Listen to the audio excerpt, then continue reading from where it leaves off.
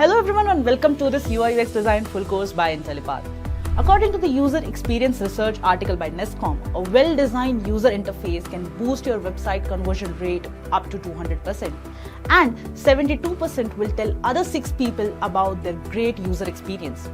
The conclusion? If any company wants to succeed, they need to have a stellar UI UX design for their product.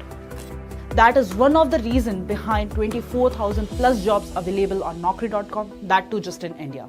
Talking about salaries, according to Glassdoor, a senior UI UX designer earns a salary of over 17 LPA, while fresher can expect to earn between 4 to 9 LPA. This free UI UX design course has been designed after doing a thorough market research, keeping a beginner UI UX designer in mind. If you watch this free course till the end, you will have enough foundational knowledge to become eligible to apply for entry-level positions as a UI UX designer and get started with your career as a UI UX designer. Alright, let's start with the agenda for this particular course. We will start with an introduction to UI UX design. Next, we will explore Figma, learn how to brainstorm, empathize, and work with the predefined templates and features from FigJam. We will then move on to leverage the internet to fuel your creativity. You will also learn how to identify UI patterns, apply atomic design principles, and dive into other key UI UX concepts that are being highlighted onto the screen. Finally, we will guide you through creating UI components in Figma and introduce you to some essential Figma plugins and their applications. So, without wasting any more time, let's dive right into it. Just a quick info guys, Intellipaat offers UI UX course in collaboration with iHub Divya Sampark IIT Roorkee. Through this course, you will learn complete UI UX design thinking, interaction designs, wireframing, and guerrilla testing for a rewarding UI UX design career. This UI UX design course will be taught by IIT faculty and industry experts. With this course, we have already helped thousands of professionals in successful career transition. You can check out their testimonials on our Achievers channel, whose link is given in the description below. Without a doubt, this course can set your career to new heights. So visit the course page link given below in the description and take a first step towards the career growth in the field of UI UX design. Almost every person is online right now, either on desktop or mobile phones. The comfort and accessibility of mobile applications are the main reason why opting for mobile over desktop. In 2018, the number of mobile apps downloaded worldwide was 205.4 billion, which is expected to reach 258.2 billion by 2022. This shift made UI UX designing an integral part of any product-based company. UI UX design is a science that works on improving the user experience and usability of the application. Almost every company, including Facebook, Amazon, and Google, invests heavily in it. UI design is the process of transforming wireframes into a polished graphical user interface. This both enhances a product's usability and creates a connection between the end user and the product.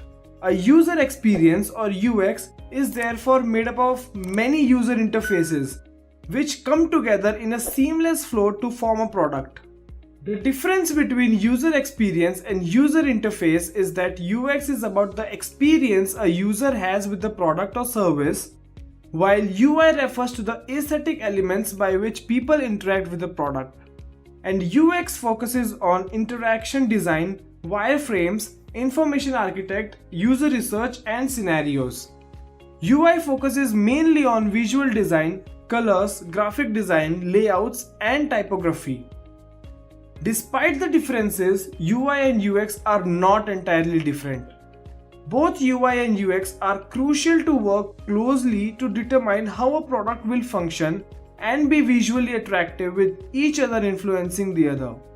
Imagine you spend months creating a beautiful website only to get the result that people can't find what they're looking for and struggle to navigate. No matter how attractive and aesthetically pleasing the interface is, without user experience, users will become frustrated because of its lack of usability and will leave your site. The role of a user experience designer is to understand the customer's journey. That means understanding the target audience, interviewing customers, defining user flows, and conducting user testing. A UI designer's job begins where UX designer's job ends, and that is at the prototyping stage.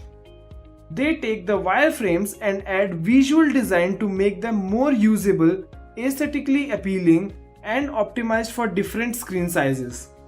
The starting salary of UI UX designer in India is 10 lakhs per annum, and once you gain experience, it will be in the range of 18 to 25 lakhs per annum. And similarly in USA, the average salary is $100,000. There are over 1 lakh jobs available related to UI UX design just in India. Just a quick info guys, Intellipaat offers UI UX course in collaboration with iHub Divya Sampark IIT Roorkee. Through this course, you will learn complete UI UX design thinking, interaction designs, wireframing, and guerrilla testing for a rewarding UI UX design career. This UI UX design course will be taught by IIT faculty and industry experts. With this course, we have already helped thousands of professionals in successful career transition. You can check out their testimonials on our Achievers channel, whose link is given in the description below. Without a doubt, this course can set your career to new heights. So visit the course page link given below in the description and take a first step towards the career growth in the field of UI UX design. UI stands for user interface and UX stands for user experience. Let me explain that in a form of example. Assume that you're viewing a product. The product must contain design elements such as colors, layout, design, and all the visual elements you interact with. This is what user interface is. It deals with the visual part of the product. Now, let's say you're using a website and you're enjoying it. You're not facing any issues like slow functioning buttons, and you're able to smoothly navigate through apps or websites. This is what user experience is. It deals with the overall experience of using the product. So, UI is like the outer appearance and UX is like the inner workings of a digital product. Both are super important because they determine whether users will love using the product or find it annoying and ditch it. Good UI UX means happy users, and happy users usually mean a successful product. Now that we know what UI UX refers to, let us take a look at the roles and responsibilities of a UI UX designer. First is to determine the digital assets of the company's UX design requirements and create and develop UI UX design strategies for brands. Next, utilize wireframing, flow diagrams, sitemaps, Figma, prototypes, graphic and visual design and storyboards to create excellent UX designs. Next, create UI component for the company's digital assets, utilizing a variety of UI UX technologies such as search boxes, menus, widgets, and tabs.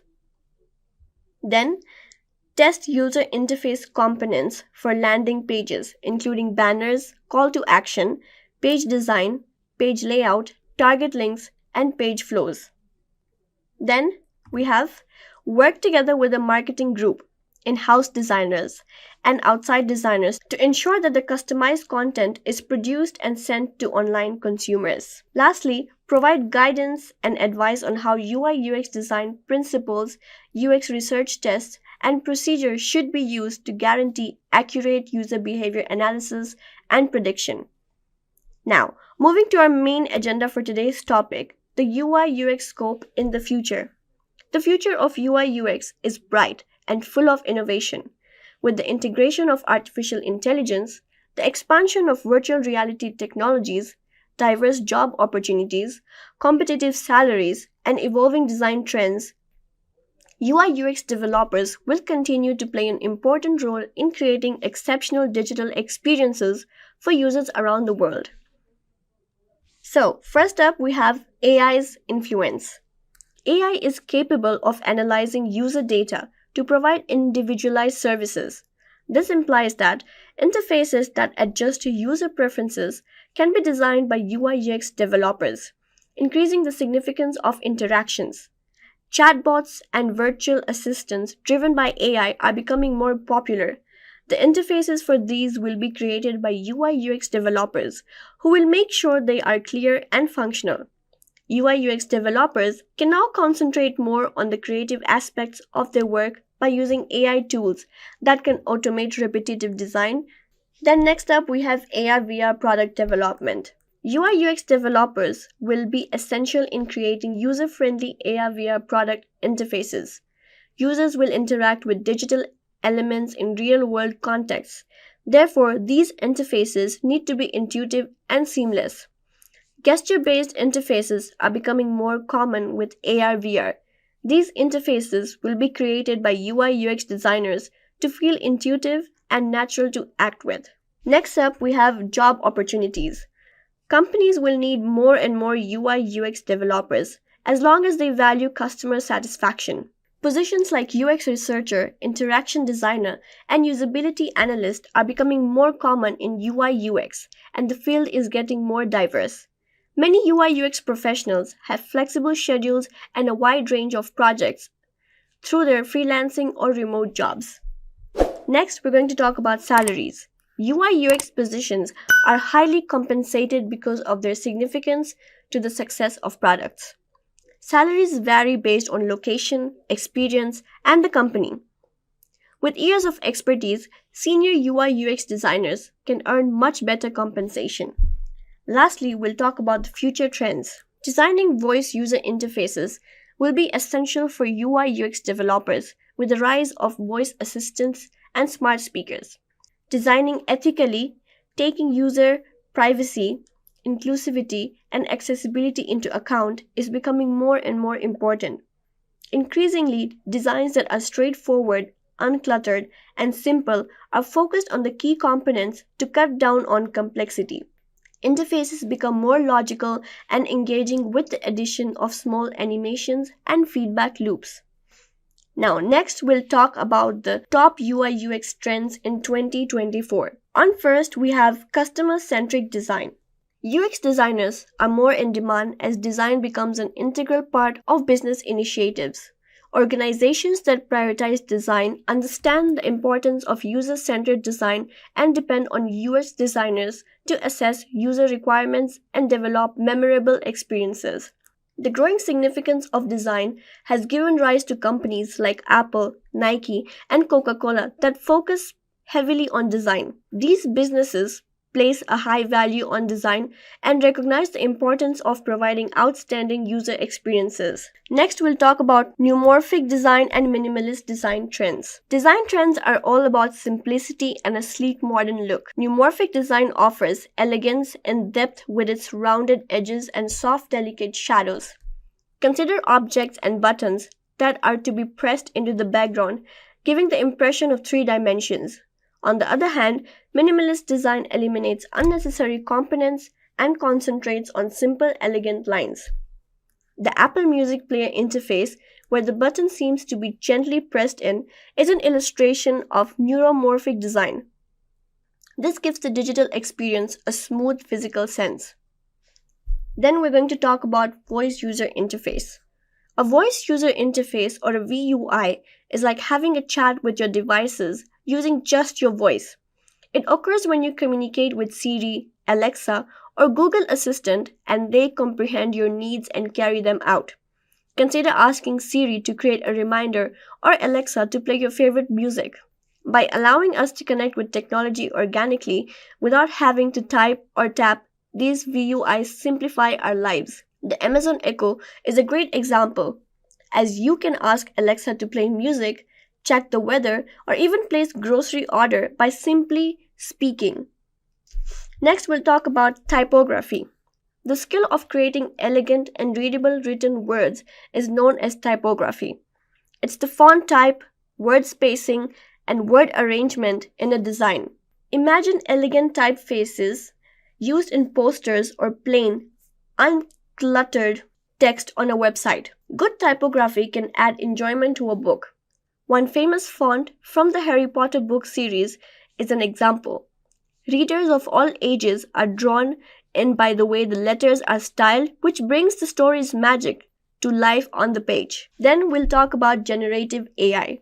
Generative AI is like a creative robot that makes new things. It occurs when machines are taught to produce art, music, or even narratives on their own. Imagine a machine writing a song or painting an image without assistance from a human. Next, we'll talk about data visualization. Data visualization is turning boring numbers and information into colorful, easy to understand pictures. It's similar to using maps, charts, and graphs in place of words to communicate a story. Imagine viewing a map that illuminates more clearly in areas with higher population densities, or a graph that displays the number of users of various social media sites.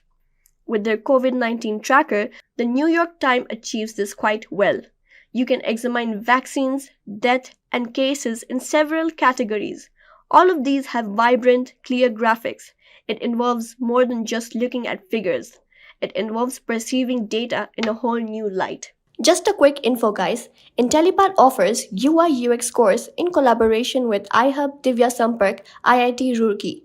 Through this course, you will learn complete UI UX design thinking, interaction designs, wireframing, and guerrilla testing for a rewarding UI UX design career.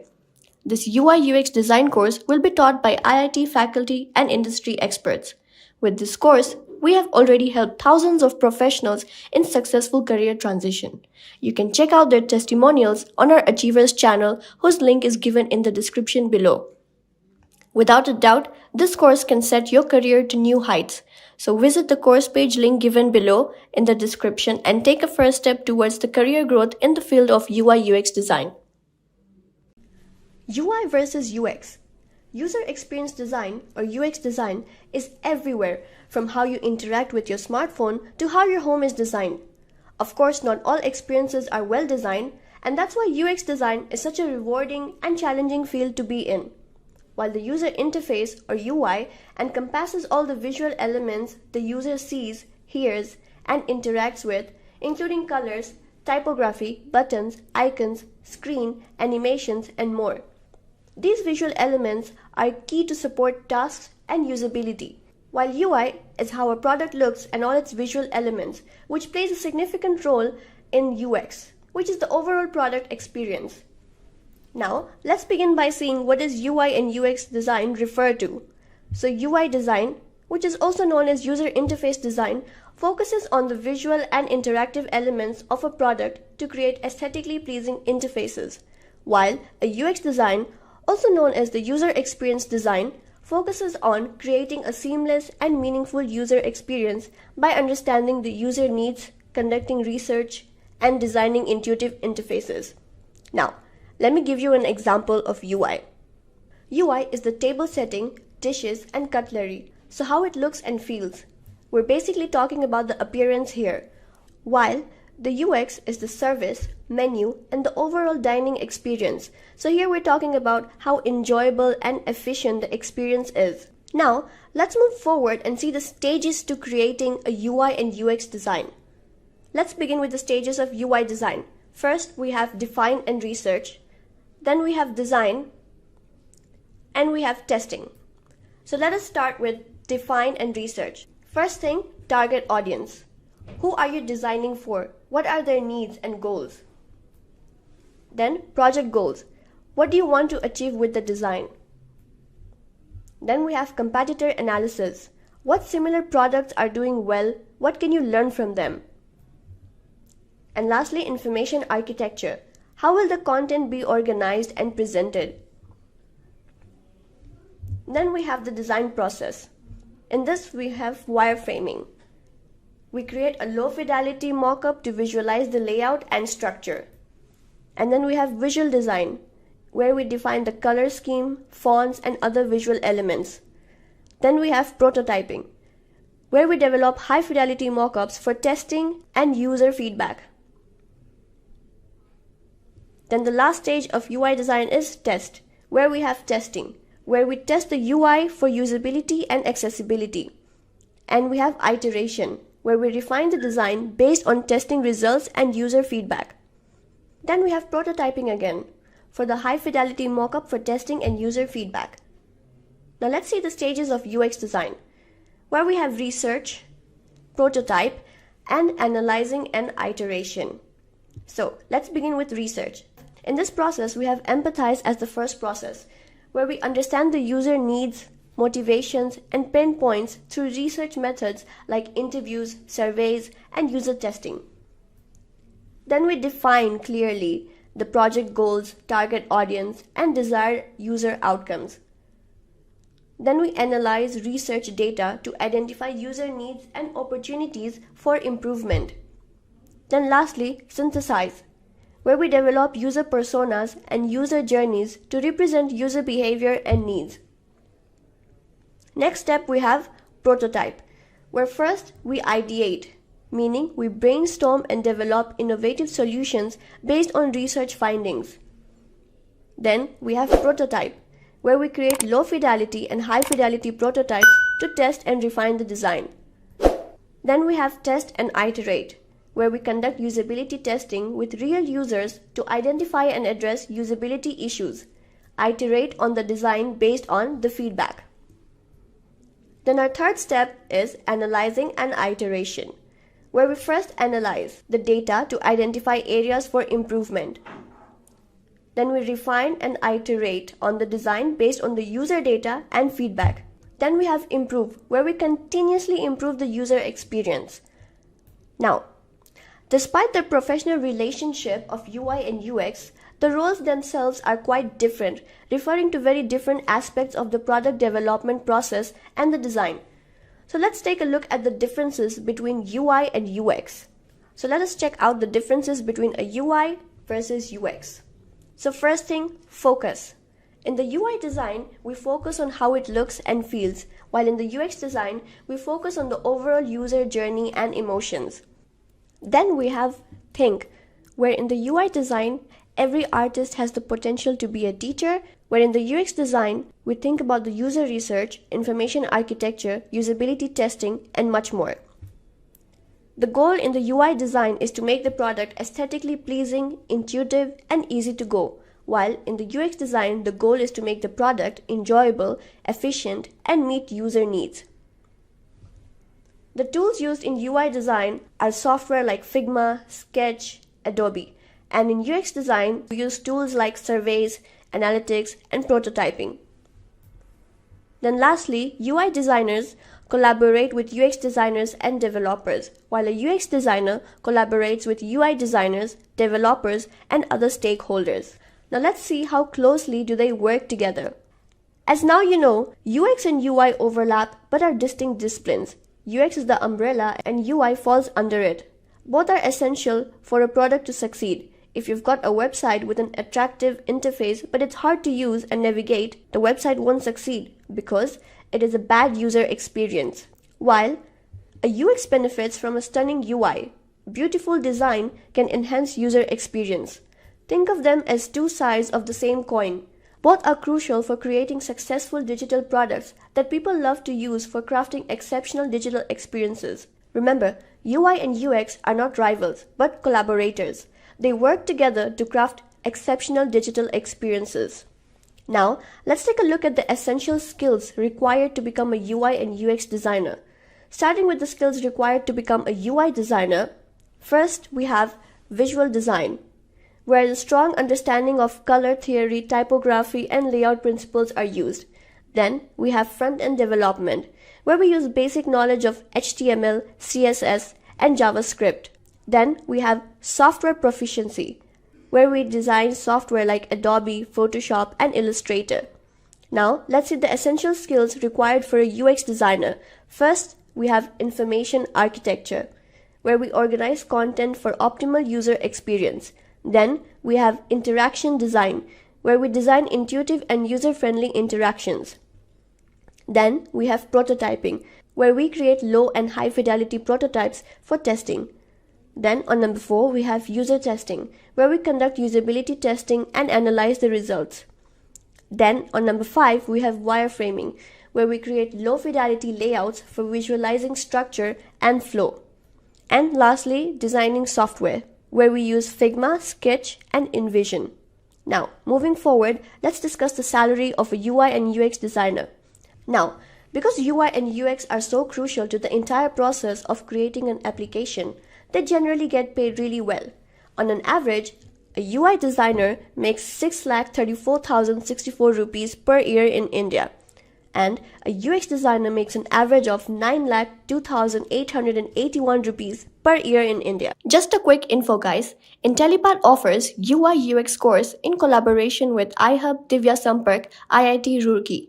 Through this course, you will learn complete UI UX design thinking, interaction designs, wireframing, and guerrilla testing for a rewarding UI UX design career. This UI UX design course will be taught by IIT faculty and industry experts. With this course, we have already helped thousands of professionals in successful career transition. You can check out their testimonials on our Achievers channel, whose link is given in the description below.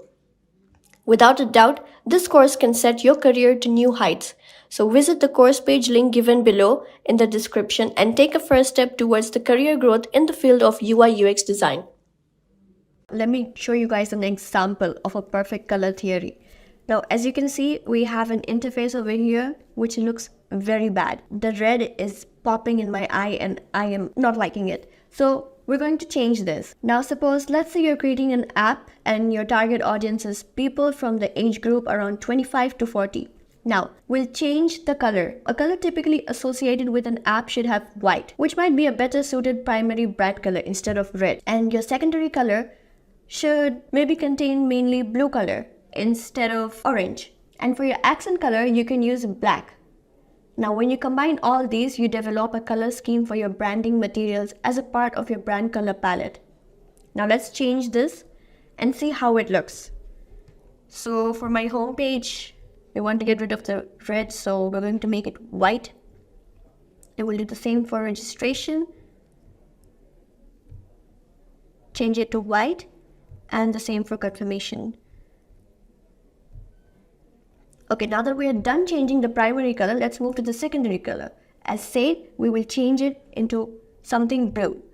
So we'll change this into this color here, and this one as well.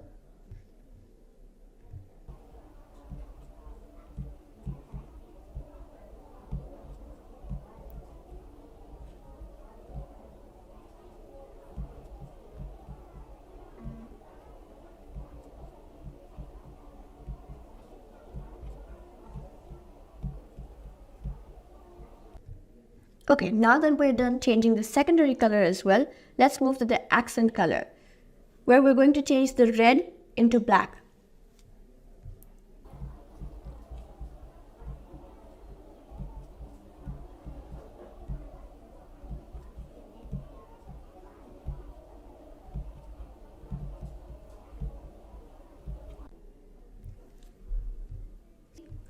Oh, okay, I missed one more thing, and we're going to change this as well. See how much better this looks now? Now, to pick the best colors every time, designers use a color wheel. So let's move forward and see what a color wheel is. A color wheel or a color palette generator helps brands find a swatch of colors that match their brand aesthetic or a style they are trying to emulate. Whether you have design experience or not, these tools are an efficient way to discover the exact colors that can make up for your brand color palette. The color wheel consists of 3 primary colors: red, yellow, blue. 3 secondary colors, color created when primary colors are mixed, like green, orange, purple. And 6 tertiary colors, colors made from primary and secondary colors such as blue, green, or red, violet. In the color theory, color harmony refers to the property that certain aesthetically pleasing color combinations have.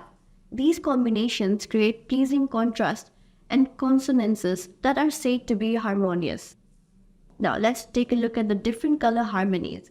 We have analogous color harmony, split complementary color harmony, complementary color harmony, tetradic color harmony, and triadic color harmony. Now let's take a look at them one by one. So, analogous color harmony are groups of 3 colors that are next to each other on the color wheel and a tertiary. Red, orange, and red-orange are examples. Next, we have complementary color harmony. 2 colors on opposite sides of the hue wheel are called complementary color harmony, such as blue, orange, red, and green. Then we have split complementary color harmony. A split complementary scheme involves the use of 3 colors, Start with one color, find its complement, and then use two colors on either side of it. For example, the complement of blue-green is red-orange, and the split complement of blue-green would be red and orange. Now let's talk about triadic colors. A triadic color scheme is comprised of three colors evenly spaced on the color wheel or forming a perfect triangle. The two most basic triadic palettes are the primary colors, red, blue, and yellow, and the secondary hues are orange, purple, and green. Now let's talk about tetradic color harmony. In a tetradic color harmony, we use a combination of four colors that consist of two sets of complementary colors. These color schemes form a rectangle on the wheel. For example, purple and blue-green plus yellow-green and red. Now let's talk about the key terms in color theory. In color theory, we have hue, saturation, value, tint, tone, and shade.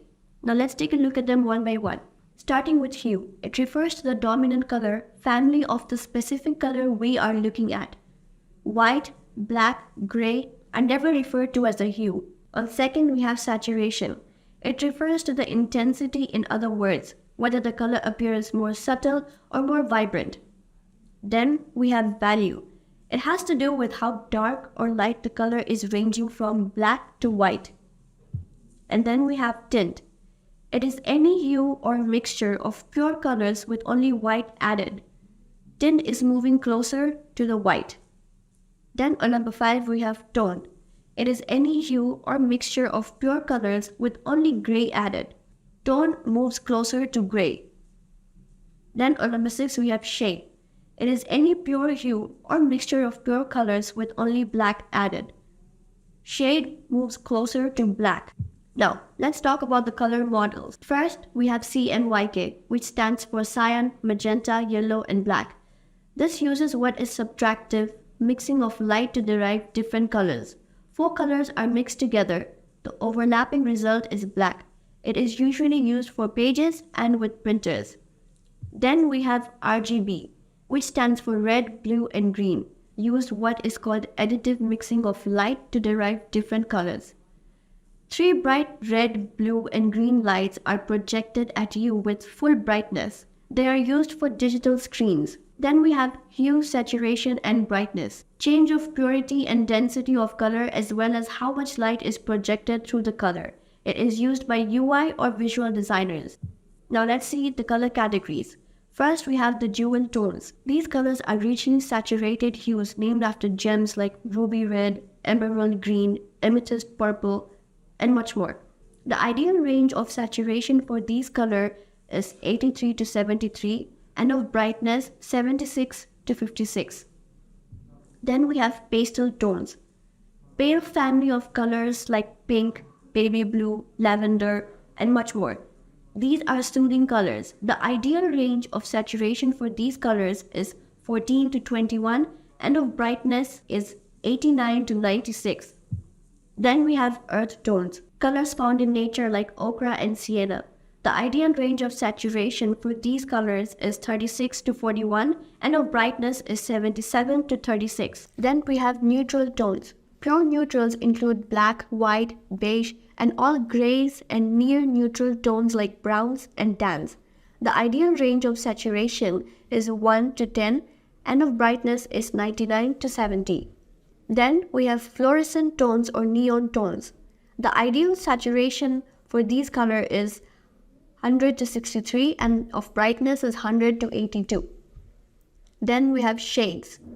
It includes black and white. The ideal range of saturation for these colors is 0 to 0 and of brightness is 0 to 100.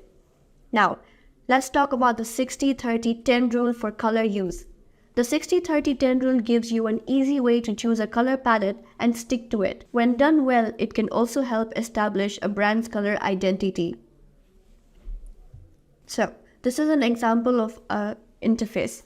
The 60-30-10 rule has 3 components: the primary color, the secondary color, and the accent color. The primary color is the 60%, which is the main color. The secondary color is the 30%, and the 10% is your accent color. Now, let's describe the primary, secondary, accent color one by one. The primary color. This is the dominant color of the design. It forms the foundation of the color scheme and covers the majority of the design, which is 60%, as I said before. The primary color is typically a neutral color and is often used as the background of the design. Colors like white, blue, beige, and so on can be used as a primary color. Then we have the secondary color. This color supports the dominant color and adds more visual interest to the design. It covers about 30% of the design.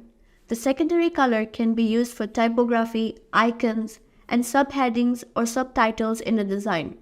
Colors like teal, black, dark blue, and others can be used as secondary colors. Then lastly we have the accent color. This color usually covers about 10% of the design.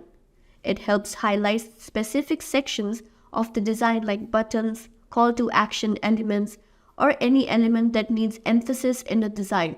Accent colors are usually colors that have high contrast. Colors like yellow, orange, light green, and others make good accent colors. Just a quick info guys, Intellipaat offers UI UX course in collaboration with iHub Divya Sampark IIT Roorkee. Through this course, you will learn complete UI UX design thinking, interaction designs, wireframing, and guerrilla testing for a rewarding UI UX design career. This UI UX design course will be taught by IIT faculty and industry experts.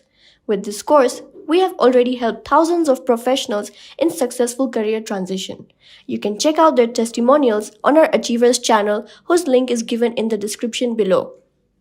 Without a doubt, this course can set your career to new heights. So visit the course page link given below in the description and take a first step towards the career growth in the field of UI UX design. Introduction to Typography. What is typography? Typography is a visual art technique through which designers arrange lettering in a meaningful, legible, and aesthetically appealing manner. It serves as a multifaceted purpose in establishing the tone for a message, facilitating communication, and captivating audiences with its visual elements.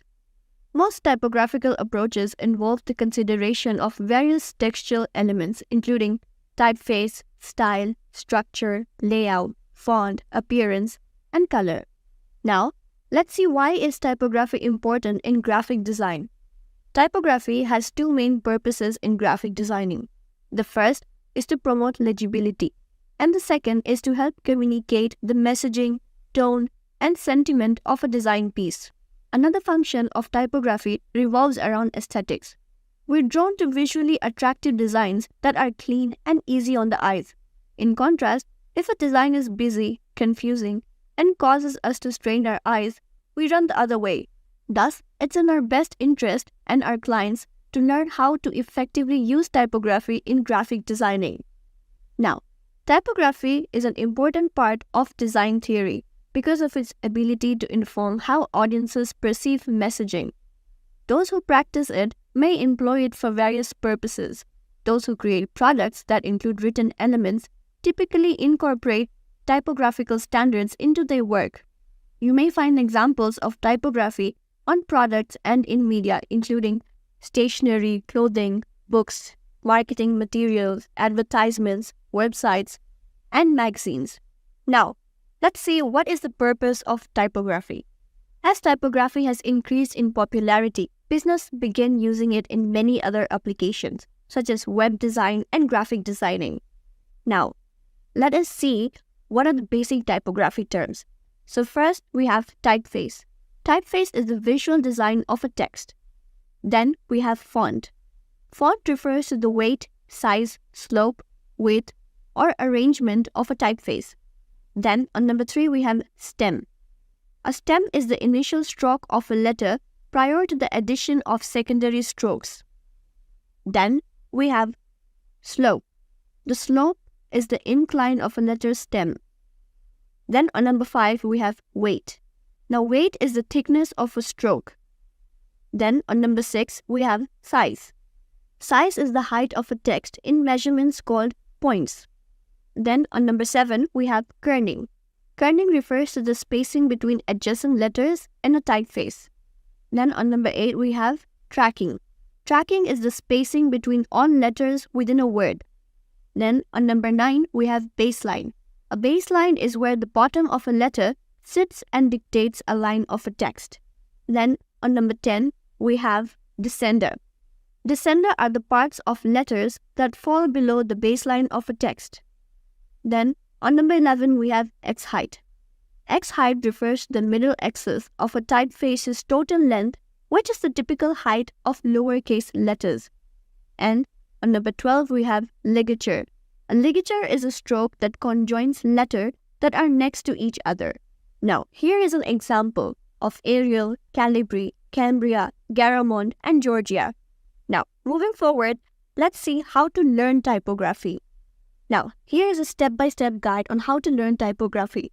So, first thing, review basic rules and elements. There are various resources such as online guides and books through which you can review the basic rules, terminology, and elements of typography. To begin your self-instruction, take advantage of these resources and familiarize yourself with the essential components of typography and its best practices.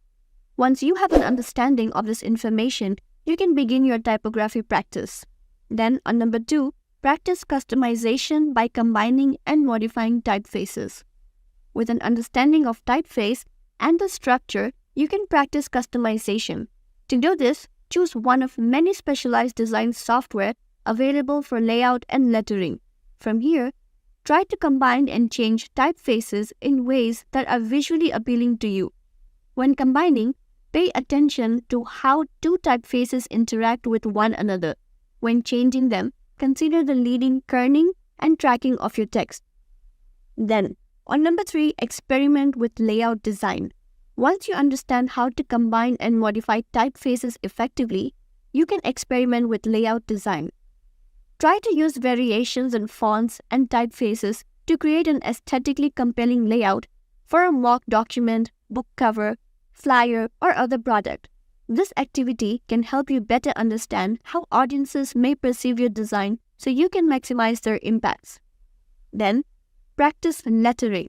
As you become more comfortable with layout design and customizing typefaces, you can practice lettering and creating visual hierarchies.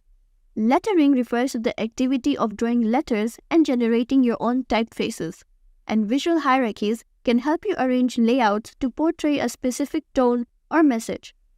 These tasks can be challenging to perform, but you can advance your skills and develop a distinctive style and a skill set. Lastly, join a workshop or take a course. There are many workshop groups and courses available to help individuals learn typography and master its elements.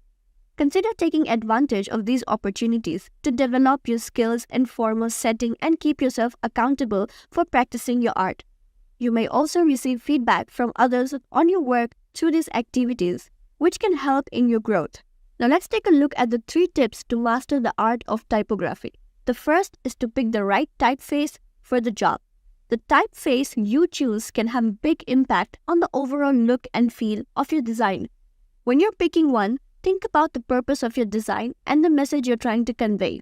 For example, if you're designing a poster for a rock concert, you'd probably want a bold and edgy typeface to convey energy and loudness. If you're designing a website for a ballet school, you might want a typeface that reflects delicacy, precision, and elegance. From there, you can adjust its size, pick the right colors, and maybe even add some shadows to make your text punchy.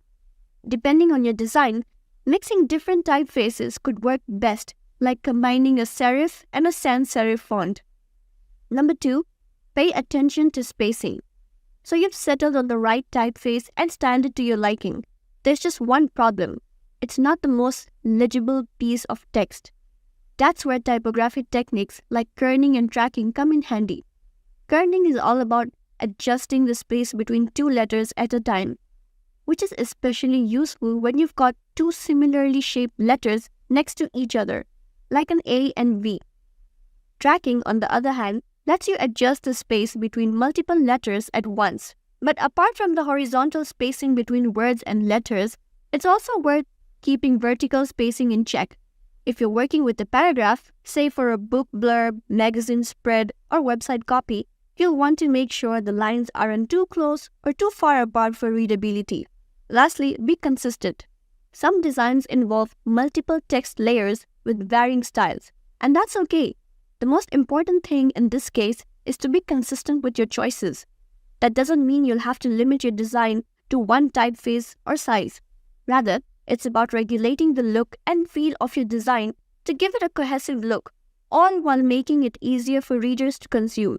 For example, in a magazine, you'll probably make your quotes much larger than the article copy, or even make them different colors. But to keep things consistent, you might want to make sure all your quotes come in the same style to easily distinguish them from your body copy. So let's quickly go through a quiz, and our first quiz question is, which of the following is not a key principle of UI UX design? Our first option is consistency, second option is intuition, third option is cluttered layout, fourth option is user feedback. So I'm sure this question is very easy, and I am hoping to see a lot of right answers in the comments. So I want all of you guys to quickly comment your answers in the chat. Just a quick info, guys. Intellipaat offers UI UX course in collaboration with iHub Divya Sampark IIT Roorkee. Through this course, you will learn complete UI UX design thinking, interaction designs, wireframing, and guerrilla testing for a rewarding UI UX design career. This UI UX design course will be taught by IIT faculty and industry experts. With this course, we have already helped thousands of professionals in successful career transition. You can check out their testimonials on our Achievers channel, whose link is given in the description below. Without a doubt, this course can set your career to new heights.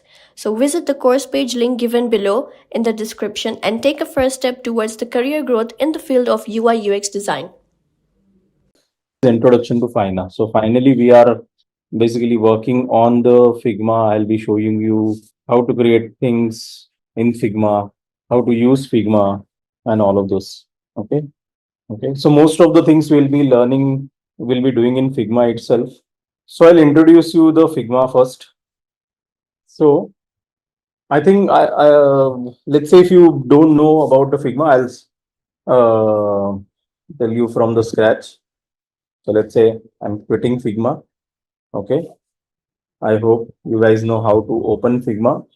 So you see the icon on your desktop if you have downloaded the app, or if you haven't downloaded the app, then maybe you would usually see you would just log into figma.com, create your ID, and then you can basically open Figma and access it right away. Okay. So when you go to home, maybe somewhat like this, you might see the Figma. You might have some other projects and all. Okay. When you click on new design file, that is how you come to this particular screen. Okay. On top of it, okay, there is a toolbar. Okay, over here. Whereas the first is the Figma menu. So all the quick actions, files, edit, and all of those things are over here. Right. You can just go one by one through this menus. Okay. And I think you'll get it. These are pretty standard in most of the apps. Okay. On top also you'll see the same, most of this thing. Okay. Edit, view, object, text, arrange, vector, plugin, widgets. And then there are over here, there are preferences. Okay. Libraries are mostly like you have files. Let's say you have the design kits from iOS or material and all of those things. You can add those things. In Figma, they come auto added these days. Okay, you can either remove these things or maybe you can keep it as it is. Okay, once you do it, there is a layer. Okay, I'll just take you through the libraries after some time. Then there is help options. Okay, and then this is move and scale. So whenever you are working on the Figma, usually you won't be going through all of this. You might try to get familiar with all the shortcuts so that you can easily create the stuff in a quickest time. So V is for move. Move is like your cursor. This is now my cursor. Okay. So this is like, I didn't type V or something, but it is how the cursor usually looks like. If I hit K, okay, so if you see, I have hit K. So cursor remains the same, but the functionality changes. Okay. So I'll show you what I mean after some time. So basically, if you want to scale any object, then you you will have to hit K, or you will have to hit this scale property, and then you can scale it. Okay. Then there is a next tool is like frame section slice. Okay. Let's start with the frame first. So frame is like when you click on this frame menu, or if you hit F, you will basically able to create a frame. Okay. Frame is basically your screen or your slide or your web page or anything. Okay. So this is, you can name it like this is a login screen and so on. And you can name your frames and any which ways. Okay. When you click on frame, you see on the right side, this is basically the property panel. Okay. Whenever you hit any of these buttons, okay, you might see some property regarding this particular menu or this particular option on the right side over here. Design and prototype. Design and prototype are two tabs, basically two modes. When you go in, when you are in the mode of design, basically this particular things will be helpful. When you want to prototype your frames, already created frames, and you just want to connect the dots from which frame to what frame you will go, so there you will go to this property panel. Currently for frame, when frame is selected, these are the options that you're getting. Okay, so let's say we are creating iPhone 14 screen. So once you click it, automatically that screen will, frame will get created. Okay, with, and now when I select this frame and I see the other properties. Okay, like the X, Y, these are mostly not that usable. Okay, but you can see over here width is 430, 932. Okay, so this is basically based on the iPhone 14 and iPhone 14 and 15 Pro Max screens base resolution. So base resolution is basically, this is like I'll tell you the concept. Okay, what is the base resolution? How do I start? Let's not go towards it. I can explain, but I think it will get pretty confusing to you at the start. But just remember that base screen is where you will start with the base dimension. Okay, let's say you created some particular icon. Okay, you will always want to create a tappable. So what, as we discussed in the last class, let's say 44 by 44 is the width and height for the any particular. So when you export this, here is the export. Export is basically when you want to, let's say, give this icon to your developer or something. There is a 1x. Okay, so 1x is like 44 by 44 pixel output will get created if I export this thing. When I go for the 2x, this is usually the earlier iPhone resolution before the Retina display comes in. Okay, or at the time of Retina displays, I think. Okay, so when Retina displays came, the 2x, we had to give the icons and everything in the 2x format as well as in the 1x format. Okay, 44 by 44 is used for icons. It depends on you, as in it's not just icon itself. It's not standard like you have to use 44 by 44. 44 by 44 is the tappable area, basically a click area that you have to always leave for your any icon, so that it will be easier for click. Mic access, let me just scroll again.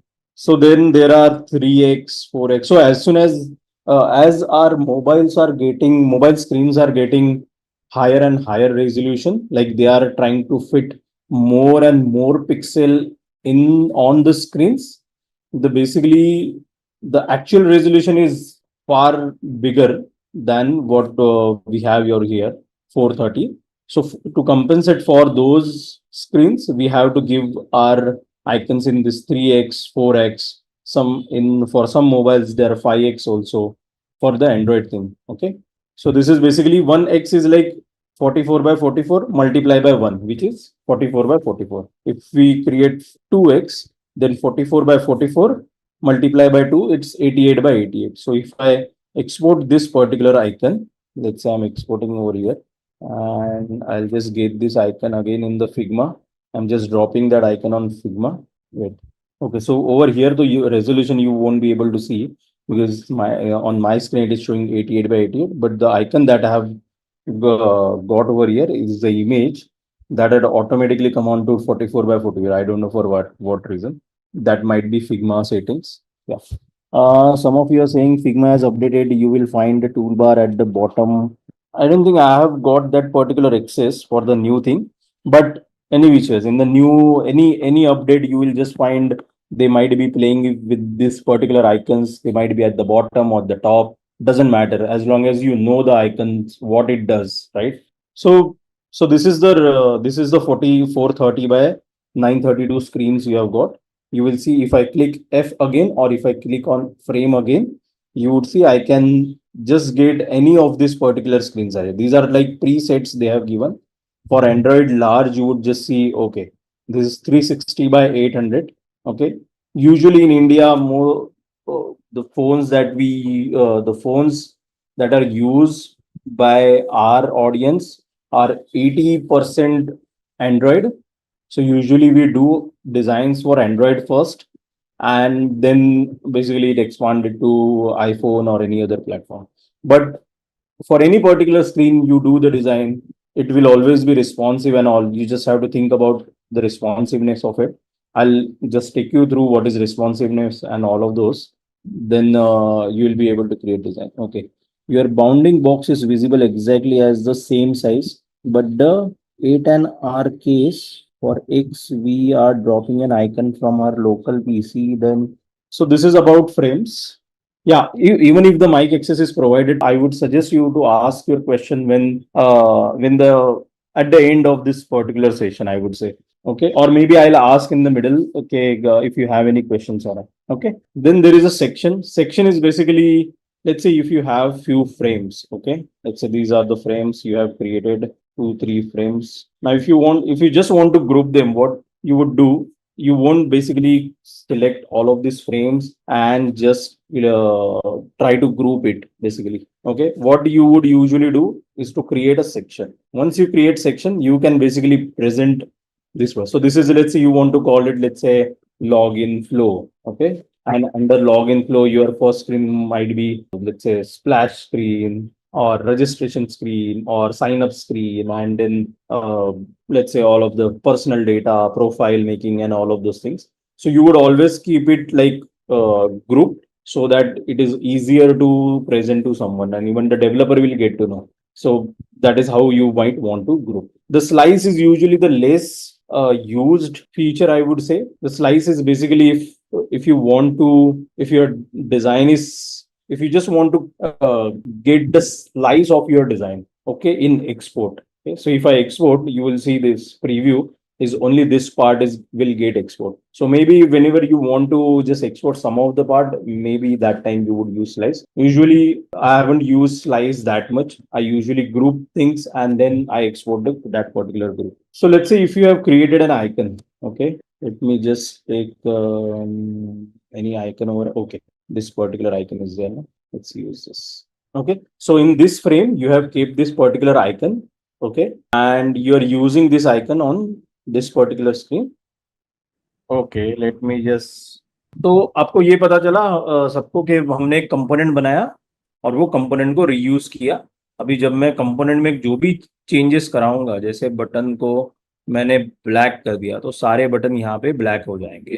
ठीक है, उसका font मैंने black कर दिया, इसका font में फिर से नॉर्मल इसमें लेके आता. सो ये बटन को हम क्या बोलते हैं, दिस इज अ कंपोनेंट. ठीक है, एंड ये जो कंपोनेंट हमने यूज किया अलग अलग जगह पे, इसको बोलते हैं इंस्टेंसेस. ये एक इंस्टेंस है, ये एक इंस्टेंस है, ये एक इंस्टेंस है, और ये बटन एक कंपोनेंट है. ठीक है, अभी समझ लो ये प्राइमरी बटन है. ठीक है, इसके भी कोई तो स्टेट्स रहेंगे, इसको हवर करने के बाद कैसे होगा. तो बेसिकली हमें क्या, यही बटन के वेरिएंट्स बनाने हैं.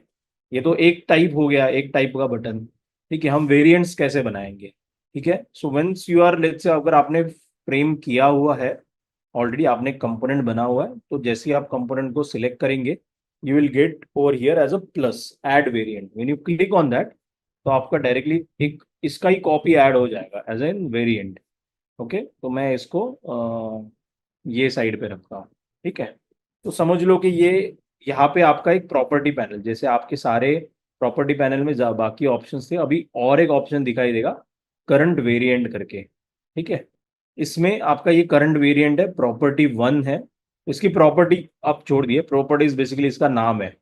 प्रॉपर्टी 1 हम अभी इसके लिए हम इसको नेम रखते हैं, ठीक है। तो ये इसका नाम क्या है, ये हमारा है डिफॉल्ट बटन, और ये हमारा होने वाला है हवर वाला, ओके। तो we can call it hover state, okay. अभी हवर स्टेट में वी थिंक लेट्स से क्या होने होगा, इसको थोड़ा सा डार्क बनाएंगे, समझ लो, ठीक है। तो ये हमारा बन गया और एक वेरिएंट। अभी समझ लो, मुझे बताना है कि ये वाले में मुझे दिखाना है कि जब ये बटन पे क्लिक होता है तो क्या होना है। तो मैं क्या करूंगा, सिंपली हवर वाला चूज करूंगा इसका, ठीक है। तो ये मुझे हवर में दिख रहा है, ठीक है। तो बट मुझे क्या है, अभी ये मैं यहाँ पे कुछ भी चेंजेस करूँ, समझ लो मुझे हवर पे इसका बटन भी एक्स्ट्रा ब्लैक बनाना है, तो वो भी हो जाएगा, ठीक है। अभी अगर इसको मैं प्रोटोटाइप बनाऊं, प्रोटोटाइप में क्या करूंगा, ये फ्रेम से इस फ्रेम को सिलेक्ट करूंगा, इस फ्रेम से इस फ्रेम को, तो क्या होगा, ये इंटरेक्शन का पैनल है, ये बता रहा है ऑन टैप, मतलब ओके सॉरी, ये बटन से ये स्क्रीन पे हम जाएंगे, समझ लो। तो on tap of this button, on tap में बहुत सारे ऑप्शंस है, इसको हम बाद में देखेंगे, पहले ऑन टैप पे देखते हैं। ऑन टैप में नेविगेट टू ये स्क्रीन है, इस स्क्रीन का नाम क्या है, -2 एंड्रॉइड लास्ट -2। इस पे जाएंगे, कैसे जाएंगे, इंस्टेंटली जाएंगे, डिजॉल्व एनिमेशन से जाएंगे, स्मार्ट एनिमेशन से जाएंगे, मूव इन मूव आउट, अलग अलग टाइप के एनिमेशन है, समझ लो हमें इंस्टेंटली जाना है, ठीक है। तो हमने ये पूरा ये कर लिया। हम अब देखेंगे जस्ट अपना बटन एकदम सेम इस पे ही है कि नहीं, और ये मिडल लाइन है, ये भी मिडल लाइन। अभी जब मैं ये फ्रेम को सिलेक्ट करके यहाँ पे जाके प्रेजेंट करूंगा तो एक अलग स्क्रीन में ओपन होगा, न्यू टैब में ओपन होगा। और अगर मैं प्रीव्यू करता हूँ तो यहीं पे ओपन होगा, देखो प्रीव्यू करता हूँ तो मेरा यहीं पे ओपन हुआ ये वाला फ्रेम, जो विचेवर सिलेक्टेड। अभी मैंने क्या दिया है, यहाँ पे टैप करूं मैं तो ये हो जाए, एक्चुअल में तो होवर में होना चाहिए, बट मैंने अभी इंटरेक्शन टैप दिया है, तो मैं जैसे इसको टैप करता हूँ ये देखो इसमें चेंज हो गया। तो इस तरीके से ये एक छोटा सा प्रोटोटाइप बन गया। अभी मुझे समझ लो टैप पे नहीं करना है, मुझे हवर पे करना है। I again go to prototype वाला mode, I select this link and मैं इसको टैप नहीं वाइल हवरिंग दूंगा, ठीक है, वाइल हवरिंग ये हो। तो अभी जैसे मैं यहाँ पे आऊंगा, इसको मैं रीसेट कर दूंगा, और देखो हवर कर रहा हूँ तो ये चेंज हो रहा है, ठीक है, सिर्फ हवर पे।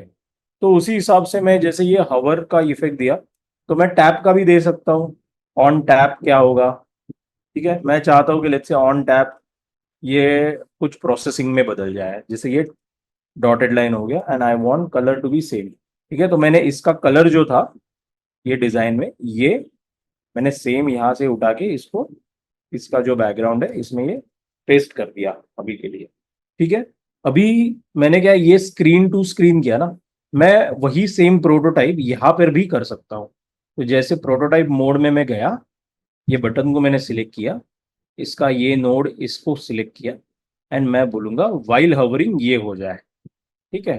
तो हवर में इंस्टेंटली ये हो जाएगा, और ये हवरिंग के बाद वाइल हवरिंग ये हो गया, बट जब मैं टैप करूं तो इसमें चेंज हो जाए, ठीक है। नेम 3, अभी इसका मैंने नाम दिया नहीं ना, ये हवर दिया था, ये दे देता हूँ क्लिक और tap, whatever you can write. So hover करेंगे तो ये होगा, क्लिक करेंगे तो ये होगा, ठीक है। अभी I don't need this two screen, basically मैंने एक ही स्क्रीन में मैं ये कंपोनेंट यहाँ पे इसका इंस्टेंस एक यूज कर रहा हूँ।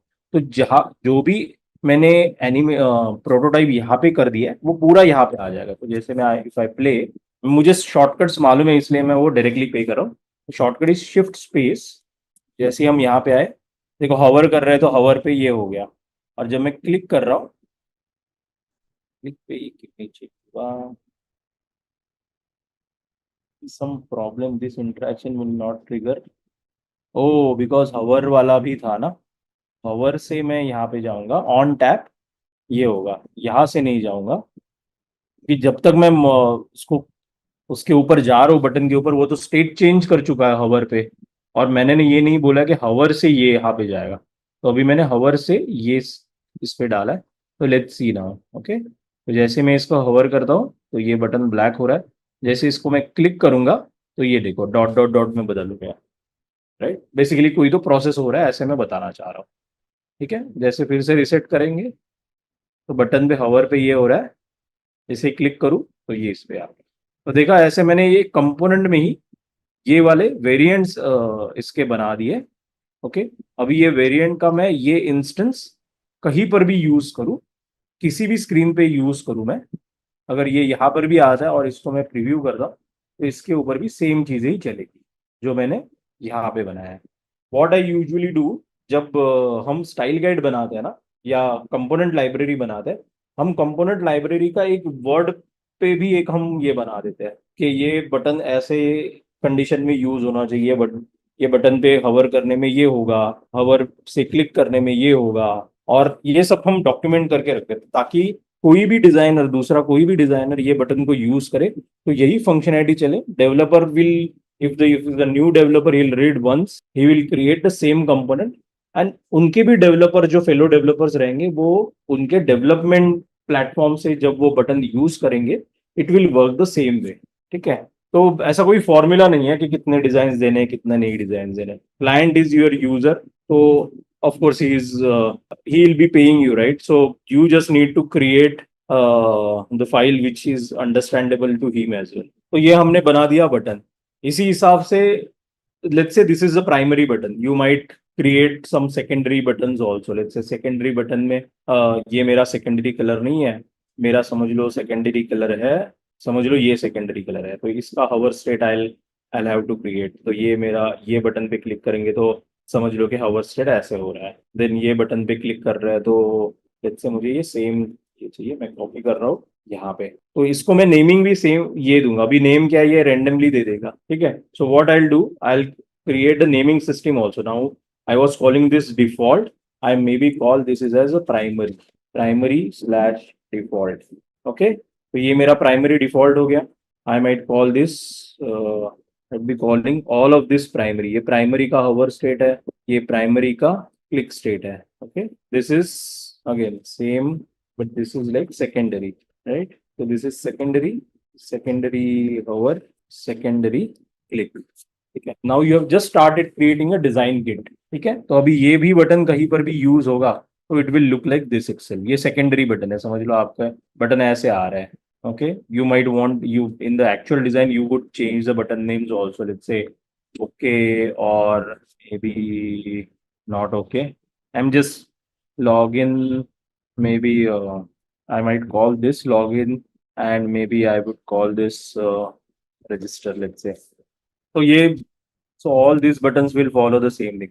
see hover state, click state, hover state, click state, so you can create the prototype in a proper manner। so now you have created these components, you have given the namings and as well। okay, so what happens, Figma will start creating the assets for you। okay, so once you go in the asset panel, now these are the default one but you might go local component। okay, so in the component, you will see, okay, you have created one component. Now the frame one is this particular name. You might call it, this is like buttons. Okay, you might call this buttons, whichever button you want to select, you can select that। okay, but now if you see, let's say if we will be creating primary, secondary, tertiary, then this list will go on and on, it will become much more bigger, right? So what you would do, you would basically give, now this was only the name property, right? So we were providing the name. What you will provide, you will basically provide the different more properties, let's say। okay, so this is called, let's say now this called type of button। okay, this property, so type we can say primary, but and let's say the default is basically the state। so what I'll do, I'll click on this button system overall, I'll click add and I'll give variant। okay, I'll add this property variant and I'll call this property as state, create property। now you see there is a type and there is a state। now I don't have to name it like this, I don't have to, no longer have to name it, name this button in this particular। what I can do, I can take this default from here, I cut that and I paste it over, it was default itself। okay, so now this is primary is the type, state is default। okay, same way I'll have to do for all these buttons। okay, so what I'll do quickly, I'll select these three buttons, I'll just write it primary, I'll select these two buttons, called as secondary। okay, Now it has overlap on all those things. Okay, now this is primary. Okay, these two buttons are default button, secondary default. These are hover buttons, right? So I'll select these two buttons. I'll call it over here. Hover. Or these buttons are called states are click. So now you will see whenever I use this button, okay, or I'm calling this from here, I might get this copy from here by clicking on option. All these buttons are same. You are just calling out it from this component, local components thing. Okay. Now when I keep it in my screens, at the right hand side, you will see, okay, I don't want this to be primary. I want this to be secondary. It will change it to secondary right away. Okay, I don't want this as a default. I want it as click state. Okay. So this looks more organized, right? Now you can add tertiary and link buttons and all of those things. And here you just have to add that, okay, link, primary, secondary, tertiary, link, and all of those things. So this makes your panel very easier for to choose from, right? So here, whoever will be creating the design kit might want to create in this particular fashion so that there is your component library is simple, right? There is nothing disturbing, no complication. You are just, you want to use button in your UI, you just drag and drop this button.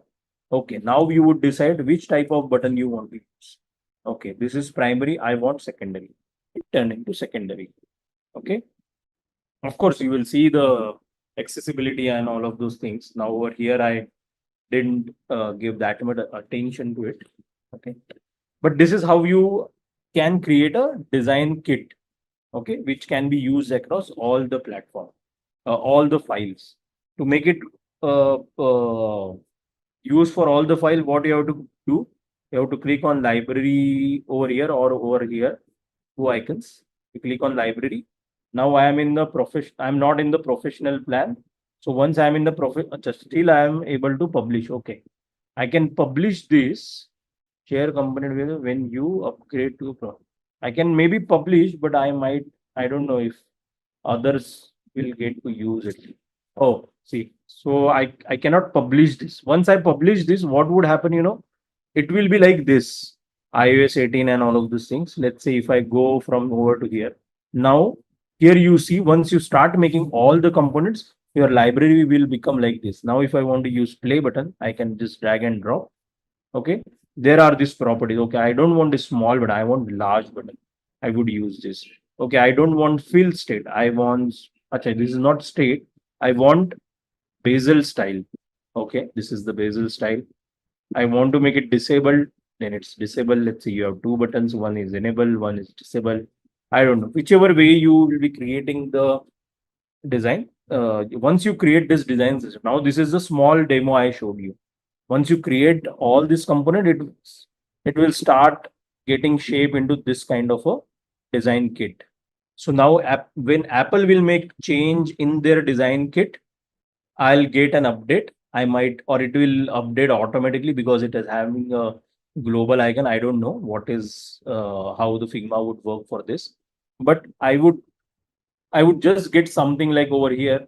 Okay, if I want to update this icon or not, and once it is updated, my designs will be all updated. Okay, so this is the bigger version.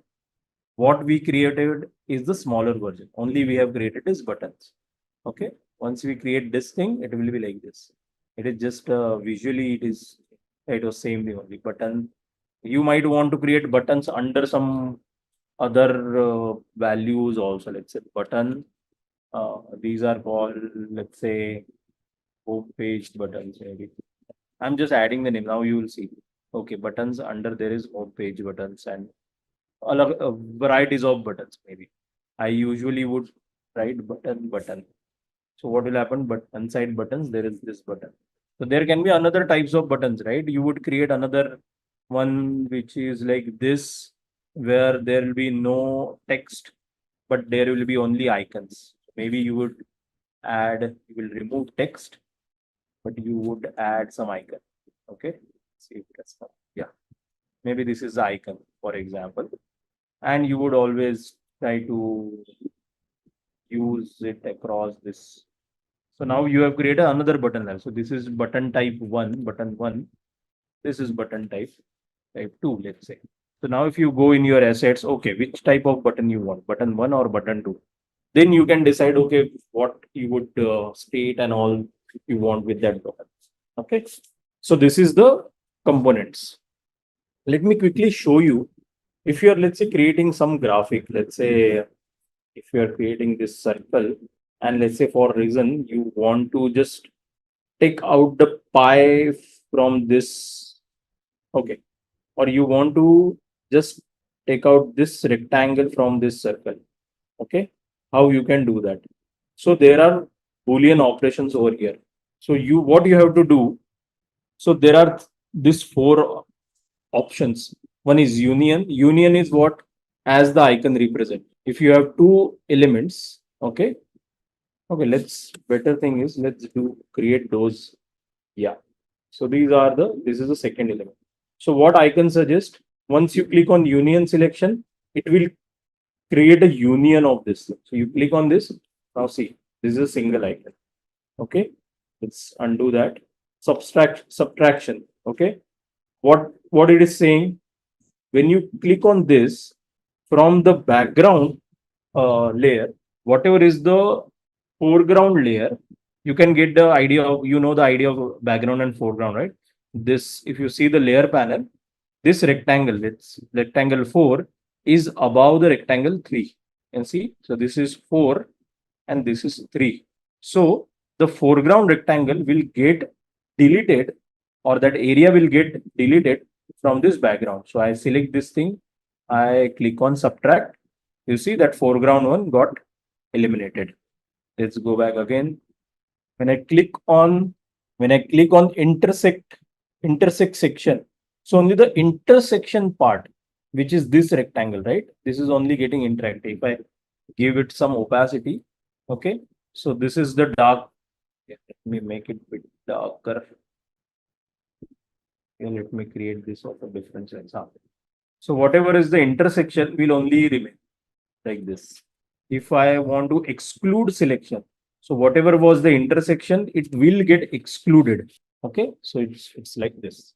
Okay, so these are the usually the options maybe you would use to create the icons. Okay. So we have covered instances, variants, this Boolean operations. Let me just check to that PPT. What is else to cover? We have created variant. Any questions on the variants on my screen? Let's say as a 44 by 44. Let's say this is, or let's say this is Android. So I'll use a 48 by 48, for example. You might use it in some different size, and that is all okay. As in, you guys are designer, so it depends on your taste and your choices. Okay, this is now. Let's say your developer asking for the assets. Okay, what you will do? You select this icon, select export, and this is the 1x format. So you can see this preview over here itself. Let me just export it. Let me just check how it looks like. Is it coming right in the right format or not? Yes. So if I just drag it in the Figma again, you'll see this is 48 by 48 pixel. Okay. But whenever your developer asks you for the assets, usually what you would do, this is by far from the experience I have got. If your developer is going to use it in website, you would give XVG. You would not give PNG. Give SVGs or PDF. These are the vector format, and these are the raster format. Okay. You always try to get vector. Vector is like, now if I zoom into this, you see this, like, because this is a raster related. But if you give it in the SVG, however they can zoom and all, it will remain proper. But if they're using this icon in, let's say, native iOS for application or native Android application, what you have to do, you just create, these are for iOS 1x, 2x, 3x. Export these icons on your Explorer, on your file basically, and just share those 3 icons. If they are going to use it for the native Android, then you add more of this 4x and 1.5x. And even for that matter, I usually give 5x as well. It's not over here, but 5x. Okay. So you can add the suffix or prefix to this particular file, and you can basically share this file. Here you can actually select the color profile as well, and you can share this file. Color profile is, I'll tell you in brief, okay? P3 color gamut. Just hear me out. You don't have to worry about these things. Okay. So for this image, let me just copy this Figma. This is just a concept. As you would work on any particular designs and all, you will grow and you will get to know what it is. Okay. So this white rectangle that you see, okay, the colors inside those rectangle are mostly some, these are the colors are produced by, let's say, some kind of monitors. Okay. Only this kind of colors. So if you want red, the maximum you can go is up to this red. Okay. This representation is also a kind of a representation, because you'll only see the colors that is produced by your display, the right now which you are using, right? So for me, the colors will be different. For you, the colors will be different. It depends on the manufacturer and the technology that they are using. Okay. Some displays, especially your TV, will provide this sRGB colors gamut. Okay. If you are on the Mac, okay, iPhone, Android phones, and the higher end phones, basically, you will see that all of this color gamut, basically this P3 color gamut. No, not all. This one, the gray one. So basically, if you want to use deep red, so that display can provide the deep red, deep green, and deep blue color. It can basically produce. Okay, so if you are if you are creating, if you are providing assets, sometimes you might want to make sure that you are providing the display P3 assets. Okay, so that the colors that you're using, that exact color will get will they will use it in their development platform, and that is when the user will see that particular icon and all, they will able to see those. It depends on some of the displays that provide richer color, so you would always want to share those kind of assets with those colors, you can say. Okay, so whatever the screens users are using, the newer screens are actually provide all the richer colors. Okay, usually are like older laptops, Windows mostly laptops does not provide you the P3 color gamut, basically. The older Windows laptops. Okay. So even if you provide the display P3 assets to your developer and they develop it in that particular colors and all of those things, but when eventually, if it depends on your users also, na, which kind of a phone he has. On the basis of that, they will see the image. You can just provide the P3 images. But the only thing is, if you are using P3 colors, like if you are using the deeper red and all of those things, then only it is of use. Otherwise, and you might not want to use the display P3 color always, because your most of the users might be left out then. Okay, they will see your app is like washed out, why it is like that, and they will not get the richer experience, maybe. See, P3, all your new phones, laptops use P3 color. They show richer color. In while you go and buy TV, they will tell you, which kind, which, how many colors it can produce, right? So you're using OLED or QLED and blah blah. All of them are now providing richer colors. So P3 color gamuts are providing, getting provided by all the screens, newer screens. Just tell me if you have any query uh, regarding the things that I saw now till now. This is, let's say, circle. You want to take this circle out of from this. Okay, what you will use, basically you will use subtract. What subtract do is, like, from the background image, the foreground image will get, or from the background shape, the foreground shape will get eliminated. So when I select this two and I click on subtract section, the foreground shape got eliminated from the background. This is background, foreground is only for this subtraction.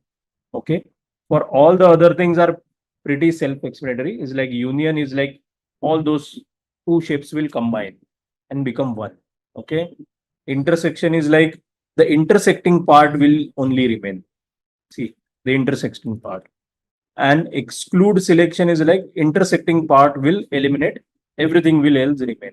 So mask option is like, let's say you, first of all, what you'll do, usually you will put this on some group. Okay, so I've just grouped it. You can see this in group one, there are these two things. Let's say when I do this use as mask, okay, so what happens is basically the intersection part. Okay, but the thing over here is your how would I put it in, like over here you can create multiple groups also. Like in earlier example, when they were just two these circles, okay, you might want to add another circle, or maybe you might be crafting very complex shapes, right, like this.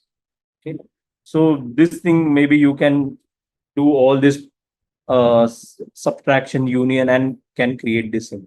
But let's say if some of these things you are you are grouping it, let's say you want to create a group of it, then let's say this and this are grouped. Okay, you don't want to lose all of those things. Okay, and let's say, and you want to, as in you just want to show this much part, as in this bigger circle, whatever it is, as in whatever it is consuming from this two. So you just want to mask out, as in okay, in a simple language, let's say whatever you see in this screen, in this is, let's say your design.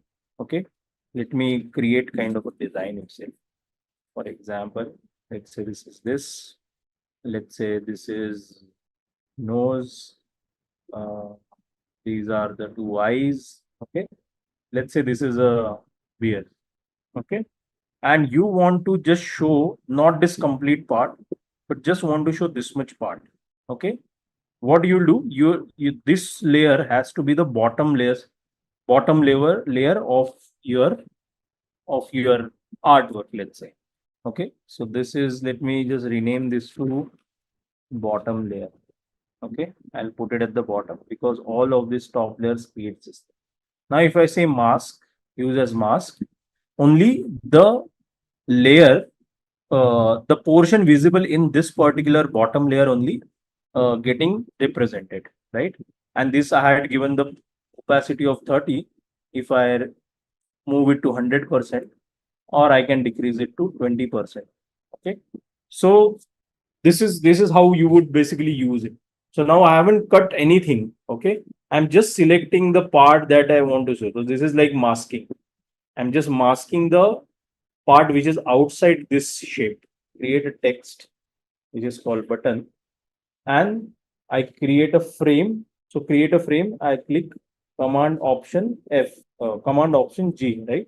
So this has become frame. There is another property which is called auto layout. Once I click on this, okay, now this, what is auto layout? Basically, whatever inside this frame will follow this particular properties. It's like, so this horizontal padding, if I add more padding, see, you see this is getting expanded. So let's say if I keep 24, and from top to bottom I have to keep, let's say 12.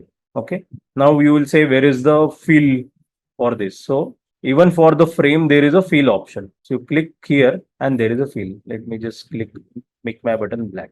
Okay, so this way I usually create my button. So if I have to quickly create this, the same thing over here, what I'll do, I'll just duplicate this. Let's say hover state is like this. Okay, I didn't create the component, but that is okay. You can create these two buttons as component, right click component, or you can just use this shortcut. So I'll use this shortcut. Okay, and then I can select these two buttons and I can say combined as variants. So now they becomes as a variants. So now if I want more variants, I can just create more variants. Okay, let's say if I created this kind of variants itself, I gave name. Now if you just see this button, if I type anything, it will get expanded because it is following the auto layout. Okay, okay. So all of you got the auto layout part as well. I hope you have got the auto layout. let's see how you can create the styles in Figma as well. So for styles, how many styles are there? Basically, you for text you can give, like this is the text. For there are this size you can change. You can change the, if it is medium, regular, bold, and all of those things. Then there are line height and all of those things. So what usually designers do, they create a style guide first. So style guide is basically your colors and text in a plain thing. So colors can be your plain color, backgrounds, and your font color, your any color basically. Okay, so you will create a color palette first. Okay, let's create this is a let's say I want to use this blue. Blue color is my, this is a blue color is my, let's say, primary. So what I'll do, I'll just go to this and I can create a library. So I can create click on this add button. Okay, so this is blue color.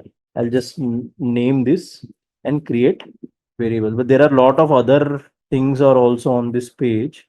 Wait, if I'm creating the proper color, yeah, this has come in my library. Okay, yeah. See, in the local colors, this blue color is now added.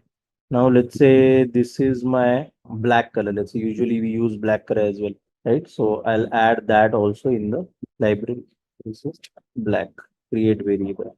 Okay. Now if I just want to see local colors, you will see this variable. So same way I might add more colors in my library. Okay. And same way I will add more text in my library. So maybe this is like title. Okay. So title I want to keep it like, let's say 28. Okay. Then I would create another, let me make this auto also.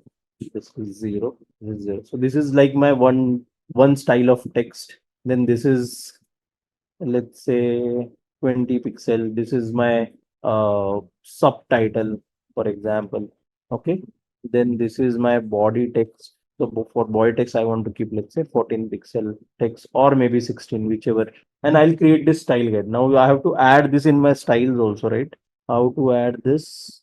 So over here, if I click on plus create style, I would say, let's say this is title. And I can add other things also for what I will be using this, descriptions and all of these things. This is my title. Okay, description also I can write. There are more options also. You can again change it over here as well. I can create this style. Let me quickly create this style also. Body. Okay. This is a small kind of a style guide I have created. So if I go over here, or not here, over here, you can see these are the textile, the color styles. Okay, I think from here I have to create the color style. This blue. Okay, over there I created the variables, which is not the right way. Over here I have to create the colors. Okay, so let's say this is black color, black, create style, and let's say one I'll use as a white. So for any reason I have a very smaller style guide, right? It's not white. Yeah. Now I can quickly add this. So if you see, I'll just remove. These are not required at all. So I can create this white color. So do you see this? My style guide is getting created. These colors are there. There then textiles are there. So if I'm on the screen, I'll just get it over here. If I'm on the screen, let's say for this particular icon, I want to use any color. What I can do, I can just click on this styles and variables. I can click on blue and the blue will get added. It is added in the background because I selected the background. That's why over here. I have to change the color over here. This is the icon, right? So if I add blue, it will get added as a blue. Okay. Over here. So white was the background of. Let's see if I want to change this color to black, I can change it to black. I can change it to white, but white will not be visible. Okay. Now I've created this style guide, a small style guide. I showed you a small component library. I'll remove these components, remove this components as well. Okay. This is my, let's say, icon library where only sun icon is created. The buttons are there. And in the style, these are the styles. So you see my text styles, color styles, and my components. Okay. I have created all of this. Now I can create the variables also, which mistakenly I created earlier itself, but I'll show you how to create variables. So our styles and color styles are over here. But let's say if we want to create variables, so you'll go inside this variable. Okay, what you can do, you can click on create variable, and you can add, or else you can add it this way also, like which I mistakenly did it in the start. Okay, let's say this was like this. Why it is proper? Okay, what I would do is I'll open this, create a color variable. I can say blue, I can say black, I can add color white. This blue color is basically this color. I add it over here. Black is black and white is there. I can basically connect this also over here. So if I create this now, and let's say for any particular icon, if you use this instead of style, if you use blue over here, then if we come over here, it becomes, sorry, for some reason it's not showing up over here. I don't know for what reason. Sorry for that. Okay, I'll show you the variable thing, for the different thing. Okay, so for now, forget about the variables. Did you get the how to create the style guide? So this, for what you will use the styles?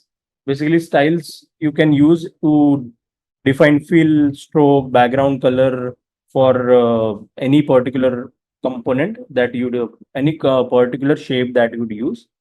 For textiles you will create, you can even create the effects also as a style guides, right? As we saw over here, there are effects as well as there are grids. Okay, that also you can add it in your style guides. Okay, okay, so for grid, that I think I forgot to show you how to add grids. So when you click on any particular frame, okay, there is a custom grid. You click on that icon, you'll get this 8 pixel grid. Okay, maybe you want to use column, or maybe you want to use a row. It totally depends on the designer itself. Designer can use this 8 grid also, and they can work on this. Okay, I usually use the column thing. Okay, so in the column, depending on my screen size, how many columns that I want, usually I might use 4.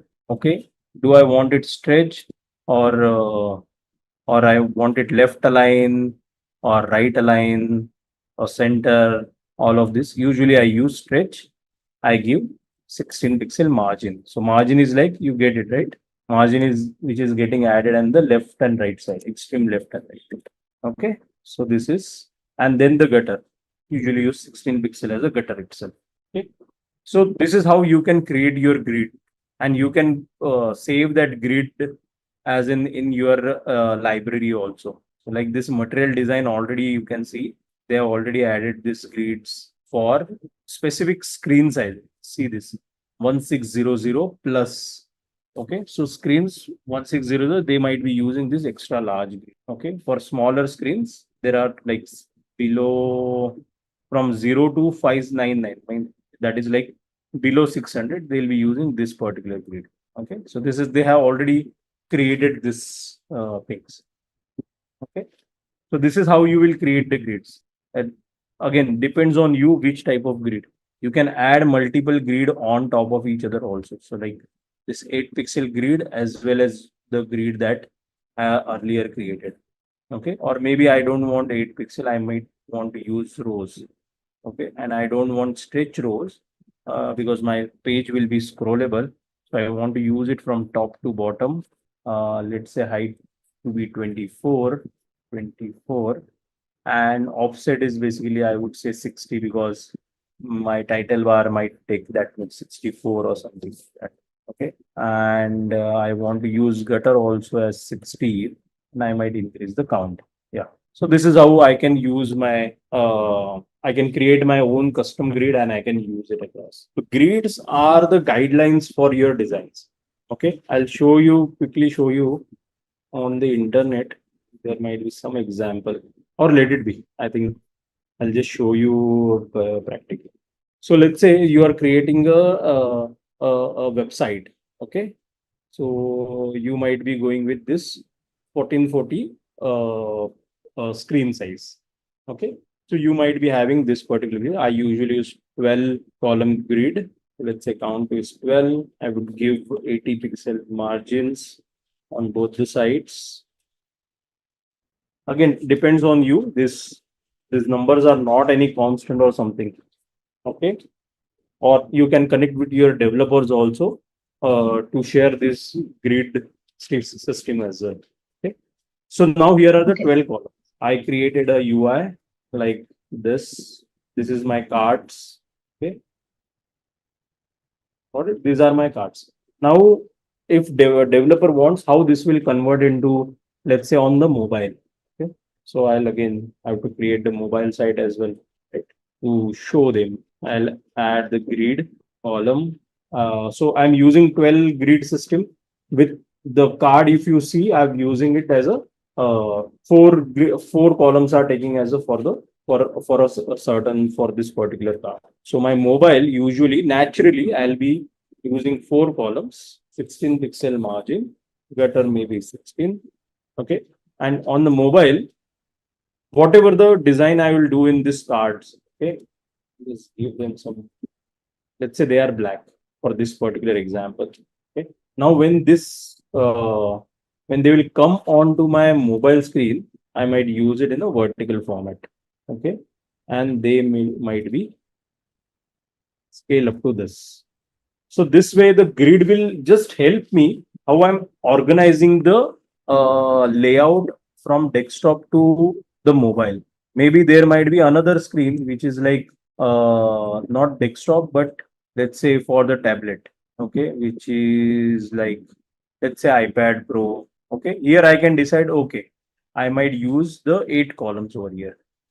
Okay, I would go for 8 and then margin 16, or depending, as in if I want to increase the margin to, let's say, 56 or something like that. Okay. So here what I'm saying to developer, only 2 columns will sit over here. Okay. And of course my columns will be responsive. So they will go like this. Maybe height will change or whatever, that I have to again tell, uh, uh, as in show it in the design itself. But this is how the grid system works. Okay. You just use it to organize your design with.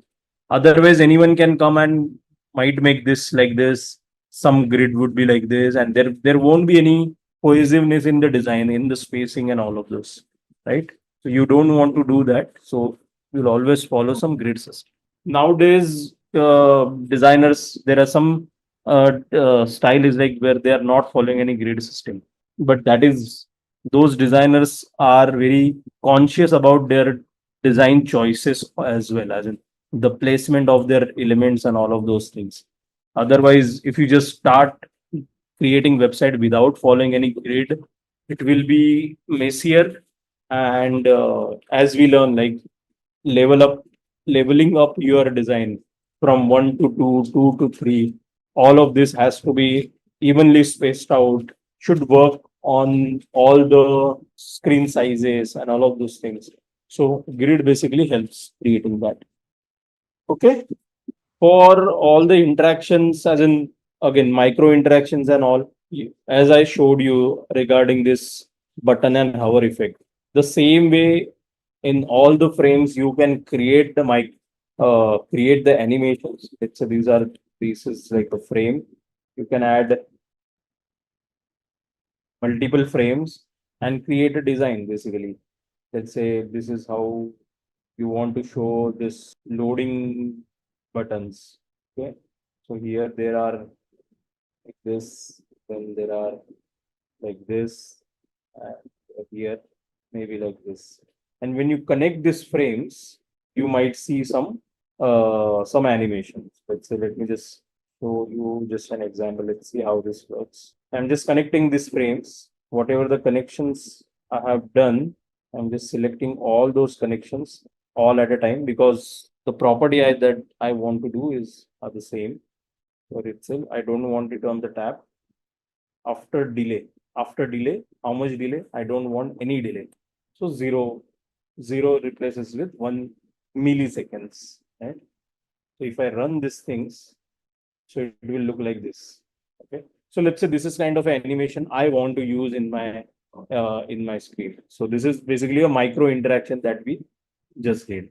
And there is a Lottie file plugin. Once we go inside plugin, there's a Lottie file plugin. If I run this plugin, selecting this frames, it will automatically create a Lottie file out of it. Okay, export to Lottie, export to Lottie. See this particular. This is the thing every designer should give it to their developer. Not the GIF, not video, nothing, but the Lottie file or the RIVE file. So I'm just typing out the name over here. You do your own study. What is RIVE animation? Okay, you can just Google it and you'll get to know there is new format that is coming in the industry, which is called RIVE for the animation. Lottie is been there for quite a while. Industry is using Lottie itself, but the RIVE is, I think, the next best thing. Okay, so this is the way you can add the micro animations. I would suggest to go to plugins and widget panels at your own time and just try to fiddle it. What is there are a lot of plugin. What are the functionalities they provide? There are widgets. What are the functionalities they do? How they help basically in your workflow? You have to basically on the basis of that you have to select a plugin or widget to use it most of the time. It depends upon the designer is on their choices. Okay, go with learn about the shortcuts, learn about the plugins as in and yeah, there is a variable thing that is remaining. Just a quick info, guys. Intellipaat offers UI UX course in collaboration with iHub Divya Sampark IIT Roorkee. Through this course, you will learn complete UI UX design thinking, interaction designs, wireframing, and guerrilla testing for a rewarding UI UX design career.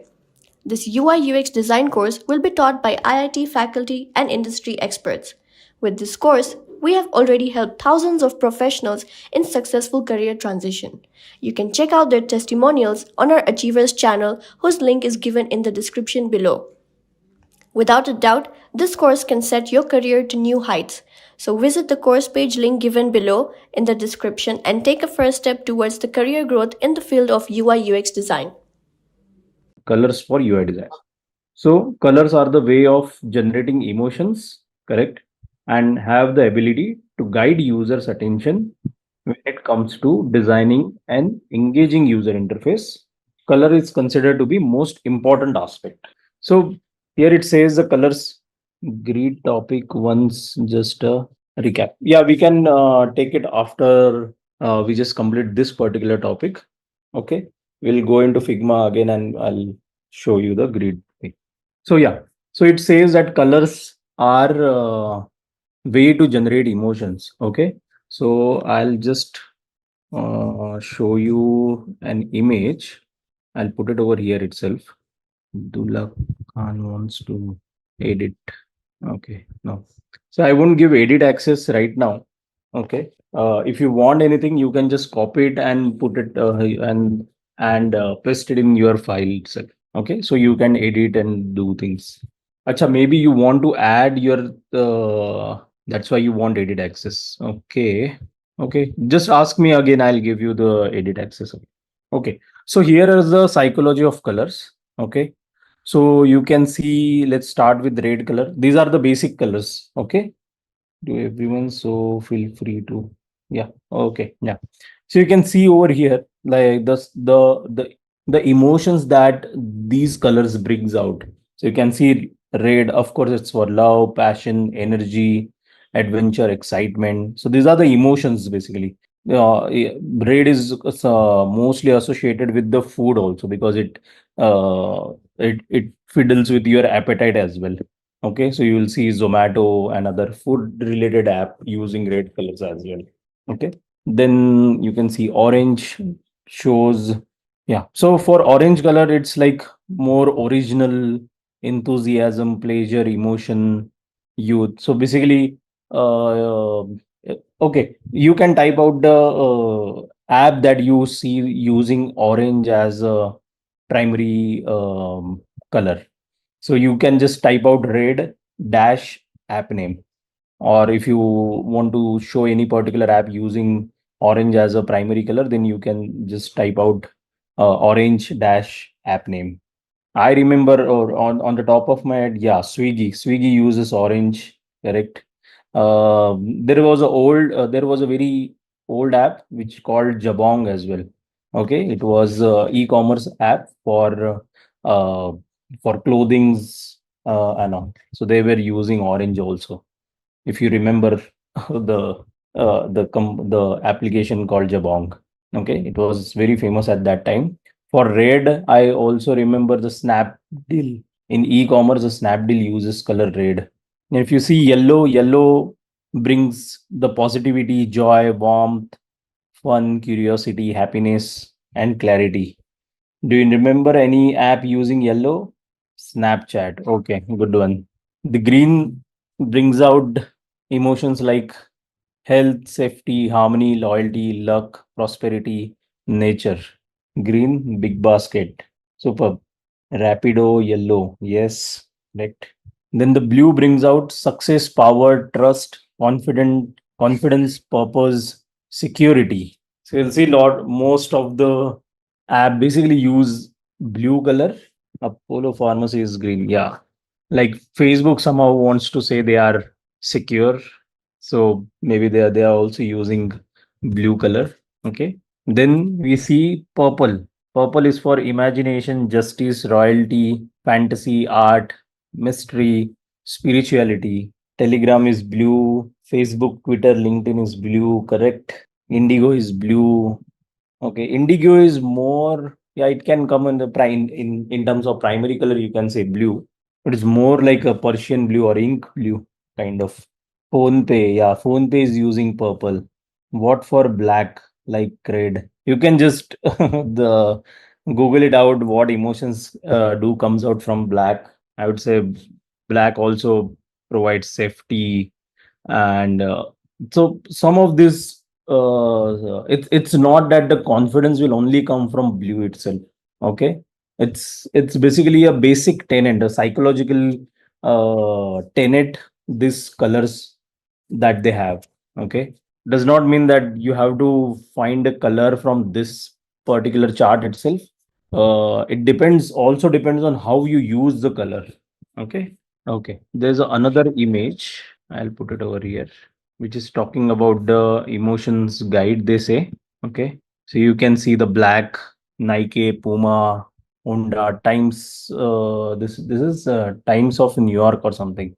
Wikipedia, Apple, Cartoon Network. So this is like balance, neutral, calm emotions. Okay, peaceful, grow, health. Those are all green thing. Monster is in peaceful. Wow. Okay, Dell, you can trust, you can see Dell and HP, Oreo, Facebook. Okay. Then for the purple, I think this gives a better idea about what kind of apps comes into the color zone. And you can just think over it. Are they providing this particular qualities or emotions of are these emotions working for you? Are these colors working for you to bring out these emotions or not? Okay, so effect of using right colors. Color coordinates the basic experience for the web product. Coordinate. Okay, colors influence clarity. Designing for the specific gender. Yeah, like stereotypically blue is for boys, pink is for girls. So most of the company use these also because psychologically we also think this way. Psychologically, it's not we consciously think that way, but you would see kids would be going like male kids would be going to the blue wherever they see blue colors, and female would be going for the pink colors and all. Okay, again, it's not law or something. You can always challenge this thing. You can create a red toy as well, and childrens will love that. Okay, it's not black and white in terms of this psychological effect. and designing for the specific culture. So you would know, as in if you are designing something for the LGBT community, they use all the colors, right? And whenever any particular thing gets all the colors, you kind of think nowadays, you kind of think like, okay, this might be related to LGBT community or something. Okay. So you have to think this when you would be choosing colors. What happens in most of the organizations, when you would go, there is a branding team itself. Okay, let's say you want to become part of the branding team. Let's say you are the part of the branding team. Most of our graphic designer friends must be knowing this. So they come up with this brand guidelines as well. So in that, colors, typography, how to use the brands, how not to do their brands, like the do's and don'ts, it's all laid out properly. So this is the first documents usually a company creates for their logos and everything. Okay. Once they choose this, now when they are creating app, you would be borrowing those colors itself. You might not be, um, uh, let's say, as I said, Zomato using red color. Tomorrow, Zomato come up with the travel app. Okay. They might not want to suddenly use some other color. Okay. Because they are associated with red color for a very long time. They might want to continue with that color itself. Or they might come up with a different color, but that's up to them, as in that's up to the branding team that they work with. Okay. But you usually I have seen, I got the opportunity to create the branding for my previous startup company as well. So I started from branding to the, so created the style guide and then created the design kit, website, UI, UX, and applications and whatnot. Okay, but it's not the case with most of the companies, right? So you'll always, whenever you join any company, just go check out their branding guidelines, or if they are having pre-existing UI, just go through that UI, how they are using those colors, uh, and that is how you will learn. You will study the existing patterns, and then you will implement. You will make the best use of the colors that you already have. Okay. So over here, what is the 60-30-10 rule? So this rule states that the color scheme should consist of three colors in the following proportion: 60% of the dominant color, 30% of the secondary color, 10% of the accent color. Now again over here, I will tell you, even if this says 60-30-10, it's not the exact value, as in you won't be calculating how much the color that you're using in any particular screen. I'm just wondering why Intellipaat uses both purple and orange, especially since they are almost contrasting colors. Yeah. Okay. Maybe they want to bring out some emotions and some. It depends on what you think. When you see this logo, let's say Intellipaat logo, what are the emotions that comes out? Can you answer that? Okay, success. Well, when I see that particular man having joyful emotion, to me it looks like, okay, is joyful. Then Intelli, that pink colors, not the pink color, the purple colors kind of show me that it is more professional. That is what I think. What do you guys think? You can just type out in the chat section. Okay. So what I was saying, whenever this you see that 60%, 30%, 10%, it's not that you're going to calculate the colors in the UI. It's just a visual representation in a way. Okay. The amount of color that you would be using. If you following, let's say this main color is this cyan color, let's say, then secondary color is black, and then the accent color is pink, then you would be on any particular screen, you might not be having lot of accent color, use of lot of accent colors, right? Like your screen background won't be pink, like the background would take lot of real estate on the screen, the your that it no longer remain as an accent color. So how to apply 60-30-10 rules to your UI design? First is choose your dominant color. Okay. So dominant color is over here. It's this cyan color or something, whichever is the color is this color. How you will choose? Consider your brand's colors, your audience, your design goals. Okay. So again, when you see, say like this is brand color, you might not want what I did with the Zomato in this particular, the app that I had created earlier. I don't know where is that. This one.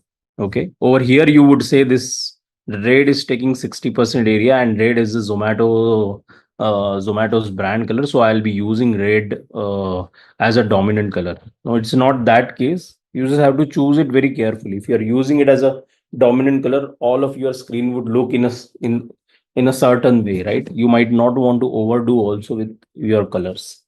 Okay. Choose secondary color. Consider the following: color theory, contrast, mood. Okay, usually your secondary colors becomes mostly in most of the app, the secondary color is black. It's not the secondary color in terms of branding. Okay, brand guideline. It's not like that. It's the on the particular screen. What is the 30% area occupied by which color? Okay, that is the secondary color over here. It says it's not the primary color or the secondary color in terms of the style guide. Okay, for Zomato, red is their primary color, but it may not be the dominant color in all the screens. Okay, it might be accent color as well. Okay, so for both secondary and accent color, color theory, contrast, mood, I would also add like the branding colors also in this bucket, and that is how you should choose. If you get to choose these colors, okay, usually you will be naturally you will be selecting the color. How I'll tell you. Okay, let's see some of these examples. Okay, over here, and it's kind of blur. Okay, but in a okay, let's go to the next one. Okay, over here, which one is the dominant color? White is the dominant color because white is almost occupying 60, more than 60% of real estate. I don't know. Let's call it 60% of real estate.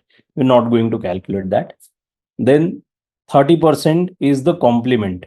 Okay, they are say complement, we can call it secondary or whatever. So when they say 30%, they are, I think, referring to this man and women and their t-shirts over here. Then the accent color is usually for this loading bar, the steps 1 by 7, the card selection. Maybe at the starting it might not be selected, so it would be white, completely white. Okay, so if this would have been white, then you would have understood like the how why the complement color is more than the accent color. When it is selected, it looks like the accent color is more than 10%, right? But the basic funda is this: white is your dominant. The second color which is dominating in this particular screen can be this cyan color or the purple color. When it is non-selected, of course, cyan color would be dominating. And when it is selected, the purple is basically the accent color is getting dominated. Okay, over here as well, if you see, the blue is occupying all the area. That's why the blue is the dominant color. Then the white color, that is the card that you see, even the text boxes and all, is the secondary color. And for the accent, the CTAs and all are in the accent colors. Okay, let's move to this particular. Oh, this is crystal clear. Okay, so here you can directly see, right? Your white is the dominant over here. Here it's a 60%. So we just say it's a dominant one. Okay, the black color, you can see there is a lot of black or darkness in the image itself, which is which is grabbing your attention as well, right? So that is the black is occupying, let's say 30%. So it is a secondary. And then you see the accent color over here. Okay, they have not overused this accent color for, let's say, title as well, or icons and prices and everything. Okay, so they have used it in a minimal quantity. Next is this one. Let's say this 3 screens. Again, as you can see, white is the dominant color. So that it does not mean that white is their branding color for this particular app, or the primary color in the branding. Okay, it's just a dominant color in the screens. Okay, then after that, black, or this is not as a pitch black but kind of a black color as a secondary color. Okay, that you can see almost all the text is in black color, some is in gray and all, to provide the hierarchy. Okay, and there is a green color, which is they are using for the CTAs. In this over here, it's also the green is there. Then you can see the pastel colors are over here. There is some green in their products also, and even in the illustrations, okay, that they are using for. There is pink and red color as well, but we are just following these three colors. Like these are getting dominated in the screen. That is why we are just noting down the three colors. Okay. Uh, we can just go over the internet and just check other applications as well. Let's go to Dribble. Let's see if we can find something interesting over there. Let's say UI. Okay. So let's say if we come over here, okay. So now what are the whatever you see on the screen, what you see as a dominant color over here? White, white, white. Yeah. It's not a pure white, but it's kind of a grayish. Okay. Yeah, yeah. So let's consider that grayish is the dominant color. Then the secondary color. Okay, some say green, green. Oh, I think the white is the secondary color because after the gray, the white is taking occupying lot of area in this particular UI. Black is in the typography, of course, but the real estate wise, it is not occupying that much area in the screen. Okay, and green is 10%. Yeah, we have no debates over the green, but there are some debates over which is the secondary color. Cool. Let's look at the next example. Okay, let's take a look at this. Okay. Over here, what do you think? Which one is the prime, not as in primary, the dominant one? Again, the grayish color, the gray color. Okay. Which one is the secondary color? Yeah, maybe black. Considering all of these things, the black looks like to me as well. Yeah. And what is the accent color over here? Accent color, white, orange, pale yellow. Yeah. I think any of this can be the accent color. There might be 2, 3 accent colors for this particular design. So as I said, there is no such rule that you have to use one accent color or only 10% of it has to be used. But whenever you use it in this proportion, the screen looks good. Is this brutalism? I don't know. This seems the brutalism. If it would have been brutalism, in my perspective, they wouldn't be adding any. Um, what do you say? It would be just a plain representation, like plain representative. They might not add this background also. They might just say accounts. They might just list out the things. Okay. Over on this screen, it looks like following kind of a brutalism because this signature I think does not mean anything, but it is there, and the colors looks like uh, kind of brutalism. I'm not sure. We use shades of a color? Yeah, you can create and like uh shades of the color, like you mean to say like monochromatic in a way, like or analogous in terms of colors. You can do that. I usually follow this Pooler website as well.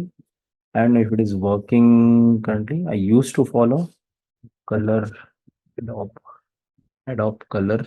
Earlier it was called Pooler or something. Hmm. So over here you can create, you can explore. So here there's a color harmony. So now here you can see that the colors are in harmony.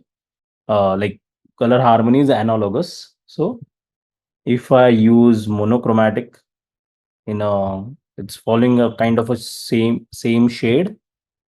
Okay.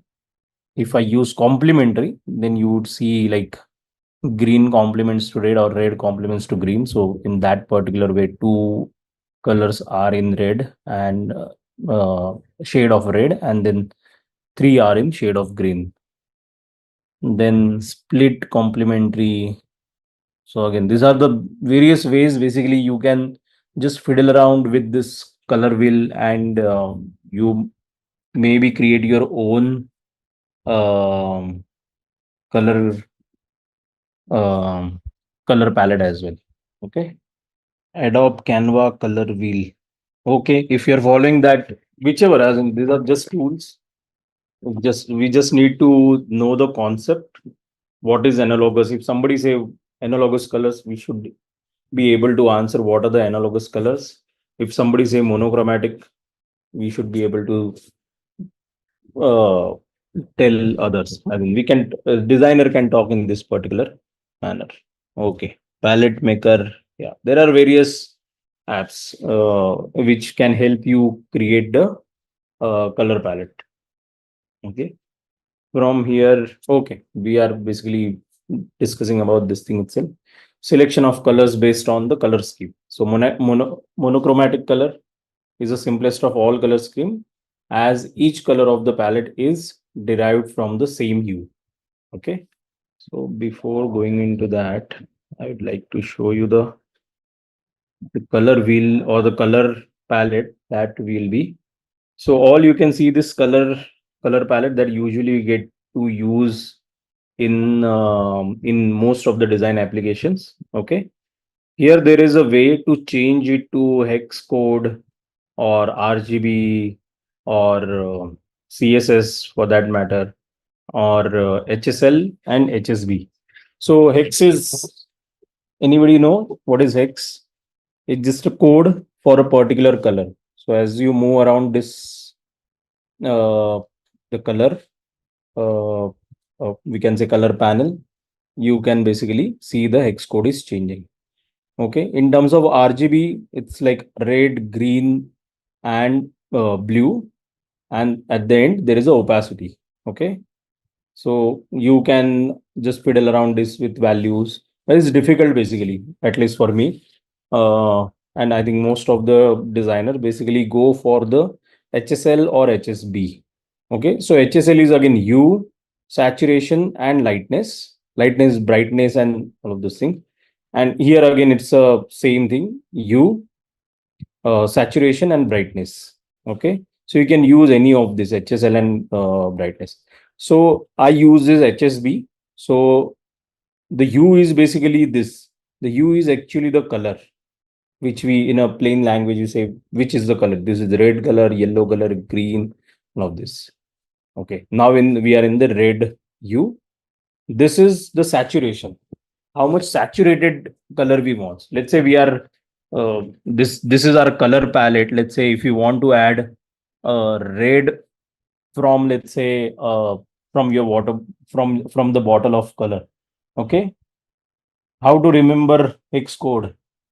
Oh, how to remember as in you can remember as it depends on your uh, memory itself, right?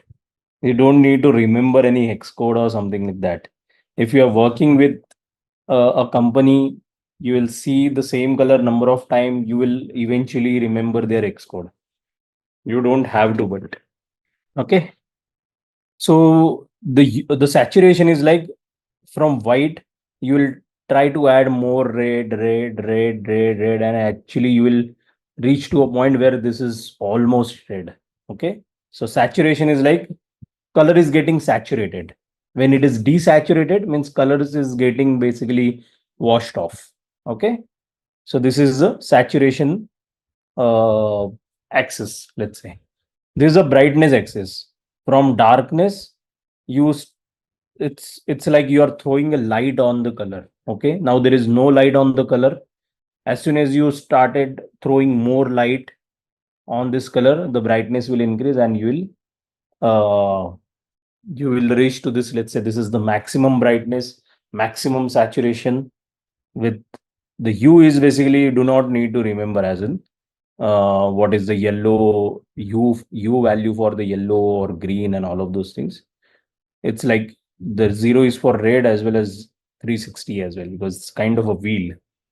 Okay, so usually whenever you'll have a color, you would say, okay, I think you need to be less bright in this color, so you will go like this.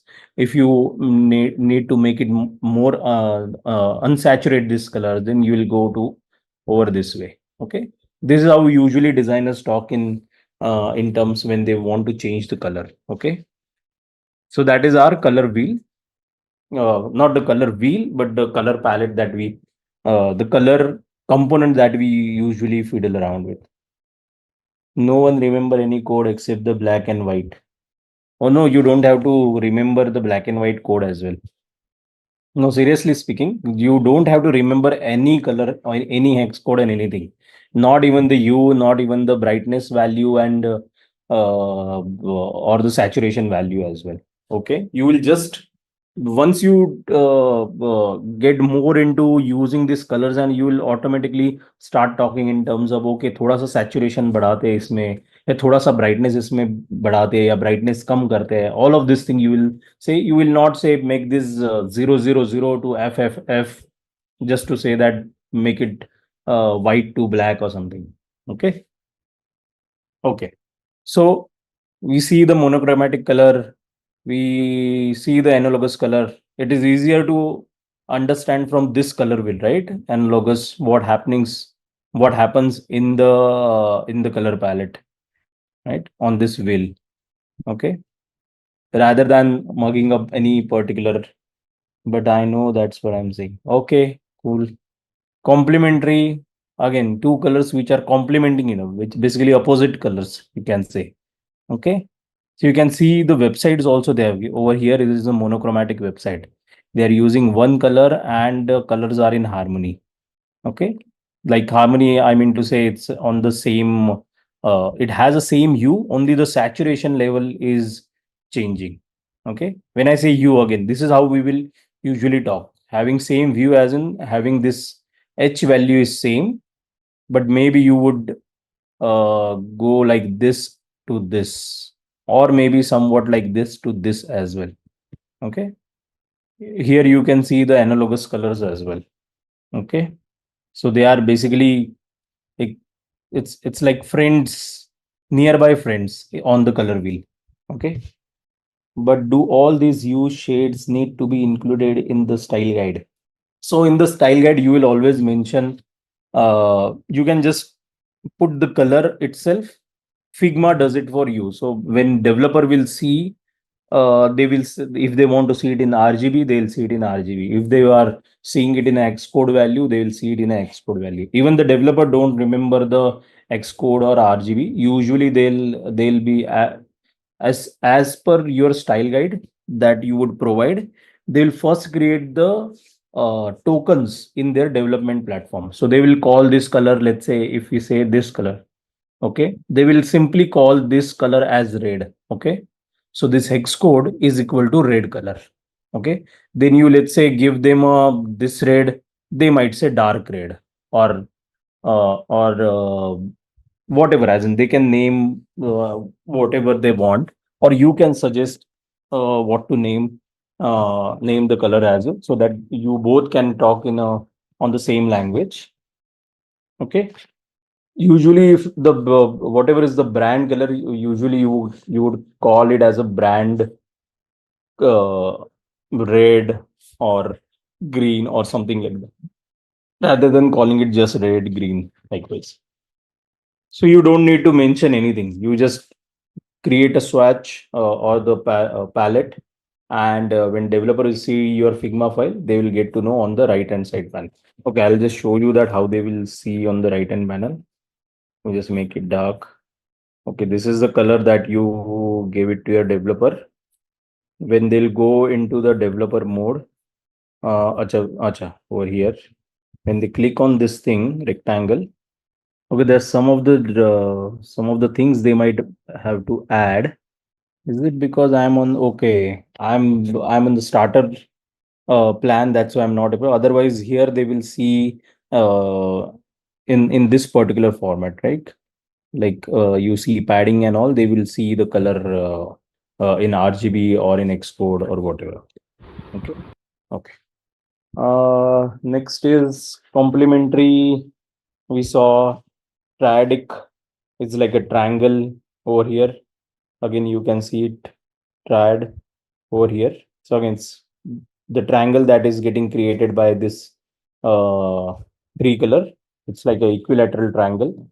So these are the colors that you would choose. So you can choose any, let's say this is blue is your brand color and you want to use a triad as your color schema, then you would maybe want to use the green and red orange in your on your screen.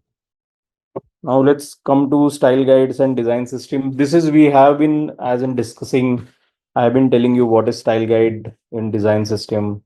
So let's just go through this in a theoretical manner. We have already seen the practical use yesterday itself. How we can create the styles in Figma, and then create buttons and all of those things. Okay, just now we explore the material design, material design style guide itself. Okay, so this is the style guide where they are calling out there what are the kind of types of typography they have used, from smallest text to the largest text, and then the colors also, from whatever the hues and saturation and the brightness level they are using in their overall designs. Okay, so style guides are comprehensive manual that define the visual language and design guidelines for a brand or product. Okay, so usually you would in companies you would you would refer to a brand guidelines or brand document, and from those document you will be able to get the colors. Okay, if you are starting from this very scratch. Okay, otherwise whichever team you will join, they will tell you what are the colors that you're using. They might have already created the style guide as well as the design kit. Okay, they outline the rules and standards for various design elements such as typography, color schemes, spacing, imagery, and more. Okay, so you can see in this in this image itself, these are the color that has been defined. Okay, these are the text style that has been defined. These are the icon and the color for those icons that has also been defined. Even the grid also they have defined. Even the imagery in terms of illustrations and what are the colors that you would use in the illustration. Usually those are also gets defined in your style guide. Components of style guide, of course, color palette, typography rule. Why it says rule, basically for the title you might want to use this text style. For body you might want to use, like over here, for body you might use this particular text style. For headline use this particular text style. You might have seen this in Word application or PowerPoint application as well, right? They already defined the typography rules, even the colors as well. Okay, then layout and grid. Yesterday we saw how to put that in your style guide itself, right, on the Figma. Then the logo use. So this is logo use usually gets documented in the brand guidelines rather than the style guides. Okay, but you can as in if you are creating a style guide, it is good that you would also specify how to use logos in terms of space. But if it is coming into onto the your title bar, then how it will look like. If it is coming on to some particular components, then how it will look like. You would always want to define that. Okay, the variations of that, do's and don'ts. Over here you can see how not to use the Spotify logo they have mentioned. So what usually in organization happens is like we always create this in Figma, but the documentation we do it on the other softwares, like all this text and all. Usually use it on the other software, which are basically shareable and can be seen by your leadership or other stakeholders also, because not everybody knows how to use Figma, right? Or you can create a PPT in the Figma itself, and you can very well provide the link to the stakeholders or whoever is want to see the style guide or brand guidelines. Next is, of course, imagery, as in the varieties of icon styles that you would use. Okay, no, that you would always add it in your style guide. the interaction pattern like button navigation and forms. So as I said, over here it says the components of style guide. Again, in companies you will find someone saying this is a design kit, or component library, and there are various names, but usually you will just get to understand, okay, these are the things you can find it in this kind of a documents. Okay. Benefits of using style guides. Of course, I think we all know now because we have been discussing this. It brings up consistency. It's a unified brand identity so that it doesn't look like, okay, this is the design. These are the screens designed by Nilakshi and these are the screen designed by Pratibha. You don't want user to see these screens that way, right? You just want to use, okay, if they are working for a particular organization, this is how the let's say if they are working for Apple, okay, this is how the Apple brand identity looks like. Okay. Then, of course, benefits is a collaboration. I think we can collaborate and create a very cohesive designs. Adaptability, yeah, the developers can adapt it very faster. They can reuse these components on the website. The development become faster. Again, that is calls out for the efficiency as well. Onboarding, I don't know what they mean by onboarding. Okay. Brand equity, again, I think it's again the consistency. I think it means to say, I don't know what they mean by brand equity. Error reductions, yeah, of course, if everybody is following the same style guide, then there will be less error in the designs. So everybody will be using the same input box, nobody will be using creating their own input box from the scratch, or nobody will be creating own buttons from the scratch, right? Or they won't change the colors or use for any particular designs. Okay. Effective marketing, yeah, if all the designs are cohesive, then the marketing becomes the marketing gets more effective, right?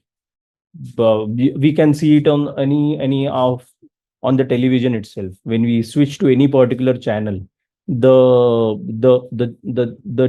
designs that the channels use in the break, or at the beginning or at the end of your any particular serial, you would see there is a cohesiveness, right?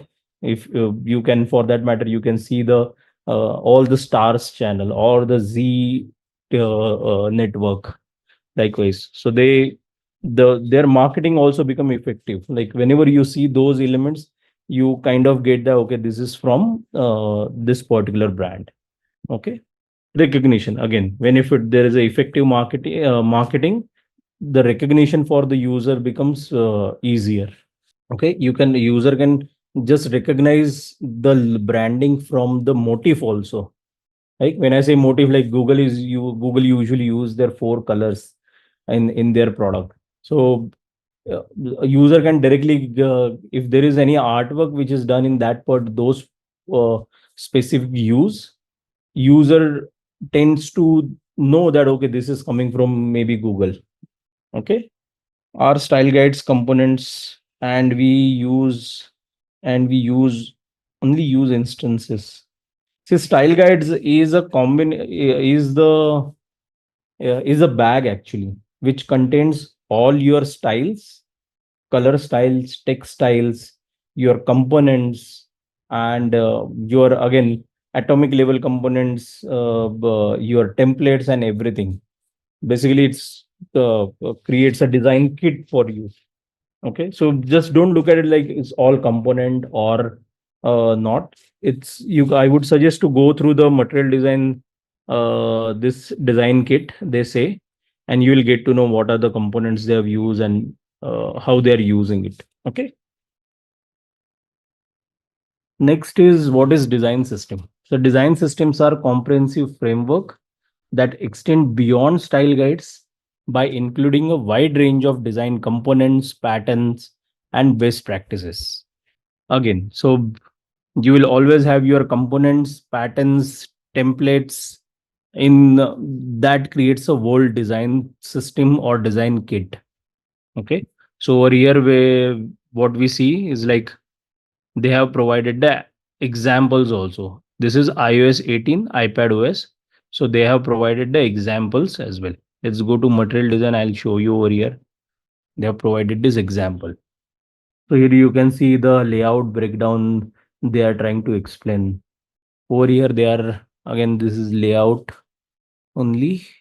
Let's see the utilities like keyboards and all. Maybe Android has not added the templates in this particular, but usually you'll see iOS adds the template as well, like the examples. Yeah. So here are the examples.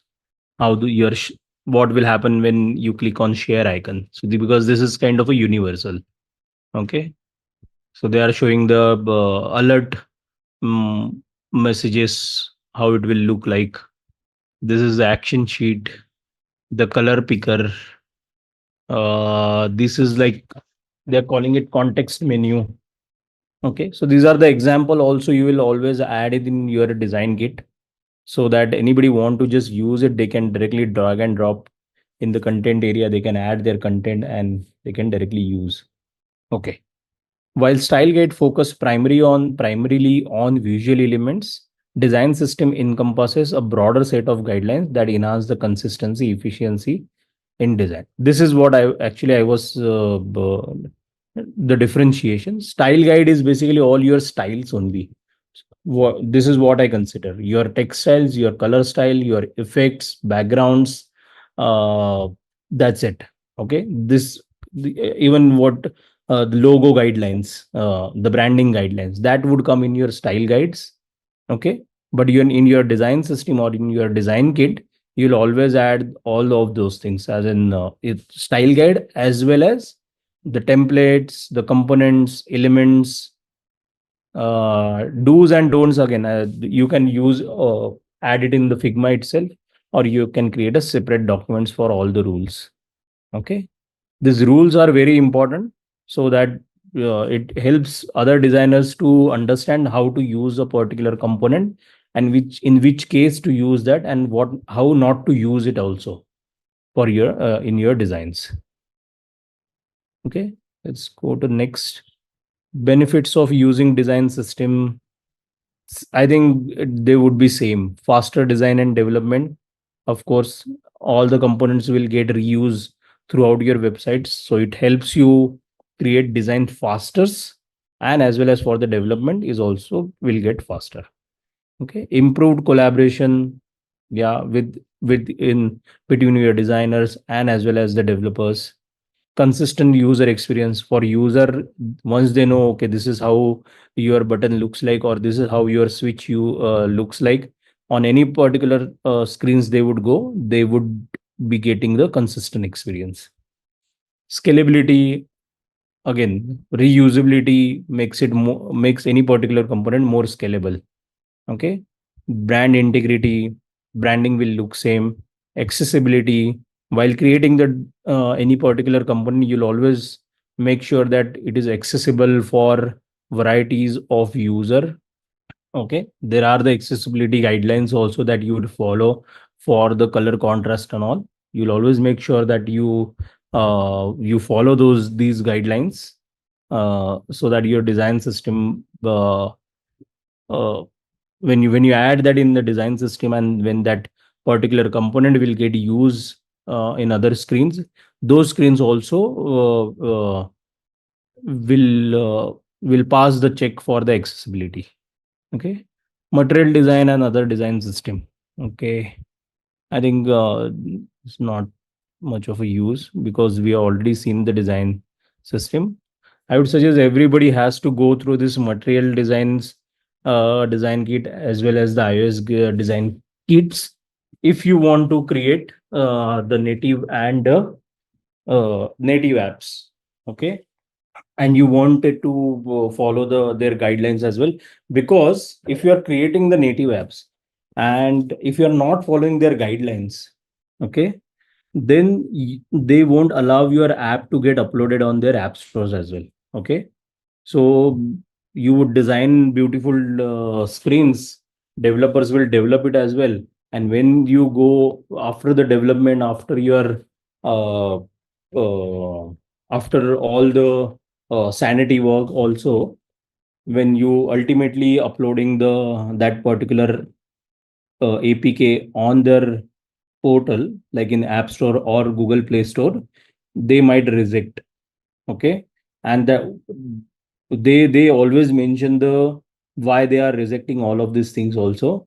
And if it is because of you are not following their guidelines, the blame will directly come to you, and that is the loss of time and effort that all the teams that have put in, and it usually looks bad on the designer.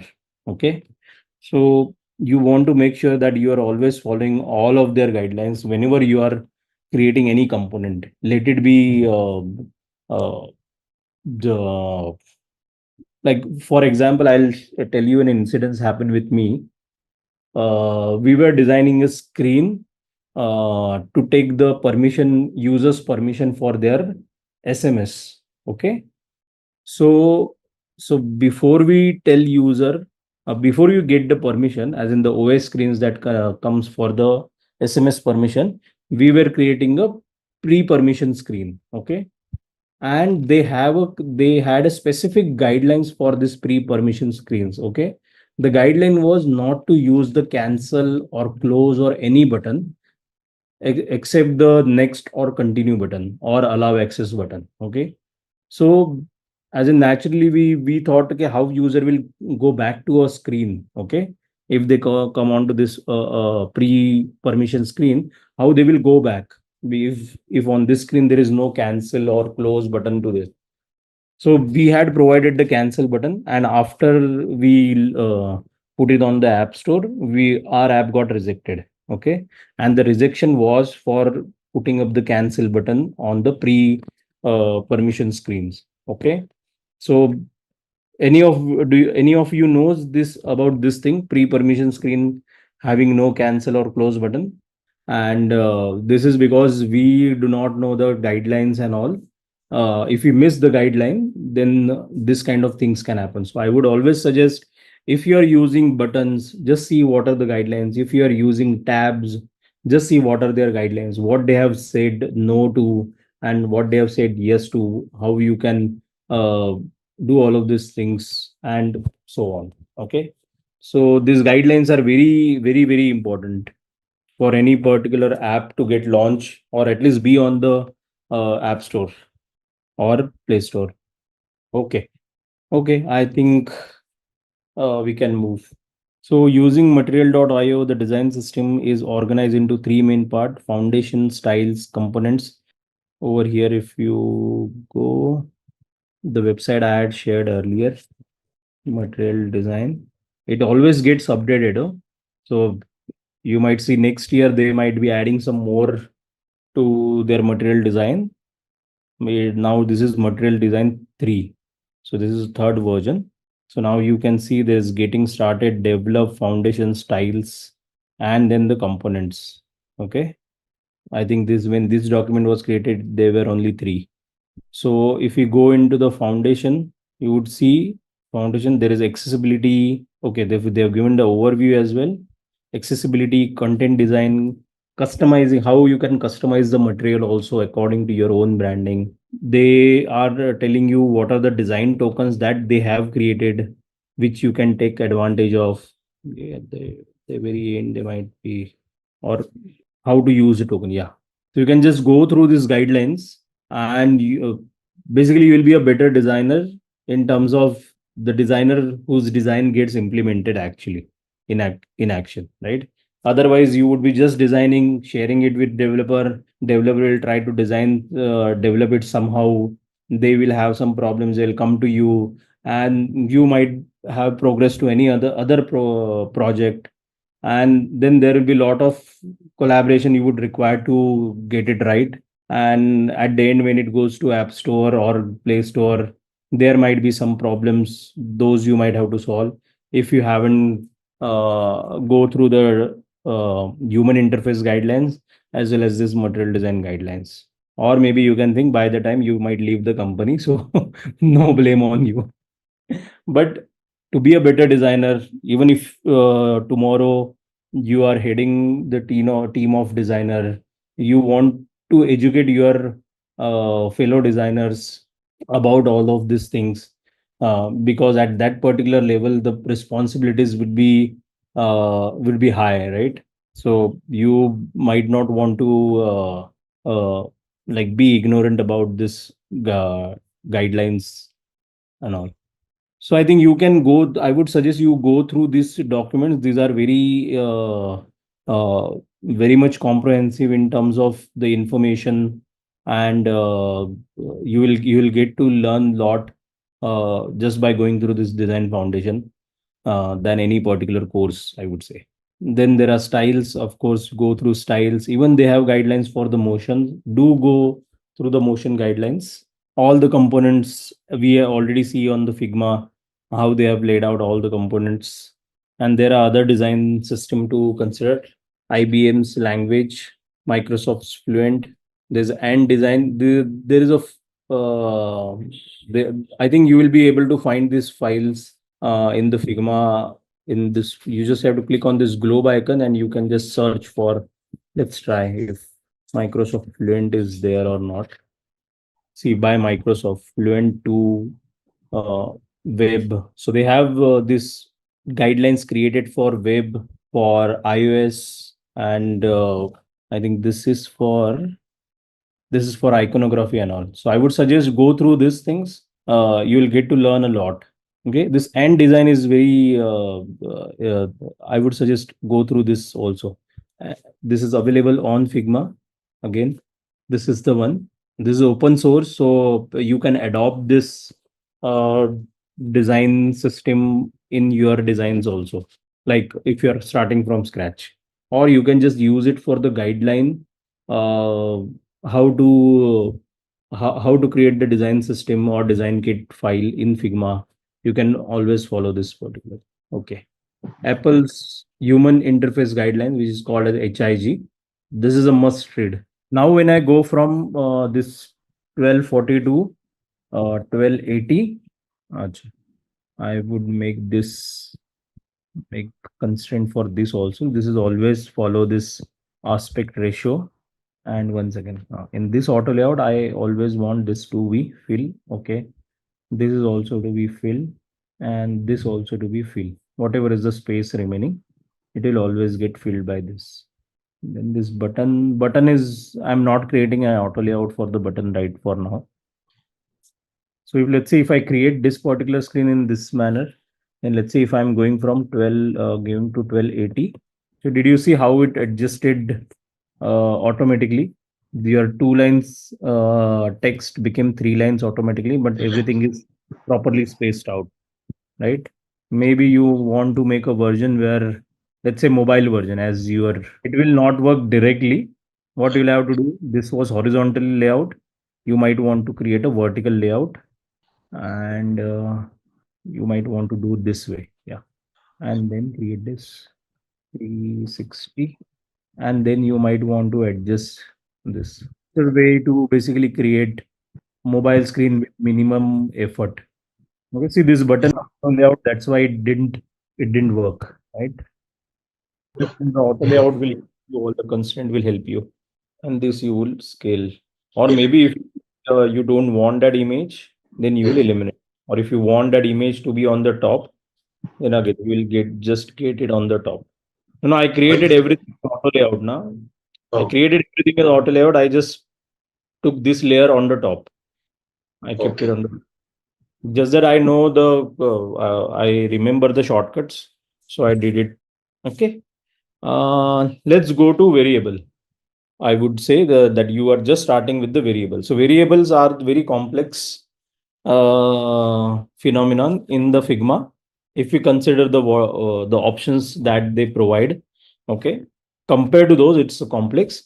If you practice it, you will find it very simple, and you will use it more often.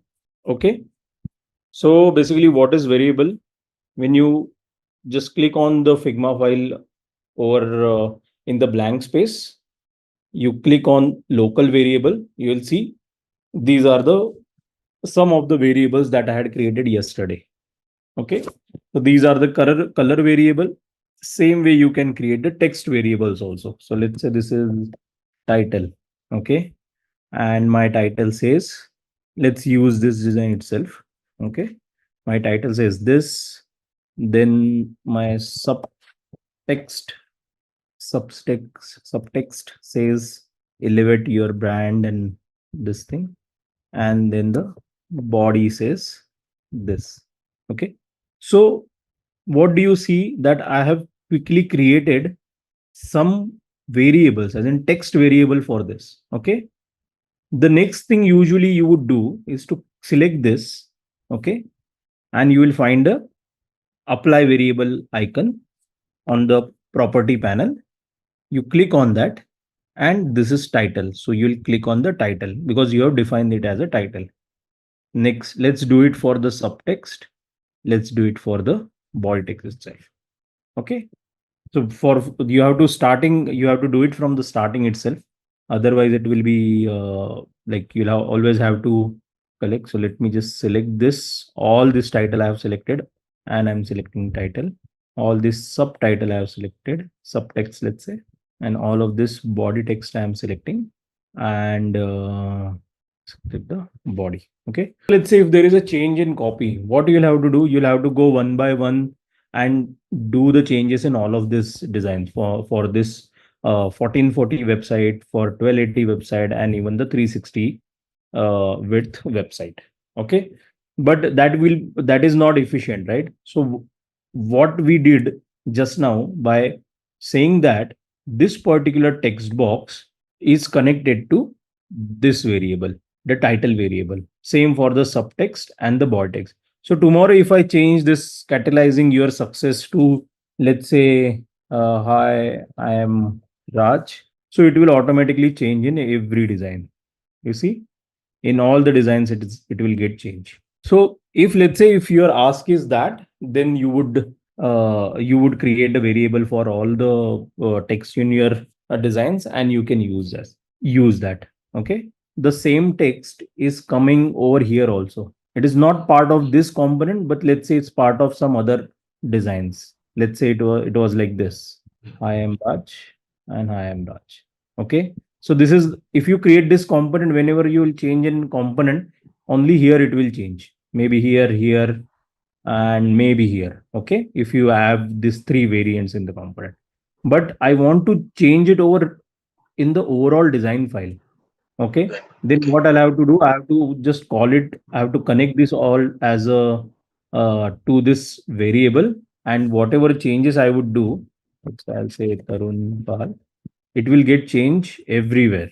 You understand how it is different from the component? So same way, Figma provides you four kinds of variables. One is color. Basically, you can define the color. Okay, let's say if I want to define the color, here it is red, but red, let's say red is not the color that I want, is not my brand color. Let's say I would define it. Let's say this blue. Okay, so, and I basically defined, okay, this, for this also I'll define the same color, blue. Okay, let's say in this also, I over here also, over wherever I see red, I'm just defining this blue color. I just want to show how quickly this this variables makes your life easier. There is some red color also. Okay, let's say it is like this.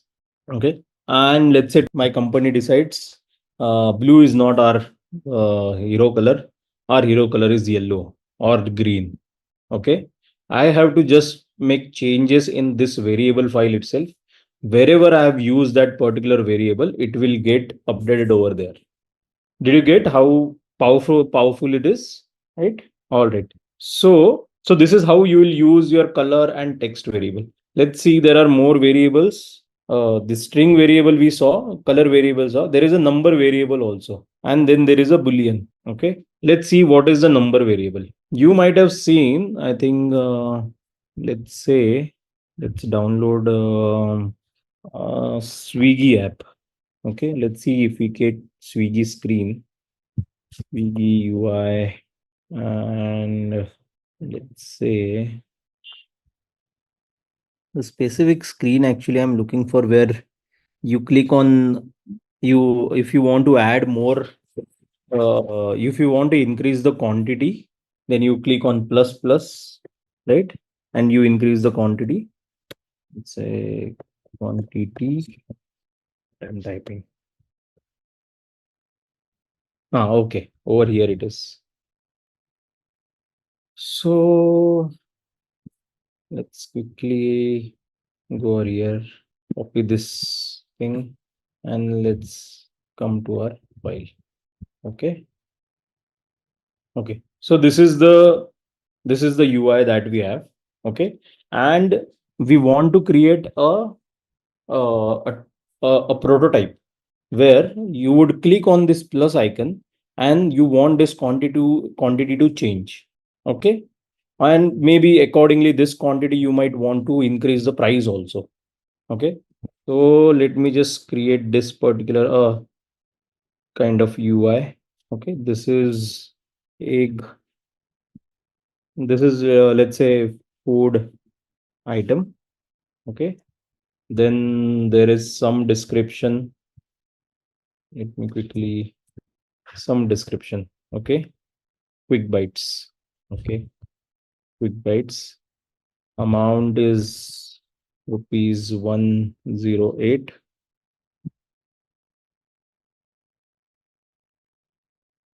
And there is this panel.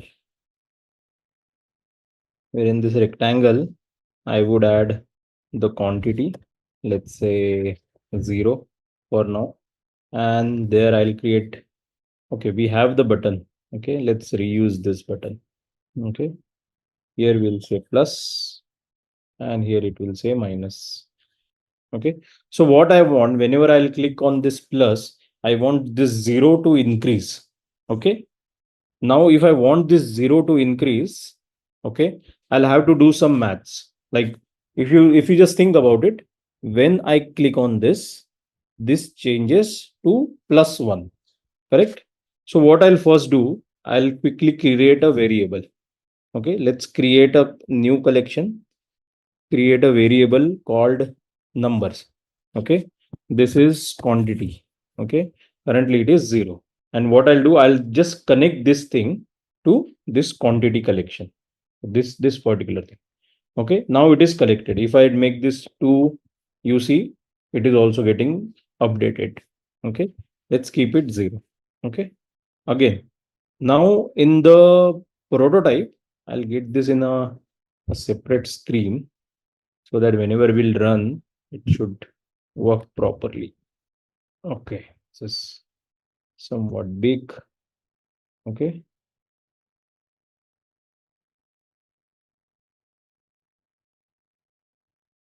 So this is our UI somewhat. Okay, just creating quickly, just creating some constraint. I want this 16 from left and right, and I want this to maintain. Okay, whatever is this space, fill it.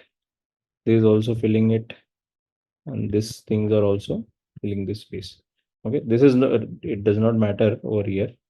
This is somewhat our UI. Okay, now I'll have to add the interaction. Okay, the interaction is whenever I click on this, whenever I tap on this, I want variable to change, right? So I'll say set variable. I hope we will be able to, I would be able to show you this particular feature. Figma is getting loaded. Cool. It will take some more time.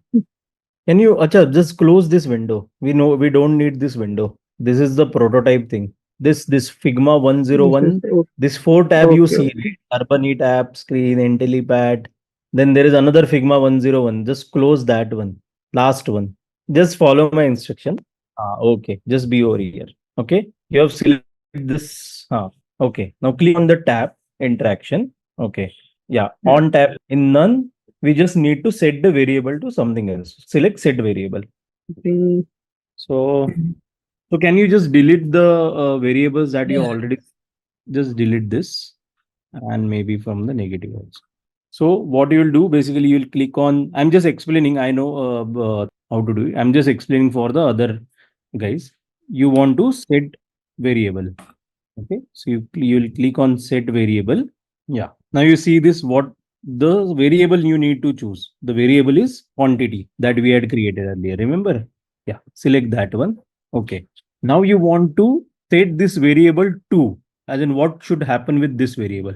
So again, you will select this variable so that this is basically the expression you want to add. And you will say plus one. Addition. Yeah. Addition one. Okay. So now, yeah, if you see what it says on tab, set variable quantity to quantity plus one, isn't it? In a simple sentence, it is saying when you click on the plus icon or when you tab on this plus icon, set the quantity variable. The first one is the quantity variable and change it to quantity plus one.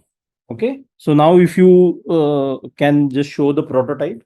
So now when you are in the prototype mode, yeah, now it is zero, right? When you click on plus, it will zero plus one, that is one.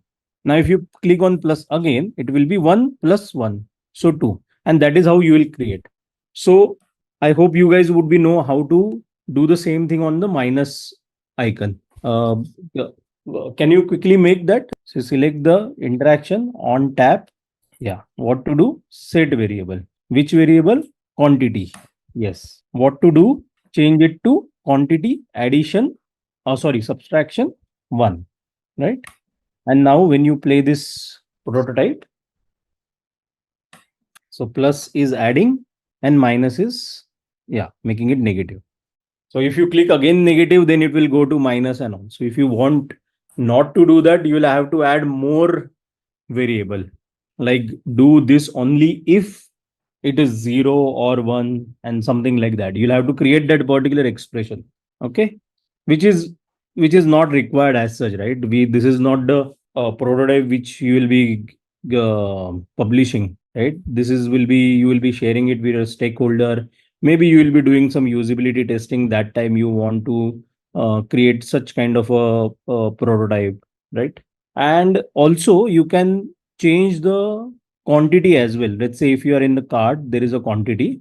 Now it's a 108, let's say. Let's say you want whenever you click on plus icon, this 108 also to be changed. So what you'll do, you'll again create another variable. Okay.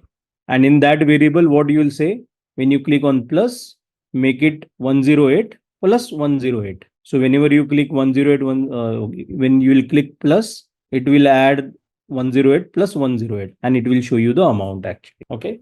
Uh, just create another variable, string variable, and call it total. Sorry, number variable. Sorry, I'm sorry. Delete variable. Yeah. Can you make this variable in the collection that is already there in a different collection? The collection that quantity also has. Yeah, collection. Yeah, over here, number, say total, and you'll have to remove the earlier total wala. Yeah. Otherwise, we might get confused. Okay. We go to collection and you will say, let's say 108. Yeah. And now what you will do, you'll click on plus again. You will first assign this variable to, or you can duplicate this thing and just say total or something like that.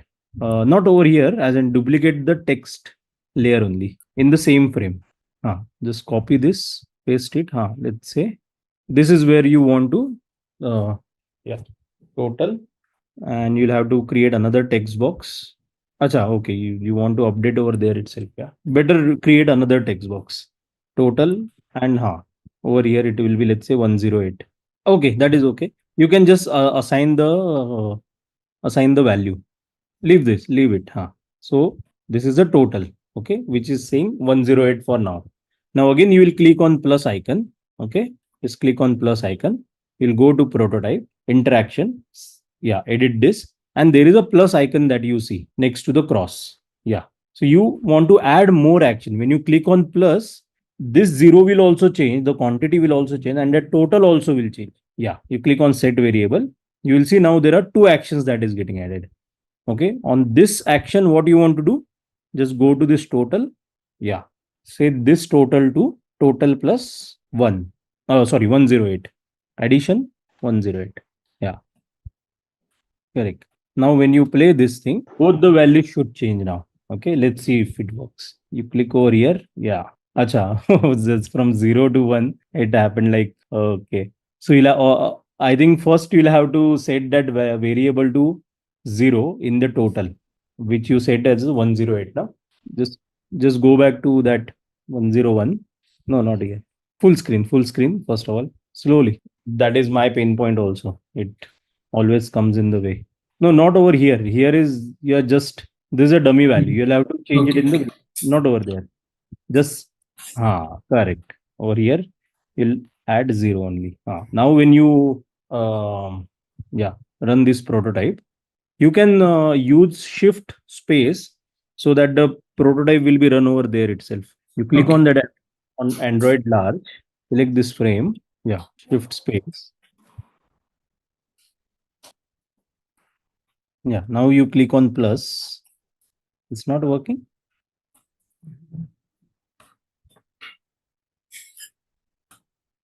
Check the variables as in overall variables. This is not connected. Now it will work. Now just restart. Click on R or something. Reset and just click. Yeah. So one quantity 108 is the price.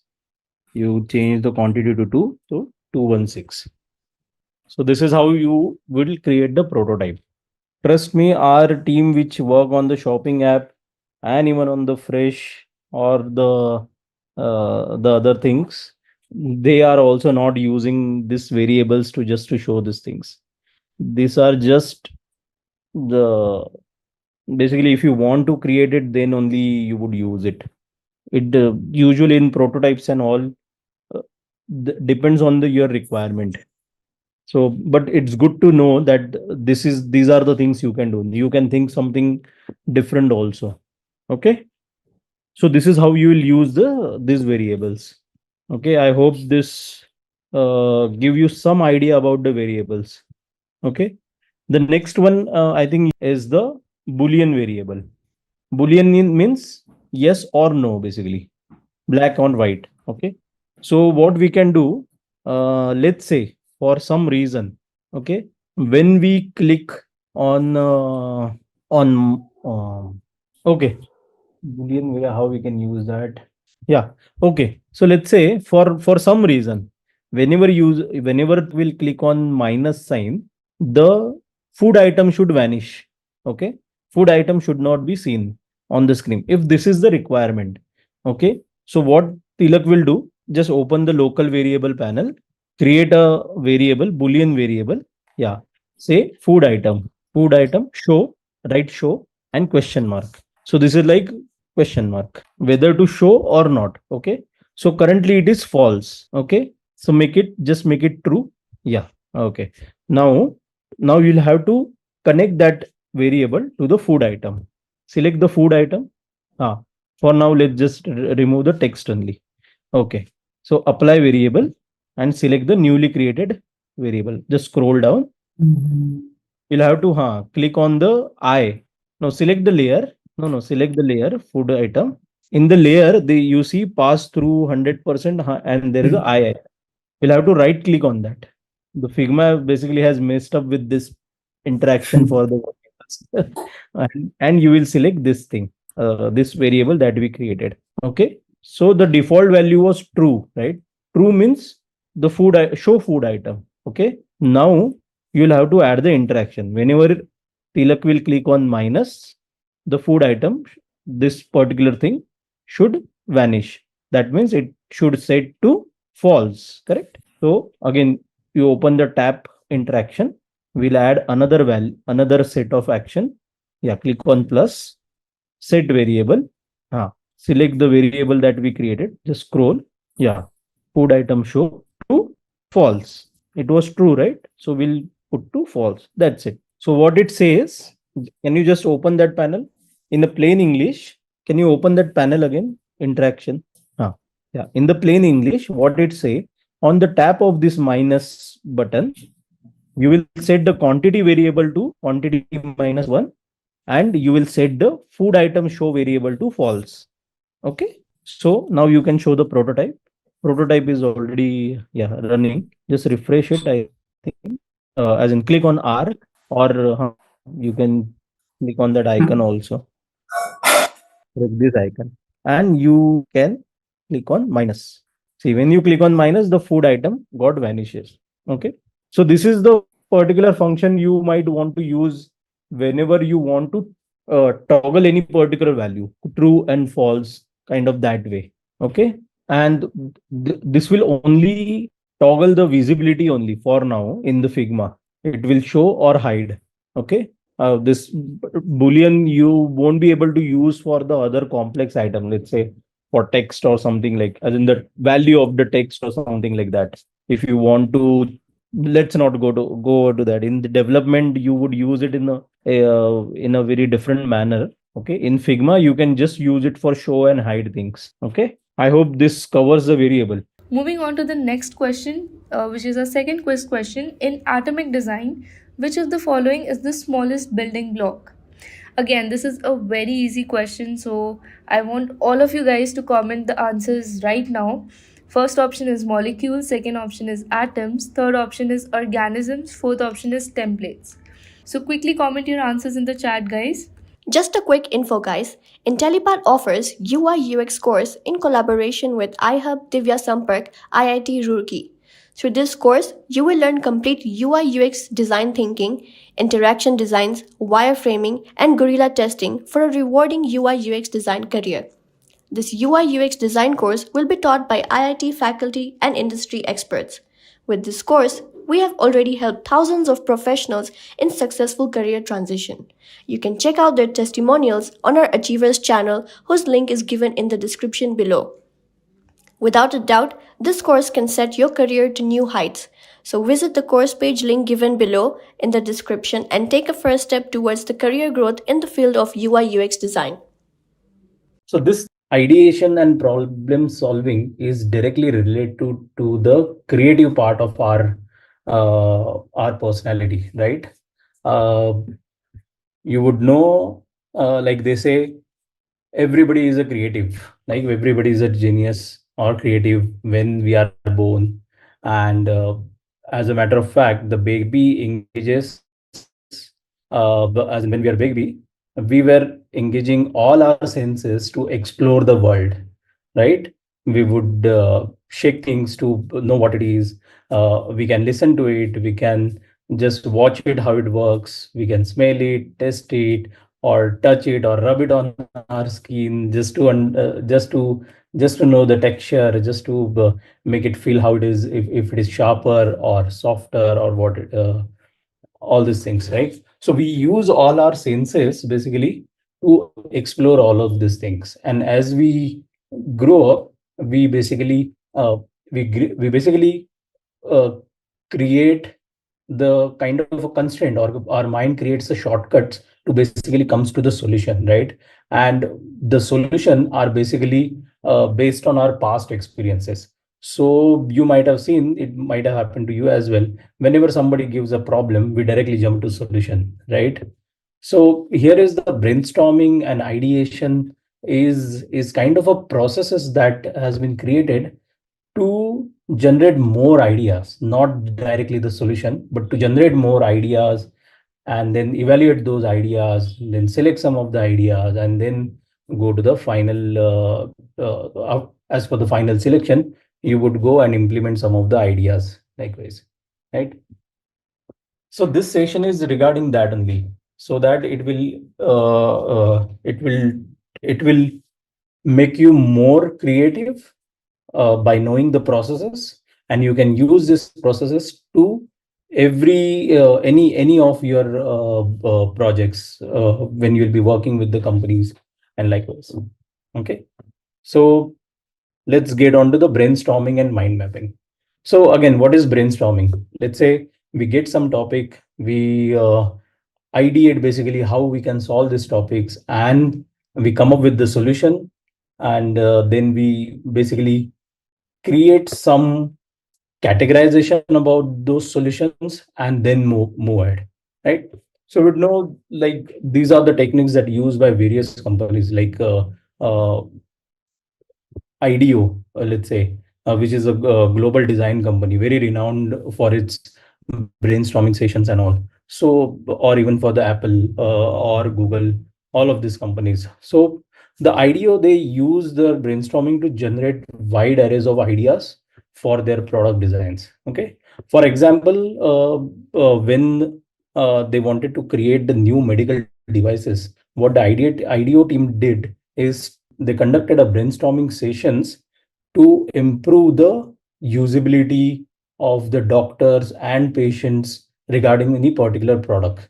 So they focus on the quantity, encouraging all ideas, no matter how unconventional or conventional or whatever the idea is, like to ensure that there is a diverse thinking about it, right? So a lot of companies actually go through these standard practices of brainstorming and then mind mapping.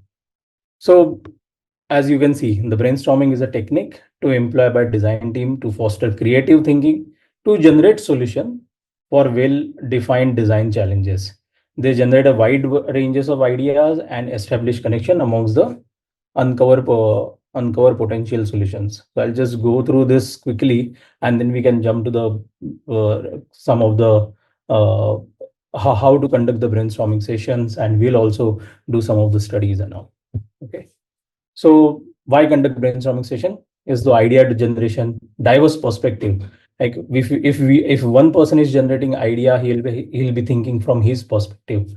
Okay, he'll be having his past experiences. Accordingly, he'll be having a social environment in a of where he might have grown up. Okay, so he'll be thinking from that perspective. And when there are multiple people with various backgrounds, when they come along, they have a very diverse perspective, as you will know, and they can contribute to the best of the best ideas, and that can be combined and create a outstanding product. Okay, of course it's for problem solving. The problem has to be there, so that we'll be brainstorming on those particular topics, and okay, to encouraging participation. Okay, step for conducting brainstorming. We'll go through this as in. Okay, let's do our brainstorming session. Okay, so what we can do, we can let's say let's give ourselves a problem. Okay, let's start with developing a personal finance management app. Will that do? Let's try and see uh, what kind of ideas we get. Okay, we need a simple font. Personal management, personal finance management app. Okay, so this is a topic for us today. We'll do some brainstorming on this. Okay, so the objective I was talking about, the objective is how we can create this app that helps user track their expenses and budget efficiently, uh, uh, and help in save more money, right? So this particular app gonna make user to track expense, budget efficiently, or save money, and whatever that comes out of your mind, guys. So when you would go for the such kind of brainstorming studies, what you need to do is like you need to have participants, right? And depending on the problem, you will be making sure the participants are that having such some kind of a background in related to the problem itself. So currently, this is the for this problem, it's a finance management app. So maybe you can think of, let's say, financial expert you can involve in your brainstorming session, or maybe some potential users like of having various backgrounds, let's say students or professionals, working professionals or freelancer. Just try to get the varieties of people, varieties of experienced in the same room, and you can give them a sticky notes, markers, and prepare a whiteboard, and you can set up some timer as well. Okay.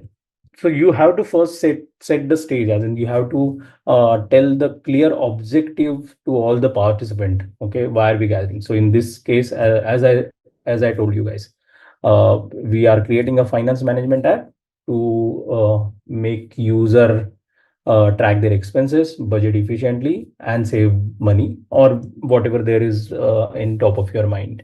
Okay. And of course you will be setting some time for this particular activity, so that the fundamental is like you every participant, we do the first rule is nobody will be judging them. Okay, so whatever the ideas that you guys would be having, we can just you can just write it down on the sticky note, and then put up on the whiteboard that you would be having, right? So of course, you will set up some timer, let's say 10 minutes, 15 minutes, 30 minutes, depending on the complexity of problem. You would always want to give some time for your participant to think and to put up something on their sticky notes, right? And then you would ask participant to write down their ideas, and of course encourage them to think creatively, and to consider all the aspect of the problem. Okay, set limit for the monthly budget. Yeah. Okay. Expense tracking. So maybe user will add their net income. They can add, so then net income is actually kind of a or budget, maybe set limit for the monthly budget as well, same thing. Categorization of the expenses and debit, so that is like their transaction history, you can say, right? Transaction history. Oh, okay, bifurcation on expenses, really nice point. Bifurcation based on expenses. So basically, which is like a categorization of the expenses, right? So I'll write categorization of expenses. Cool. Show statistics. Yeah, statistics. Statistics. Then okay, monthly, weekly. Okay. Okay, planning personal finance to buy homes and cars, right? This is like goal planning, right? So it's like financial goals that the user may have. And then split income into various parts. Okay, that is like categorization, expense categories, same thing. Uh, Depreciation, track on how depreciation they have. Okay, this depreciation, investment analysis and recommendation. I think that will come in the statistics, and maybe we can add statistics and recommendation.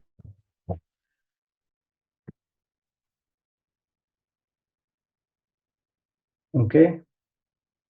Link the bank account. Yeah, bank accounts has to be there, right? So that the app will know how much how they are spending basically, or maybe they can check their balance or something like that. Tax planning and management. Okay. Tax planning. Insurance collaboration. Okay, this is going to be a like super app. Like user won't need any app because it has everything, right? Insurances, uh, maybe users bills, or maybe recharges, or like the financial expenditures, like let's say, let's call it bills itself. So insurance is bills kind of a categories itself. Expense categories, yeah, multi-color currency, international support. Yeah, that is a good feature, I would say. Multi currency. right? So they have to think about the forex charges and all of those things. Expense alert. So alerts is like notifications. Expense alerts. So maybe we can give alerts for if they have say set up something for auto pay or something like that. Okay, so you would say everybody has lot of ideas, right? And so considering those ideas, so this is like we are diverging, we are thinking how we are not judging the any particular idea, we're just accumulating all the ideas that are coming in our mind and just jotting them down. This is basically called the brainstorming. So that, and as you guys are mostly I think say learning for the UX UI design, so I consider you from the design background itself, or maybe you guys have come from the other background itself, like engineering or uh, commerce or any other various backgrounds, right? So you might be bringing your own perspective into this, right? How you are seeing this particular financial planning app, right? So this is what brainstorming session is all about, to get all the ideas on the table itself. Okay, let's now see what is mind mapping. Okay, now we have all the ideas, right? Okay, let's make this as a huge title. Okay, so now we have this idea. So are you able to see if we can categorize this idea, or just find some sense out of these ideas, as in which are let's say can go well with each other, something like that, right? So what I see over here, the branches that we can come up with, the first branch that I see is like expense tracking. Let me just mark it. Okay, so this is expense tracking. Would go well with expense tracking? As in I think the automatic categorization also makes sense, because we are tracking all the expenses. Then maybe integration of banks also, like having bank account. Like this is how we can the track the expenses, debits and credits as well. And maybe the financial, we had written statistics and recommendation. So I think this makes a good group of where we can track all the expenses, categorize them. Based on the categorization, we can throw up some recommendations. And this is, of course, user might have different bank accounts, so all in one we can make a categorization, right? Let's see if we kind of get another group. Okay, maybe another group can be this first one. Let's say budgeting. Okay, let's see if there is any other that matches with the budgeting. Okay, so like user can create budget. User can also track their budget. We haven't written it, but user can track their budget also, but that is okay. Expense alerts also can come with the expense tracking. So I would make it yellow itself. Okay, net income. So financial goal can also come like a setting budget. Like we have some budget, we are following some rules, and we'll make some expenses likewise. Your this can also be your kind of a goals. Like you want to set limit for your bills, or maybe keep a track on. You might have said got some insurances as well. Okay, which comes under your financial goal itself, right? Then another section can be your tax planning. So this is more on the planning section. So you can plan your taxes, and also we can. I would just add one more to this, which is just coming in my mind, which is like you can actually track investments as well, right? Investments, and those will also have kind of reports. right? Your tax planning will also give some of the reports. Your investment tracking also gives some of the reports. So maybe reports can be part of that thing. And yeah, this reports would be more. You might get confused with the statistics and recommendation, but this is not a statistic recommendation. This is like financial, how this particular app can help user grow financially, that kind of a report, right? So maybe we can break this recommendation here. This is just a statistics. The reports can be more of a kind of a recommendations, right? And I think transaction history would come down to the yellow thing itself, which is like tracking this thing. Net income also is the yellow part. I see that multi-currency can be a new, it's kind of a new feature. Depreciation is kind of a feature, I feel like. Okay. Yeah, I think this is okay. So what we do after the brainstorming, we can just categorize all of this thing, uh, and then we can uh, see if there are more ideas to this, as in more branching to this, right? So let's say depreciation, bank accounts, expense alerts. This comes down as a different set. Okay.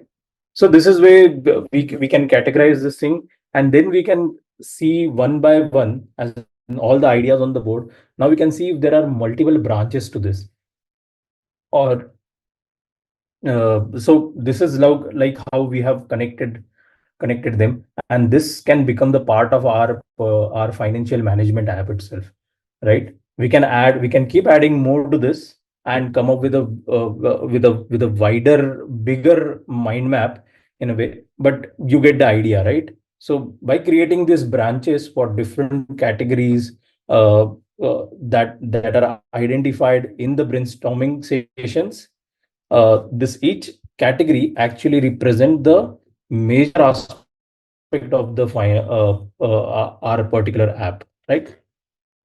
So all of this categorization help us now kind of visualize this particular app, and how, and we can then on the basis of this uh, particular points, we can say, okay, these are the features that we can come up with to create this financial management app, and that will solve users problem, or at least the problem of the participants that are there in the brainstorming session, right?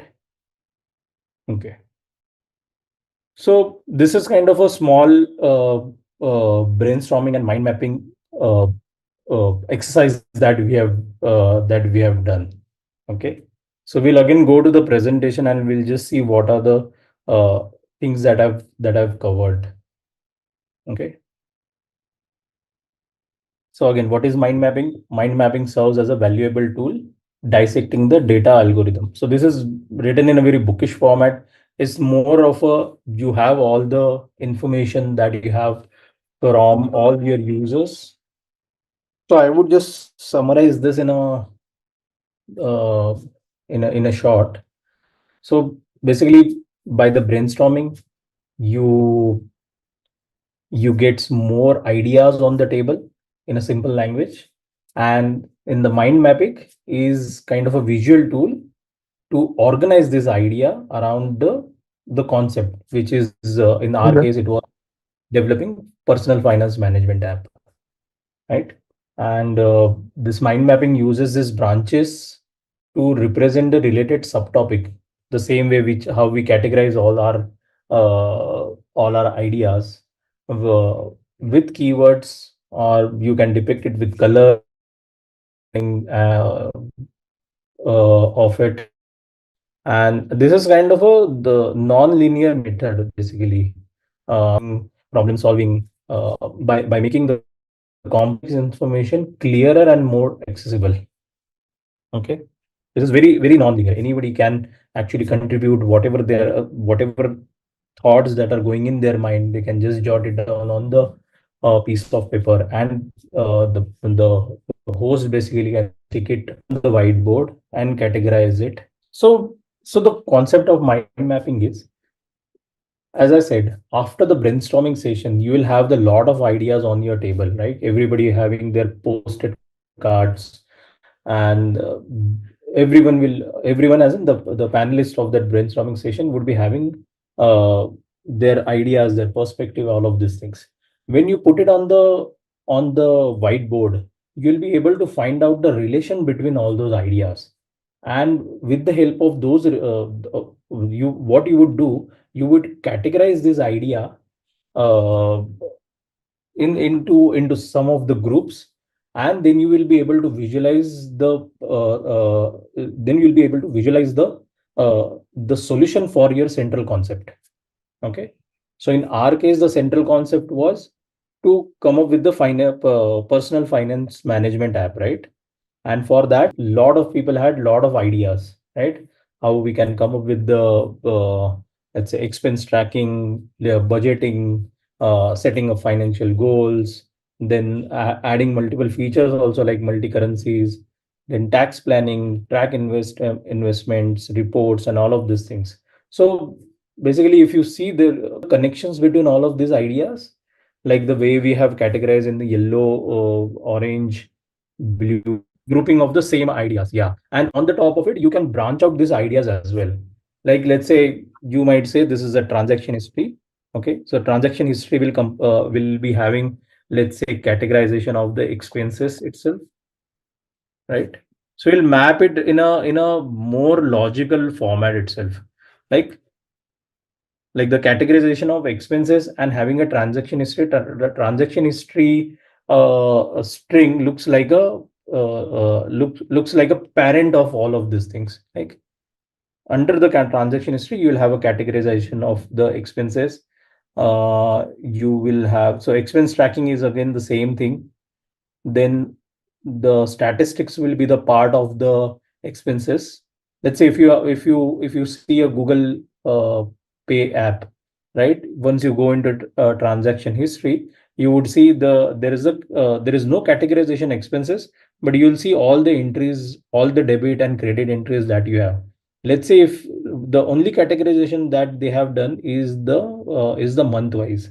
Okay, so in the August month, whatever the debit or credit that you would do with the GPay app, they will be sitting in the August section itself, right? So this is like like you just connecting this particular ideas that you have with each other, and that is how you are creating the mind mapping, so that they all make sense and they always belong to some of the categories. So if you observe yourself, you are basically creating a mind map itself, right? When you say account Yeah. becomes a parent.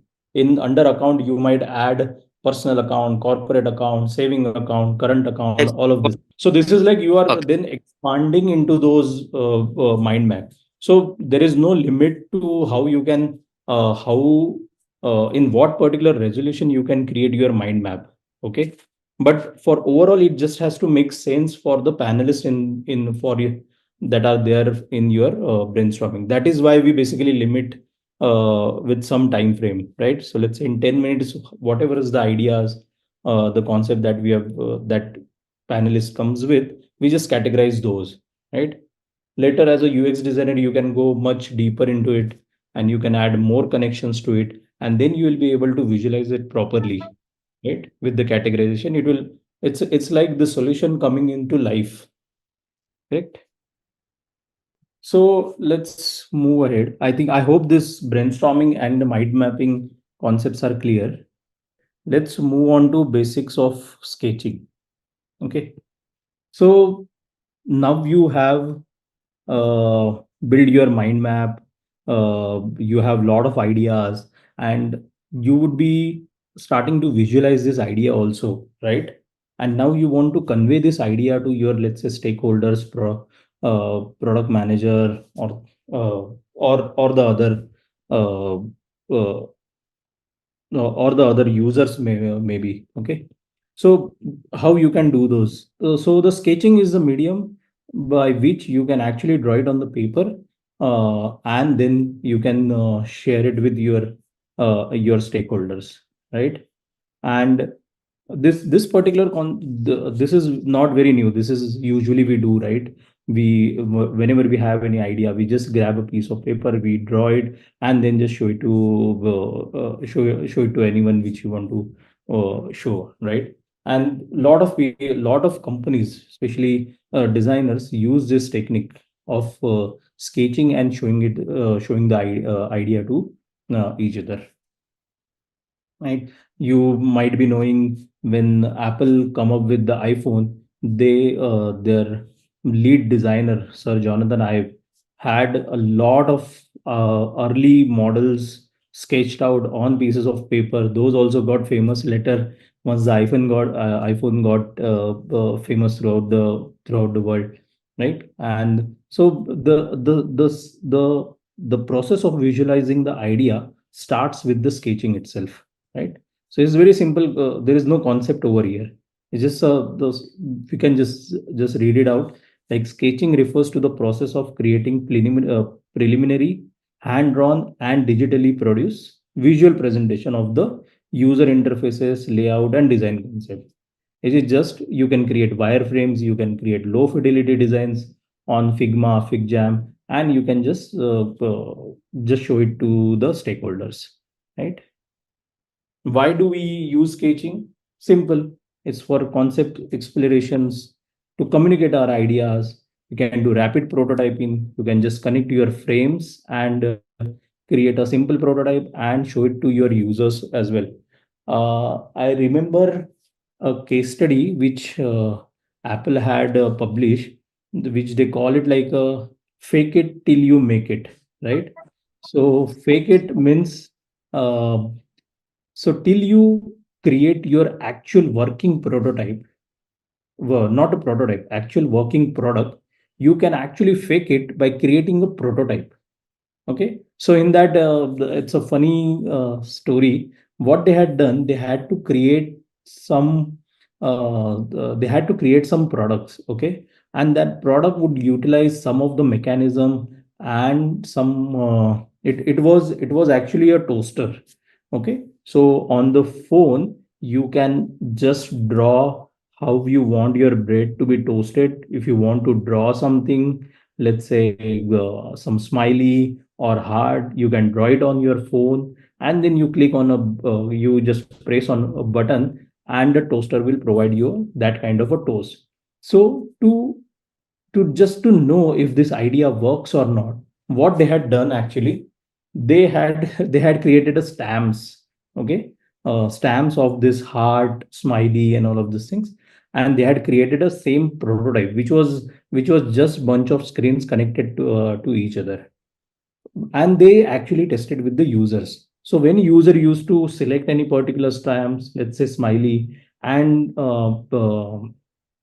press on a button of, let's say, toast it or print it, the there was a toaster, and behind the toaster there is an actual guy with the stamp who used to actually stamp on the piece of bread, and then he used to put it on the toaster, and then the toaster would come out with those particular thing, and user you were just going, oh wow, this is a good product, and they would share their they would share their feedback to the designers, right? So that is why the sketching or rapid prototyping comes very handy. So that is why it was called fake it till you make it. Okay, used for problem solving, quick visualization, and of course collaboration. You will show it to your users or stakeholders, you will get the feedback, and then you will iterate. Okay, so steps for sketching, they're simple, as in there's not a complicated concept over here. It just you sketch it, you show it, you get the feedback, and just keep on doing this, right? Pros and cons of sketching. So pros is like you can effectively communicate your idea. It is much faster. The cons is like lack of details. So one funny thing happened with us is like we were working on one project, and we shared our first wireframes. Okay, and the company to which we provided the wireframe thought it's a final design, and they went on to say, okay, now you can develop it. Okay, so then we had to tell them, okay, no, no, no, this is just a wireframe. We'll be coming up with the design style guide, and we'll be adding branding to it, and we'll be creating much polished version of it. And that is so, sharing wireframe, you have to always tell your user what are you sharing as well. If you're sharing wireframes or idea which are not that on a finish level, there might be misunderstanding. This is just comes in the cons. And it's a limited realism.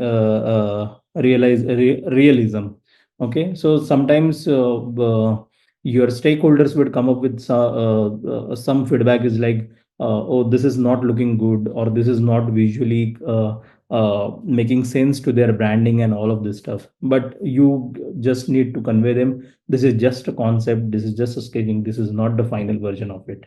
So sometimes you would find uh,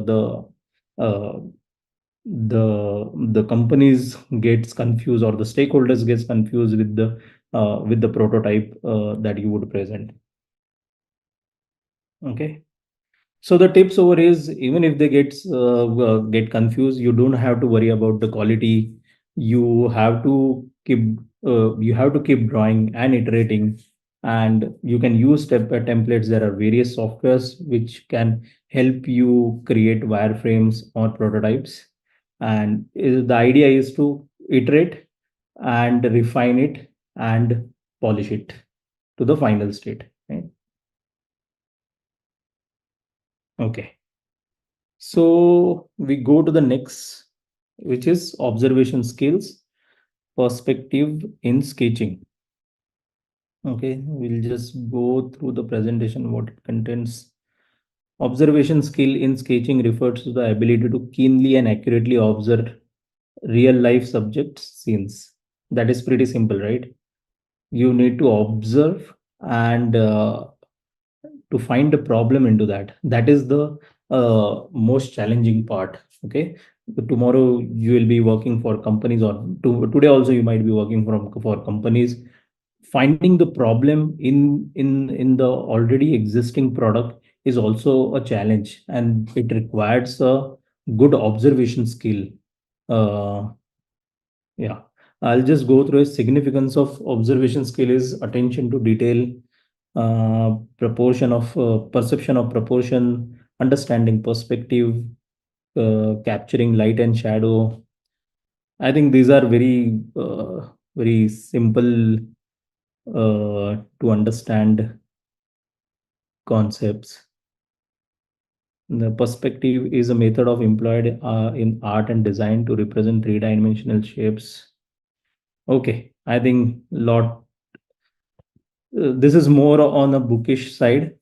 I'll tell you more on the practical side of it. Okay, I'll share you some of the stories where this uh, observation skills, how the skills has help multiple companies grow their businesses. Okay, so I would give first example of Airbnb. So during the early testing, Airbnb designers observed that their users had difficulty understanding different types of accommodation and filtering options. Because if you see Airbnb and the other hotel industry, it is quite different, right? It is quite the Airbnb's proposition is quite different than the other hotel industry. Hotels, I mean to say, which are 4-star, 5-star, where you go and as in book a room and all of those things. Those kind of hotel concept is pretty different than the Airbnb. Airbnb provides you the experience. You can stay in farm, you can stay in villas, or uh, and mentions also, all of these things, right? So the user were not able to figure out what are these filtering options. Okay, and this was Airbnb's designers observation, that they then simplified the filtering options and provided the clearer description and images of the accommodation types. So let's take for the Airbnb early website. Okay. So when they had come up, they were associating their product with the other hotel products itself. So if you go to, let's say, Make My Trip, let's go to Make My Trip. What do they provide? So if you see, if I go to hotel, they provide you a simple form where you want to see this property, check in, check out, guest, and all of those things, and then search, right? So the same model they were earlier also established in their early website, which was like this. But their value proposition is not as per the hotel industry, right? Their value proposition was different. It was more on the experience part. So this was their observation. Okay, this is not working out as per the hotel society. So if you see the current Airbnb website, just go to current Airbnb website, you would see all the filtering option upfront, right? So over here only they are showing the Airbnb's value proposition. So what you would get amazing views. You'll get to see live at the farms, uh, designer interior or designer bungalows, lakefront. They have some categories called oh my god. So you can see the value proposition now coming out, which was earlier missing in their design, in their product itself. So that was their observation. Okay. So the another I would say is the Google Map. Okay. So Google Map team observed that their user often trouble with the navigation while they are driving. Okay. So when you are driving, you might see it on the map. Okay. You have to look for that particular screen. You have to find out, okay, you have to take a left turn or right turn and all of these things. So there was a friction in their experience, right? So what did they come up with? Okay, as a product, it was self-sufficient. Okay, you have the map. A lot of people use it that way. They just while driving, they just see it on their dashboard. Okay, you have to take left and right turn, but they didn't stop over there. They observe there is a friction, and they come up with a more intuitive voice navigation prompt, right? So now when you turn on the voice navigation prompt, it automatically, when there is a left turn or right turn, or whatever, you have to drive to this much kilometers to take left or right or turn about, all these prompts it gives in a, yeah, in an intuitive format, right? So this is how they observe and come up with this thing.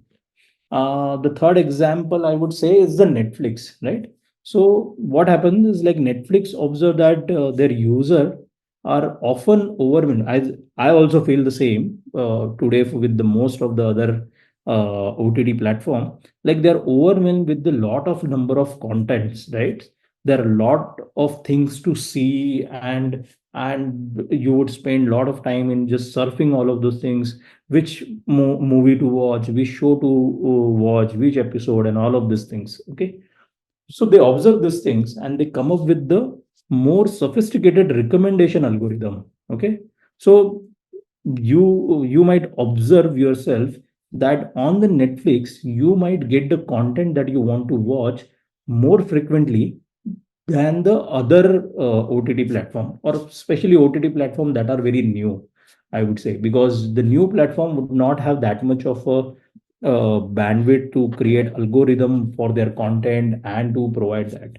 But Netflix has figured out that, right? It shows you on the basis of your viewing history, your preference, your demographic wise, and they consider a lot of these things, right?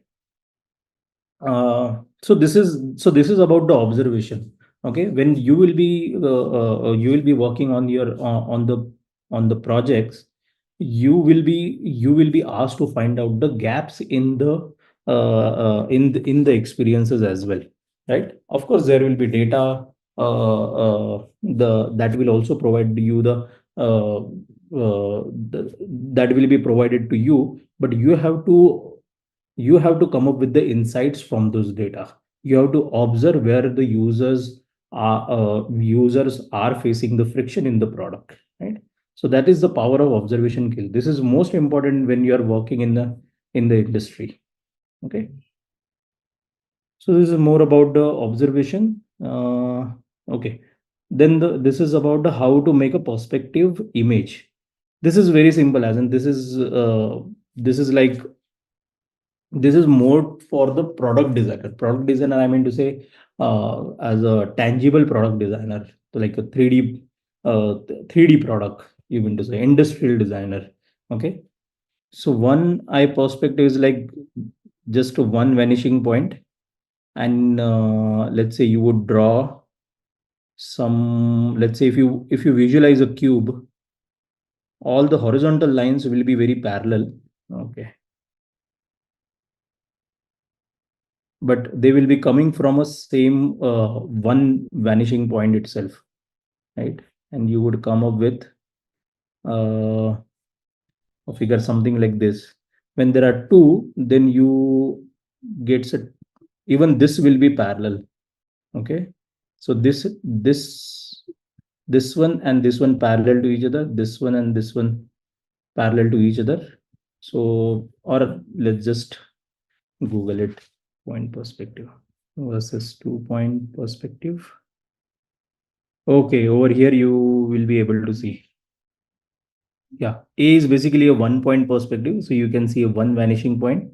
All the other lines are parallel. Only the lines that are coming from the vanishing points uh, are not parallel and meeting to the vanishing point.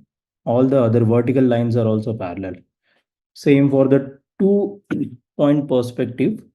There will be two vanishing points. So you can see uh, this line and this line are not parallel. They are meeting at the vanishing point. Even this and this are meeting at the vanishing point. But the vertical lines are parallel too. And the third point perspective, all the lines, no lines are parallel actually. All are meeting their respective vanishing points, you can say. Okay. Going back to, yeah, so there are 1 point perspective, 2 point perspective, 3 point perspective. It's the points just represents the vanishing points.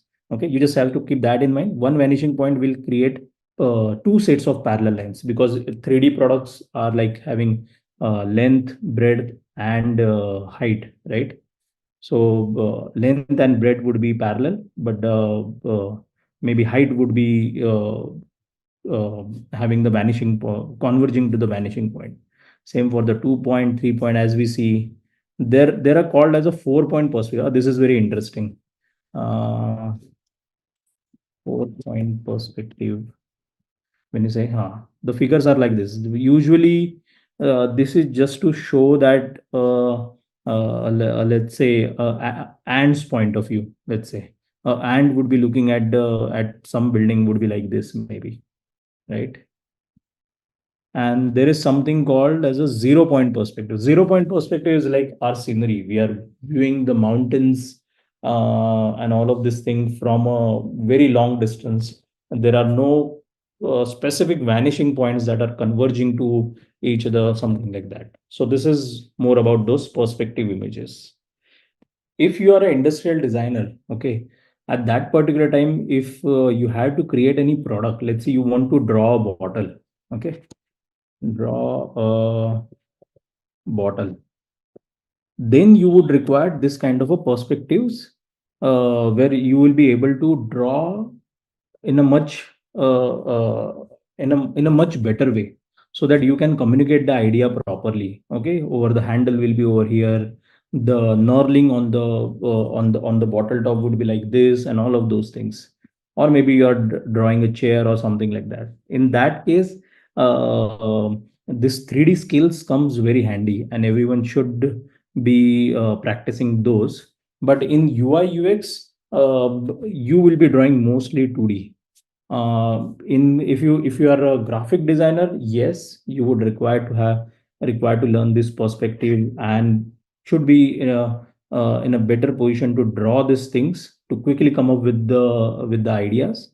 If you are a logo designer, of course, it's good to have this skills.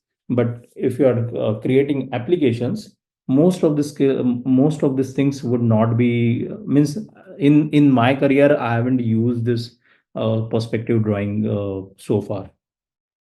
I have been creating wireframes and a lot of 2D sketching itself, not the 3D and 4D or this 0 point. 0 point you can do as an artist for fun.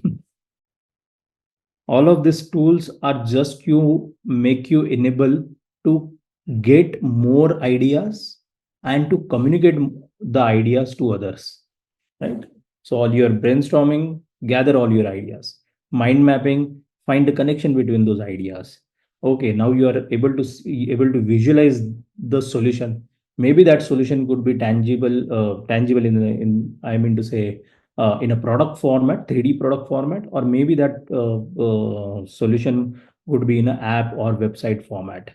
In any of these phases, you would require a sketching skills. Uh, a good level of sketching skill is good to have a to communicate your ideas to someone, right? Okay, so I'll move forward to the Scamper and creative visualization. Okay, so what is Scamper? Scamper is a methodology developed by Alex Osborne in 1953, can expedite and enhance the brainstorming process by encouraging creative exercises that yield innovative and novel ideas.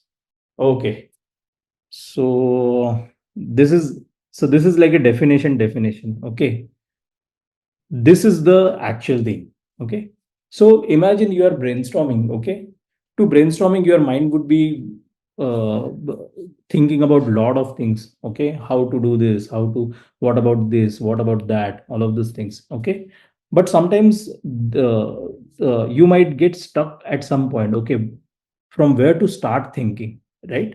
These are the 7 tools that will trigger some of the thought process in your mind. Okay, so we can go through it. Is like substitute, substitute with something else. Just I'm just reading it out. I'll explain you with some of the example, then you will be able to better understand this. Okay, substitute. Okay, so you replace with something. Combine, you add something into your idea. Adapt, okay, you adapt to the new use case. Okay, your user might be using in some different format itself, so you'll be adapt to that, or you want user to adapt into the idea. Modify, you can modify these things. uh, P is actually put to another use actually. So uh, I can explain, as in there can be a lot of things, as in you can put to another use. I'll come to that later. Okay. Eliminating is like if you just eliminate certain part, how the product will be. If you reverse the use, how the product will be. Okay. So imagine, you can imagine any problem. Okay. And you can think about how can you substitute this particular idea in this idea. Okay, how you can combine. Okay, you have a different idea, how you can combine these particular ideas. Okay, so this will trigger a chain of thoughts in your mind, so that you will be able to come up with some of the ideas faster. Okay, let's take an example of a water bottle. Okay, uh, the object is a simple water bottle.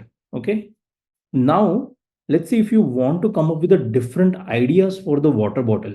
Okay, how can you think of it? Okay, let's start with substitute. Okay, let's say water bottle, the object that we have, water, simple water bottle is made of a plastic. Okay, how can you substitute, use the substitute method to come up with something different, but it will be water bottle itself. Okay, so if I say let's replace the plastic of that water bottle with some eco-friendly material. Okay, so you are substituting plastic with the eco-friendly material.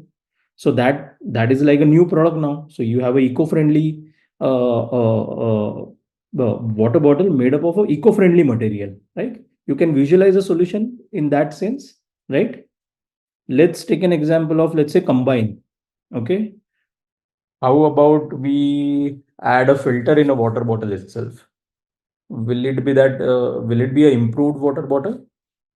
Or you might have seen some of the water bottle that come off with the with the kind of a pouch where you can put some pudina and all, and whenever you will drink water bottle, it will enhance the taste of water, right?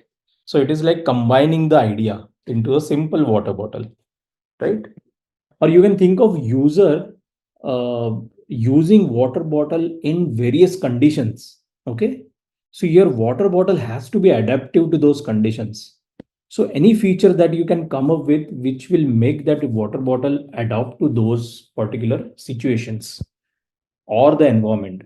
The one that is coming in my mind, let's say you're going for a trekking. Okay, you won't like to take the simple water bottle. Maybe that trekking would be exhausting. You might have to climb onto rocks and stuff like that. So if your water bottle is not is kind of a soft water bottle, it will fail to contain the water, right? It will might get poked, or the water will just spill out or something like that. So you might want to make a outer shelf or a rugged design, right? A bottle which is very rugged, so that even if you strike it, you can use it like a hammer also. Your bottle is adapting to those particular situations, right? You are adding a feature so that it is adapting.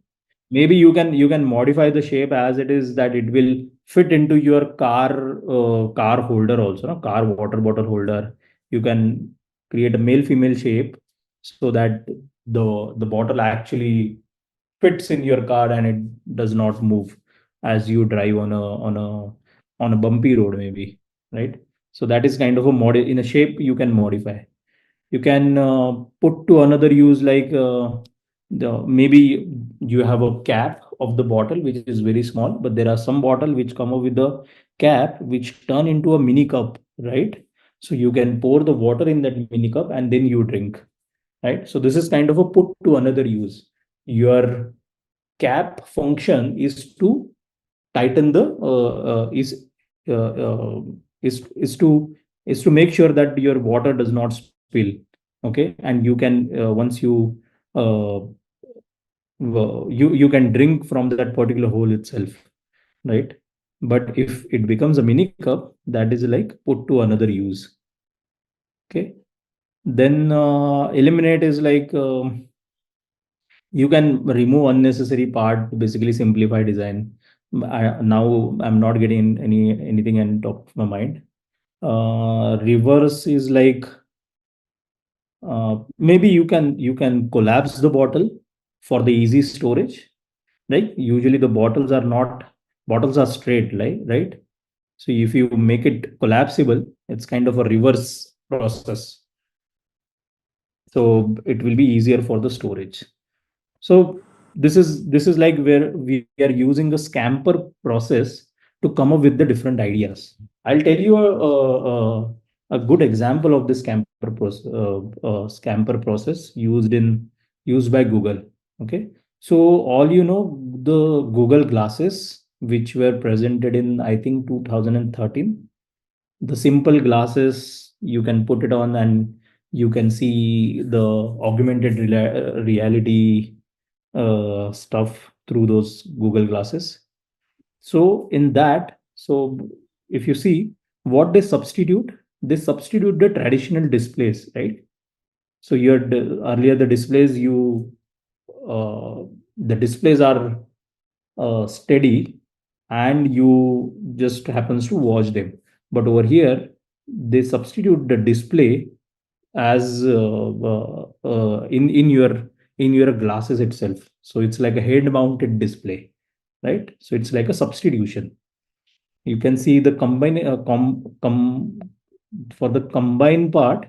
You can see they added the other added the wearable functionality, right? They have added the speakers into it, so you can listen to the voice. And also they added a smartphone functionalities, so you don't have to carry your smartphone also, right? So all the smartphone functionality combine in the in those glasses, right? For the adaptation, they adapted the voice recognition technology for a hands-free interaction. Earlier, what you have to do, you have to use mouse or trackpad to actually navigate through your system, right? They use the voice recognition, so it's like adaptable to the hands-free interaction.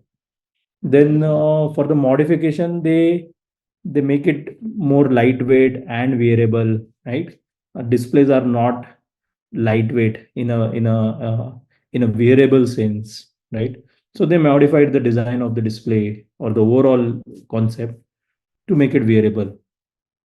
Put to another use would be like they use the camera and display for the augmented reality application, right? The camera usually is for the capturing the screen and displays to watch, but they combine it and make it like they can display the augmented reality applications, right? Eliminating, there is no need of mouse, no need of trackpad and all of this. So eliminated all those things just to have a hand-free usage. Reverse is like earlier, as in not earlier, the reverse is like you used to go in front of the TV to see it. Here the TV is actually coming sitting on you. You can move anywhere, TV moving with you. Right? It's a kind of a reverse functionality that has happened. So this is how the Google visualize and imagine the Google glasses in a scamper process, we can say. We can go to, okay, let's see. Again, how to apply this to UX design. You can just read it through. It's the same thing. Whatever you're brainstorming, you just need to see, okay, what if this functionality we added in over here? Can we combine these ideas? Can we eliminate all the distraction, all the artifacts which are not helping? Okay, so we can we eliminate these things and create a better product? All of these things you have to think while you are working on any particular project. This will help you come up with the ideas. How to use the scamper technique, as I said, just we demonstrated with the water bottle improvisation, right? Then what is creative visualization? Creative visualization involves mentally imagining and picturing design ideas, user interaction and user experience before putting them into physical and digital form. So again, it is very straightforward. So whatever the solution you have, you nobody has to tell you, right? You imagine this thing. Whatever you are saying, just imagine. It is normally we imagine things. Whatever, okay, how it would be like this, how it would be like this. It's maybe it depends on the imagination power also. Some people has such a good visualization power that they can completely visualize the artifacts or the solution, and then they can directly sketch it out or create a 3D model or something and then show it to. So as in guys might know the Mr. Tesla, who was the inventor of the AC electricity current. Okay, he basically used to visualize the complete mechanism in his mind, and then he used to put it on the drawing, and then that particular product used to come into life actually, right? So it requires a lot of good visualization power. Steps for creative visualization. Again, all of this brainstorming, mind mapping, concept exploration will actually uh, uh, bring down you to the creative visualization, right? So let's come to this concept, which is crazy eight. It's like crazy concept itself. It's like a fastest finger first from Amitabh Bachchan, or maybe Karan Johar ka what do you say, like so rapid fire round. It is kind of that itself.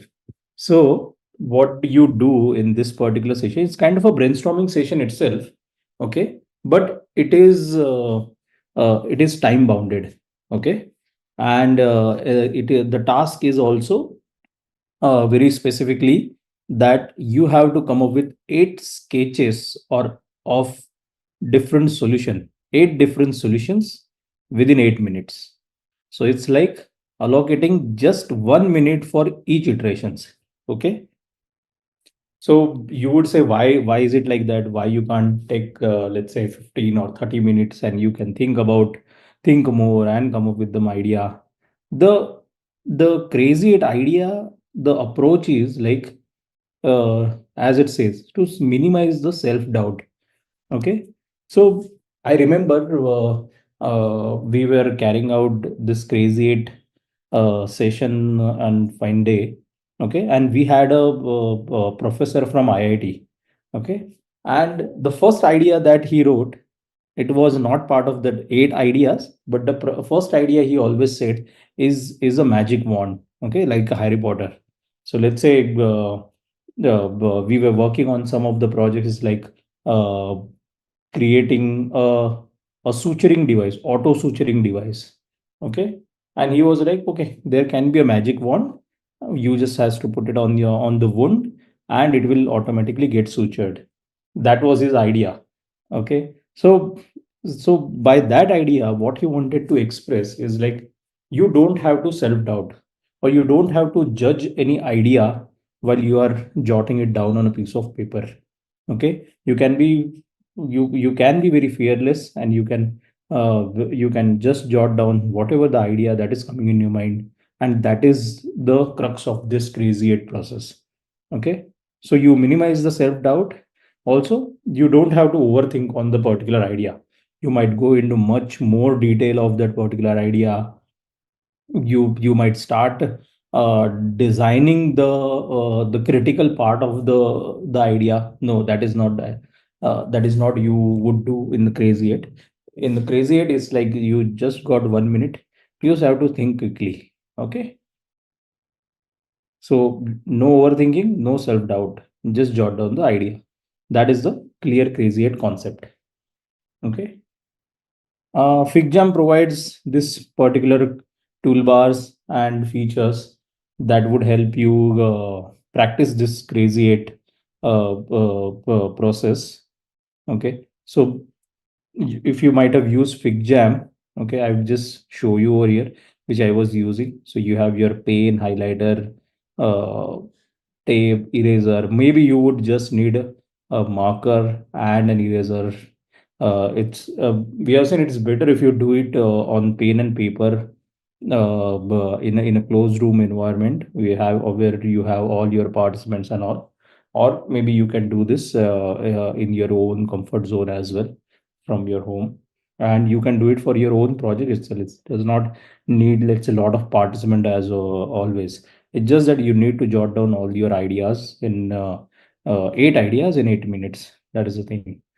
So we didn't use this particular tool for this crazy feature. We always have people in our design studio, and we sketch out the idea and put it on the whiteboard. So it's a faster technique to come up with the with very frugal or very simple ideas. Okay, as it does not give you much of a time to overthink on the particular on a particular idea.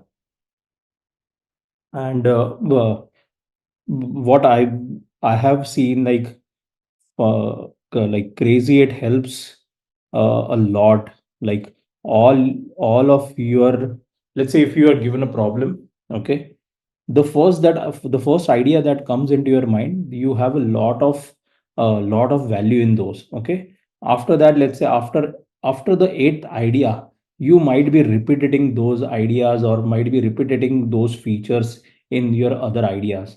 Okay, so it all get very repetitive, but first 8 ideas are very very distinct from each other, and you get the value from those ideas itself.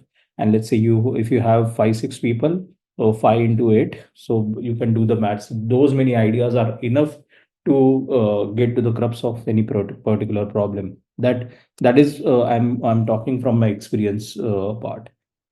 Okay, what is the difference between the crazy eight and the brainstorming process? I would say there is no uh, uh, no substantial difference between the crazy eight and brainstorming session. It's just the brainstorming session which is time bounded, and you basically have to come up with the 8 different ideas. uh, Currently on the top of my mind, I'm not getting any example that I have read of using any particular company using crazy eight technique. uh, Maybe on over the internet we might be able to find out. Okay, so the crazy eight idea. So in the financial app that we were discussing earlier, okay. So if we had to do it in a crazy eight way, okay, what we'd do, we would as we would jot down our ideas on, let's say, any piece of paper, whether it be post-it or any paper, but you would do it in your own time, as in every minute you have to come up with the particular idea. Okay, so some came up with the expense tracking, net income, tax planning, and all of these things. So for this particular exercise, it feels like very simple that you can quickly come up with all of these things. But the crazy eight usually do it in a what do you say? Yeah, it's on an individual level basically. So you have your, let's say, set of panel of let's say a few people, and they would come up. They would just write down the ideas. They would not share it with anyone at the start.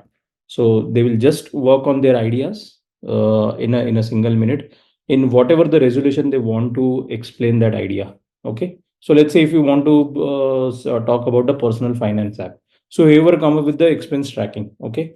So it's a momentarily idea, okay, expense tracking. But what in expense tracking? So you can just explain it in okay, what is expense tracking, so that user can track their debit as well as credit as well as any movement of money from their bank, from their own bank itself. Like it's kind of a self transfer. All of this would be come into expense tracking. Let's say then you have to jump to the new idea. Let's say bank account. Okay, in bank account, what do you mean by bank account? So you'd add all your users bank account, all his savings account, all his let's say corporate accounts. All of this will be come in the bank account. So that would be the part of this personal finance management app, which goal was like to help user manage their finance, right? So on that particular idea, you will come up with the idea. You will write in a 1 minute is a, it's kind of a 60 seconds. So you can basically jot down your idea in a much better fashion. So that you have and a single person has to come up with the eight idea itself in 8 minutes. So that is how that work. So as in, if you see the our today's topic is about the brainstorming, right? And these are the tools that helps you in brainstorming. The earlier, the crazy eight, or the earlier which we saw was this SCAMPER technique, right? Creative visualization. These are all the tools that help you do a better brainstorming session. That's it. Observation skills and your sketching skills. This will all help you in the better brainstorming. These are not the different topics, but it's a brainstorming is a bigger umbrella you can think of, under which all of these skills will help you help you uh, produce a better ideas. That's it. Let's say if you can take the example of that bottle itself, okay, and the simple bottle, if you have to come up with, okay, and if I said, okay, our company want to produce n number of bottles, as in the varieties of bottles, okay, what and that should be solving some of the problem for the user. What would be those? Let's say if you want to do a brainstorming session on this in a crazy eight manner, so how it would be, okay. So once your brainstorming or the mind mapping session is done, okay, I'll share you. My screen is a double diamond design process. Okay, let's take this particular graph. Okay, okay. So this what this double diamond technique design process is. So there are four parts to it. One is like discover. Here it says, yeah, discover, define, develop, and deliver. And how you would do that? Discover. Okay, now you have the problem. Okay, and there is something written which is like you don't know about it. Okay, do you don't know what to do and all those things. At this particular time, discover phase, you will be going diverging on the ideas. Like you will be getting all the ideas. It's like being like a baby. You will test everything, you will question everything, you will think about all that ideas that you that you can gather, right? Including the magic wand idea also, let's say. Okay, maybe someday that would be possible also. You can believe on those ideas. No idea can be a foolish idea or a bad idea, things like that. Okay, once you have all those ideas, okay, so you go from zero idea to, let's say, x number of ideas. Okay, now after that you would define. Okay, okay, what is that you want, what is feasible. Okay, what are the problems you think that you need to solve, which are the primary problems that, what are the solutions that would solve users primary problems. Okay, so you prioritize on those basis.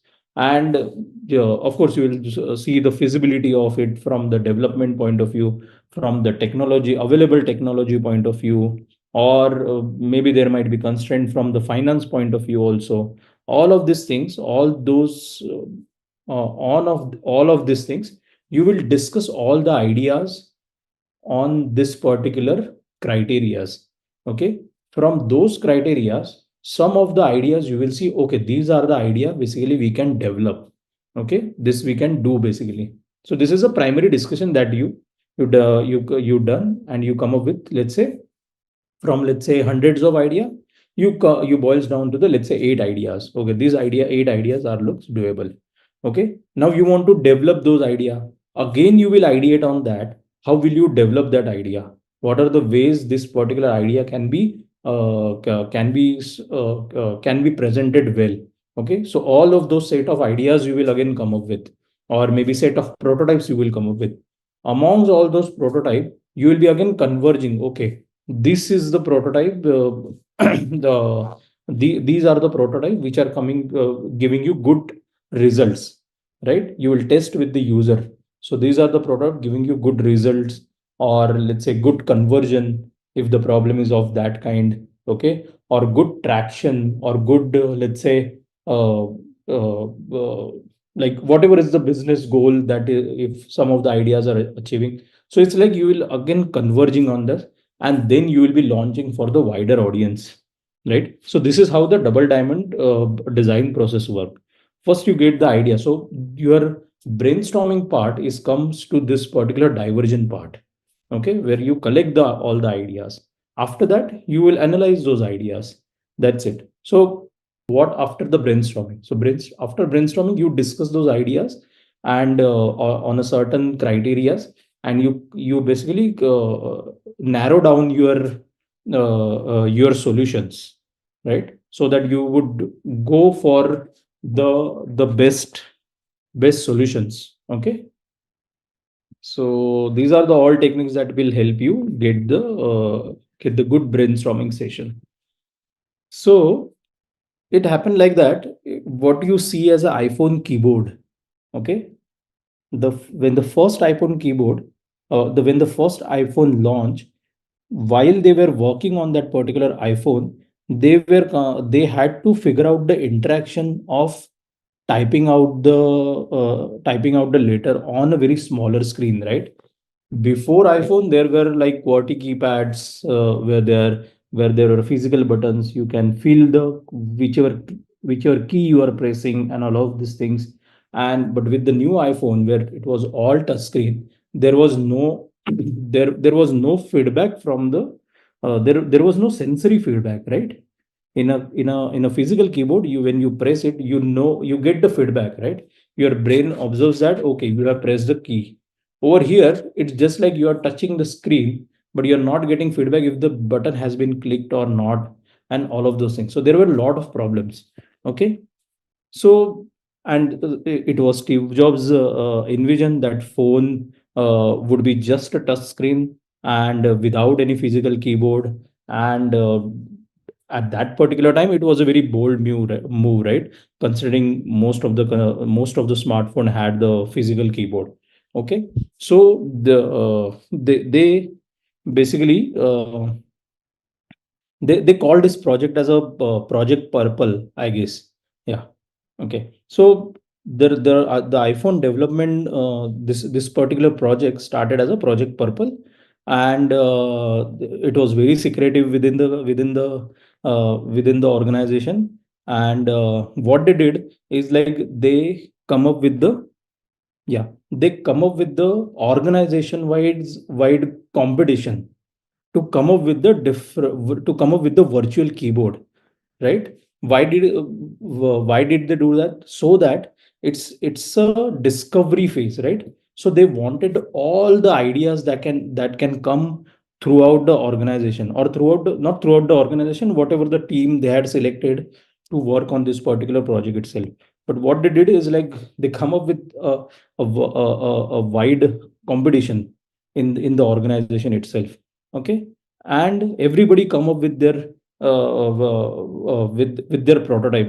It was like that. So Apple had several teams actually working on the different keyboard prototypes at that time, right? Same project, multiple teams were working. So multiple teams were carrying out this brainstorming session, how we can improvise the keyboard and all of those things. Okay, to really able to achieve a better user satisfaction. Otherwise, the iPhone would have failed, right? If user is not able to type, then how can they browse internet? How can they type out the phone contact, or write an SMS to anyone? So this was a very crucial project in for their first iPhone. Okay, so there was a one team. Currently, I don't know the name. Okay, so there was one team. So they figure out the QWERTY keyboard pattern. Okay, so their prototype was also called as a QWERTY itself, and the prototype was designed to replicate the layout of the physical keyboard. Okay, on the touchscreen itself. Okay, the same as a physical keyboard on the touch screen, and it was focused on the touch accuracy and the responsiveness. Okay, so this particular team just work on the same QWERTY keypad, so that user don't have to relearn the way keyboard work, but they had to figure out how the touch accuracy and responsiveness would work. Okay, there was another team which actually come up with the which developed the prototype with very innovative features such as auto correction and the predictive text. Okay, so that particular team was like, okay, even if user type a wrong key, still it will figure out what is the user want to type. Okay, it will predict the text. So that is another team that come up with this thing. Okay, and then the other process involve extensive trial and error with the countless iteration and refinement. The Apple basically conducted very rigorous user testing to gather the feedback and the improvement. So that means from all the company wide organization, from the competition, they had lot of prototypes. Amongst those prototypes, they selected few of the teams which were working on the very innovative ideas. Those ideas, then they remove all the other prototypes, and they focus on only those ideas which are very feasible and can achieve the maximum user satisfaction. Okay, after that, they wanted to how to develop those ideas, right? So they work on the developing those ideas. So to develop those ideas, they had to build a multi-touch, right? So there was another team which were working on the multi-touch technology. And actually, Jonathan, I was part of that particular team. So and so this was the scenario. They had a 3 4 teams which with a really good prototype, After that, what they did after they reiterating all those 4 5 prototype in the sense they were really working as in working prototype. What they did, they combined all of this feature into one keyboard itself. Okay, it was like a final integration of the best ideas and the best feature from all the competitive prototypes. Okay, they eventually they integrate, and currently we have the key iPhone keyboard that we interact on a day-to-day basis, right? So this is how they had used their double diamond design process. They discover first how many ideas they can do, then they define basically these are the ideas are providing maximum satisfaction, then how to develop this. For developing all of those things, they had to again research, and then while after evaluating all those prototypes, they basically again converge basically, okay, all of these functions into one, and then they finally delivered the actual design. So that was the story behind the iPhone keyboard. And it took a lot of research and development from their part of side for what we currently now feels like a very normal or very simple things, we might say. Likewise, next we'll move to the affinity mapping. Okay, so affinity mapping is actually a method used in UX design, basically to organize and synthesize huge volume of data and ideas. Okay, so if you're working in a bigger company like Apple, Google, Amazon, they have lot of data. Okay, the let's say Amazon shopping app or Google Map, they have enormous data. Okay, and from those data, the affinity mapping is actually the technique to identify the pattern, theme, or any insight to that inform the design process, right? So let's talk about the steps in affinity mapping that will give the better idea. So it says affinity mapping, also known as the affinity diagramming or affinity analysis, is a common UX technique. Okay, it is collaborative method for organization and categorizing large amount of data. So it's a huge amount of data actually. How it is different from the brainstorming? So brainstorming, you get some of the people in the room, you give a problem, and they come up with the solution. Okay, affinity mapping is like you have already launched your product, now you are getting feedback from the users. Let it be in a feedback form way, or maybe you might have added few of the data points inside your website itself, so you know where user clicking on your website, after that where he is going, how many pages he went through, or where did he dropped off. All of this thing, all of this huge data, which always provides ideas, and these ideas when you categorize, that is basically called as a affinity mapping. Very similar to the brainstorming and mind mapping, but brainstorming and mapping is, you can say, inside out. Means you get few people in a room, they ideate and they come up with the ideas. This is outside in. You have all the problems and all those things. Now you map those problems to each other and then come up with some pattern to it. Okay, this is a regular method that is used in a lot of organizations. Okay, see, when you categorize the data, your goal is not to come up with come up with a pattern for your website. It cannot be always the same goal. Okay, your goal would be just to categorize some of the data in some of the in a logical categorization, so that you would come up with some solution to those particular problem. You can prioritize those group and then come up with the solution.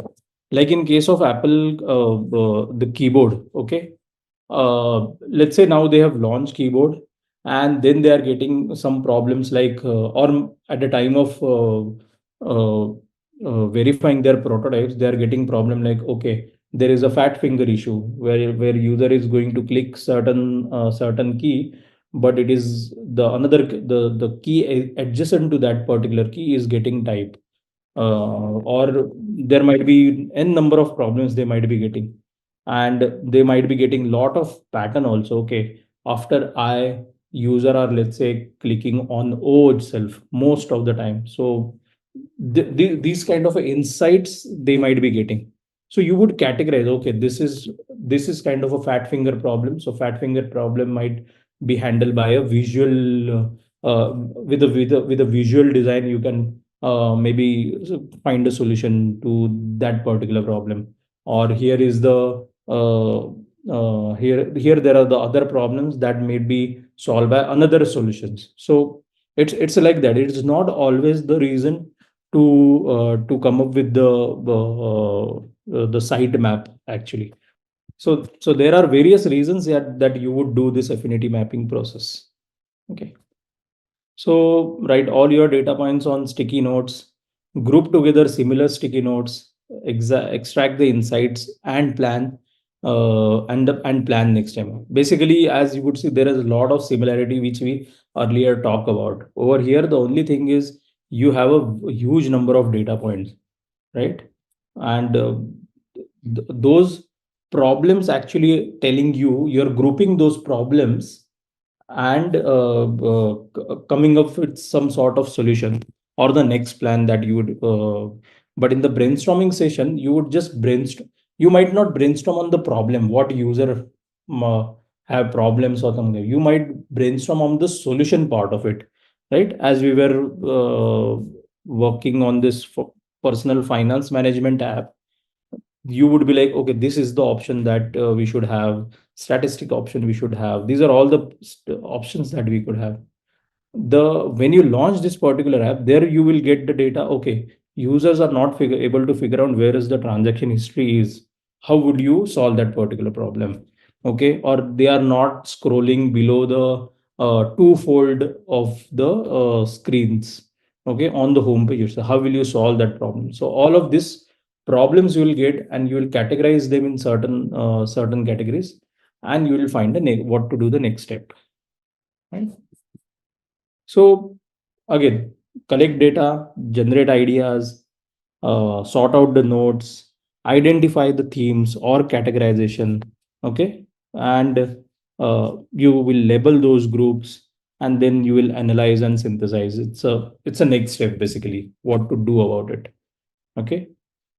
The next is, okay, so this is the same phase we how we were conducting the brainstorming session. This is also similar in the similar pattern. So if you see the some of the insights like gets money from parents whenever needed. So this is like a certain kind of a user base, that data. Maybe this might be the student. Okay, the student gets money from parents whenever needed. I don't know the concept of saving or investing. This is, I think, more like our finance app itself, to that example itself, right? Has freelancing experience, spends immediately after receiving money. So these are all the data points you are getting from your users, right? These are the insights from your users you are getting. And then what you'll do, you will categorize them on a certain sections. Okay, this is the you categorize in a dependency. Okay, gets money from parents whenever needed. It's actually suggests a dependency on us, on your, let's say, parents or something.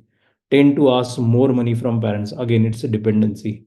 In expenditure, it's like spends in unwanted items, spends safety on shopping and food, spends more on travel, food and shopping. So you get all these sticky notes are more on the expenditure. So you name this category as an expenditure. You name this category as a dependency. This is just an example. You might be having different set of data points for the different set of problems, right? Okay. So after you create all of this categorization, then you can basically prioritize on, as in with all, of course, with your stakeholders, you will prioritize on the certain features that maybe you want to launch next quarter, and let's say some of those things you will launch on the next year, and some of the things you can be planning for the, let's say, long term basing.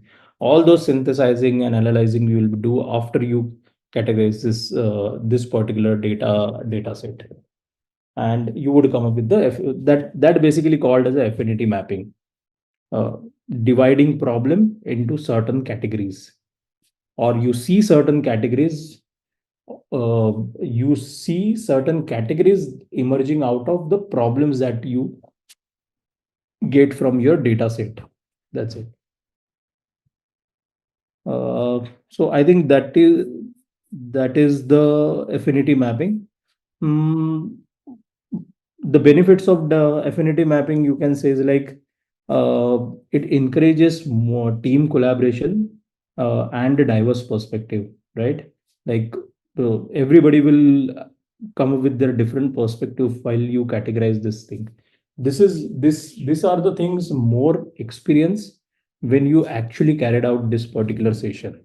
And these are not something like a rocket science. I mean, let's say at your home also, or with your friend also, you can do the brainstorming session. You can do the brainstorming session on the day to day problems that you would be facing also, and you will always come up with the problem.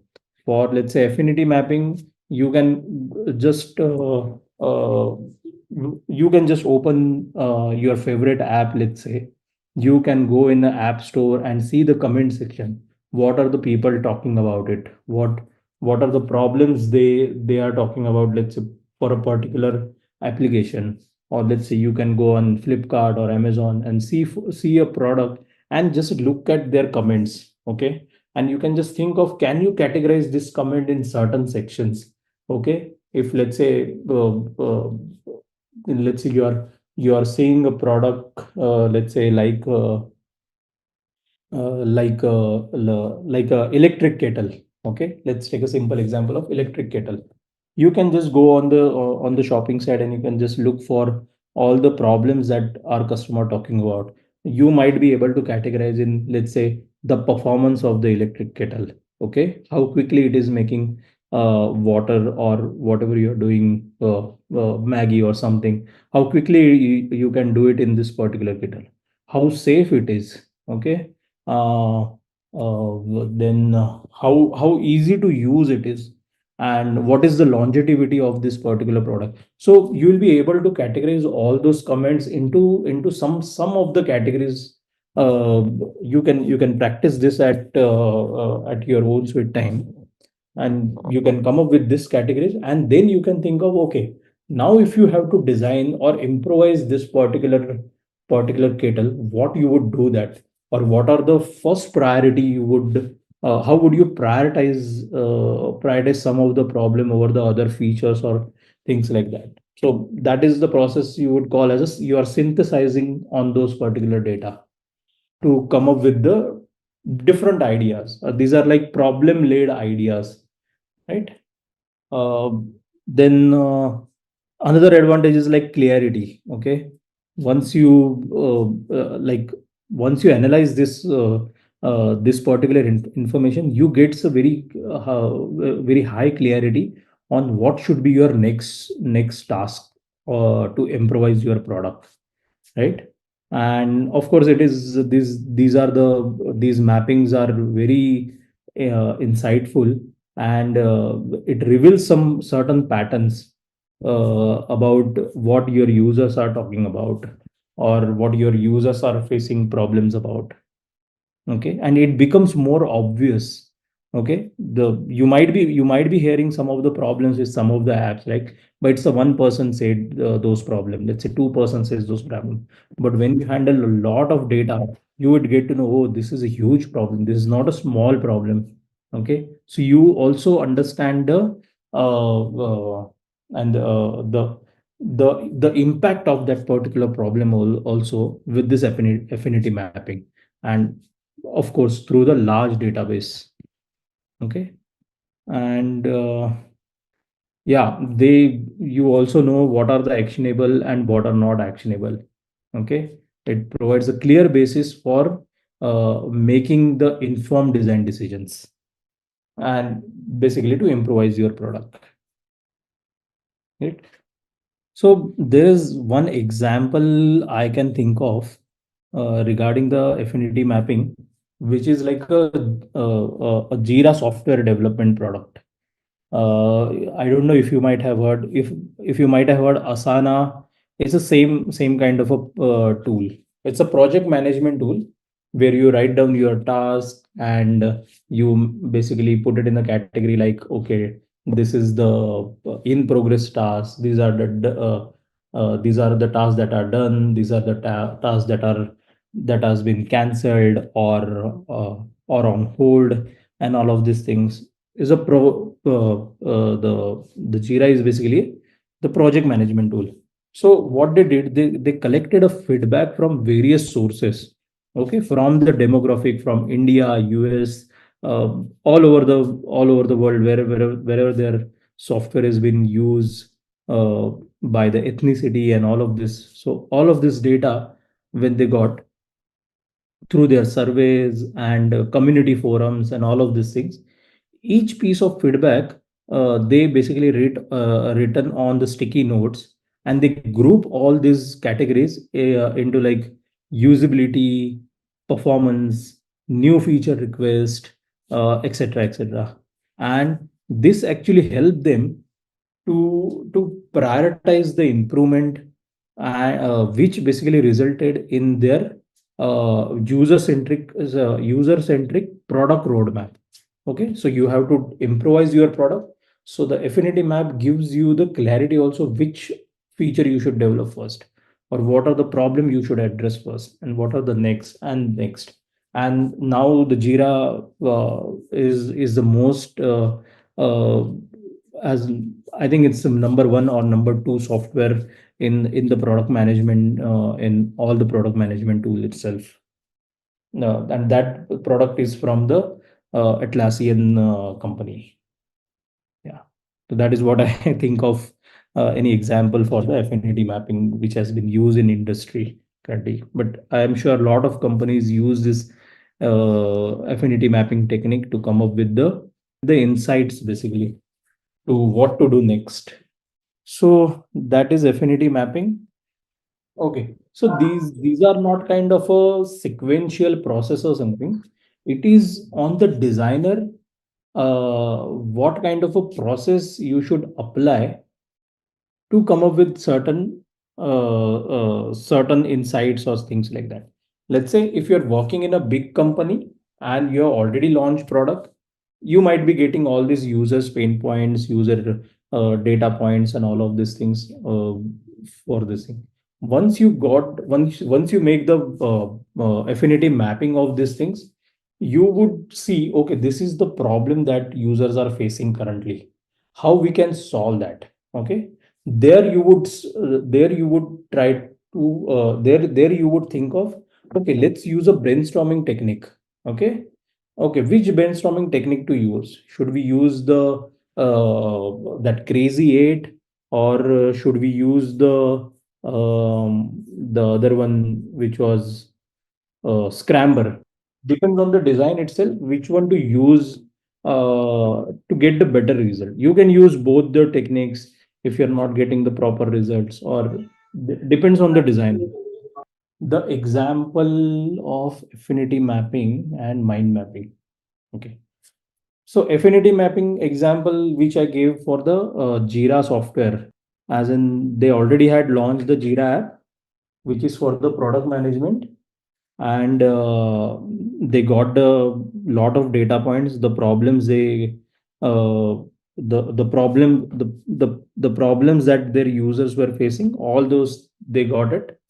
They make the categorization of it, and then they come to know, okay, they have a problem of users are not finding their UI good. Okay, or users are not able to find certain feature of this particular app. So this is what you got from the affinity mapping. Now as a designer, you need to solve this problem, right? So now you would use a technique of brainstorming. Okay, okay, this is the problem. Now user is not able to find this particular feature actually. So now you would sit with your other designers or the stakeholders, and you would brainstorm on this, how you can solve this problem. Hmm? So, our third quiz question is, what does auto layout primarily help within UI design? Our first option is aligning elements manually. Second option is creating responsive designs. Third option is designing static layouts. Fourth option is increasing font size automatically. Just a quick info, guys. Intellipaat offers UI UX course in collaboration with iHub Divya Sampark IIT Roorkee. Through this course, you will learn complete UI UX design thinking, interaction designs, wireframing, and guerrilla testing for a rewarding UI UX design career. This UI UX design course will be taught by IIT faculty and industry experts. With this course, we have already helped thousands of professionals in successful career transition. You can check out their testimonials on our Achievers channel, whose link is given in the description below. Without a doubt, this course can set your career to new heights. So visit the course page link given below in the description and take a first step towards the career growth in the field of UI UX design. Okay. Yeah. So let's start with the introduction of UI design. So UI design is uh, it's a very important skill to have, because whatever the studies or the processes that you will follow, at the end it will comes down to the design, and design is UI design, right? And UI design is where you have to think about more of an interaction. Okay, you know what are the things you want to show it on the upfront, or in the categories, and in let's say when users scroll down to a, let's say, below the we call it above the fold, basically. So when you open any app, what you see is above the fold.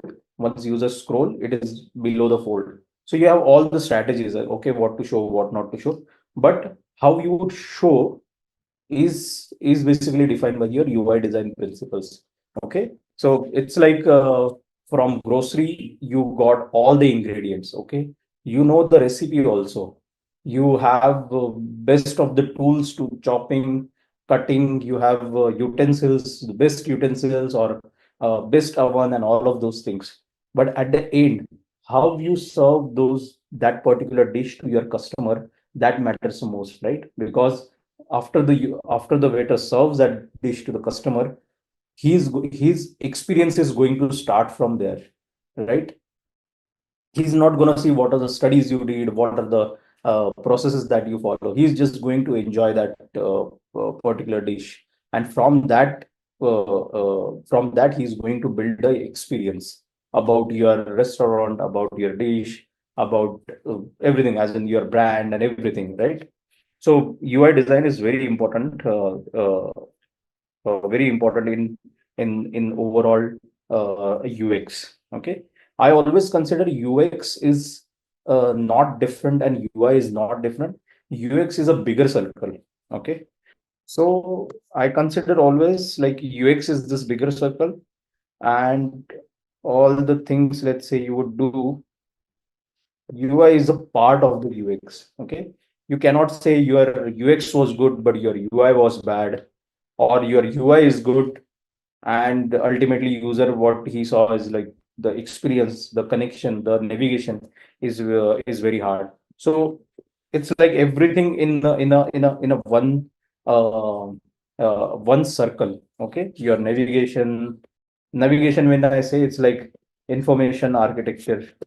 Okay, and all your maybe studies, usability studies, research, and all of those things, everything basically comes down to the user experience.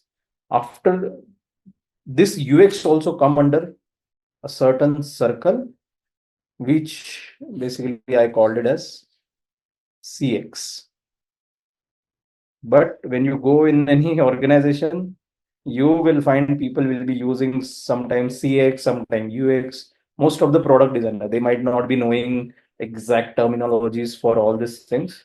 But what usually the designer should talk the language uh, pretty clearly, right? To communicate their ideas clearly to the stakeholders and all. It's our job, right?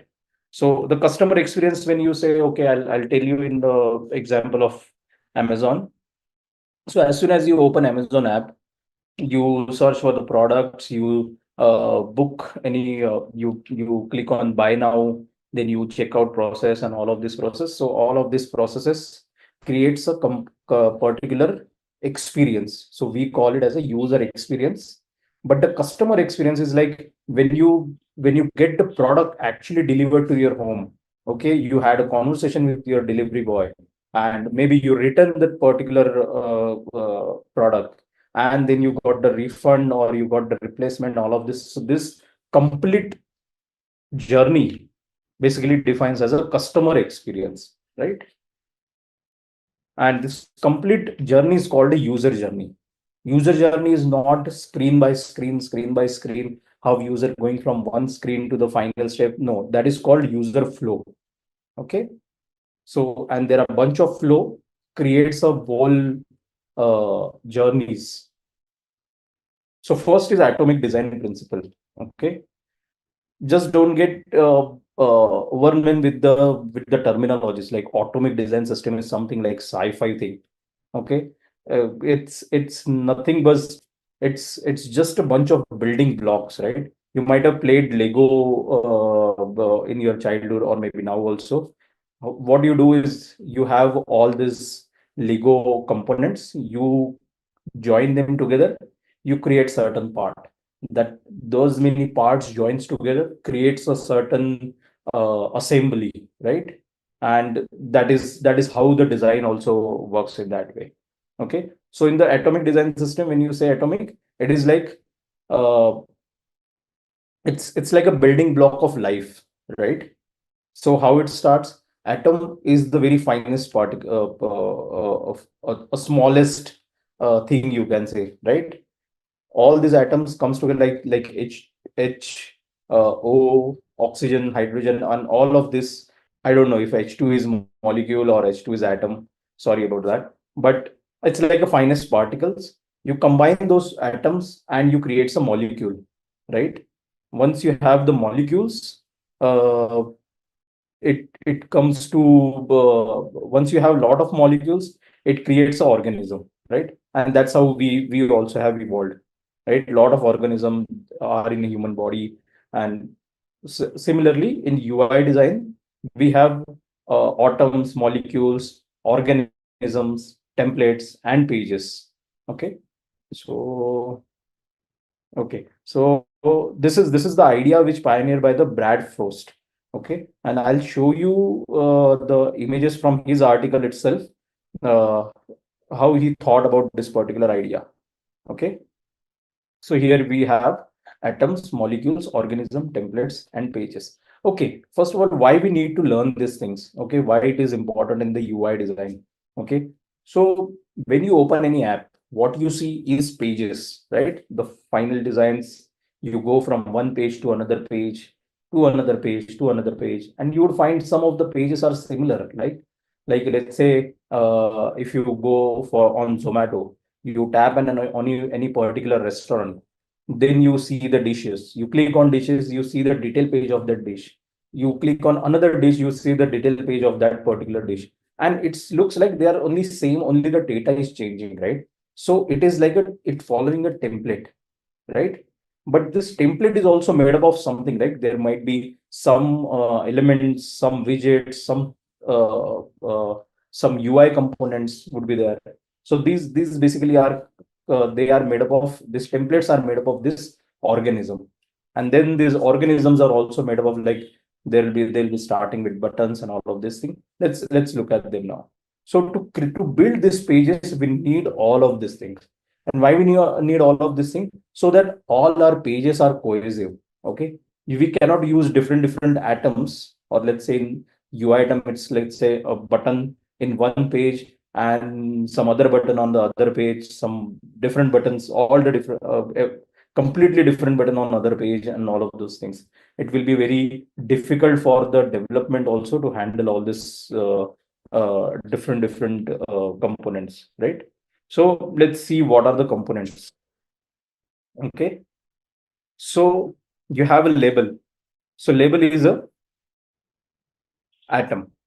Okay, when you when there is an input field is also atom.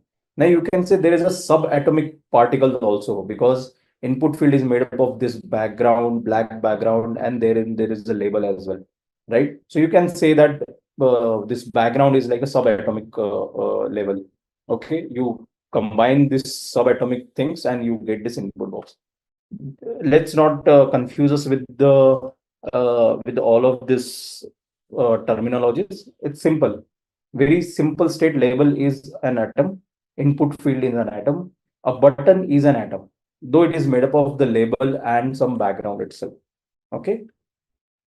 Then we can go to the molecules, right? So molecules is your search functionality, let's say. Okay, only this input box is not enough, right? If you want to search on any particular site, you required an input box and then you required a button.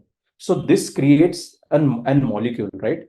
Now this particular search functionality, you can paste it on any particular pages and you can have that particular functionality on those particular pages, right? The next is organism. So here you can see organism is made up of bunch of molecules. So how it is like, so logo is, we can consider as a molecule because it's a background, and then on top of there is an image, right? Then we have your labels, but these are not just labels, these are the links, right? So this is kind of another button. Link is kind of a button, but does not have a general shape of button itself. Okay, so home, about, blog, and contact, these are kind of creating a kind of a molecule. And then as we see, search is another molecule, and this particular combination creates an header, right? This looks like a header. So if you see, this is Yahoo website, the header of this, so Yahoo logo. Then there's a search functionality which helps us search for the web. Then there are some buttons, there are links with some of the links with the icons, as you can see.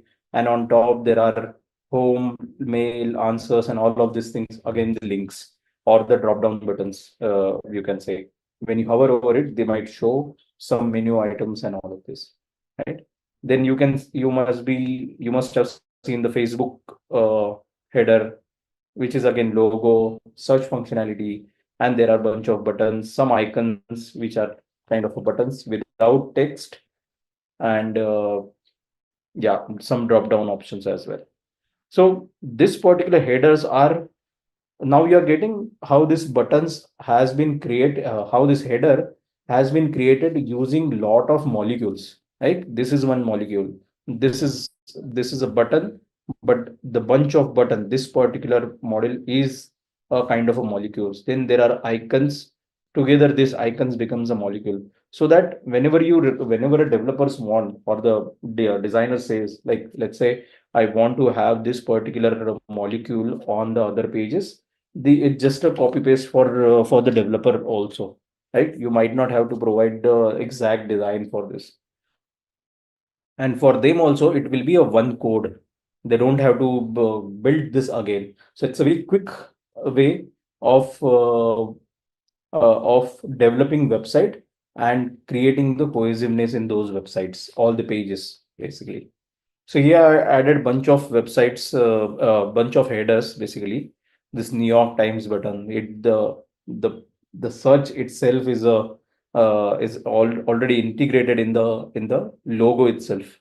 Okay, then there is a hamburger menu, then there are some buttons and all of these things. So you can design as per the requirement that your website would want. Is the Google one over here. This is also we call as a organism, because this is made up of a grid, right? So what is the molecule over here? The molecule is this particular image. Then there are okay, this molecule also made up of atoms. The atoms that we would call is like this image. Then there is label. Then there is a amount label, and this might be the link also. See additional colors. So you click on this and you'll go to. You might be able to see the additional colors in this particular photo. So all these molecules are creating an organism. Now, when you have this organism, you can you can use it on any pages, right? You can use it for the this is, let's say, women's clothing category, okay, t-shirt category. You can use it for the t-shirt, men's shirt category, t-shirt category, or whatever the other pages. But this is kind of a one element which will be built once by the developer, and it will be propagated on all the other pages, so it becomes reusable, right? Okay. Next, okay. So I would say, as the creator of this particular atomic system, uh, he also said, now let's like his Brad Frost, of course. He said, let's goodbye to this chemistry analogy, the language of atoms, molecules, and organization. It just to help us understand the hierarchy, okay, and is deliberately constructed the component of our design system, okay. So whenever you will work for any organization, or you also working on some of you are working in the organization, you are not calling them as an atom. Okay, this is the atom that you have to build. Oh, this is the organism I am building. No, we usually call it component, simple, right? And all the components creates are already listed in our design system. So we create a design system which is listed bunch of components, and we use it everywhere. Okay. So that is the thing. So we'll move to the template section. Okay. Over here. Okay. So what is template? So templates are page level object that place components into a layout and articulate the design's underlying content structure, right? So template includes all the arrangements of the various organisms, molecules, atoms, and all of these things that we talk about. We will just call it components. So if you see this particular thing, the header is an organism. We can call it a header component. This is a hero component. Then there is it's also like a hero component, but in the or let's say call this as a hero post. Okay, this might be the medium size post, this might be the smaller size post, and this might be the just images, so that you can click and go to this particular post, right? And so what is pages? So very simple, the pages are specific instances of the template itself. Why we are calling it instances? Because every page is different page, right? We'll not have a same page on our website everywhere, right?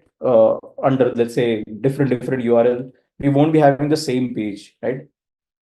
So this page is just an instant of a template with where all the placeholder content is filled with real content.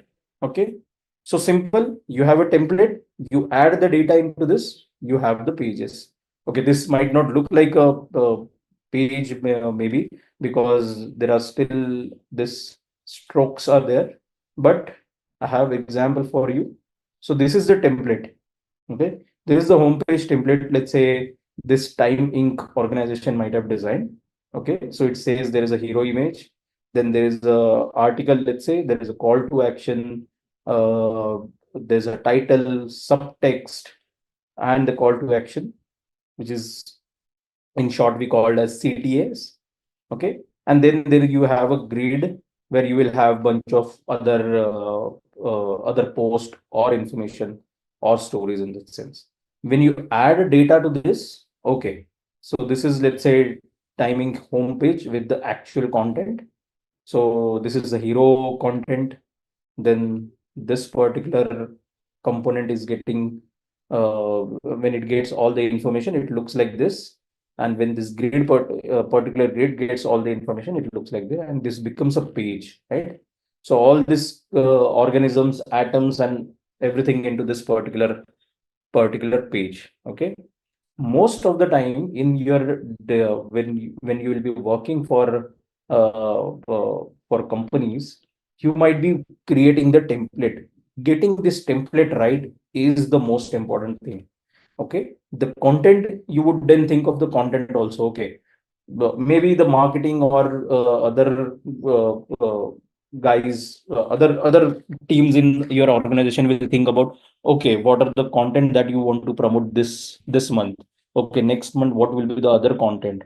Or let's say when you go to brands, maybe this is the template you would follow, but the content would be different. Maybe you will go to experience, the same template you might want to follow, but the content would be different.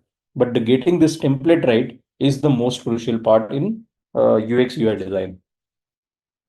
Okay, and of course you have to show this particular templates with the dummy data to your stakeholders. Then only they'll get to know, okay, this is how it will look like, and this is how we can present it. It will get presented to our users. If you show this template, they might not get the complete idea if they are not the designers. Most of the time, I usually show the template as well as the final design for my presentations in the organizations, right?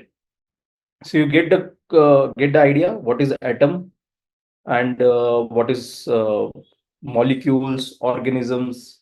Then you create a template, and then you have your pages. Okay, so what they will do, they will provide first an hand holding for me. Okay, this is the pages icon, this is the, let's say, generate icon, or now they are communicating it with the tooltips also, like you see generate over here. Still I would not get any idea what is generate, so I'll click on it, I'll understand it, and then okay, this is what is the functionality. After that, I don't have to as in I would easily recognize what is this icon is about, right? Like this icon is about the template. So I might not get it at the first time, but when I use this functionality, I would know, okay, this is the template icon. Here is the comment icon. Though I'm using the Figma so many times, I would clearly know, okay, this is the same icon that I see in the Figma design itself. So in FigJam also they have added the same icon. So they are also following some design library, right? And then for share, they have added a button. Like they, there might be different reasons why they would be. They have created this kind of a design itself. They might want me to do the first thing, which is share. They might want to emphasize on the share. Okay, so that's why they have kept the share in a pretty bold color, and rather than having just icon for it. Okay, so why to use atomic design? Okay, so as I said, first is the consistency. Okay, it ensures a cohesive design system. Okay, where elements are reused on all the pages and all the things. So it maintains the consistent look and feel of your pages. So it would not look like, okay, Pratibha has designed this page. Tomorrow, Tawfiq would create another page for the same organization, and they are looking all different. They are using different component itself. Okay, it shouldn't be like that, right? Because user won't be perceived, okay, this is the another designer, or this is the another designer. They will be perceiving, okay, let's say X organization where Tawfiq and Pratibha is working, and it is different. They are using the different style guide. User will see, okay, this is very inconsistent in their designs, right? Over here, I have to click on this particular button. On the other page, I have to click on some other buttons. So what they will do, Tawfiq and Pratibha will create a style guide, and then will use all the buttons, whatever they have defined, on all of their pages, so that for the user it will be a consistent experience. Okay. Another advantage is the scalability. It allows for scalable design system that can grow and evolve without breaking the overall design. Okay, so developer can actually reuse it for a different devices also. If you see, the best example is the material design and also the iOS design. You pick up the iPhone, you pick up the iPad, and nowadays so you pick up the MacBook also. You find the similar components getting used across all of this component. So you get the consistent experience and a consistent look and feel for this particular thing. And for the developer, they have to build once, okay, and they can reuse it in all the devices. So their work is also reduced in some manner, right? They'll become more efficient. Okay, so that is the third point, which is basically it speed up the design and development process. Okay, by reusing the existing component. So this is the overall funda of creating the style guide, starting from the atomic design system. Then you create some molecules with the uh, combinations and all. You'll create some organisms. With the organisms, you'll create a template, and with the template, your page will be live for your end users. Okay. All right. Let's go to this presentation. Let's see what it has. Okay. Okay, let's talk about the subatomic particles over here also. So what you do is, like, usually when you create a style guide, you will always define your color, right? Colors, then typography, shadows, spacing also. Spacing, when I say spacing, is like, okay, this is the text box and this is the text box. In between, there is a gap. This is called spacing. Okay.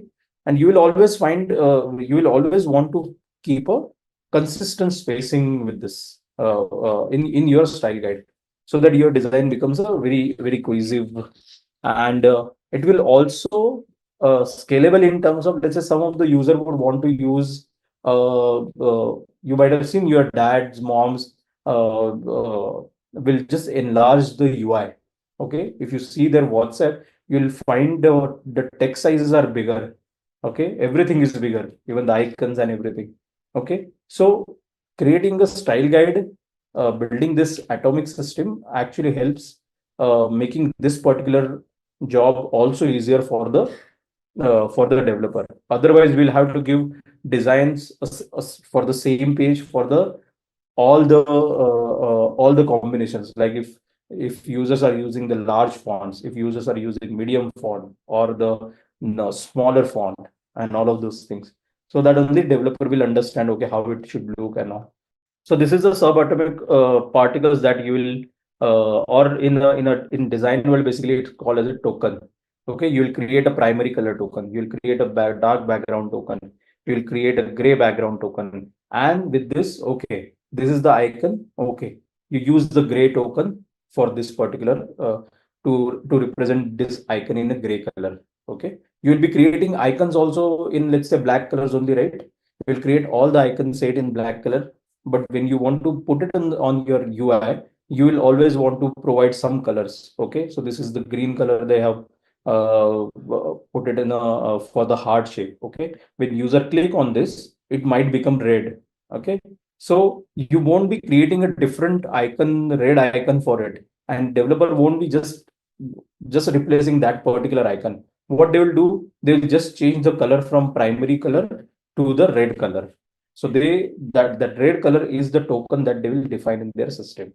Okay, and for you also, now the Figma is very has become very smart, so that you can also create your style guide, and you can always reuse all of this colors, strings, numbers in your designs, and so that the design process becomes the faster for you. Okay, so over here it says the design tokens are the visual atoms of the design system. Specifically, they are name entities that store visual design attributes. Let's go to the next. I think it is making more confusing. It's simple way. It's just a color that you are defining as a token. It's a text size that you're defining as a token. When you say typography, in typography, there will be various sizes, right? You will be using any particular font. So you'd use a single font, a particular size for a, when you say font, font is like you have your Open Sans font, you have Futura, you have Enter, you have Poppins, and all of these are the font names. In the font name, there are the typefaces, which we will call as a medium, large, bold, semi-bold, and all of those things, right?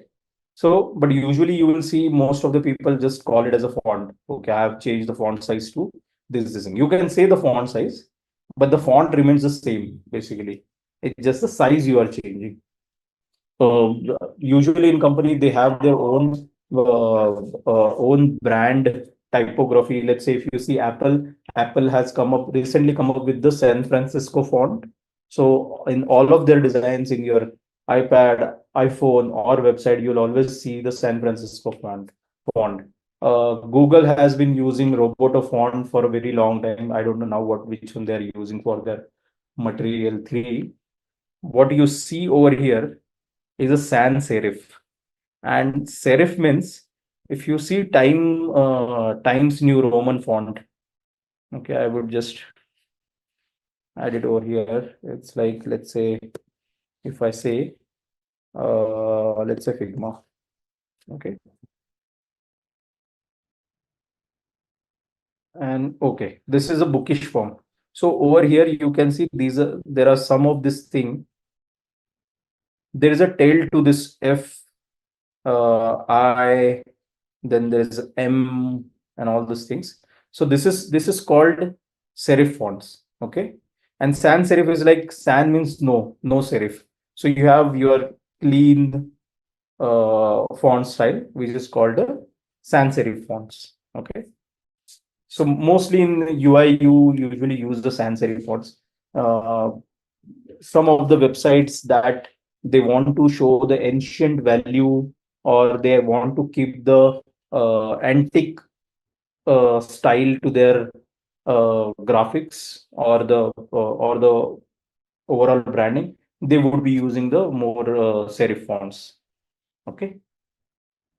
Okay. So some of the questions, what is style guide? Okay, let's go to Figma itself. I'll show you what is style guide. Okay. Let's go to material. And what I'll do, I'm just trying to find this. Okay. Open in Figma. Show it in Figma. Let me just find if. Oh, 1 second. Where's this file?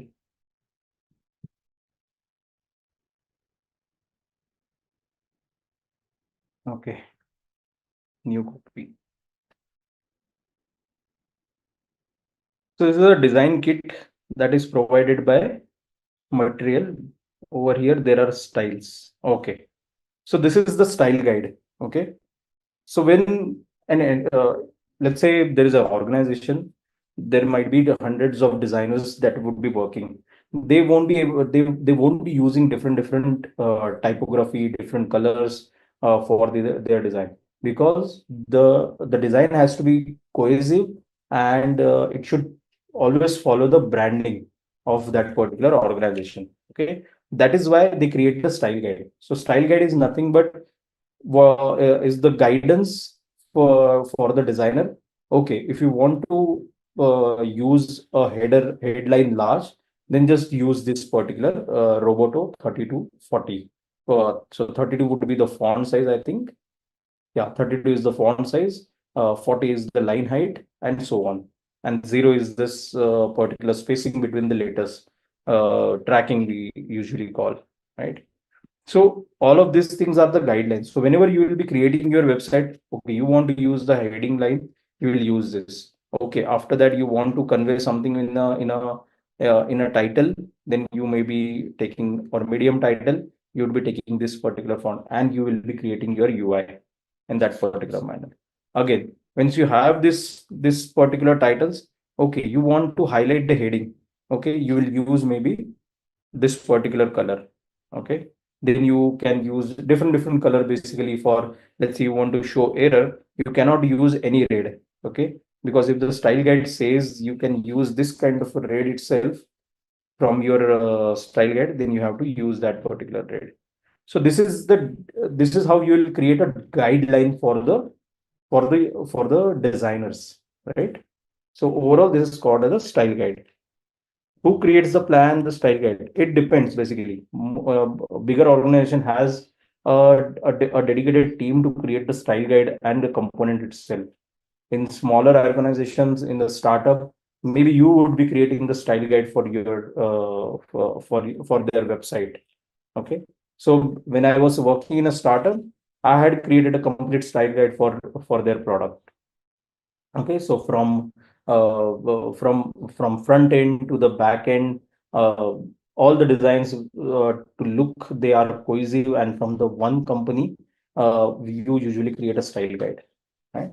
So once you define this, you will also define how your buttons will look like. Okay, so there you will require a different kind of button. So this is a filled button. Okay, and there are the states of the button also. So this is a button which is like a default button. Then maybe you will hover on it and it will look like a bit unsaturated, and so on. So for now, just absorb what I'm trying to tell you. So over here, it says like the style is filled. Okay, you don't want this kind of a button. You want outline button for some of the pages. So you'll use outline button. You want to use just text without anything. It's just like might be a link. So you'll use the text wala thing. You want it to show it as a elevated. So you'll show elevated buttons. This can be like a page level button also. And for some reason you want to keep it, you want tonal, so you have this particular button. So what Google has done, Google has already defined these buttons, and accordingly you can use this button in your designs. Okay, so what will happen when you hover on this button? So they have also created all of these states also. So when user hover on this button, it will go like this. Okay, when you let's say click on this button, it will look like this. When you, let's say, press, and this is, I don't know if why they have created a pressed and a focus state. When user press on this button, it will look like this. So let's see if they have connected this thing. We can just see it in a prototype.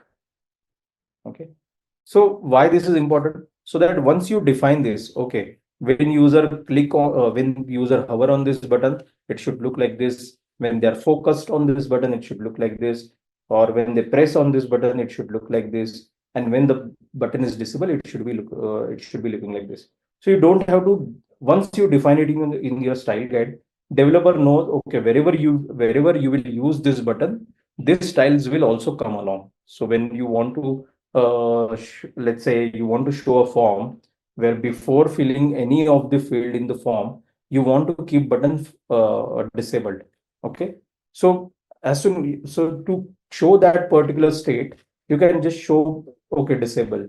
Okay, when anybody type in that particular form and you want to show that the button gets like in its default state, it you can just use this particular button. Okay, but you won't be explaining to the developer what will happen when user press on this particular button, what will happen when user just hover on this button for all the pages. You will just define it in the style guide. Okay, once you define, developer will know, okay, this is how this button will behave. Okay, currently I'm just telling you what are the types of atoms, organization, and all of these things. Usually call it component. What are the kind of components we have in our style guide? So we'll also define cards. So you can see various cards has been defined over here. Okay, so as Google has created a very vast style guide, so they might need these many cards for their multiple UI. So over there they have given some of the examples also. So this is called a stack card. So this is the way you can actually use. So you can see this particular card is made up of all the atoms and organisms. We'll just call it image, text, header text, subhead text, title, subtitles. Two CTAs are there. CTAs is call to action buttons are there, or we call it just simple buttons are there. Then you will also define if anyone in any designer want to use carousel, how that what kind of a carousel he can show. So you can see Google has clearly defined for mobile, this carousel will be like this. when you scroll, so you can see this is the first one and there is a second one. Once you scroll horizontally, the first one become like this and the second one becomes like a big rectangle in this case. Okay, and this is for the tablet they have defined. So after defining all of these things, what their designers just has to do, okay, they are creating a screen, they'll just call this, they want to use carousel, they'll just call this carousel. Okay, let's say I'm creating a screen. Okay, this is the screen if I'm creating. I'll just keep this carousel over here. Okay, this is how they have defined. I think they have defined is for 4112 screen size. Okay, so if this is how I'll put the carousel on there on the page. Let's say if I want to put some buttons also, I'll just take this button. Where was I in carousel? Yeah, I might use this button over here. Okay, let's say this will called as sign up button. Okay, this is the way I'll gather all the component in my page and will create the UI. Okay, so tomorrow, let's say if let's say Chetna comes and if she wants to create any particular design, she might want to use this carousel over at the bottom. Carousel as in she want to use some kind of this component at the bottom, and which is as a carousel itself. So she won't be creating her own carousel, right? She would be just calling it from their she will just picking it from their style guide or design kit. You can say she wants to use button, she can use button any which ways. Let's say she want to use it over here itself, uh, above the image itself. So she can create a different UI using the same components, and developer will have no problem creating either this or either this because this is already created. This just has to build it as a building block kind of thing. Okay. Okay, so over here, if you go to styles, you will be able to see all the styles and all. You will be able to learn more about the styles. If you go to get started and go to, okay, here components. So usually in design system, in design world, everybody call all of these things as a component itself. Nobody calls it as this is an atom or molecules or organisms. Okay. So this is just for the to know how this particular system has been made. Okay. So here you can go, okay, app bottom app bar. So you'll be able to learn everything about the bottom app bar, how to use it, how not to use it, and all of those things. For developers also, they have provided the resources. There's a design kit as well for Figma, and for implementation, there are these things. So if you are creating app for Android and it's a native app, and you will be using all of this component. Of course, you will modify this component. They have material design has given the provision to add your own colors and all of those things. I think those are the things. Once you get hang of the Figma, you can self-explore all of those things. The more you explore, the more you come to know how to use all of these things. Okay. So you can go to this one by one, how this all the buttons they have created, they have written, use this button in what particular scenario, and how where not to use this button also. Like they might have added some do's and don'ts also. They have added the hierarchy also, where you have to use this particular background button, where you have to use this particular background button, and where you have to use just I think this particular outline button. Okay, they have given these guidelines. Once you follow this guideline, your UI will be more cohesive to the material design guideline, and it will also help enhance your design or pages or templates that you'll be creating. Okay, so my suggestion is to go through all of these pages. You will learn a lot from this. Okay. Okay, so we will just move this presentation. So you guys know what is atom, right? Buttons, input boxes, switches, and all of these are called atoms itself.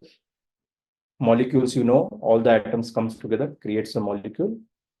All the molecules comes together. This is a list view, right? So these are all the molecules that have come together to create an organism. So this has become like a list view component, you can say. Okay, you can use this list view in any particular pages where you want. Okay, then you create this particular templates. Now, to be practical, this is not the template because there is a complete data you can see. All this data is filled with. This is looks like a final page itself. But when they say template, it is the position of all these things, all these components they are talking about mostly. Okay, and then you go to pages. So these are your pages. So you can see when you're using the same template for the different pages, how it looks like. Only the color is changing. But if you see, the structure remains the same. The templates remains the same. Okay. And as I said, getting this template right is the most important thing in your UI design. Okay. Now let's talk about the UI elements. Okay. So user interface element are the parts we use to build apps website. They add interactivity to user interface, providing touch points for the users as they navigate their way around. Okay, so this is about what kind of a navigation UI component that you would have in your design system. So you will always want your user to give you some inputs, right? So there will be some input elements. So let's say your input field is an element, your button is also an input element, because that button tells that you want to see the next thing, or you want to go to the next page, or you want to reveal something like that. Okay, so these are the input element. Then there is the output element. Output elements are basically they will show the result. Okay, whatever the user will do interaction, for that there will be feedback, they will show the result. And there are the helper elements which will help user to understand more context about that uh, particular screen. Okay, we'll just see one by one. So input elements are your checkboxes, radio buttons, drop down menus. There's all input you are giving. You are giving command to your command to your system, right? User is giving command to your system. Okay. Then there is a combo box, of course. Let's say you would be multi-selecting this thing. Let's say on the Flipkart, Amazon website, you might have seen you want to check any product which is having user reviews of 5 star, 4 star, uh, and you just want to see the 5 star, 4 star rating. You would multi-select those things, right? You will select 4 star as well as 5 star. That is called as a combo box. You have to just get familiar with these jargons, because whenever you will be interacting with any designer, they will be talking in this particular term. Okay, you will be using button, you will be saying toggles, you won't say on off buttons. Okay, some of the designer I have seen, they say, okay, I'll put on off button over here. It's not on off button, it's a toggle, right? Then there are buttons, then there are combo boxes, then there are input fields. You would not say I'll add something to type for user. You'll say you'll add an input field. Then there is a date picker, confirmation dialogues. This is also you're getting input from your customer, right? So these are all called the input elements. Yeah, slider, stepper. In the grocery, you might have seen this particular. How many kgs of uh, tomatoes you want to add? So you'll say 1, 2, 3, likewise. So these are called as input stepper, or some might say the counter also. Okay, then there is a slider, volume slider, you must be familiar with. Then there are output element. Okay, user did something, user give you the input. Now you have to give the feedback, right? So you will give the feedback in various ways, right? There can be alert on the pages. Okay, there can be a toast notification which comes on your screen, right? Automatically comes, you can click on it, you can dismiss all of this thing. Then there are notification badges, right? You always see, okay, how many calls you had, or missed calls you had, basically how many emails that are unread, and all of that. So that is the output element, it giving user an output or the feedback. The charts, Then yeah, charts is again your output elements itself. Okay. Now the helper elements. So helper elements is like more of a navigational kind. That's why it's called a navigational. So your kebab menu, meatball menu, whatever you call it, a lot of people call it in a very different manner. Your iOS called is more menu. It's a more button, something like that. But people has been calling it kebab menu, meatball menus. This is pretty much everyone called as a hamburger menu itself. Then there is a bento menu as well. So where you have this 9 blocks of square blocks is called as bento menu. Yeah, these are kind of a helper elements itself. Other helper elements is like navigational menus. Okay, so you basically hover on this and you got all of this elements. So this is called a navigation menus. It just help you navigate through pages to pages. Then there are links, list of links like on your over here you can see this launch calendar it says, then men, women, boy, girl, whenever you hover on this you'll have this particular component open up for you. From here you can go and you can select any of this links. So these are basically helping us navigate through the pages, right, to reach to those particular pages. So they are called as a helper element. Trust me, nobody will be calling them whatever we are saying helper element, output element, input element in the industry. Everybody is very much familiar with what do we want from our user to do on this particular screen.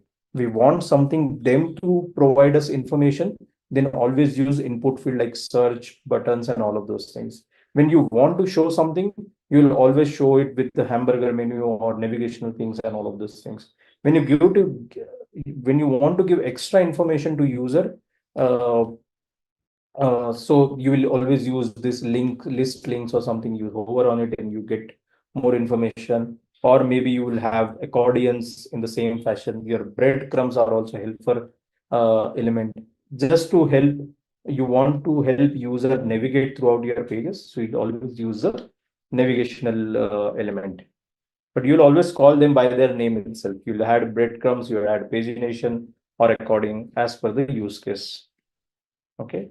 Your carousel is again a helper menu. This is just bifurcating this particular component into these 3 sections or at most input, output, and helper. This is just for the knowledge. It's not you will be using these terms in day-to-day life. You'll always be calling it as you're using tab bar. Okay, so tab bar basically help you navigate throughout the pages. So it's a kind of a helper element. Then there are tooltips. Okay, you want to show more information about this particular field, so we'll always use some tooltip. The one we saw in the Figma also, right? They were showing tooltip below every icon so that I'll get the more context about that particular icon. Of course, same what I said now. Progress bar. Okay, these are also helper elements which help you understand the data, right? Your latency state, this is called as a loader basically. So that is also gives help you understand that the page will be loading right now. Is usually called as a latency state. All your notification, message box, model windows, all are helper menus, helper elements, can say. Okay, but the one thing is you'll always have this, always try to make this in your style guide, include this in your style guide, so that tomorrow if somebody wants to make a model window, he does not has to create it from the scratch. He can just get the model window, and inside this model window, whatever the data they want to set up or they want to present, they can present, but they will get the ready-made design for them, which is reusable. Okay, then this tags, loader. You might have seen tags on YouTube, right? Once you open YouTube, you get all the tags like new, and maybe as per your taste, they would be having tags like motivational videos or sad song, music, and all of those things. By the way, these are not my YouTube tags. Okay. Then there are loaders. Okay, loaders also help you. It's kind of a this particular, as in the loader is only. I don't know why they are calling the progress bar. This is not basically progress bar. The progress bar are usually tell you about the progress when you know the definite time or the definite steps in a particular process, then only use the progress bar. But if it is an indefinite call to your server, then you usually using the loader. This is not placed rightly. Okay, let's go to next. Okay, groups and containers. Again, this is called you will usually call this as a widget. The widget is something which has a particular specific aim or the particular information to convey to the user. Okay, so let's say this is a task complete. So how much task is complete? Let's say 79%. And this particular widget will have a chart, task, and elements as a navigation so that you can see the task and events also in this particular widget itself. So this is like a widget you will design and you can use this widget. So widget is kind of a organism, you can say. So you can use it in various templates and your pages, right? So your all these widgets, your UI containers, and your sidebars is like they're just calling groups or containers. Okay. So till now we have covered all the UI components and all of these things. How can we design our own style guide? What it should include? Okay, so let's say if I want to create my own style guide, okay, what usually happens? I'm telling my real experience. Okay, you don't start with the style guide itself. Okay, most of the company you don't start with the style guide. What you start with, you let's say for now we just consider that we know what we want to present to our users, right? We let's say we are creating a flight booking app. Okay, so we know what we want to show it to our users on the first screen. Let's say usually for the style guide and all, you will go after you have created the wireframes. Okay, so let me go over here and let's say if I say this is a screen if I'm designing for. I know what I have to show. Let's say over here, I would show flight from, okay, or rather than, okay, this is from field, okay. So user will type, okay, user will be taking flight from, and to is the destination, let's say, and then he'll tell what are the dates, let's say departure date. So it will be depart from, and let's say returning date. Okay, and once this is done, user will click on, let's say, search. Okay, so maybe you will just, this is a wireframe, so I'm just creating it just to have the idea. And over here, let's say you have your logo of the company, maybe your hamburger menu or whatever you want to keep over here. Maybe you will over here you'll say this is light search. Okay, or you will just say about the product. Okay, and you have, let's say you have bunch of products, you have flight, you have hotel, you have let's say activities. For now let's have this three. Okay, so now you have this and you know that your company is your company logo, let's say it's Zomato. Okay, Zomato is coming up with the style guide. Okay, let's go to Zomato. So till now you don't know Zomato has a style guide or not. Okay, of course when you work for Zomato you'll always ask for do they have style guide. But let's say for example they don't have a style guide but they have a logo. Okay, So now you have to convey that this is an app from Zomato, which is helping user to book flights. You'll always start from their brand colors, right? So in this case, let's say red and white are their brand colors. So what you'll do, you will start creating the style guide. Okay, red is the main brand color. You'll use white. Okay, you will also use black for the text, and this is like your simple style guide you already started creating, right? And now you want to create the UI for this. So for this example only, I would not create a full-fledged style guide. Let's just see that we have this many colors only, and we have to create this particular style guide. And maybe for variation, you might have, okay, with this red and black, you might have some spectrum, okay, of gray.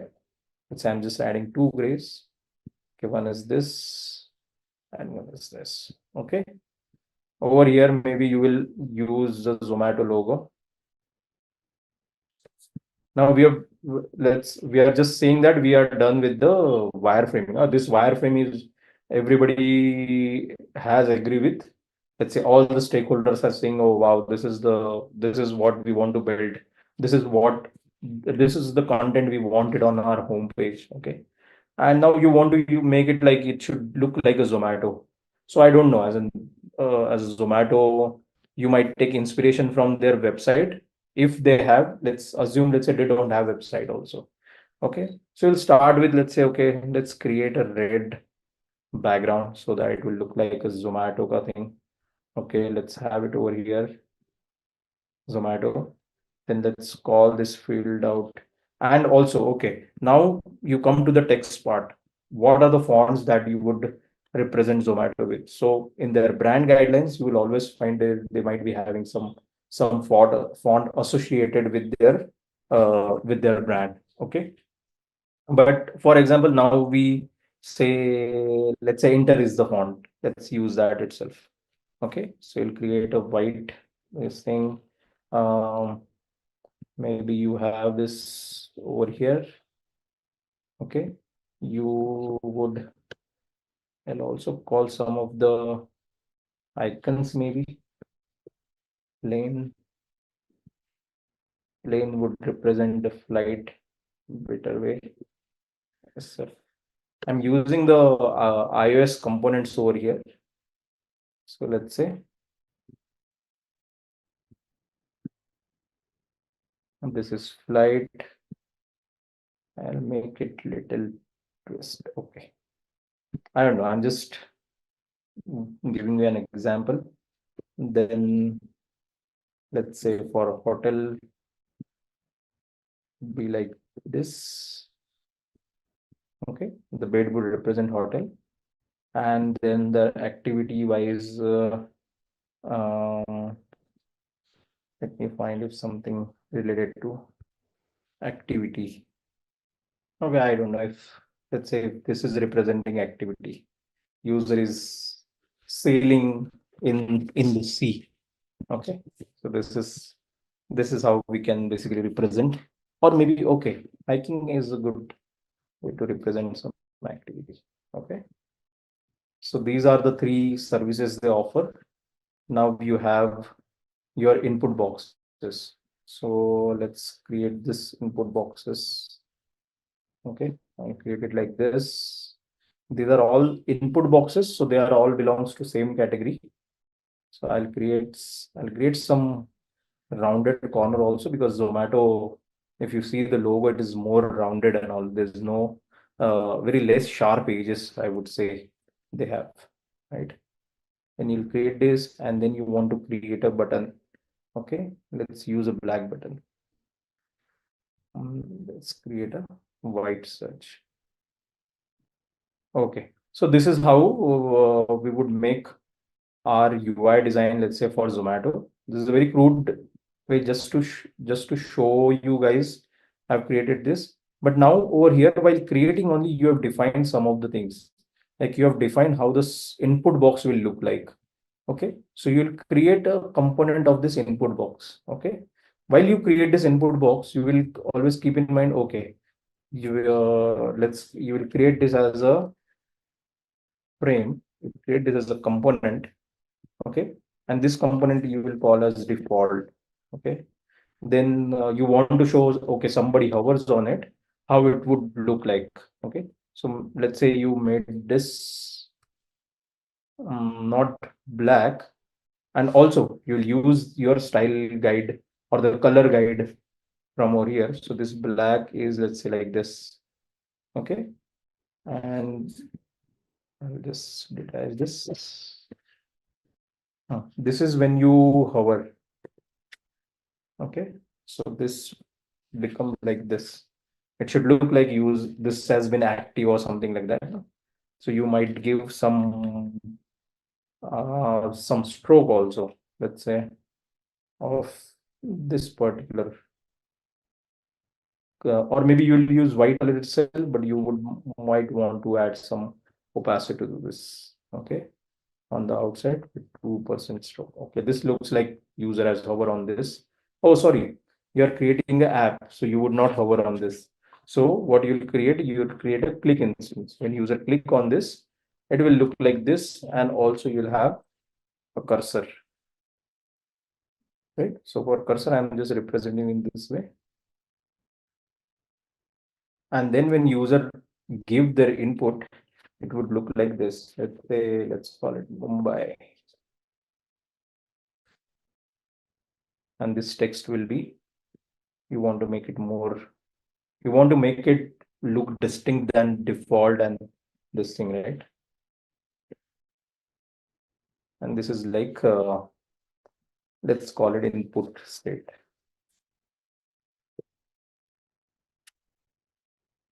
Okay, now this is, you'll combine as a variant. Now these are called same, these are like same components, right? So what you will do, you will use your, now this is, you created a small library, okay. This is, you will always keep it in your library. So let's call this input box library, okay. So you'll get this input box, okay. You are representing a default state, okay. It will look like this. Let's say this is to, from to depart, okay. I'll have to just make these boxes a bit bigger, like this. Currently I'm creating it in a very crude way. Trust me, let's say when the Figma class would be there, I would show you how to make it in a much more professional way. Depart, and this was written, okay. So let's say if you want to show a state where user has already user has clicked on this from state, okay. What you'll do, from default state, you want to show the click state, so it will be like this, okay. Next, say, let's say you want to show user has given their input, so you will have this input state. So you, over here, you would see that you just created one input box component, and you are using it on your, let's say, pages. The first, you created a template also, right? The wireframe that you were seeing earlier, okay. Now you are using on the each pages as well, okay. So likewise, you will start creating your own Figma style guide or the design kit while you are creating the design. So why you would do that? Maybe you will add the basic components in your library, okay, to start with, okay. Once you build a lot of flows, you will try to see there, okay, there are the patterns or there are the template that are getting repeated on all the designs. So all of this thing, you will try to move it in your style guide or the design kit, okay, so that everyone else also can use those style guides, okay. Okay, so this is slowly you can build your style guide, I would say, rather than building all the components and then without defining those components, anyone can use any component in any design. Okay, then again, there will be chaos. So you have to tell each component, okay, if you want to use this particular component, this will be for the input box only. that input box will be used in this particular manner and all of those things that way. So you all, so the dedicated, some big companies have a dedicated team to handle this style guide. Of course, Amazon has it, Google has it, Apple has it, and they also define all of this component. So that is what the link that I've shared. On that link, you will find they have they would be writing do's and don'ts for all their components as well, so that it will get used properly. Okay. I think I can share the iOS guideline also. For iOS, it is called developer.apple.com. If you go to this website, you can go to design, and inside design, you will see this over here, human interface guidelines. I would suggest you guys get yourself familiar, or rather by heart these guidelines. I would say, because in a lot of interviews that I have taken, most of, as in I have seen I have seen applicants are haven't heard about human interface guidelines also. Okay, so I would encourage you guys to go through these guidelines. And so at the bottom there are the resources. You click on view Apple design resources, and over here, yeah, so over here they have a sketch, Figma template. For iOS they have keynote. For all of this thing, they have already created these templates. So you can just go through these templates. For iOS 18, they have Sketch template itself. For the template, they have Figma and Sketch. For production template, okay, you can go for this. Okay, no, this is production template is just to get your icons and all of those things. I would suggest you can open Figma, go to this globe icon. You can search over here iOS, let's say 17, and you would see this is shared by Apple itself, I think. I don't know. Apple and Figma logo I can see. And you can just open in, yeah, it's from Apple itself. That's why it took the agreement and all of these things. And you can open it over here and you can see what kind of a action sheet they have. And you also get familiar with all these terms. Okay, this is called action sheet. Okay, this is called activity views over here. Then what is called alerts? What are the types of alert that they have? Okay, with one button, two button, three buttons, side by side buttons, all of this. They have already created these components, right? Then even the bezels, okay, for this thing. So you don't have to create the frames. You can just use this for your presentation and all. The types of buttons, see the types of buttons that they have, and every button will have some or other the purpose where to use this button. I know they that you will only see in their design guidelines. Okay, so I would suggest go through all of this material, get yourself familiar, so that you will also always also talk the designer's jargons as well, right? Like menus, multitasking window, pickers, popovers, pop-up buttons, all of those things. And you'll always find sometimes material design would be calling it something else. Apple design system would calling it something else. Just get yourself familiar with those. Okay. I would suggest you can get hang of any particular design app and just get started with it. As you see on the, let's say Apple also having Sketch and Figma file publishing, even the Photoshop files as well. Over here you see the Keynote file they also have for the templates. So all of these things are, all of these companies are using all these platforms, right? So I would suggest go ahead. I would suggest go for the Figma itself because it is simple. So I would say tool doesn't matter that much. Try to get hang of all of these concepts first of all. The style guide, what does it do? The brand guidelines, I would also suggest. I think my graphic designer friends would know what is brand guideline, what is how it is important for the company, and things like that. Just get yourself familiar with all of these concepts. Then you'll be good to go for designing the UI and UX. Cool.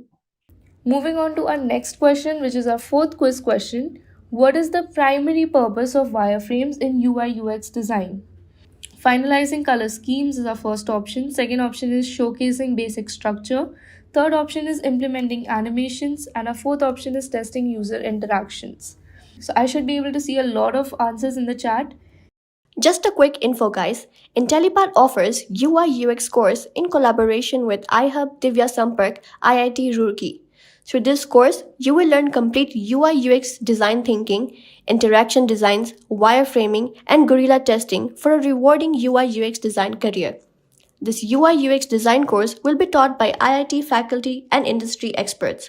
With this course, we have already helped thousands of professionals in successful career transition. You can check out their testimonials on our Achievers channel, whose link is given in the description below. Without a doubt, this course can set your career to new heights. So visit the course page link given below in the description and take a first step towards the career growth in the field of UI UX design. The UI element, we had seen the atomic design system, the concept of atomic design system, which is nothing but your atoms, molecules, organism makes templates, and when you put actual VX into the templates, then it becomes pages. The atoms are like your text box, which is label, your input box, your buttons, your toggles, and all are atoms. When you combine few atoms, it creates molecules, like this search box, like this search functionality, we can say. Okay, having multiple molecules together creates organisms, and the organisms creates the template. And as I said last time, most of the time you have, as a UX designer, you have to concentrate on the template that you come up with, right? That is our job. And once you have got the templates, when you put the actual data, then it will create a final experience for the user. We saw this particular example where this time INC, this is the template. So this is the designer strategically putting up, let's say, the main story or the latest story on the top, giving it all the real estate on the page. So whenever user comes onto this particular website, he will surely notice or surely click on the latest update or latest story. After that, there would be some other interesting story, and then maybe the earlier post or stories.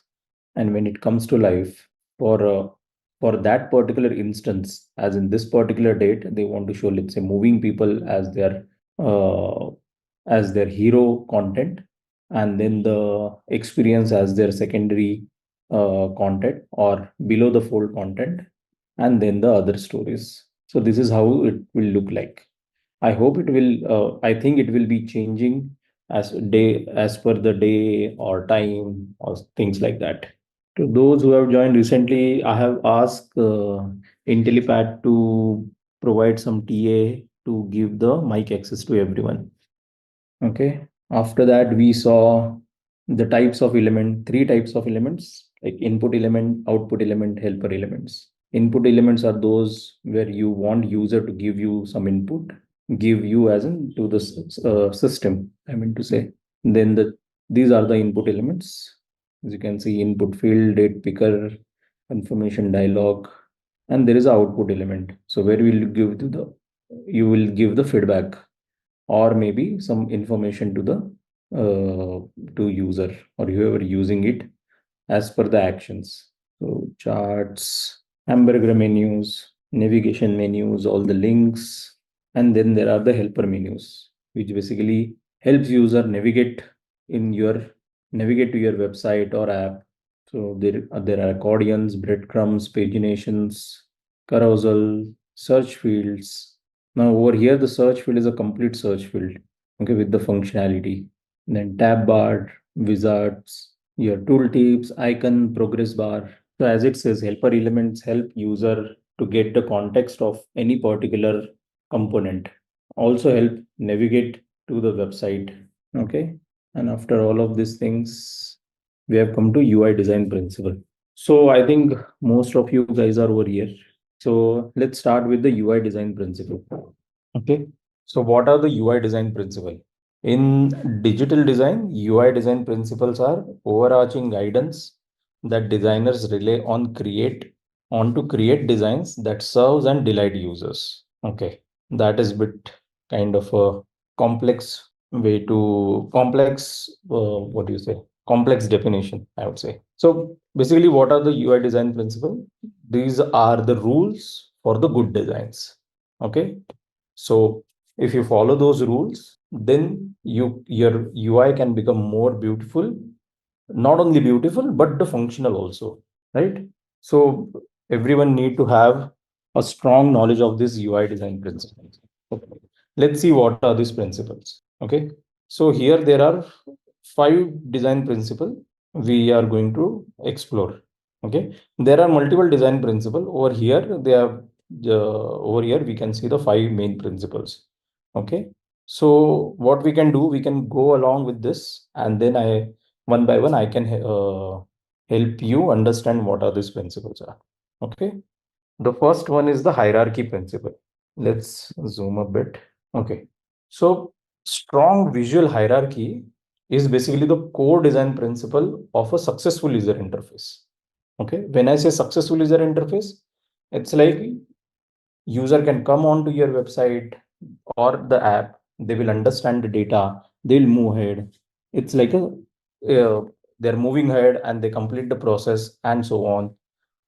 So that is, we can call it as a successful user interface. There might be sometimes, if there are no hierarchy in the UI, user will be having tough time understanding the content on the particular page, right? So we have to, as a designer, we have to design how users can follow the content on the interface. Okay, we basically can drive the users, what users see is that we can drive with the hierarchy. Okay, it's not the user that will decide, say, okay, where to see and where to uh, after after they see first element, they will go to second, third, or fourth. It's not like that. We basically design the hierarchy.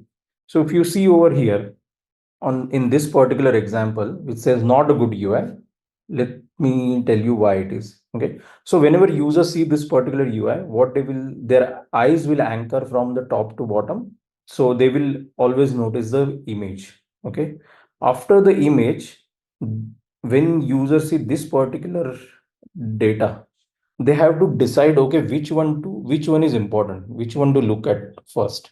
Okay, because if you see the treatment that is given for the text, followers, products, post, and even the name of this particular person are on the same level, the same treatment has been given. Okay, so user will have hard time, okay, where to look at.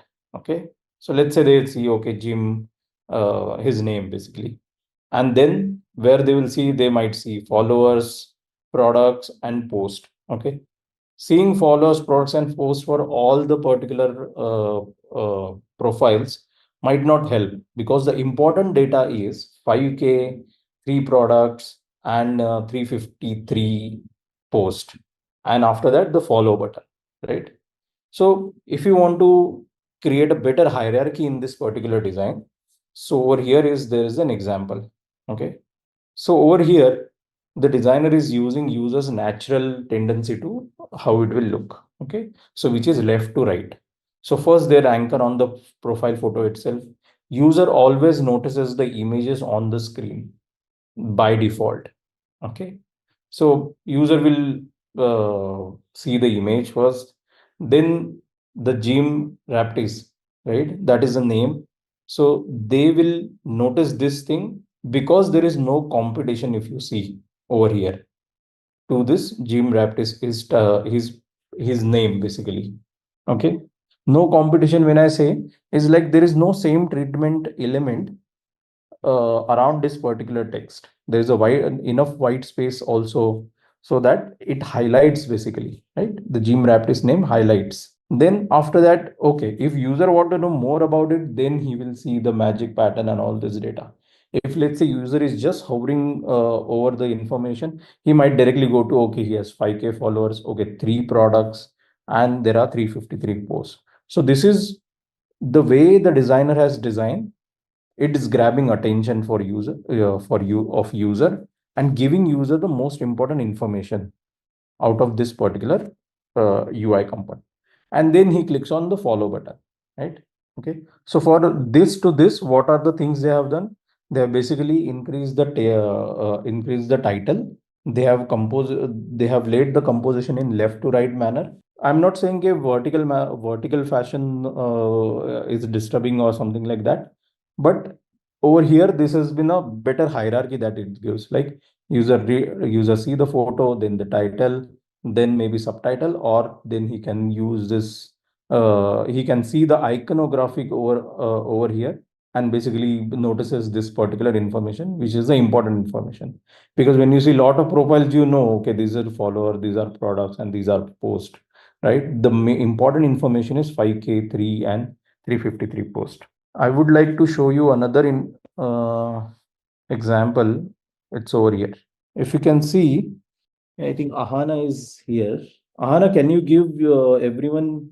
So over here, if you see the hierarchy wise, you may notice, okay, user will get anchored onto the images. Okay. And after that, where user will look for, maybe this blue background is uh, helping user to go from top to bottom, let's say. But when he goes from top to bottom, the search bar is a bit smaller, and the alert icon is a bit bigger from my perspective. Okay. Then you see the text, hey, Xibao, something like that. Welcome home. If you see, there is no hierarchy in this thing. In this state, it looks like it's a part of a same. It has been given no hierarchy over here, right? Otherwise, you might say when we talk to any person, we say, hey, hi, right? Some person name, and then there is a followed by welcome home or something like that, right? We have the hierarchy in our tone of our language also, like the tone of our conversation also. So we specifically give more uh, impact on particular words, right? So that is the hierarchy that should come out from your UI as well. Their commas and exclamation marks are also not there. Yeah, they might also help user to get onto this particular data. They can understand this data. Okay. Over here, if you see, this is looks like a album art, and then Hear Me Now is the song name, and then Alok Ziba are the artists. I think so. Okay, but if you see the hierarchy, there is no hierarchy at all. Okay, so user will have basically hard time understanding this data. User might just read everything. You might have to read everything. Okay, from here to here, Hear Me Now, Alok Ziba, new song, all, and over here though there is a lot of khichdi. Okay, so user will not anchor on to any particular thing. He just want to know, okay, what this song is about. Maybe the next piece of information is the, let's say, 26 song and all of those things, right? But putting them on the same treatment does not highlight anything. Okay, does not give a proper hierarchy to this particular UI piece. Even in the new song, all they looks like same thing. Like, do you think when you click on when you click, or this is even clickable also, this all, right? I don't think so. They looks like a part of a title itself. Okay. So how do you correct this thing? Okay. So there is, so this is how some of the hierarchy has been corrected. It's not like this is the only way you can correct it. You can use multiple ways of using multiple treatments to all of these things and create another beautiful UI. Right. But over here, just if you see this Hey Sibao, let's say name, it is very it is highlighting, like it is more welcoming. and then it says welcome home. Okay, if user does not read that information at the starting, it does not matter, right? We have greeted the person. Then if you see this particular information, hear me now is the most anchoring point that the designer want user to see first when they see this particular component. Of course, they'll see the art album art first, and they'll anchor onto the hear me now. Okay, so they understand, okay, this is the song. If user want to know what is the artist, he will look more carefully and will understand, okay, this is the artist. Then if you see new song, all, now there is kind of a hierarchy. If you see this particular album, I think Mumbaton. So if you see the album name is highlighting, and then there are how many songs in this album? Let's say 26 songs, and this is some information. I don't know what does it mean, but there is a hierarchy in this particular design, right? So whenever you design any particular screen, you have to consider the hierarchy of the information that you would show to user. Just consider that user does not see by his will. Okay, the designer actually makes the choices so that they can drive the user's eyes throughout their screen. So you have to make sure that your text or your colors are accessible to the user. Okay, so even if you show the disable button or anything, it has to be accessible. Accessible in, I mean to say, user has to, user should be able to see what it is, right? If let's say, if I show you, let's say one example, let's say this is the button, okay? And let's say this is our brand color. I'm not changing right now. This is our brand. Now, when you have to show the disable button, you can, let's say, okay, I don't know how to, okay, I think I'll take you to the file. Okay, over here itself. Let's say for some reason we want to show this activities is not available right now. Okay, we want to show it as a disable. So what we can do, we can change the color of this. Okay, so what would be that color? You might say you can just put some opacity. Let's say this is 100%. If I make 50%, maybe this looks like a disable. Okay, but to what extent you can go to show this disable? If you show it like this is not accessible. Now, do you get what I mean by accessibility?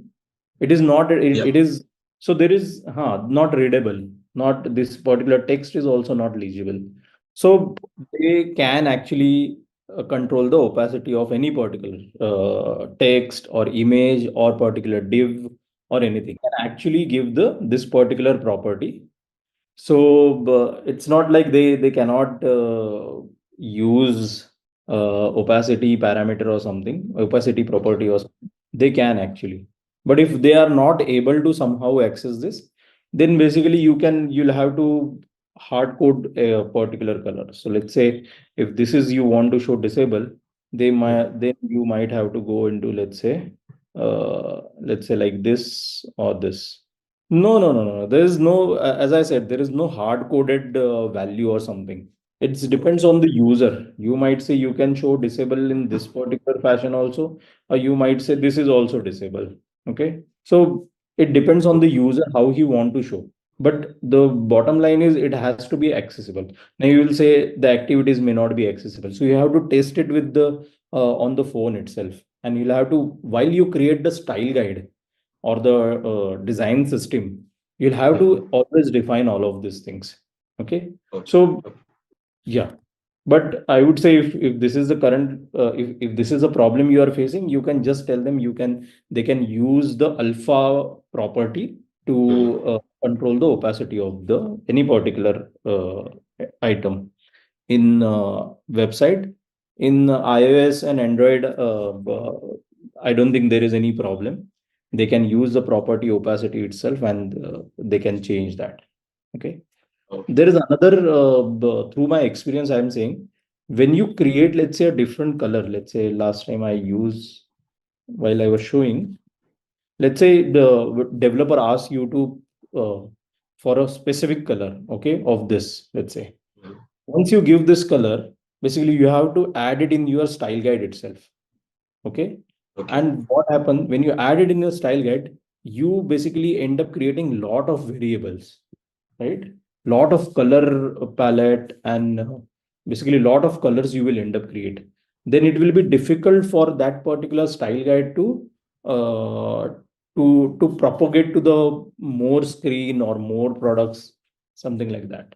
Let's say if I say opacity means 50% sorry, disable means 50% opacity for this particular item. So what developer will do directly 50% opacity, even if it's a color for a color image. Let's say if this was something like uh, of this particular color, let's say when I say disable is 50% opacity, it will get 50%. It will get 50% opacity, right? Of course, we will not define color in this way. You will be more conscious when you will be selecting the first primary color itself. But if I want to show this disable, I can do 50% opacity. This might look like a disable field particular, or you might give some another treatment as well, or you would decide, let's say 30% opacity. It depends on you, so that your parameters becomes less in the style guide, overall style guide. Okay. So over here we had this many colors only. When you introduce new color for, let's say, just for this particular icon, you'll have to add it in your style guide. Next time they use, then this is also then you have to manage the color in your design guideline so that they can use it anywhere if it is used multiple times. Otherwise, they will have to hard code every time they might want to, let's say, if this flight becomes disabled, then have to hard code this to that particular color. Okay, so that you will learn after the more practice, and when you'll see other design system how they are managing the disabled state. Okay, then you will come to know all of this. Going back to this, so we saw hierarchy example, understood the hierarchy. The next is progressive disclosure example. So what is progressive disclosure? Is the design pattern that gradually reveals information depending on the user's need.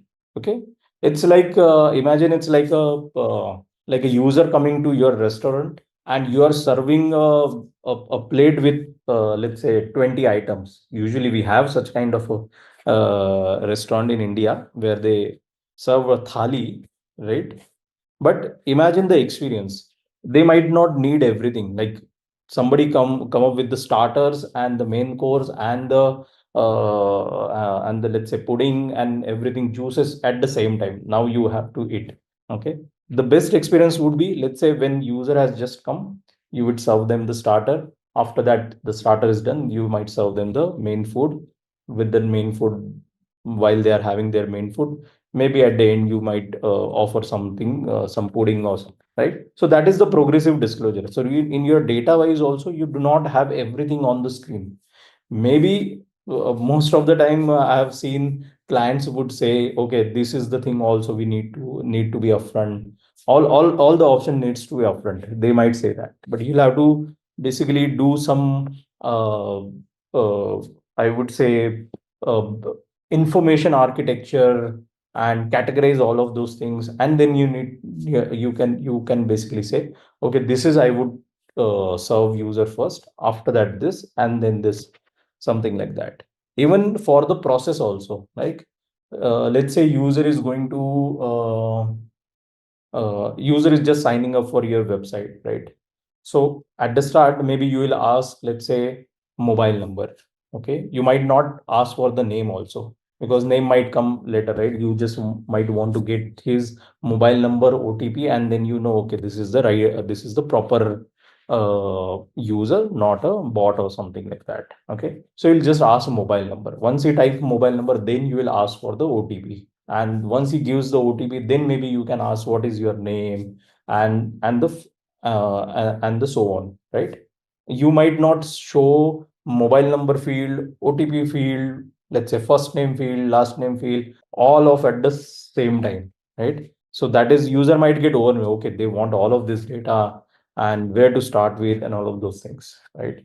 So you will want to gradually reveal the information. Okay, it basically improves the customer experience specifically for new users, and it simplifies the user interface as well, right? Also, it creates the better understanding of your initial feature and then the secondary features, and it in a whole sense is basically reduces the learning curve, right? When I say learning curve is like when users see your screen, they have to learn first, right? If it is like that, if you show everything, let's say if you have seen Tally application, how many of you have seen Tally application? Just say yes in the chat section if you have. Or for that matter, let's say Photoshop also. Okay. So when at the first time you see Photoshop, you would get overwhelmed. Okay, what can I do? Which is the first option I should use? Which is the second option can I use? I would be using what? How to navigate between all these screens and all. In Tally application, everything upfront. You have to put values, and it's kind of a form or something, and then you will click on some button, and then it will produce something. Then you will change things. So for the new user, it will be very overwhelming, and we can conclude that it's having a huge learning curve or a bigger learning curve. Okay, once you get to know, okay, the functionality of this particular option or this particular option, then you somehow learns that particular software, right? But if there is another software, let's say it nowadays, if you log into Figma also, Figma will give you an onboarding session. Okay, they will make you aware of what are the options that are there in Figma. It's basically help you guide through those particular interface, right? So you get familiar with all the options. Okay, this is basically to reduce the learning curve. Correct. Quick tour. So this progressive disclosure is like it basically reduces the learning curve, right? Imagine in a quick tour, it's all the options they show it upfront with all the description and all of this thing. You'll get overwhelmed, right? What is this? So what they do, they one by one basically uh, make you familiar with their UI. So it do let's say five things, right? Improves the customer experience for new user, cleaner user interface, correct? Better understanding of the primary features and secondary features, and fourth is it reduces the learning curve, and the fifth is it is less prone to error. User usually not make mistake. The example which I said earlier, the sign up process, if you give mobile field, OTP, first name, last name, all of this field at the starting itself, and then there is a, let's say, next button. Okay, what user can do? User might just write first name, last name, and hit next button. Okay, then you'll have to show the error. Okay, you have to add mobile number also. Then you have to add OTP also. So it basically there will be user can make a lot of error in that particular scenario, right? So progressive disclosure help user help user be less error prone. So over here, the example of Instagram, when you have to, let's say, get to this particular option of privacy or notification security, it does not give you upfront. It basically, this screen is saying you click on profile icon, then it shows you this particular these options, then you click on settings. Inside setting, you see all these options, right? So that is a example of progressive disclosure. The next is consistency, right? So consistency is a key for cohesive UI. When I say cohesive UI, whatever the elements that you use on a particular page, okay, they are getting reused on the other page and all of the other page, and the overall product looks like a cohesive, right? It's like designed by one designer itself, though many designers would be designing it, but the consistent elements, let it be button, let it be text, font, the text sizing, the spacing between text and images and all of this thing, even the illustration style, right? If they are consistent across the product, across the all the pages, it becomes it makes user more uh, connected to your brand as well, right? So the consistent UI means similar design pattern, uh, identical terminology in all your prompts also, like the text that you'll say, all those things, even all the menus, icons, everything basically. Okay, that consistency basically comes from your style guide itself. So while you create the style guide, you basically are creating the elements that will get used across all the screens. So you have to be very careful while designing the first element itself, right? So here, I think they are showing that it's a one page itself. But if you see this particular, let's say this is called as, I think, Pacific green color, right? So this color is getting used everywhere in the overall page in a different format. Over here, it's a circle, or it's some gradient. And if you see the text style, this is the particular font they are using everywhere. If you see this fixed rate and no surprises, this is the title of for this particular section, and then there is a subtext. Okay, you will see in the next screen also, get extra credit in a second. They are following the same font size, the typeface as well, and then for the body also the same typeface, same font size. For all their link, they are using this particular color. Makes it looks like it's a brand color, right? Make it feels like it's these are from the same brand, these are offering from the same brand. This is like when you want to get ready for when you go somewhere, let's say to party, right? You might not want to wear a coat on the top and some let's say boxers on the bottom, and you might wear the sleepers and then just go, right? You want your look to be in a way cohesive, like they should go with each other, right? So that is why that is how. And the that would be like for the group of people also. If you see the dance performance, not everyone is wearing some different clothes, right?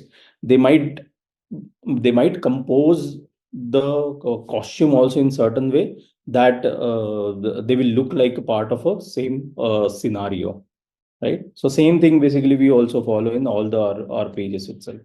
We are basically orchestrating all of these things. So contrast is again the, so basically you are saying you have two websites. Okay, one is, let's say, enterprise, and one is, let's say, anything else. This comes over here. First of all, what you want user to what do you want to portray to your user, right? Do you want to portray that this particular electric vehicle is from our enterprise itself, right? If you want to show that, then the particular design has to follow the your branding, right? Then there you cannot be having, let's say, some blue color, or and your website is in green. Then you might want to avoid the blue color. Okay, you will always uh, talk to the let's say the website owner, which is that the blue, let's say, blue website owner, to you will always negotiate on this particular thing. Okay, it ultimately it depends upon what you want to portray to your users.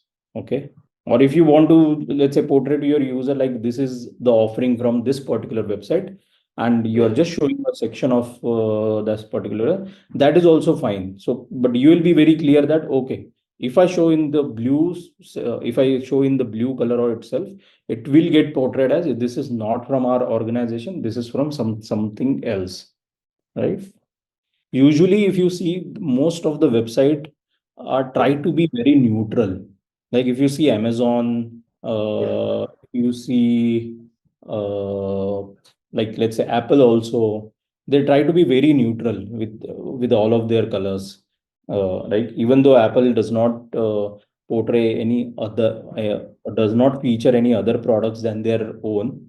But if you see Amazon, it's like more of a uh, very minimal branding they would do usually. You would always see it on their title bar itself, the branding, but the overall page would have the products and all of those things from uh, uh, like the language they would follow is like depends on the product to product itself, right?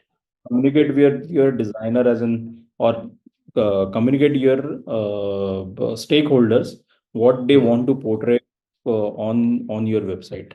What do you want user to perceive your website as? right? And depending on that, you will take a call. I'll show you one consistency feature again. So if you see over here, this first of all, the very not legible, because it looks like everything is faded out and having some opacity over it. But if you see these two things, they you will see this is the first story and this is the second story, but both these story are not matching with each other. Looks like a design blunder, right? Not consistent at all. Do this to your website, right? The website you will be designing, you are designing. Okay, so what you will do, you'll basically make them very consistent, right? So this looks like a part of the same family. So user expectations also changes as per over here. It looks like it will take me to some website which will have this particular font and color. Over here, if I click over here, it will take me to some website or some post where it will follow this particular.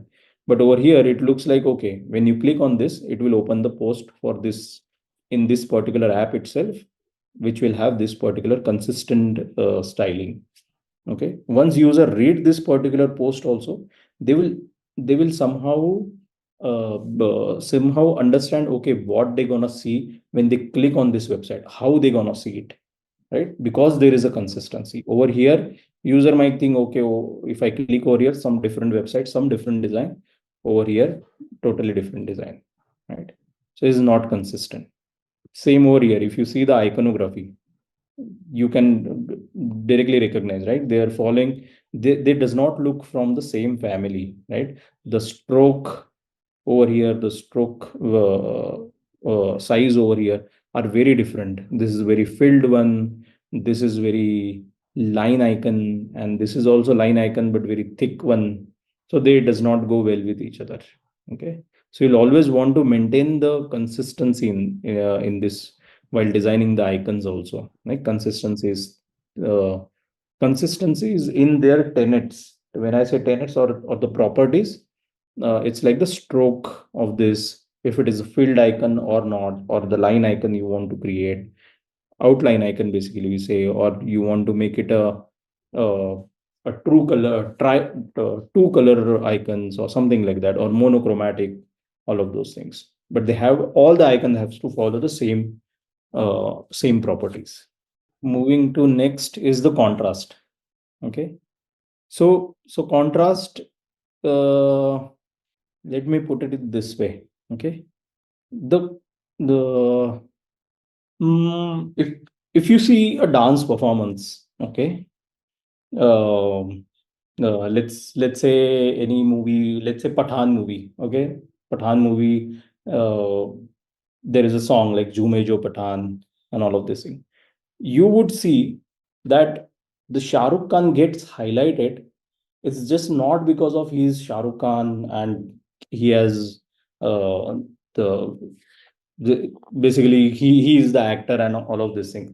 The other elements also help highlighting the main dancer, right? I would say let's not talk about Shah Rukh Khan. Main dancer in the overall composition is that you might notice that all the other peoples who are dancing around, let's say the main figure, might have some different costume style, and the main person that is costume style, color as well, and the one person that is in the middle is having a different color style, or and it will get highlighted amongst all of these things, and that is how our eyes also anchor onto the main dancer when we see any particular dance performance. The same thing, the contrast is when you want to, when we may think that the chosen visual object, okay, in any composition says something about itself, but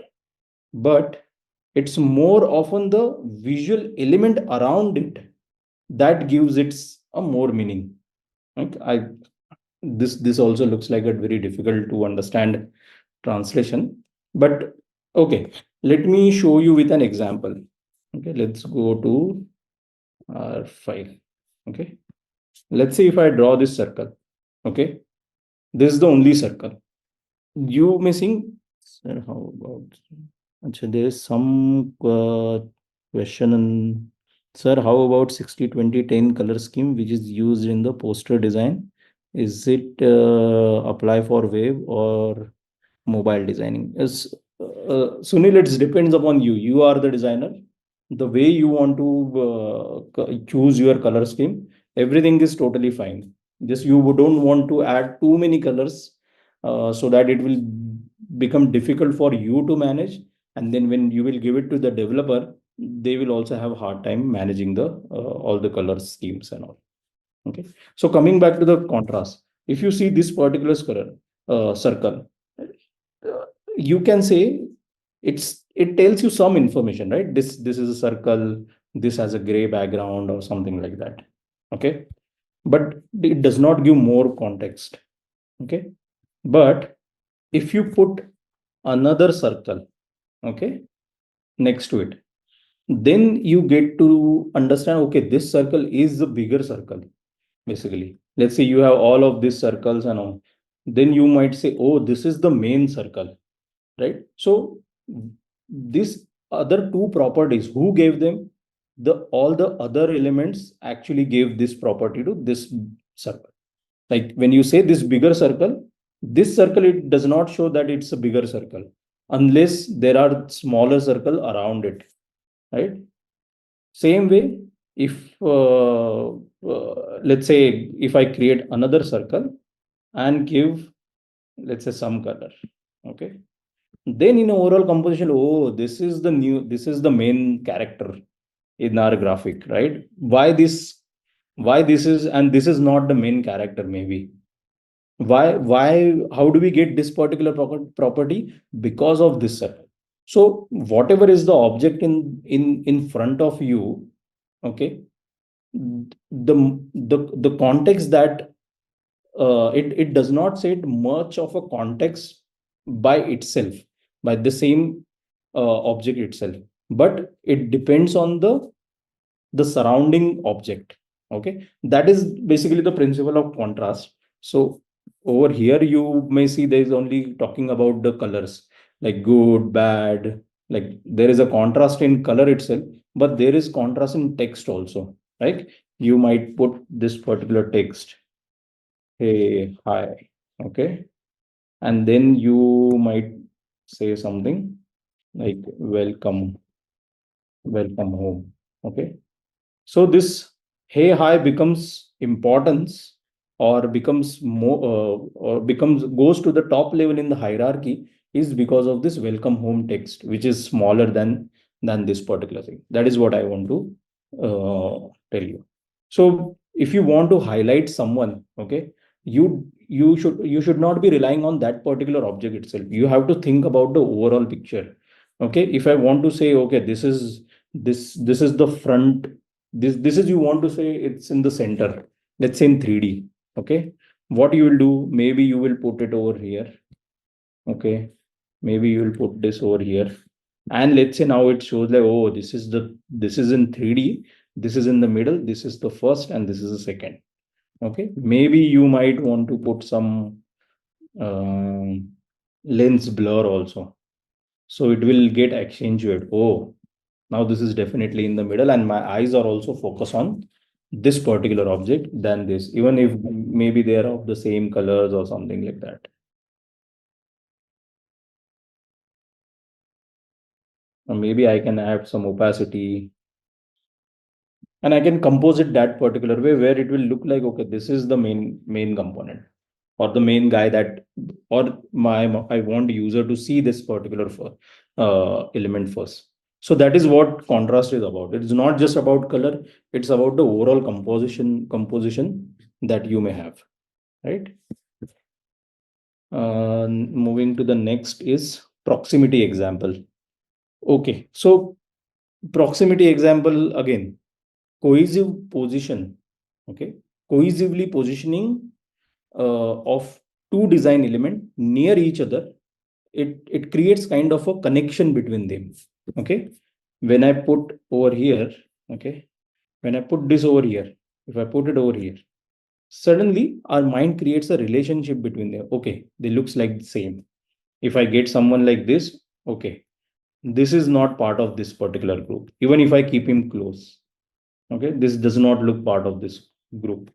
So that is what the proximity. So if you keep more of this thing, okay, this looks like a group. But if I just take this away just a bit, then your mind will tell you, okay, this is the group and this is another group. Okay, the same with your design. How you compose your element uh, tells some relationship to the viewer as well. So over here, when you see all these books, okay, these books are presented in a same manner, right? All of them have the have the cover, title, then author name, and all of this price and all of these things. And the grid basically makes it looks like, okay, they are from a similar group, which is maybe, let's say, called, and you can name this group as a bestseller in books. Okay, so even if you are adding this 1, 2, 3, 4, 5, 6, again the relationship gets more concrete. Okay, so that is the proximity. So it depends on how you compose your element. They'll always try to make some connection. Okay, let me see if I have any example of proximity, progressive disclosure. Okay, over here, yeah. So if you present, let's say, your food items, okay, in this particular fashion, user might have a hard time, okay, what is the group over here, right? To make this, to improvise on this particular design, you might do something like this. Okay, these are all burgers, these are all pizza. So now they make them more, they makes the connection. The only connection over here, it looks like they are all the items, right? Like this is a food item, this is food, all the food items. But the another stronger connection that makes, okay, these are all burgers, these are all pizzas. This is another example. Okay, when you present the data over here, you can also you might also be getting confused. What is it data? Might not be making does not make sense, right? But when you do it in this way, okay, Sam Flick is founder. This is Samir Sharma, co-founder. So there is a relationship between the name of the person and the position, right? Over here, which it does not come. This co-founder who's Samir Sharma is co-founder, or the Neha is co-founder, right? So this is the proximity uh, principle. Next one. Okay. So by now we have saw the all this UI 5 UI principles, and we saw the example also. I think, let me see if there are some remaining. Okay, over here is the contrast. So if you see email address and password, they are following proximity. They feels like they're from the same group. Over here, login line, sign up, forgot password, they also forming some group. So, but you might not want to do this. You might want to some contrast between these options, right? So what you would do, you might do something like this. Okay, email ID, email address and password. Then there's a login is you want to highlight. Login is the thing that you want user to see first, then the sign up. And let's say you if user has forgot password, you might show it in this particular fashion. Okay, let's see another example. Okay, profile setting and all of this thing. First of all, there is no contrast in the coloring itself. And so what is the next one? Oh, now there is a contrast that is driving my eyes through this particular screen. What will I notice first is this is the profile setting, right? That is it, because the top is become heavy because of this particular color, your eyes naturally goes towards the top. Okay, over here it also goes towards the top, but this particular element is because of this gray color and all, it basically competes with this profile setting uh, text as well. It's asking for attention, right?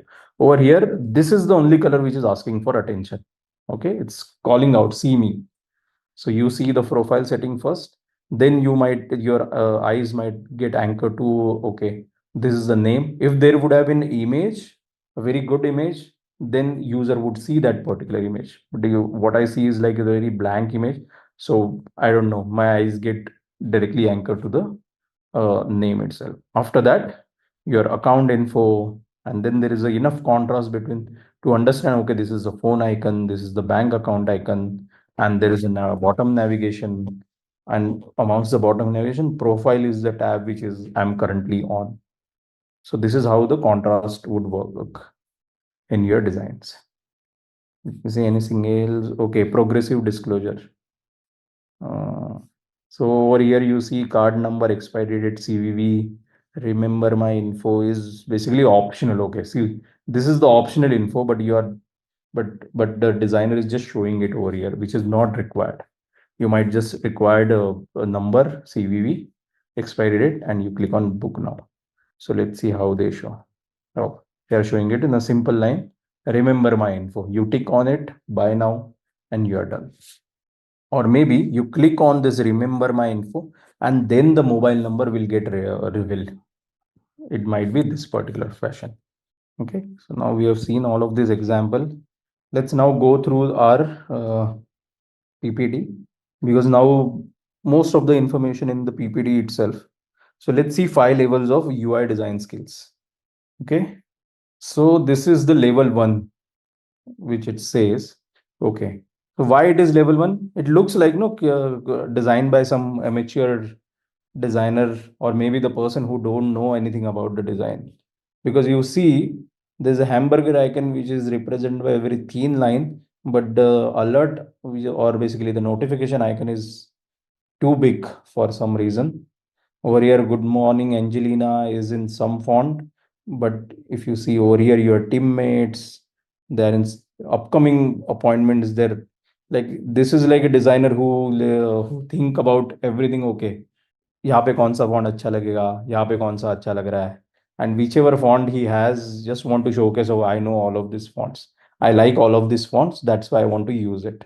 In lot of my interviews, when I ask for reason to use any particular font over here, or reason for you using this color, some of the designer answers like, I felt like this is going with design, that's why I have used.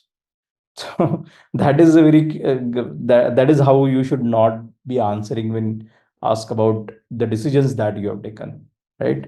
You might say about, okay, this is the brand color, or this is the font that is decided by branding, and you want to create some hierarchy into this. So this is the let's say title font that you have put in your style guide. So that's why you're using everywhere. And this is the font size you have kept for your title font. So that is why using it over here, right? So just make a note of this. Don't say I like it. This is going, I feel like. Do not use what I feel like, right? Over here. So the overall design looks very messed up. Even the spacing is not consistent. If you see your teammates above and below, it's very different, right? Even the colors joining, meeting, awaiting. If you see the roundness over here, this is a rounded rectangle, but this is a pill or a tablet kind of a treatment that has been given. Okay, then now and today, if you see, they looks like floating, isn't it? They are not aligned to each other. Nothing is aligned. Even if you see this profile photo, the top margin and left margin is very different. Over here is so it has just like placed all these elements. Okay, so this is, we can say, level 1 of design. You should not present any design which is this, which is kind of this particular uh, level. Okay.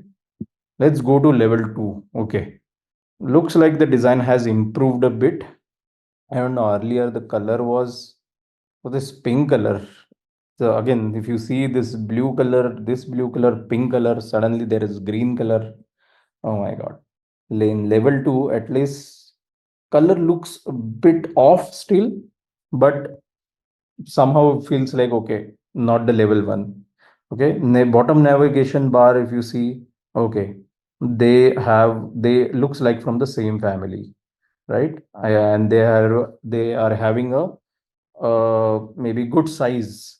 Okay, but the spacing between it is clearly off. You can just eyeball it, and you can see the spacing from home to this, let's say, graph icon, and from graph to calendar icon is, it does not look like it's middle aligned. Even over here also, this file icon and between this, the buttons looks like okay, now they are following the same tablet. No, over here it is a rounded rectangle. Over here it's still join meeting is not middle align over here. Over here also, if you see Thomas Lawrence, left alignment, right alignment is very off. Again, no hierarchy in good morning, Angelina. Okay, this icon has come to its sense, looks as in having a pretty small, not pretty small, is a enough, looks like having a enough clickable area, like, or you can say the touch target. Okay, but the spacing overall does not match. Okay, lot of misalignment, as it says in the title itself. Okay, this is the level 3. Okay, in the level 3, what you can see, okay, the background color that is gone, now it's clean white. And some of the color still does not match with each other. This is in green, maybe user want to, designer want to show it in the green itself. Over here, okay, joining meeting, awaiting, now this has having the same, the buttons are having are from the same family, it looks like. This icons have now got properly spaced. But one thing I see, there's a lot of font has been used. Like over here, if you see this good morning is in, let's say, normal font, but over here it's like a condensed font that has been used. Over here, this is very light font. So again, there are a lot of this particular thing which are not good. The alignment, I think, only has been improved. So as it says, many areas need improvement.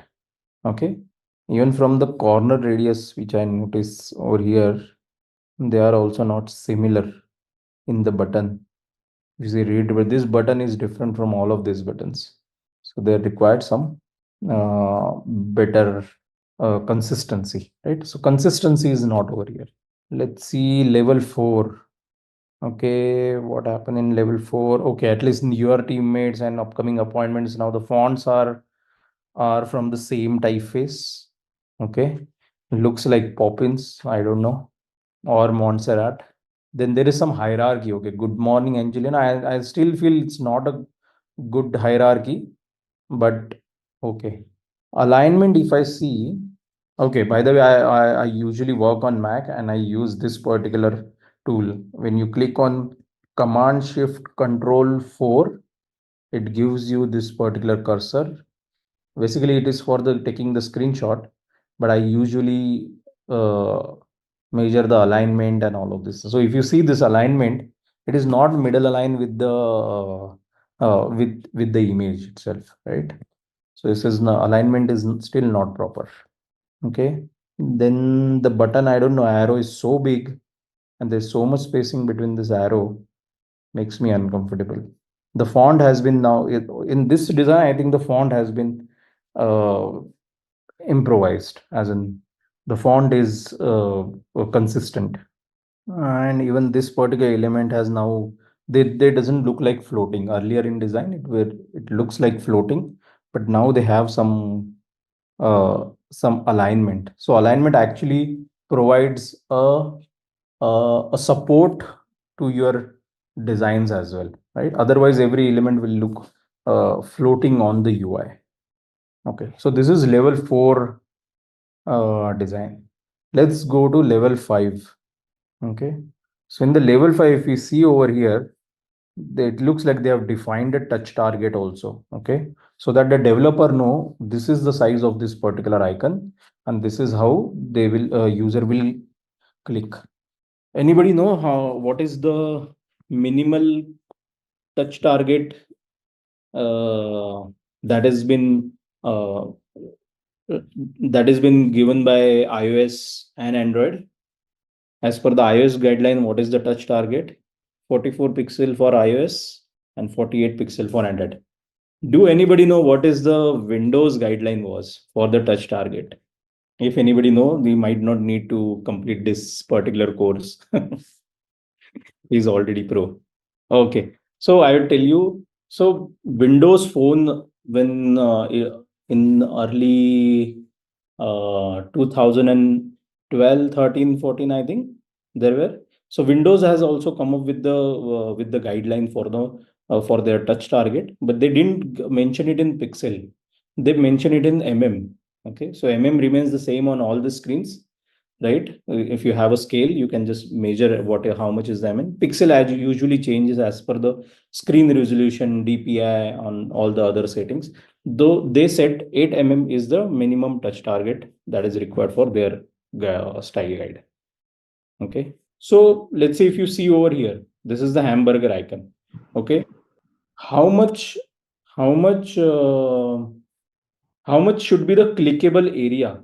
Basically, you have to define that this, at least this much should be the clickable area, right? If I show you on this particular design, say, let me see if there is any icon in asset. Okay, let's say this star icon. Okay, and I have this particular phone. Okay, if I put this star icon, okay, I can, this star icon can be same. Okay, let me detach this. Okay. So if I create this icon and I want it to look like this on a regular mobile phone over here, okay. But for user to click it, how much is the touch target is required? Touch target is like the developer will or you will also create an icon in such particular fashion that it will occupy this much space or this much space or whatever. If you, let's say if your touch target is below 44 or 48, which is, let's say over here 44 and 44. Now this is the 44 by 44. So user will find very hard time to click on this particular icon. They might not be able to click on it. Some of them have very fat fingers. So for them to click on this particular icon, and especially if there is another icon nearby this, it will be very difficult for them to click. So you have to set the touch target, minimum touch target, right? So the minimum touch target is 44 by 44 as per iOS. Okay. So let your icon can be look visually can be smaller, but developer will provide this much enough area for this icon to be clickable. It will be like this. But when you will give the icon to your developers, I would suggest do not give it in this particular, only this icon. You always give it with the touch target as well. That they don't have to think about, okay, how much has to touch target has to provide, or what is the size of this particular icon and all of this thing. You basically, what you can do, you can create a iconography in this particular format itself. Let me add just background over here. Okay, you, let's say, create another icon. Let's say icon, for example, let's say this icon. Okay, that doesn't look like from the same family for some, because of this color. Okay, but let's say if you're creating this icon, you would not create it this way. Okay, because then this will not go with each other if you keep them next to each other, if for any reason. Okay, you always design icon keeping your touch target in mind as well. Okay, giving this or defining your asset in this particular format actually helps developer to directly go and develop without worrying about how it will eventually end up in, right? You are only solve the problem right away. Okay, or you can basically design icon in any particular sizes, let's say 24, 20, 24, let's say 20, or all of this fashion. But when you put it on your designs, okay, when you put it on your let's say header, you create a rectangle, put the icon inside it, and just show it, okay, this is, and then you can basically group it. So whenever the developer come and hover on this, they will know, okay, this is the touch area that has been defined by the designer. Okay, so in level 5 it looks like the touch points has been taken care. And then there's a bit of a consistency also in this. Like if you see, they looks like a bit from a same family, though. One second. Okay, for some reason my PDF has become smaller. You might not be able to see that. Okay, I'll go with this. So let's move to, so this is the level 5. Okay, level 5 is 2. Any which ways, they are basically provided the good spacing. Then they say there's a logical grouping also. Okay, grouping they means like this is the first group which is of the title bar. Then there is a second which is welcoming. Then there is a third group, third section basically which is providing this. I think that is what they are talking about. That becomes even clearer when we divide all the objects in the design into logical groups. As you can see, these are the different spacing between the groups, but they are consistent. Okay. Looks like over here there are 3x, over here there's 5x, 5x. Okay, 5x. So there is a bit consistency, I mean to say. You can always, I would suggest do not eyeball on the spacing. Okay, always provide a consistent spacing as per the pixel wise. When I say eyeballing, it's like, okay, you are designing this particular icons. Okay, maybe you think in front of this particular icon, this is bit smaller. Maybe though it is perfect, but you might eyeball it and make it bigger, a bit bigger, so that they'll always go with each other. Let's say tomorrow you are creating another icon, which is, let's say, a circle. Okay, and next day you are making an icon which basically looks like a rectangle. Okay, now if you create a same size of circle, let's say 22 by 22, 22 by 22, and if you just so you will feel like the circle is still bigger than the sorry, square is bigger than the circle, isn't it? How many of you feels like the circle is smaller than the square? Over here, let me make it dark, and let me create one frame itself, and let me take. So whenever you will hear the term eyeballing and adjusting, it is more on this. So if you see very closely, you might think that circle is still bigger than sorry, the square is still bigger than the circle. Okay, so to make it more even, what we usually do, we usually create a circular shape of a bigger size. Now, if you see, you will feel like, okay, circle and square are of the same sizes visually. Okay, not as in the pixel wise, you will see 24 by 24. This is 22 by 22. But if you visually just see, if you eyeball it, okay, you will see now they are of the same size. Earlier, they were, I'll make this again 22 by 22. Earlier, if you see them closely, you'll feel like they are very small. One second. Okay, so this is what I call eyeballing. If you can see, I can clearly see like the circle is very bit smaller than the square. Over here, they looks like the same size. So this is what you call, you will always eyeball it and create a better version for specifically icon, but for the spacing, I would say stick to the actual pixel size. Okay, level 6. So if you see the levels again, what do they say? The level 5 is where, okay, level 1 is, okay, ugly and not consistent. This one is bit consistency, but it's not bit consistency. Ugly itself, I would say level 3 as well. And level 5 is a good design. Okay. But how you can go to the next level? Go to next level, you should be adding micro interaction. There can be screen transition, beautiful animation that will create a wow factor to your designs. That will create more interest, right? That will attract more eyes on your designs. Okay. Okay. Let's see what is good design, bad design. Let me just quit this and start again. I don't know. This document was not going full screen. Oh, okay, now it is full screen. I'll just share this again. Okay, let me know when you can see my screen. Okay, I think you can see. Okay, let's see good versus bad UI. As we say, pointless inconsistency. There is no reason to make to this particular post to be any different than the particular post. Right? The content itself will be different. So it speaks about for itself. Right? Content is different, the post remains the same. These are the pointless inconsistency. Okay, so these are the things basically you have to think about when you are creating design. Let's go one by one. Consistent use of color palette for elements like button, text, links, header, footer, hover, and hover state. Correct. They has to be consistent. The two buttons cannot be uh, inconsistent in their hover state itself.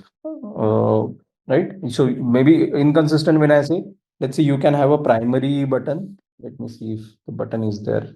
Okay, this button, and maybe you have a secondary button. Let's take this outline button. Okay, let's say this is primary button, secondary button. Okay, when it says inconsistency in, let's say, hover and other effect. So let's see their hover. Okay, this is hover, and over here this. So if you see in the hovering also, they are very consistent. They are not like this hover is very different, totally different from the other one. Even if you see, maybe let's see the disable. Okay, let me add some white. So this is the disable state for primary button. This is the disable state for secondary button. So they look like from the same family and having consistency, right? Then consistent font styles for titles, paragraph, links. Yeah. So this is basically developer would call H1, H2, H3. This kind of a tag they will give. H1 is a headline one, H2 is headline two. So you'll always be consistent with all of this. If you're using, if you're in your website, if you're stating that this is a headline one, then anywhere you want to use headline one, it should be following the same typo, the same font size, the same line height, and all the other properties has to be same. Okay. Use either rounded or square corners for shape in your app. Okay. If you're going for a rounded corner, go for rounded corner. If you're going for squared corner, then everything has to be square. Even your card also has to be squared.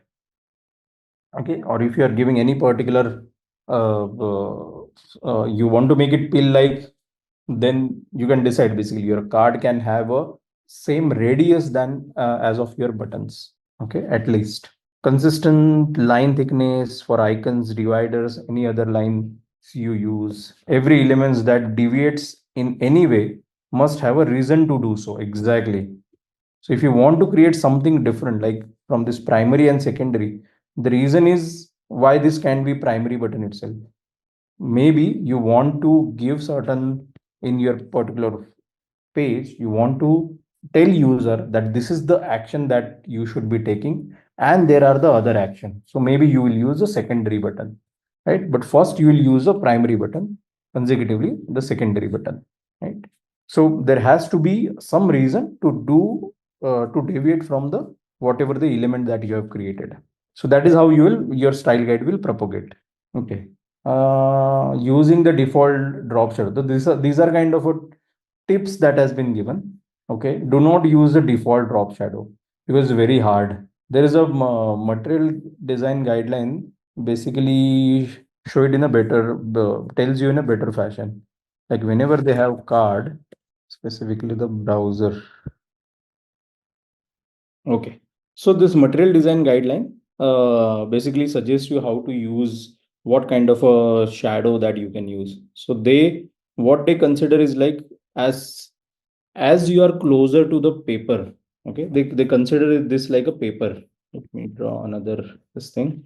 Okay. So this is, let's say, your card, let's say white color, some this thing. Let's give some, okay, this is your let's say card. Okay. When it is on the ground means if you see the level of hierarchy, okay, this one and okay. So this looks like this particular card is on top of on the previous card. But if you can provide a bit shadow, if you give same shadow, they will not convey it properly, right? So as you are closer to your paper, your shadows might be darker, right?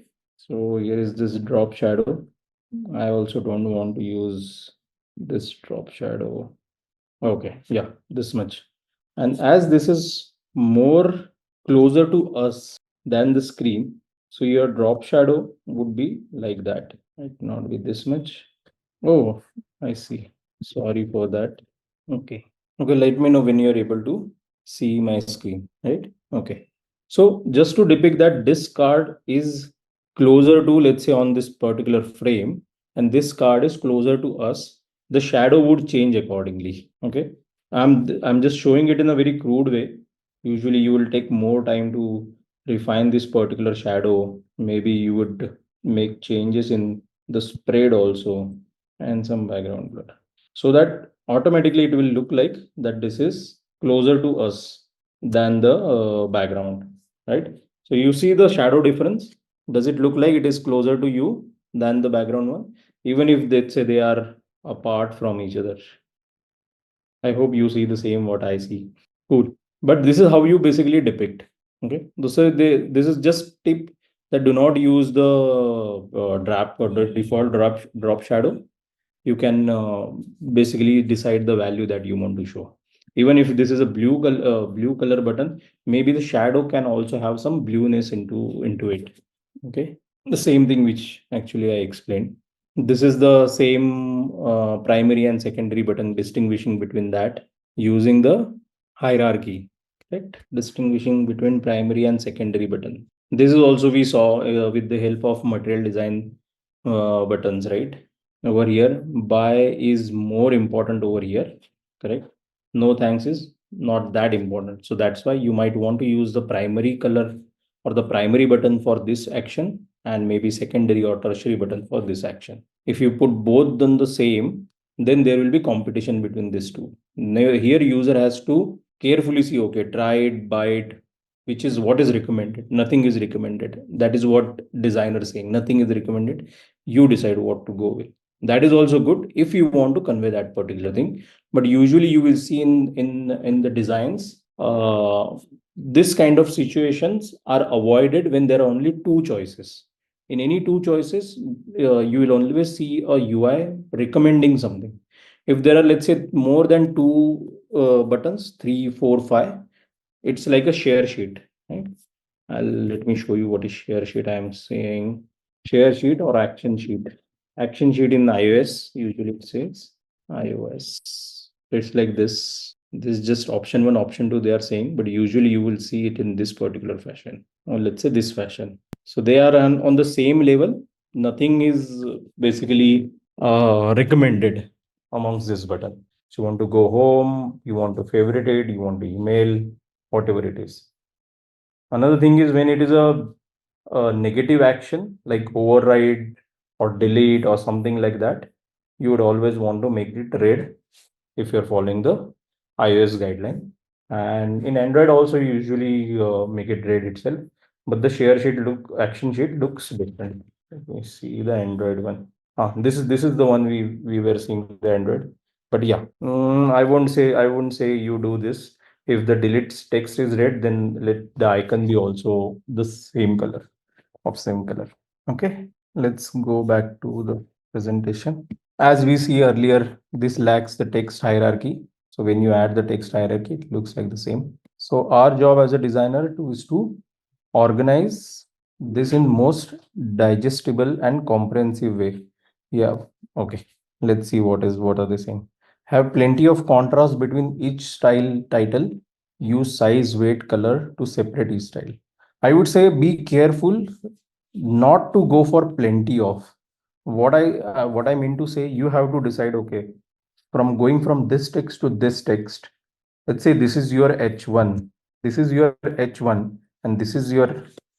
Let me get H1 also in that format. H1, or let's call this H. And there is, let's say, H3, which is, let's say, 14 pixel. This is like a body text itself. Let's say this is body. Okay. So when you are designing something, you want to carefully decide whether to go for this to this, means H1 to body or H1 to H2, right? You might not want to just because, okay, H2, I don't want H2, I just go with the body text. And if it is more looks like a H2 and below this, maybe you have a lorem ipsum text, let's say saying whatever, let's say, okay, then you will be out of hierarchy. Let's say below the body text, what are the texts that you would use for showing the content? It might be assistive text itself. Let's say assistive text. Let's say you decided that is assistive text will have 10 pixels.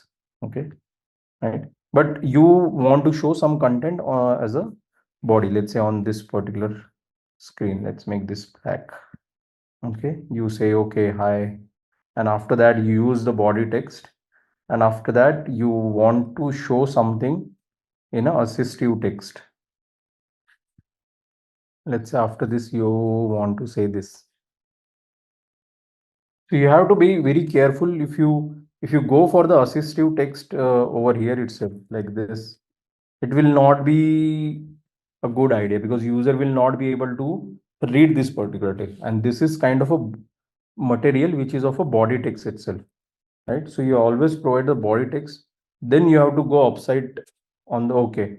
After this body, I'll have to go for the H2 itself, and above H2 there will be H1. So this is how you will compose, not by just a choice or you feel like okay, let's use H1 for here, H2 for here, something like that. There are other uses of H1, H2 also, but that we can cover up in some other classes. So for information hierarchy to be clearly visible, always start with a big title, which should be the most prominent element of the page. Yeah. So you can start with this particular title itself, or you can start with the body text itself. The both are okay. Usually I start with the body text because I know that okay, from here I have to go up, up, up. Okay, and then I can see again, okay, if this is making sense, or if I want to not to use, let's say H1 as, and there is a font size which is H3 in between body text, I might go for that. So I would suggest you can build from top to bottom or bottom to top also, from body to titles. Okay. Separate your block of text clearly, use small amount of space to connect related information, and use lot of space visually separate information. So over here, let's say welcome home is more related to hey, hi, right? And this is, let's say, some information that you want to convey. So this information wise, this makes a group, right? So you'll always want to have some contrast. Okay, hey, hi, welcome home, and then user will. If you put it over here, it will look like this is kind of a same content that we are trying to talk to user, and user might not might neglect this particular data because he knows the context of this particular component is hey, hi, and welcome. So this might be part of welcome message itself.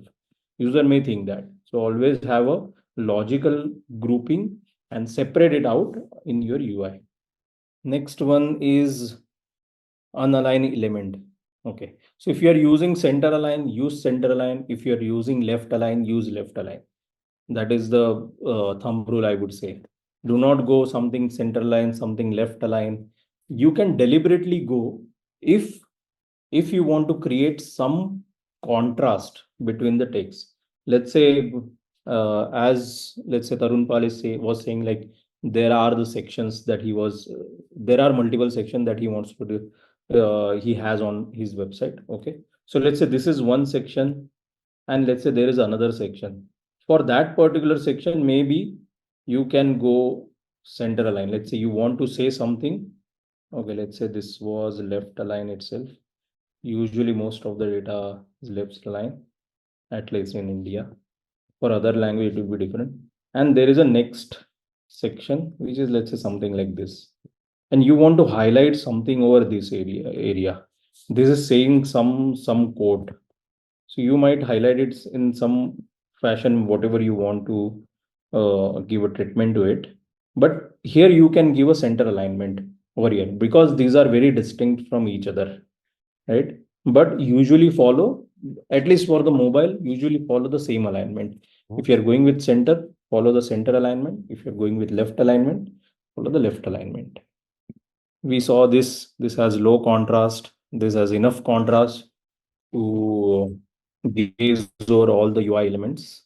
I think you can read this because this is everything we have covered in our earlier example itself. Confusing forms. Yeah, over here it says if there is error, not only it says highlight the error itself, but you can highlight the complete component. I would say that depends. If basically if it works for user, then nothing like it. But you would always try to help user, showing that okay, these are these are the error cases. Let's say if you have a long form or bigger form, let's say there are multiple, let's say there are multiple fields, okay, and the form goes well below the first fold like this. And if there is a error case, okay, let's say if the error case is over here, for this particular example, let's just let's say the field is like this. Okay, if there is error over here, let's say you called it error, this is an error. You make this red. What happens when you scroll over this? No, user might sometimes miss it. Okay, where was the error? Which is the field? But to highlight it, to provide enough contrast, let's say you design it something like this. You gave this also as a error treatment. Let's say this become also something red. Okay. Basically what you are doing, you are making it hard to miss, right? By any user, by particular user. Over here, user might miss, some might get it, but over here, maybe more people will get it. And because of this particular error, you might because of this particular treatment, you might not want to lose your users, right? User might not get this what is happening, and just then they will just drop off from this particular screen. You don't want to do that, right? You'll always provide enough contrast for all your elements. When user, let's say, scroll, he clicks on search, you are adding a functionality. When user click on search, if there is a field that is missed by user, it will directly scroll down to that particular screen. That is a good function. That is, again, you are going one step ahead if user miss that particular field. Over here, okay, let's say if you want to, basically what you are saying, you want to explain it to developer, maybe you will do something like this. You will show this is like this, and maybe click on this button, user will go over here. So let's say if you scroll, you click over here and it will come over here. Maybe you can go ahead of this also. You can add a cursor over it, you can add a keyboard over it. Directly user will be ready to type on it, right? So that is the level that you are making it more harder for user to miss that particular field, and that should be your goal. Okay. Poor touch target. Again, we talk about this poor touch target. Over here, it says the cross button. If the cross button is too small, user will end up following this particular person rather than he just wanted to delete this suggestion. Okay, so we'll always provide enough touch target so that user will not miss a click. Okay, next one is effective use of color and hierarchy. Over here, it's easy to understand, right? Title says your eyes actually, you designer is guiding your eyes. When you are represented with this particular component, first what you will see is the create new job. Okay, this is something about creating new job. Okay, next is when you click over here, next is this is highlighting, right? You might create you might click on this button and it will create the job. But maybe you think, okay, you didn't get it. Okay, user will say, okay, he didn't understand what is creating job is like. Then user will see this particular information. Okay, creating a new job allows you to set up this blah blah blah. Okay, now you understood this functionality and you will click on create. Okay, but if you present it in this particular manner, at the starting only user will not get any not understand this particular field, and he might think, okay, there is nothing to do. I don't think there is something input field is there or input action is there or something like that, and he'll miss out on that. So do not do this particular mistake. Next is communicating error. Okay, we just had a good amount of time explaining this particular thing. You have to make it harder for user to miss whatever is the error scenario. Okay, so here is the treatment that is that it shows. Okay, what it shows, maybe problem is in the email, which is you haven't typed at the rate over here in the email, but the assistive text or the error text is shown at the top. Okay, which is which is not a logical grouping, right? As per the logical grouping, whereas there is the error, the next to it, the error scenario should be explained. Okay, so that is what it is explaining. If there can be a page level error also, maybe you click on something, but there is no problem with this first name, last name, and all of this field, but there might be some problem. Let's say server is not responding. Okay, so these are the kind of error you might, no, you might show it to user in different fashion. Maybe you can use a toast message, right? Maybe you can use a alert box on the top of the page just below the title, likewise. So depending on the error, depending on the context, you will choose uh, uh, you will choose a style of style, or you will choose which way to show it to the treatment, basically I call it. Clear, using clear and understandable language. Okay, first let's see this. Okay, it says delete account. I'll click on delete account. Okay, maybe I'll click on delete account if I want to delete the account. Okay, I might not read this all this information. I want to delete account. I'll delete account. Okay, but you might want to tell user, okay, if you, the repercussion of deleting this account. Okay, you might have written it over here, but user will not pay attention to this particular thing unless you show it in a simple manner. Delete account. Okay, I want to delete account, but hey, you will permanently use your profile messages and photos. I directly understand the context, and as per my requirement, I'll take the decision, right? So this is how user basically, designers basically give treatment to their uh, components to prevent user from doing certain actions, or to make user do certain actions, right? It depends on how easily you can easily you can communicate the particular scenario to the user, because you, most of the users would be just hovering over the information. They'll be like, okay, delete account, okay, delete account, okay, over here, maybe, okay, create new job, they will click on create, and the job will get create. But maybe you, if you want that, that is good, but maybe you want to show something, some information, useful information to do to the user, so that they do not get confused about the functionality.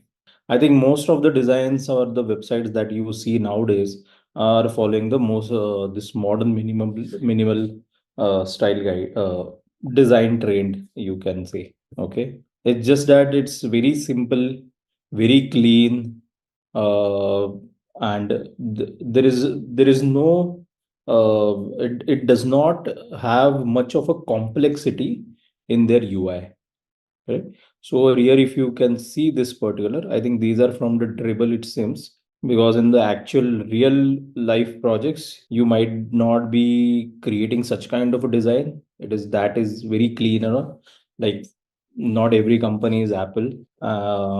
So whenever you will be creating design, you have to make sure what are the users for them you are creating these designs, and what are the things that you want to portray, what is the template that you want to create, and so on. That way you will create the design. This design is more on the visual side, this trend, what we'll see.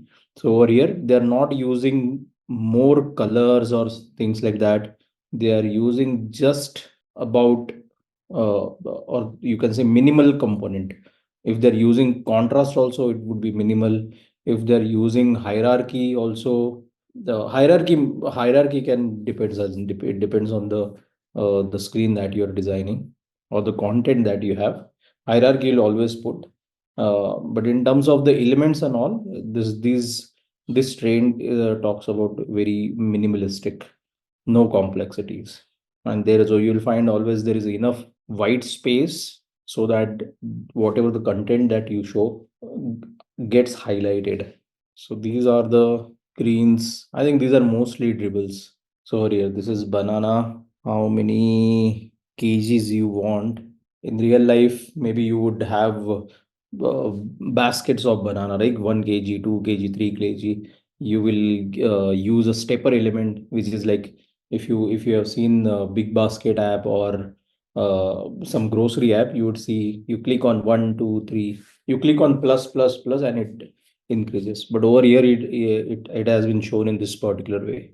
So you can have 3.5 kgs of bananas, and accordingly I think the price will change and you will add it to your baskets, things like that. But you can always take inspiration from this particular designs, and you can think of how you can implement in your what are the project that you are working on. The next one, again, it's the same minimalism and simplification. Mostly Apple websites you would see is the paramount of simplified things. Whatever they show, it gets highlight. If you can just visit, let's see the current Apple page. Okay, so they are showcasing TV Plus over here. I think okay, this is .com. Okay, over here if you see only the iPhone 15 Pro image and the title and the subtitle. That's it. So with this much, there is no complexity. There is not much of a text written regarding the iPhone 15 or something like that, because they might not need to. It's not needed over here, like for such a minimal project. But imagine the product you might be selling, world might not know about it, so you might want to give some of the context for that particular product, right? So I wouldn't say this design will work for all the products, this particular style. It depends on the context that you're designing in, the users and all of those things. Okay. But all this white space is, I'm trying to say, is contributing to highlight this particular information. Okay. So here are the example: Revolut, Meta, Oculus Rift. All of these websites are basically following this particular minimalism and simplification because they want to portray that way also. Like these are the very simple products, easy to use, and all of those. Okay.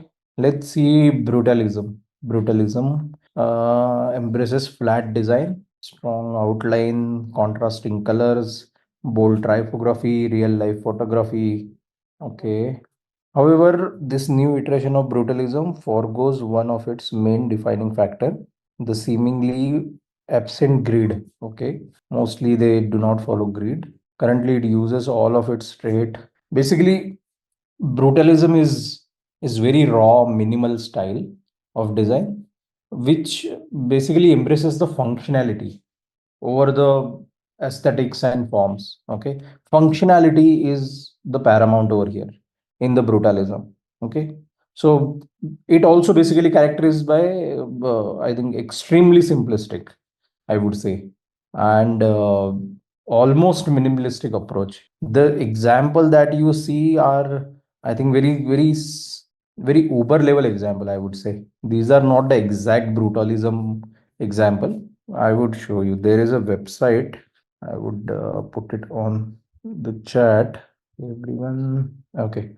If you go on this website is specifically for website that are brutal, that are following brutalism. So that's why it's called as brutalistwebsite.com. Okay, so some of the example, if I show you, this is not working. Maybe okay. Let's see this. See, this is highly functional, I would say, highly brutal, right? There is nothing in this. It's just a text. So this is kind of a this is an example of brutalism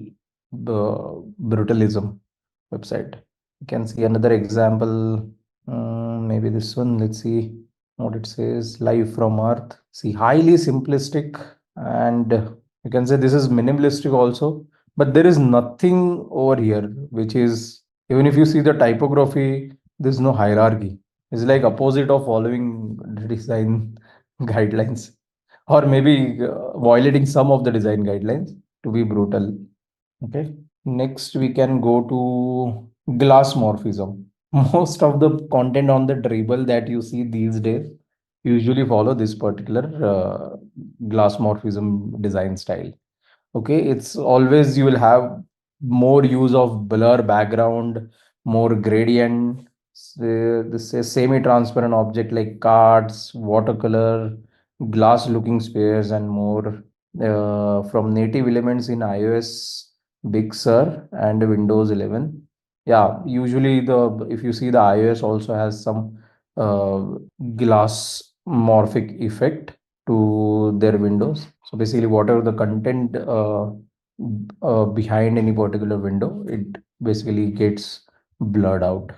But over here, the example that you see is like for having the highly glass morphic designs.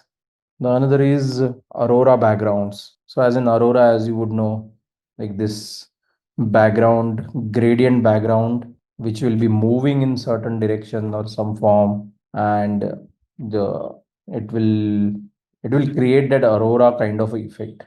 These are very easy to make on in Figma, interestingly. Actually, you just need, let's say, if you want to create something like that, I think we'll waste some time also in that, but let's just see. Okay, there's a this thing. So this is of some different color. This I'm giving you the practical example how you can create this thing, and let's say it has lot of blur. Okay, and the next over here you can put it over here you can twist it, tweak it, and then you join these two screens.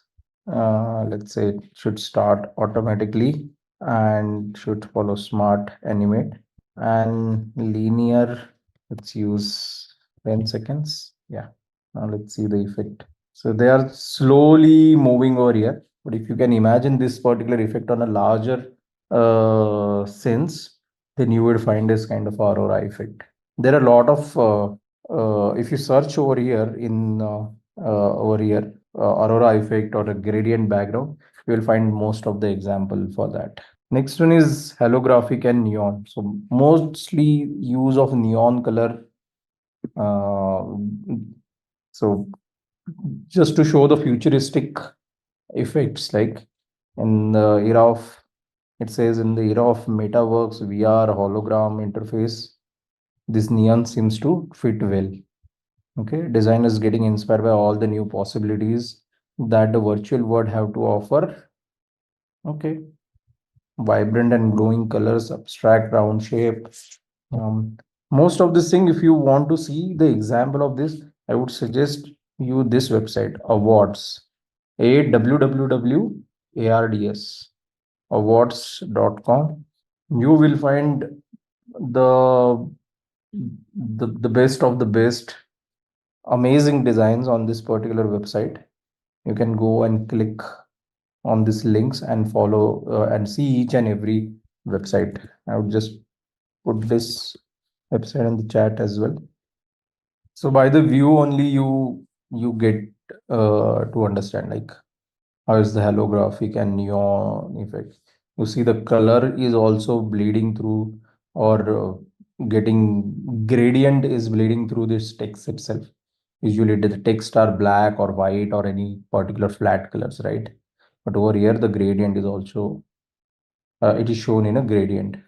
So if you put this particular properties in your design tend to become of kind of a this, your design is trying to showcase this particular trend. Next is eco-conscious cardboard style. Okay. So again, as I say, the these are the you can just jot down the properties of these designs. Okay. So use of cardboard like colors, thin font over here, and very minimalistic as well. And it comes into the eco-conscious cardboard style. So you'll always see they're not using much of a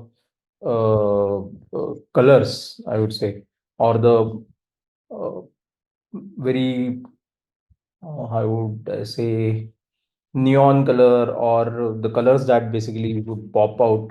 They're not using it over here, or maybe using it for some part. Button you would say is in black in most of the screens, black and white.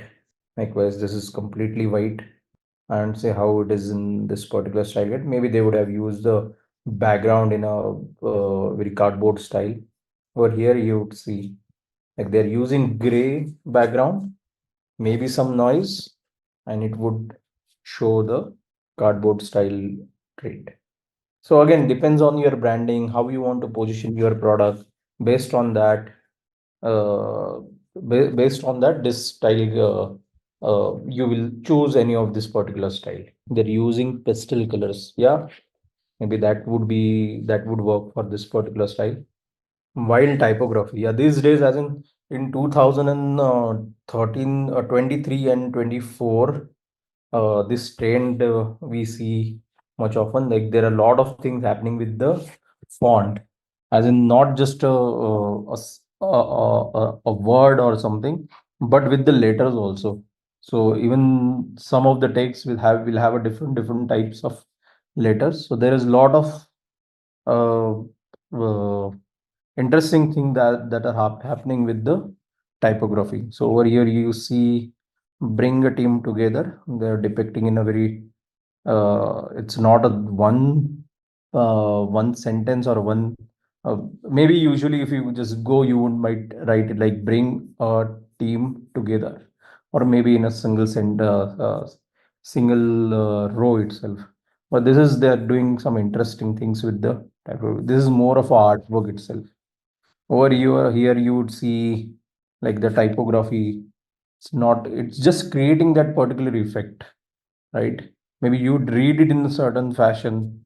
You will increase the learning curve for this particular websites if you use it this way. But that is maybe what they want to portray. They want to portray that they're very stylish and not very rudimentary. Likewise, over here they are just highlighting this fundraising with some background image. I don't know what it is, but looks really cool. Oh, see this exploring the trio Lee. Sorry, I don't know what it is, of some agency. So I think I have seen this particular website. So like you can go wild with the typography, but depends on your use cases and products. Most of the companies, I don't think you will get to do things like this, but yeah, mostly these are the agencies website. They can go very creative. They can just showcase what they can do, interesting stuff. That is why they create. On the awards website you might see all of such kind of website. More of these websites are agency website. You would not see any functional like website kind of, let's say, for shopping or something like that, for grocery, or maybe anything. Maybe you might see some product pages, agency websites, all of those. Okay. Claymorphism. Okay. So in this, there's a lot of use of 3D graphics. As you can see over here, 3D mocks has been used. The 3D character over here, the hand is in 3D, and then you see the screen.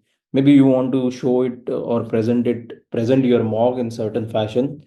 You can use this style. I don't know how it will be useful in actual practice, because if you are using 3D, let's say 3D items, you have to have a team of, let's say, people using 3D X Max or Blender, things like that. And then you would want to render it in uh, some other tools. Basically there's a tool called, I think, Slice or something, which provides that helps you create the 3D component that you can basically put it on your website and it will run. Then there's a neomorphism. So you can see this, you can just go to this line website. I'll just put this, just go through this website, just see what you can do, try to learn some of the things so that you can showcase your maybe portfolio in a creative manner, right? Here's the neomorphism. Can anybody tell me which app you have seen in this, following this neomorphism style guide or design trend? Very famous app nowadays. Now they are not, yeah, Crade, correct.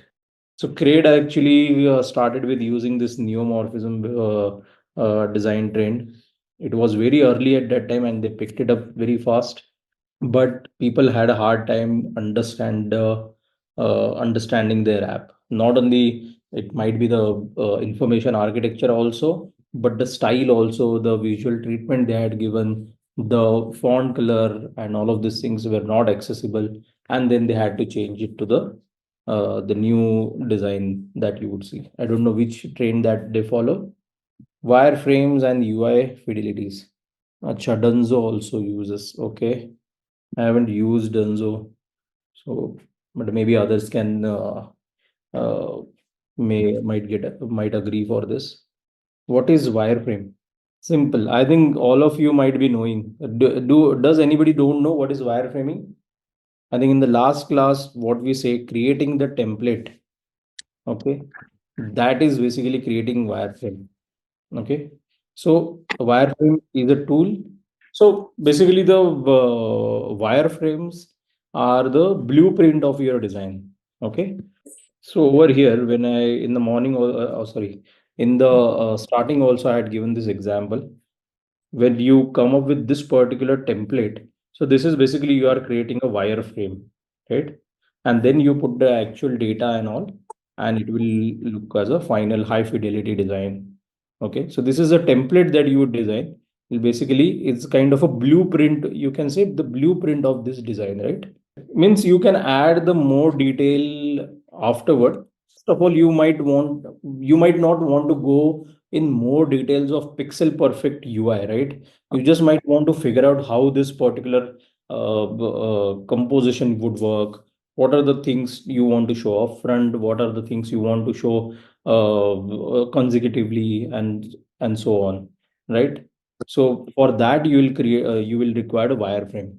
See the understand the purpose of it, to show to the client this is the wireframe that you come up with, and now we can go to the new design and all of this, not for the sake of it. The wireframe is basically you can fast iterate on the different ideas, right? Let's say you're working on a home page, and home page is like a dashboard. Let's say for example, let's say Flipkart. Okay, so the designer of Flipkart have to come up with some template before coming up with this particular design. Okay, where to show the navigation item, how they can show they have like this mobile phone, TV, appliances, all this category. Where to show these categories? Okay, where to show the login cart and all of those things. Where they want to showcase the new products, or anything they want to announcements, things like that, where they can show the phone categories, or whatever they want to show. In a way, here their designers have created a structure like uh, they're showing categories on top. There is a carousel which shows new item which gets a high which gets highlighted, right? This is the only thing that you would see on the screen, so your eyes will always catch that, right? Then there is a grid he want to show with best deals on smartphone. Maybe these days they want to showcase their smartphone. Maybe tomorrow there might be best deals on, let's say, other electronic item or TVs or furniture. Likewise, new and noticeable things that they are coming up with, best sellers in fashion. So this is a template when you want to come up with. You might not work on the content that is showing, but you want to create the template, right? You want to create a strategy, basically. Yeah, let's put it that way.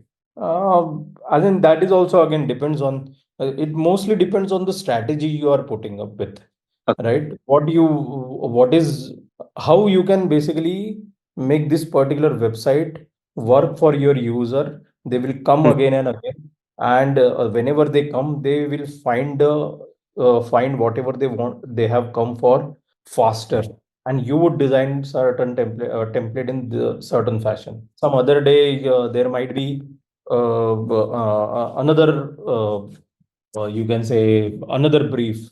Let's say like there are the new product that is coming up with. You want to show the new products also every time they visit your website. Like there might be some marketing push, there might be some feature push that you would want to do. So you have to consider all of this factor, then you will come up with the particular template. And to come up with the template, you will first start with the wireframes itself. right? So as it says, wireframe is a tool that designers use to represent a clear overview of page structure. As I say, blueprint of UI design. You can do it from, basically you go it from low fidelity. Each layer serves a different purpose. Okay? So as in the depending on the level detail that includes, wireframe can either be sketched by hand or created digitally. It depends. I usually prefer creating first on the pen and paper with my product manager, and then when we are okay, when then we have something, we reach somewhere to the solution, then actually I put it up on the Figma and showcase it digitally. And then when there is a presentation for the leadership, we usually create it in a high fidelity designs. Okay, and then those high fidelity designs then converted into developer ready version, where you will always check how the component will look like. You'll make sure you're using component from your style guides and so on, right? So this is how basically the goes wireframing. Yeah, website also, I would suggest you to go through this material design kit. You can just go in Figma and search. You click on this globe, search over here material design.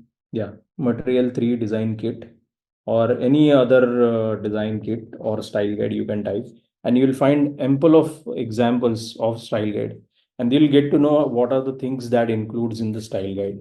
So all your buttons, switches, check boxes, all of the component that we see earlier in the presentation, all of those will come in your style guide. Some synthetic or something like that they call their style guide. Yeah, the synth, this neomorphism style guide, they call it synth. So here they say component library. So you would say, see this also. Some will say design kit as material design.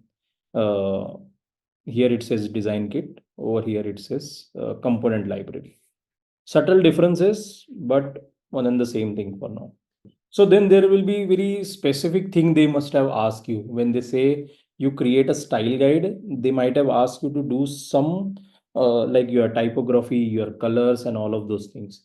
When they say design system, you would want to add your buttons and all the components on the atom level, on the molecular level, on the organism level also. And then you will create a template and subsequently the pages. So here are the types of wireframes. There's a low fidelity, which you might make it with pen and paper, or you can directly do it on the Figma as well. And then there is a mid fidelity, where there is some, you can see the difference between low fidelity and mid fidelity. Usually we don't call it as an any fidelity or anything. These are just wireframes. You usually not show high, low fidelity wireframes to maybe your leadership or something. Maybe you would do it with your fellow designers or the PM if they understand low fidelity wireframes. Okay, otherwise you might go for the mid fidelity wireframe, and with your leadership I would suggest to go with the high fidelity prototyping only, or the client leadership or client for that matter.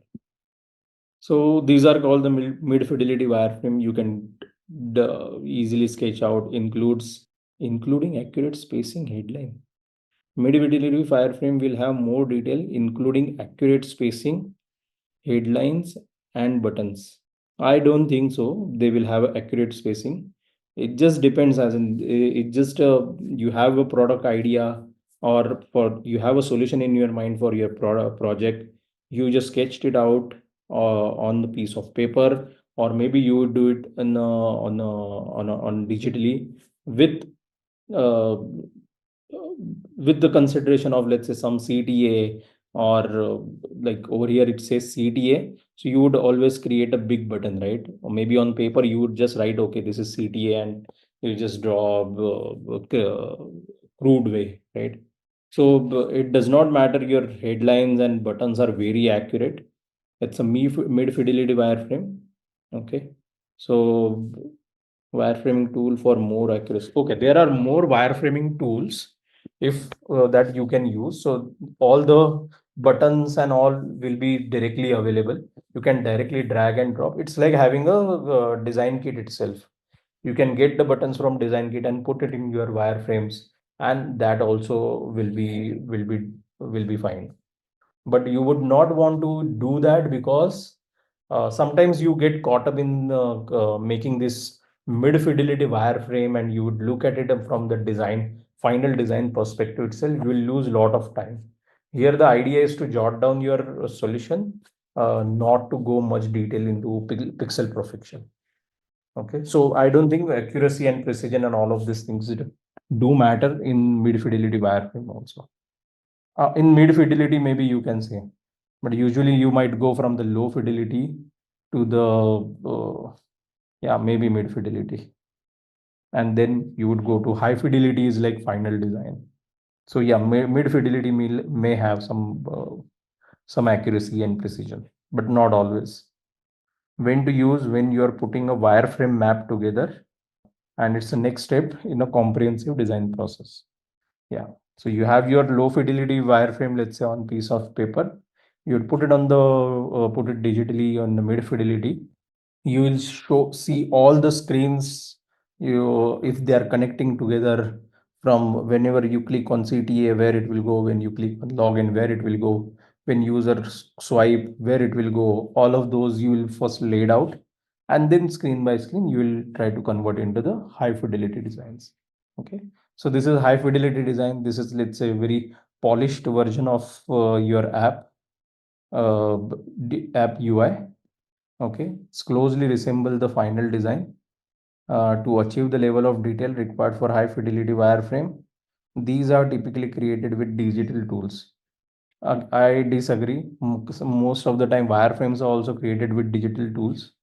So, of course, high fidelity you will always create it with the digital tool. You'll not take pen and paper and will craft take a sketch of a realistic design. Right? When to use at the end of the design process? I think it is at the end, yeah, the design process usually would end up with the high fidelity design, prototyping, animations, and all of those things. Basically, in Amazon we say becoming a developer ready design. Okay, so developer ready design is like developer will just see it and can can just try to develop the same in their environment. Okay, so all the buttons, the tappable area, and all of this thing will always mention it. Even the working of this particular prototype or the flow, that also will be present in those designs. When you have enough budget, when to use high fidelity?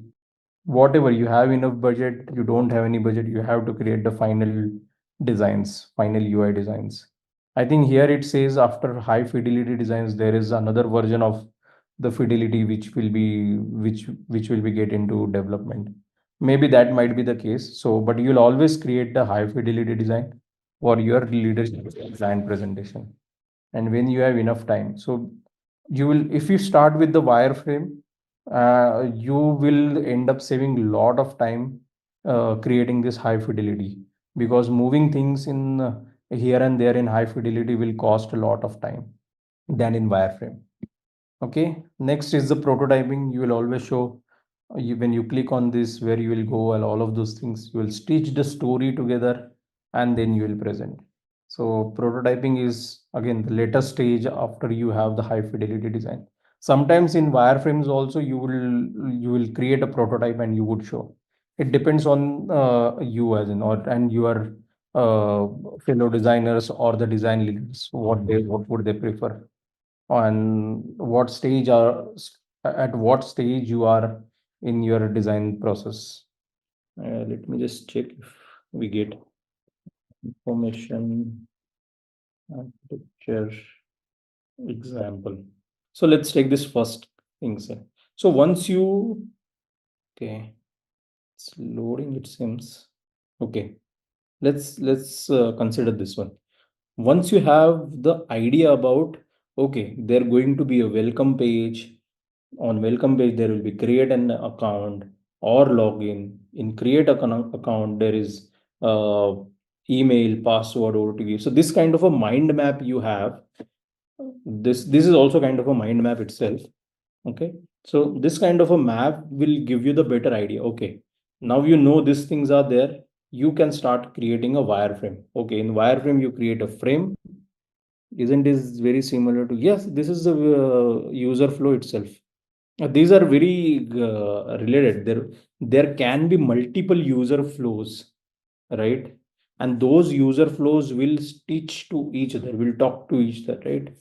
When you on let's say shopping ad itself, okay, there can be one user flow, how users see the product, then click on buy now, then consequent screens, then and all, and then the story. In another user flow, it will be like user clicks on add to cart, he'll go to the cart, he clicks on buy, and then the story will follow, or click on checkout or something, and the story. So these are the user flow, and they connect with each other where on the detail page, right? So there will be multiple user flow. Information architecture is more like whatever, it's more like a categorization of all the complete website, I would say. There's a difference between information architecture and affinity mapping. There's a fundamental difference, like as I said, affinity mapping, how it start with the data, right? All the data. For example, let's say for shopping website, we get to hear, okay, user are not liking this, not liking that, they have problem with accessibility, they have problem with contrast and all of these things. Okay, they will write things about this. You will get all of this thing and try to make sense about it. Okay, this is regarding the accessibility. Okay, this is regarding the hierarchy. Okay, this is about the contrast they are talking about. This creates the affinity map. This is no way similar to the information architecture, right? Let's say you're not able to click on any particular any CTA, so you'll always try to find out what is the problem. Maybe certain user would say, I couldn't see that button. Okay, then you will get, okay, there is something problem about visual treatment that you have given to those buttons. Yeah, so all of that is called as in, you will get all of this kind of data, and then you will put it, okay, this is kind of a bunch that creates which is talking about the accessibility of this button. This is some of the bunch which is talking about the physical or functionality of this particular flow, all of this thing. This categorization creates the affinity mapping. So let's say, for example, let's say you will be providing me the feedback after this particular class, right? Some of you might talk about, okay, how I'm explaining stuff. Okay, some of you are we will talk about, okay, how I'm demonstrating the stuff. Some of you might talk about the presentation and all of this. After reading all those sentences, I would get to know, okay, these I can create a bunch. Okay, this is regarding how I'm talking.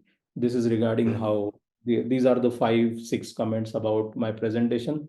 These are the 5 6 comments about my demo. Okay, so I would get the map out of it, right? Categorization of data, you would say. Here, though, we are considering problems, or here, though, I'm not considering problem. I'm the considering the feedback, right? Categorization of feedback will create an affinity map, right? These are all techniques how you do it. So you do it by card sorting, you do it by some other methods. It's one and the same thing. Yeah, yeah. So there are a lot of similarities. These are the techniques that we are basically I'm basically teaching over here. These are the techniques. That is how you can do it. But what is, after you done, what has been what has that you have created is this overall thing. So in this case, let's say affinity map. As I said, as a designer, you will see about the problem. What is the problem in front of? Okay, you did, let's say, research or some problem. So when you say research, I don't know what kind of a research you do, but as per the problem, you will define, okay, I'll do research. Then, okay, according to the research, these are the inside out. Then you would decide what is the next step you would do. There is, I'm saying it again as in, there is no predefined structure that you should always follow. It doesn't work like that in an organization. It depends on the problem that you have got, and then you will decide, okay, this is the problem will require a user study. Okay, this is the problem will require, let's say, just brainstorming, or this is the problem which is very straightforward. I can just create some wireframes out of it, and create a prototype, and I can, and it will get solved. it depends on the problem, right? So do not bog down with follow this process thoroughly for each and every project. No.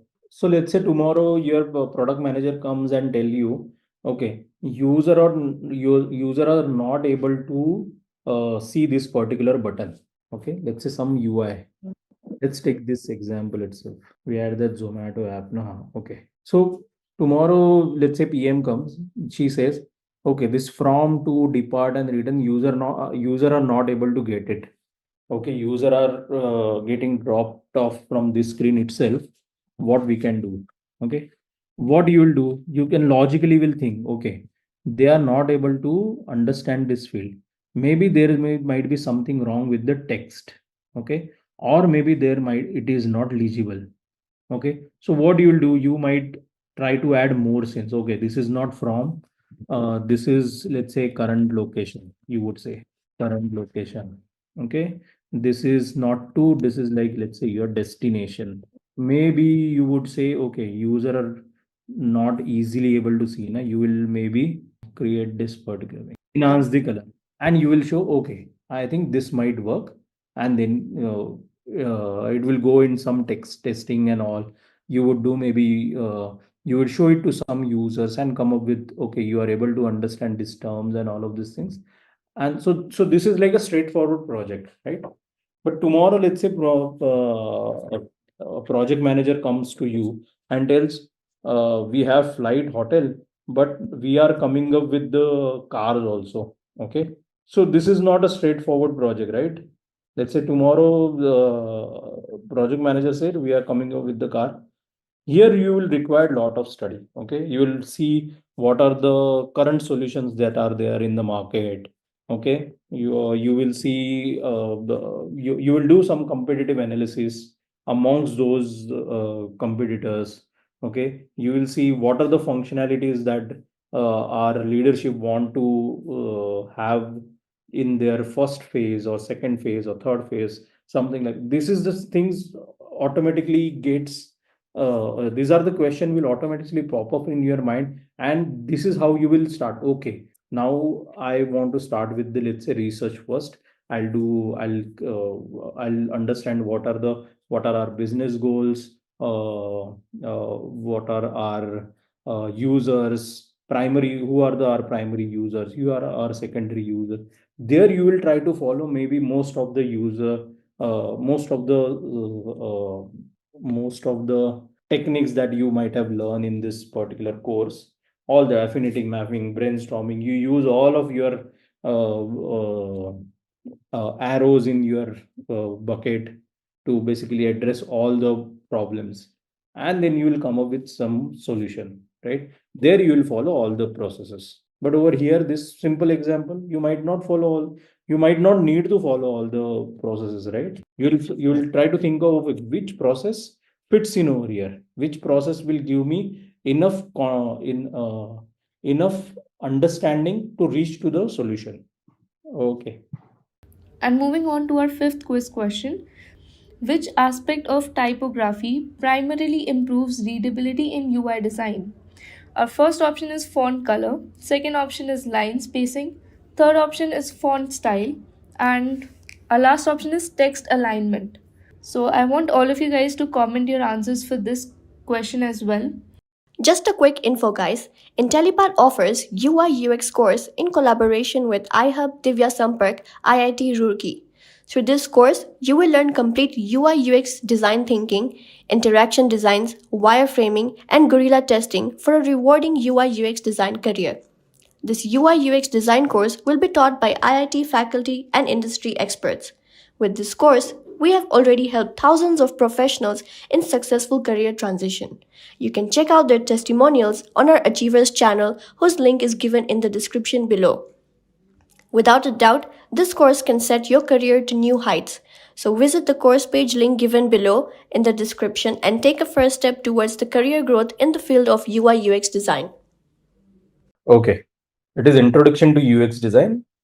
Okay, so what is UX design patterns? So it says UX design patterns are the familiar building block of for building the user interface. Exactly. Like these are all just building blocks to create the user interface. Designers can use Designers use UX design patterns as reusable components to solve common usability patterns. So over here, the reusable components does not mean that your style guide or design kit or things like that. It's like, okay, some of the things are working in some other apps. Okay, you might not may not want to reinvent the wheel again. Okay, you can just use those patterns in your design so that user can easily navigate through your website. Okay, so for example, let's say the design pattern that we usually see is the breadcrumb. Okay, the breadcrumb shows that the user which he is on which page and how they can go back and all of those things. Okay, it has been used in many websites like shopping website or some other website. If you are doing, let's say, some same similar kind of a product, let's say shopping website itself, you might not want to reinvent that the breadcrumb. Let's say if currently the breadcrumb flows from left to right with some arrows or commas or something like that, or dash in between those links. You just might not want to fiddle with the, let's say, make it just center line, or you would put the breadcrumb at the bottom of the page. No, it will not work, right? Because it's a common UX design pattern. So you just want to reuse the particular component. Okay, so here the reusable component means the pattern that has been established throughout the years. Let's see. What is the need of UX design pattern? Yes, consistency, user familiarity. Once user know, okay, on this particular website, it was working in this particular pattern, they see the same thing on your website and they quickly understand the functionality that you would be offering to the user. Okay. The usability of it, of course, it makes it more usable. There is less learning curve. Accessibility as well. User already know the how it work, so they are easy to access. Uh, Trustworthiness. Okay, the tenets that user has already seen from the other websites, they know that okay, here also it will work in the same pattern. So it increases the trust also. Faster learning, as I said, there is a less learning curve if you use the same common design pattern. Okay, here is a difference between UX and UI pattern. Okay, most designers use the term UX pattern and UI pattern interchangeably because the distinction is minor, but there is a lot of overlap and it can get confusing. Okay, let's see that. UX pattern is reusable pattern for the user flow navigation, like infinite or continuous scroll on the social media platform or website, right?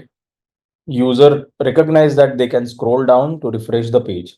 Like, so you don't want to do any chart for those that particular. Like there is a lazy loading, there is a shimmer effect, and all of those things. And user know that thing. Okay, how why these things are there, how they work, what are the purpose of them. So these are the things you would directly want to adopt in your designs. So this is they are called as UX pattern. Let's see what is UI pattern. It says reusable pattern for visual and interaction design. It's like a hamburger icon.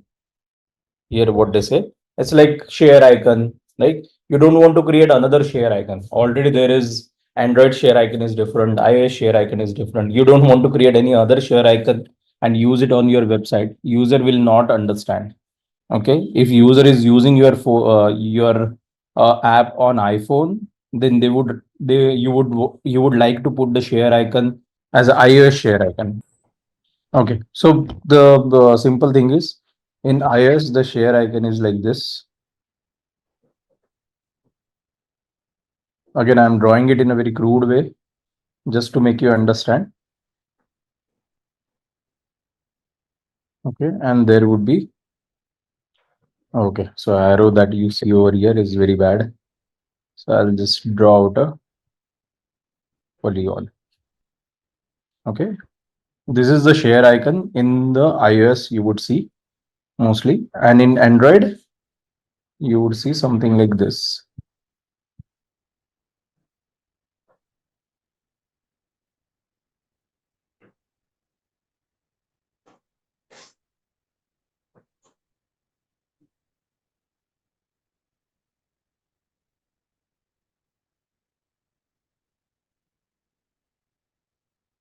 Something like this. Familiar with this thing?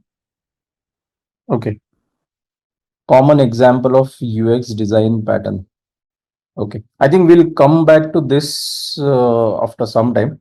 First, we need to understand where and when to apply this UI design patterns, right? Like they are the vital and they has been used across all the other websites, most of the websites, right? So let's go one by one. Okay. So maybe you want to pinpoint a problem. Okay. It's like you can identify the problem through, let's say, mix of uh, uh, analytics or usability testing. You will get the reports and all of those things. You might identify the problem. What is the problem? Okay. For example, let's say you notice that your product sign up flow has high drop off rate. Okay, when capturing the customer details. So the user are coming to your application, they see the sign up flow, they are dropping out for some reason. That you got this data, you got it from your usability testing or maybe from the analytics itself. Okay, so what do you learn from that? You learn that a common pain point is that the sign up process is taking too long for user. That is why the drop off rate is there. Okay, so your sign up, you will just examine what is your sign up flow, sign up form look like. Okay, and then you come to know, okay, there is name, email, age, gender, mobile number, all of these things you are asking. Okay, most of the things are very relevant for your product also, like so there. So you would again go for the common UX pattern that has been followed by all the other application for their sign up process. Okay, so how do you will go about it? So now you know this is the problem. You are asking for the unnecessary information from your users, right? So what you'll do, you will basically go through the market research or you will do the competitive analysis and all of those things, right? So returning to this example, after your competitive analysis or market research, you get to know that okay, competitors are mostly asking for the mobile number or email ID itself. One of these things, if they're asking email ID, then they're asking for, let's say, password, and then the sign up process is done. Or if it's a registration process, then they are asking for, let's say, just mobile number, and you'll get the OTP, and then you can go ahead, right? Or maybe they are also providing the social media accounts, like sign up with uh, Gmail, or sign up with Facebook, or sign up with Apple account, all of these things. So you directly get to know, okay, our competitors are using this particular pattern. I think you should adopt that.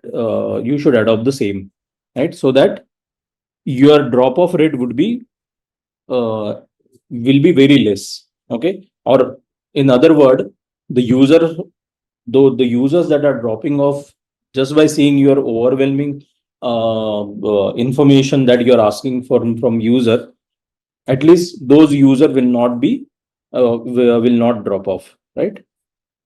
So that is the second thing. Basically, you find solution, you will find solution through your competitive research. Okay, then what you will do, once you know, okay, this is the common UX pattern that you have to follow, you will basically customize it in your design style guide, right? So you will basically add the rounded corner to your to, let's say, the input boxes. You will you will change the typography.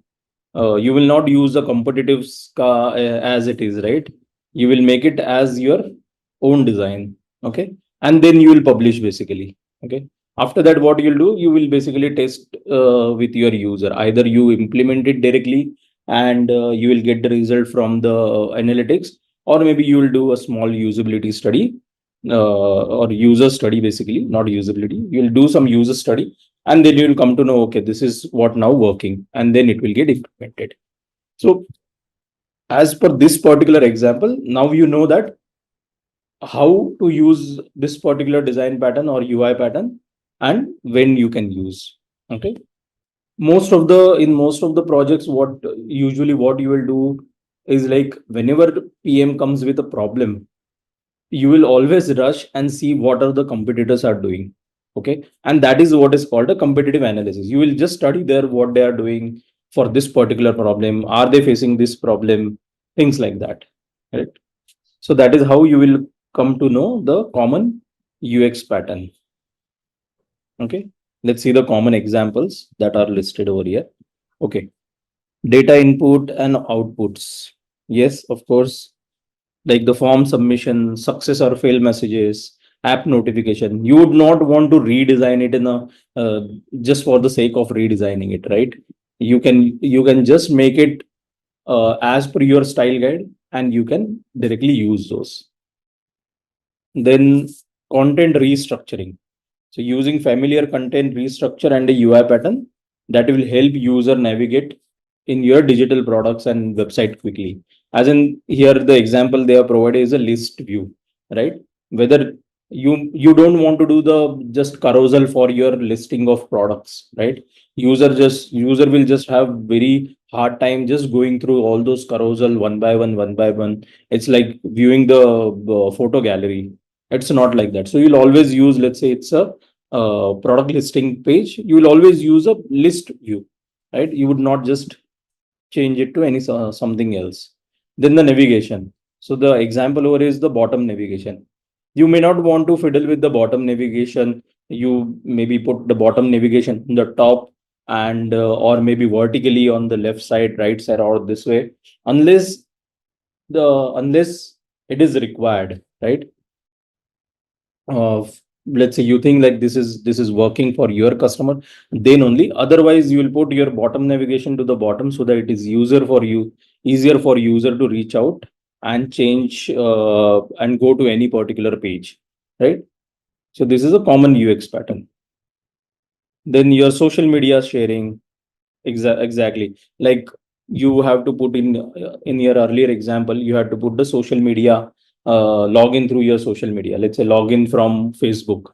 Okay, you may not want to just color that login from Facebook to something like green or yellow. Like Facebook is recognized by their blue button, right? So you'll always use that particular button also. You might not want to fiddle with those things, even the icons and all of those. Right. Then incentivization UX pattern, leverage design psychology. This is like a breadcrumb that you're using. So again, you don't want to fiddle with those breadcrumbs, right? I would suggest you have been using lot of apps, right? And there has been lot of UX pattern you must have seen knowingly or unknowingly, right? You can just think of, okay, this is the problem. Will this particular UI pattern will fit in your design or not, in your solution or not? And then that is how you will also present it to your leadership. This is the common thing. This is the already established mental model for your users, and you just want to adopt it. This is how you might want to explain it to your reviewer or the leadership or whoever in the company you are presenting to. Okay. So let's see the laws of UX. This is very important, very interesting. Basically, these are all the psychological laws, you can say, that has been discovered throughout the last century. Okay. So it's just a collection of these laws. And after the invention of GUI, like computers and all of those things, there has been done a lot of study to basically come up with more psychological laws, or we can say it's a UX law. And these are the laws, just not it's not just gets applied on the interface itself. They can be applied anywhere, right? It's not just about the about your website or your mobile phone screens and all of those things. These are across all the most of the products, right? So let's dive into this UX laws. Okay, so when I went through this UX laws, in this PPT I saw there are very few UX laws they have listed. I think around 10 or something, but there are more UX laws. So what we can do, I'll just share my web browser, and there is a website itself. So this is the only website maybe you will need for learning the laws of UX than looking at any other PPT or anything else, right? So let's go one by one. Okay, let's start with aesthetic usability effect. We'll follow this particular definition also, because these are more commonly used in the organizations as well when you have to explain this UX law, and these have been formulated in a very simple language. Okay, so starting with the aesthetic usability effect, user often perceive aesthetically pleasing design as a design that more usable. Okay, simple enough. Aesthetically pleasing design, right? So you would see like uh, let's say a website, or let's say Facebook, that was launched in let's say, I don't know which year, but the first version, right? The aesthetic of that particular website and the aesthetic of today's Facebook website, there are huge difference, right?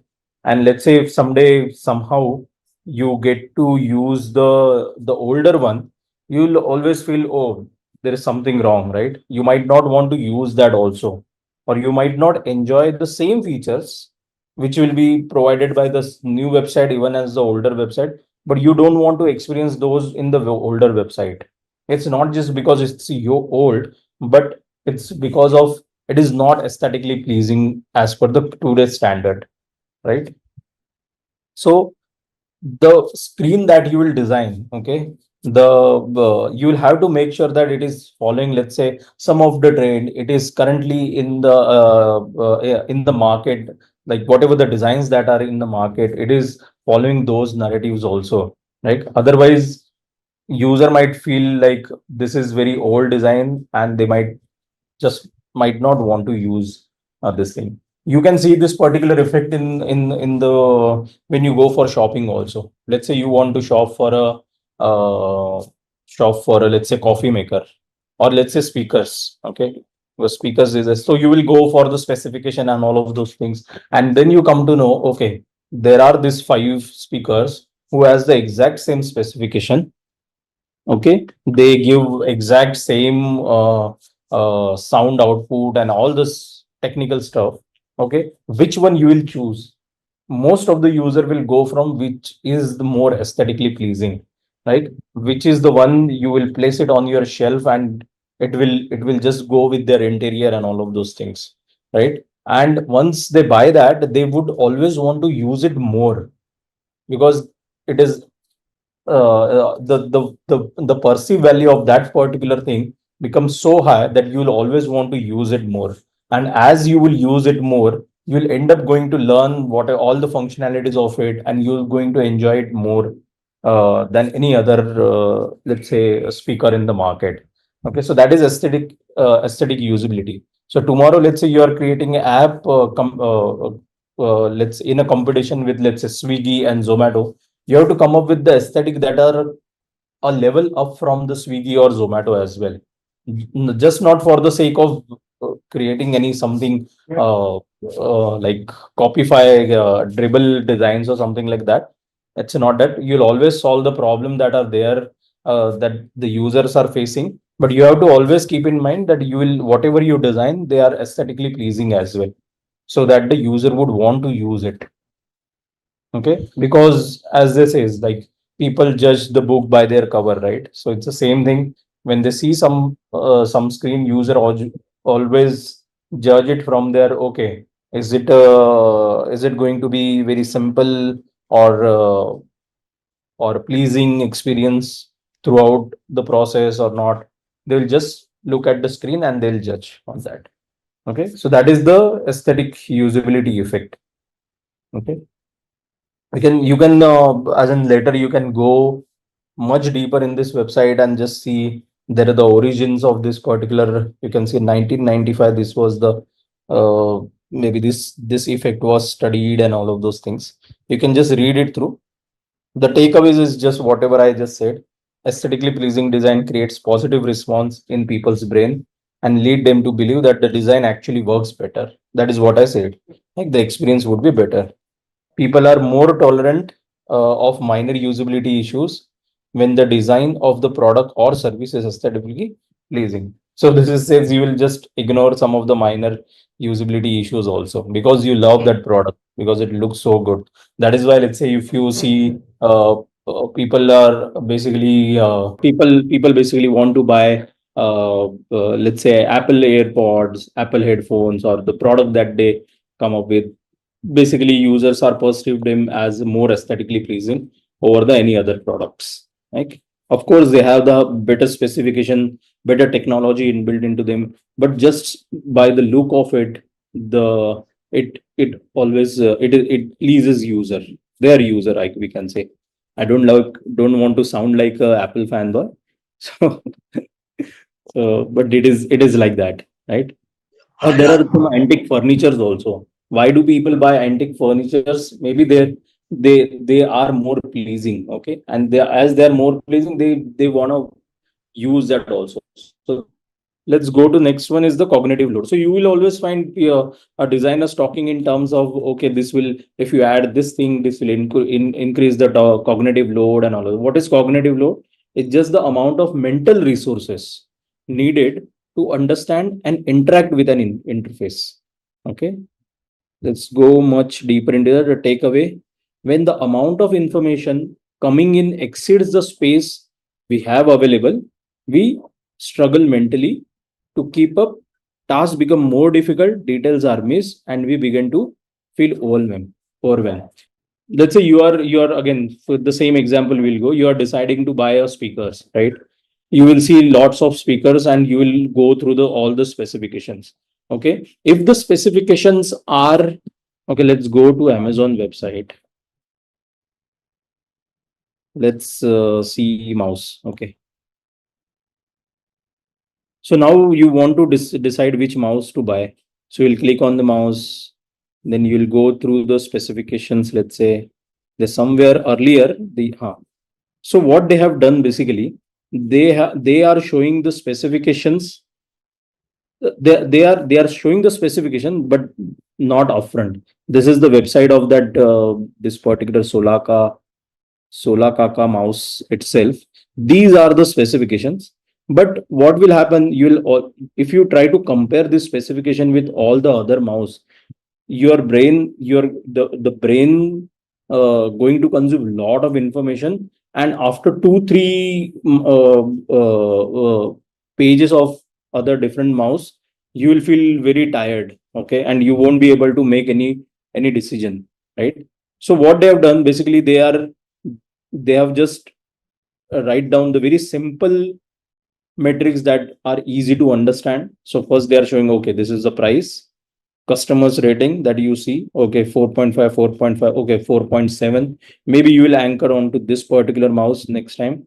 They say, okay, ergonomically this is not good, but these are the good one. And that is how you will basically compare all of this mouse.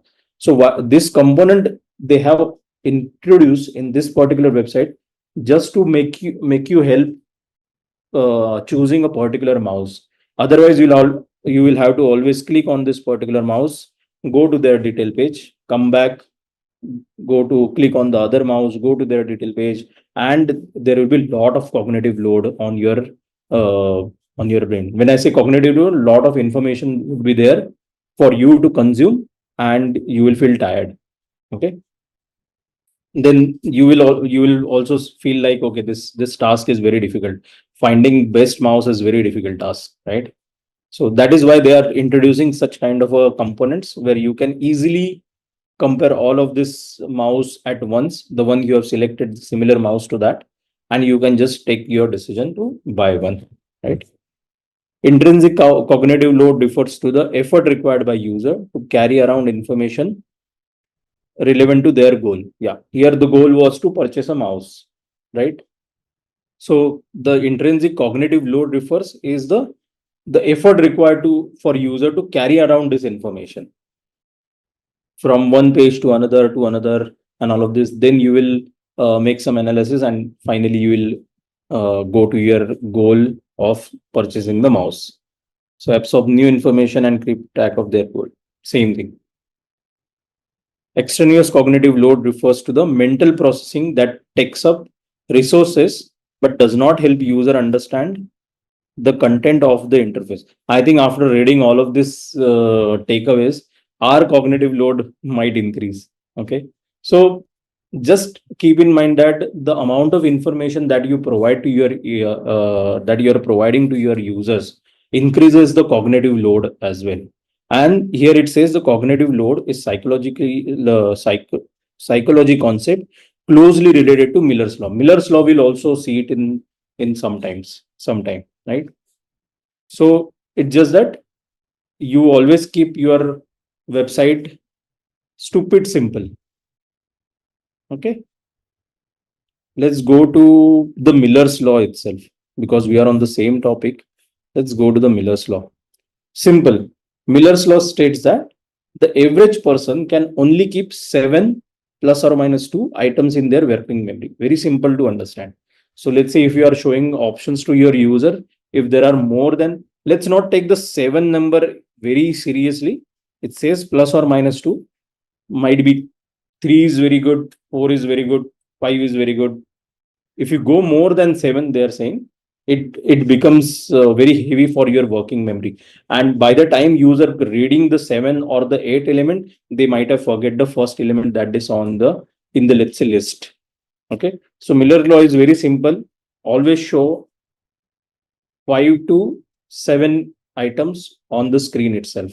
Right. So this is the law I usually follow while I design the list view also. Okay. What you can create a list view very smaller also, but it will increase the cognitive load for the user. Like nobody, if you see your contact book, nobody go to contact book, scroll through and find a particular person, right? You'll always click on search and type out the initials of that particular person and you will click on that. In the very rare case, you will go and find a particular person in the list, because when you see that particular list, there is a lot of thing in your there are a lot of things to consume for your mind. So just to find a particular person, right, you'll always go through, okay, this is from A, B, C, D, and then maybe you will reach to that particular person, right? So always remember this particular law. Always gives less options to your user. There has been a psychological experiment also, which I saw it on YouTube. I'll just tell you in a brief. So what they did, they had a chocolate options. Okay, they provided the in one experiment for let's say 10 people, they provided 20 chocolate options and asked them choose from these options. They can only choose one option. Okay, and to the other set of users they gave the 4 options, and they also provided the same thing. They can only choose one option from their chocolates. Okay, and once they had this chocolate, they ask you about, okay, are you happy with your choice, or you wanted to try something different, or you would have tried something different chocolate. So for the A set of user, let's say, who were provided the 20 option, they were always unhappy with their choices. Most of them were unhappy with their choices because there were 20 options. To those who had been provided the 4 options, they were much more happy with their selection, because there were 4 options also only, right? So when you say about your user experience, it impacts the user experience, how much things that you are providing on your screen upfront, let's say. Okay, so even if you provide a lot of functionality than your competitors, user will feel maybe unhappy with the choice they will be having. Okay, so that is the Miller law, simply stating. Okay, let's go back to the Doherty threshold. So Doherty threshold says productivity soars when a computer and its user interact at a space less than 400 more than 400 uh, milliseconds. Okay, that ensures that neither has to wait on other. So it's like simply stating, if you click on a button, okay, and the system is taking more than 400 milliseconds to give you the feedback, user might drop off seriously. Okay, because it feels like it's not working, or it's not coping up with the speed of the user itself. Okay, so if you are playing a game, you might feel frustrated. Okay, you are clicking one option, it is taking more time to go to next screen, or then you are clicking another option, it's again taking some more time to uh, uh to show the other screen and all of those things. So any interaction that you would do, if it is taking more than 400 seconds for the feedback, then your productivity basically goes down, right? So the second one says use perceived performance to improve response time and reduce the perception of waiting. So I remember one project I had done basically to improve the perceived latency. So latency is called, let's say there is a screen. Okay, let's say this is the screen and this is the another screen. Okay, let's say this is screen A. Okay, and this is screen B. Let's see if you can see button over here. Okay, there is a button over here. So when you click on button, play button on screen A, user, let's our functionality is to go to button B. Okay. In the prototype, what you will do, you will just connect it, and no seconds, user will go to the on the click of this play button, user will go to the B screen. In real life, what happens is, like, when you click on play button, there might be some background processes you might want to do. Okay, as a system might want to do. Let's say in our example over here, when user click on this search, user add all this from destination, depart time, return time of their flight, they add all of this information, they click on search. What happens in the background? A call goes to a server or a particular API that this is the parameters, and give us now the all the flight result that you have. Okay, this particular processing takes some time, right? And for that, user will basically not reach under 400 millisecond. 400 millisecond is like 100 is a 1 second. 100 millisecond is 1 second. So 400 millisecond is less than 1 second itself, right? So when user will not go to screen B in 400 milliseconds. So what will happen? User will feel very boring. Okay, this app is taking a lot of time just to go. If I just show you by doing a prototype, let's say, okay, let's go instantly on the tab of, no, let's go to slide in. Okay, after the delay, let me add some delay. Let's say delay is of 3 seconds. Okay, and yeah, when I play these things, you will see, let's say I'm just mocking I click on play, I'm waiting, and now the B screen comes, let's say after 3 seconds. So you see that the user will feel very frustrated between those particular seconds. So this is, let's say you cannot change this particular thing. Okay, this particular processing will require the time for server to get enough information to show it to user. So what you will do, you might want to introduce another screen basically. Okay, over here maybe you will add some go over here, we'll add some, let's say, rounded circle. Over here I'm just showing the crude example. This may work, might not work. This is, you will introduce a screen where it will as soon as you click on play over here, as soon as you click on play, it will directly in 300 milliseconds, I'm saying, it will go to this particular screen. Okay, and whenever the response come, that is like 3 seconds, then user will go to this particular. Now if you see this particular flow, user click on play, it directly go to, let's say this is rotating, and after that the screen B will come. So what this rotation or this loader provides, it basically provides you enough feedback that okay, your input has been registered in our system, and you will have to wait a little bit. And this is basically to provide some latency, some feedback.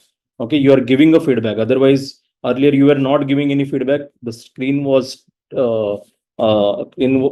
standstill, and then it was going to the screen B. So where you would always like to provide some feedback, so you can show it in this particular manner. You can see all the other apps how they are showing. They will use, let's say, shimmer effect, where in Facebook you might have seen some shimmer goes from left to right. They might do some animation over here, let's say, or the progressive loading they might show. Okay, this is you are this much close to the process. Likewise, this much close to the process. So this is always decrease the perceived latency for user.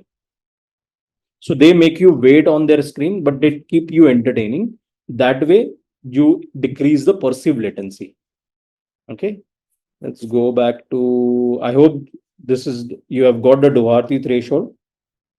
So the Doherty threshold, it's just say your system has to give feedback within 400 seconds. If it is not, then the productivity will be less.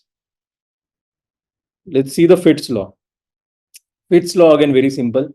The time to acquire a target is a function of a distance to the size of the target. Okay. So this is basically, again, I'll show with some screen. Okay, these are the two screens. Let's say let me add some simple wireframe.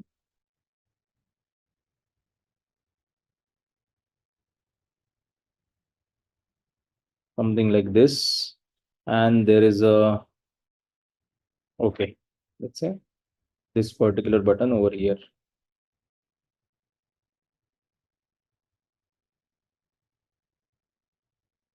Okay. On the other screen, if I keep the same button over here. So what Fitts law says,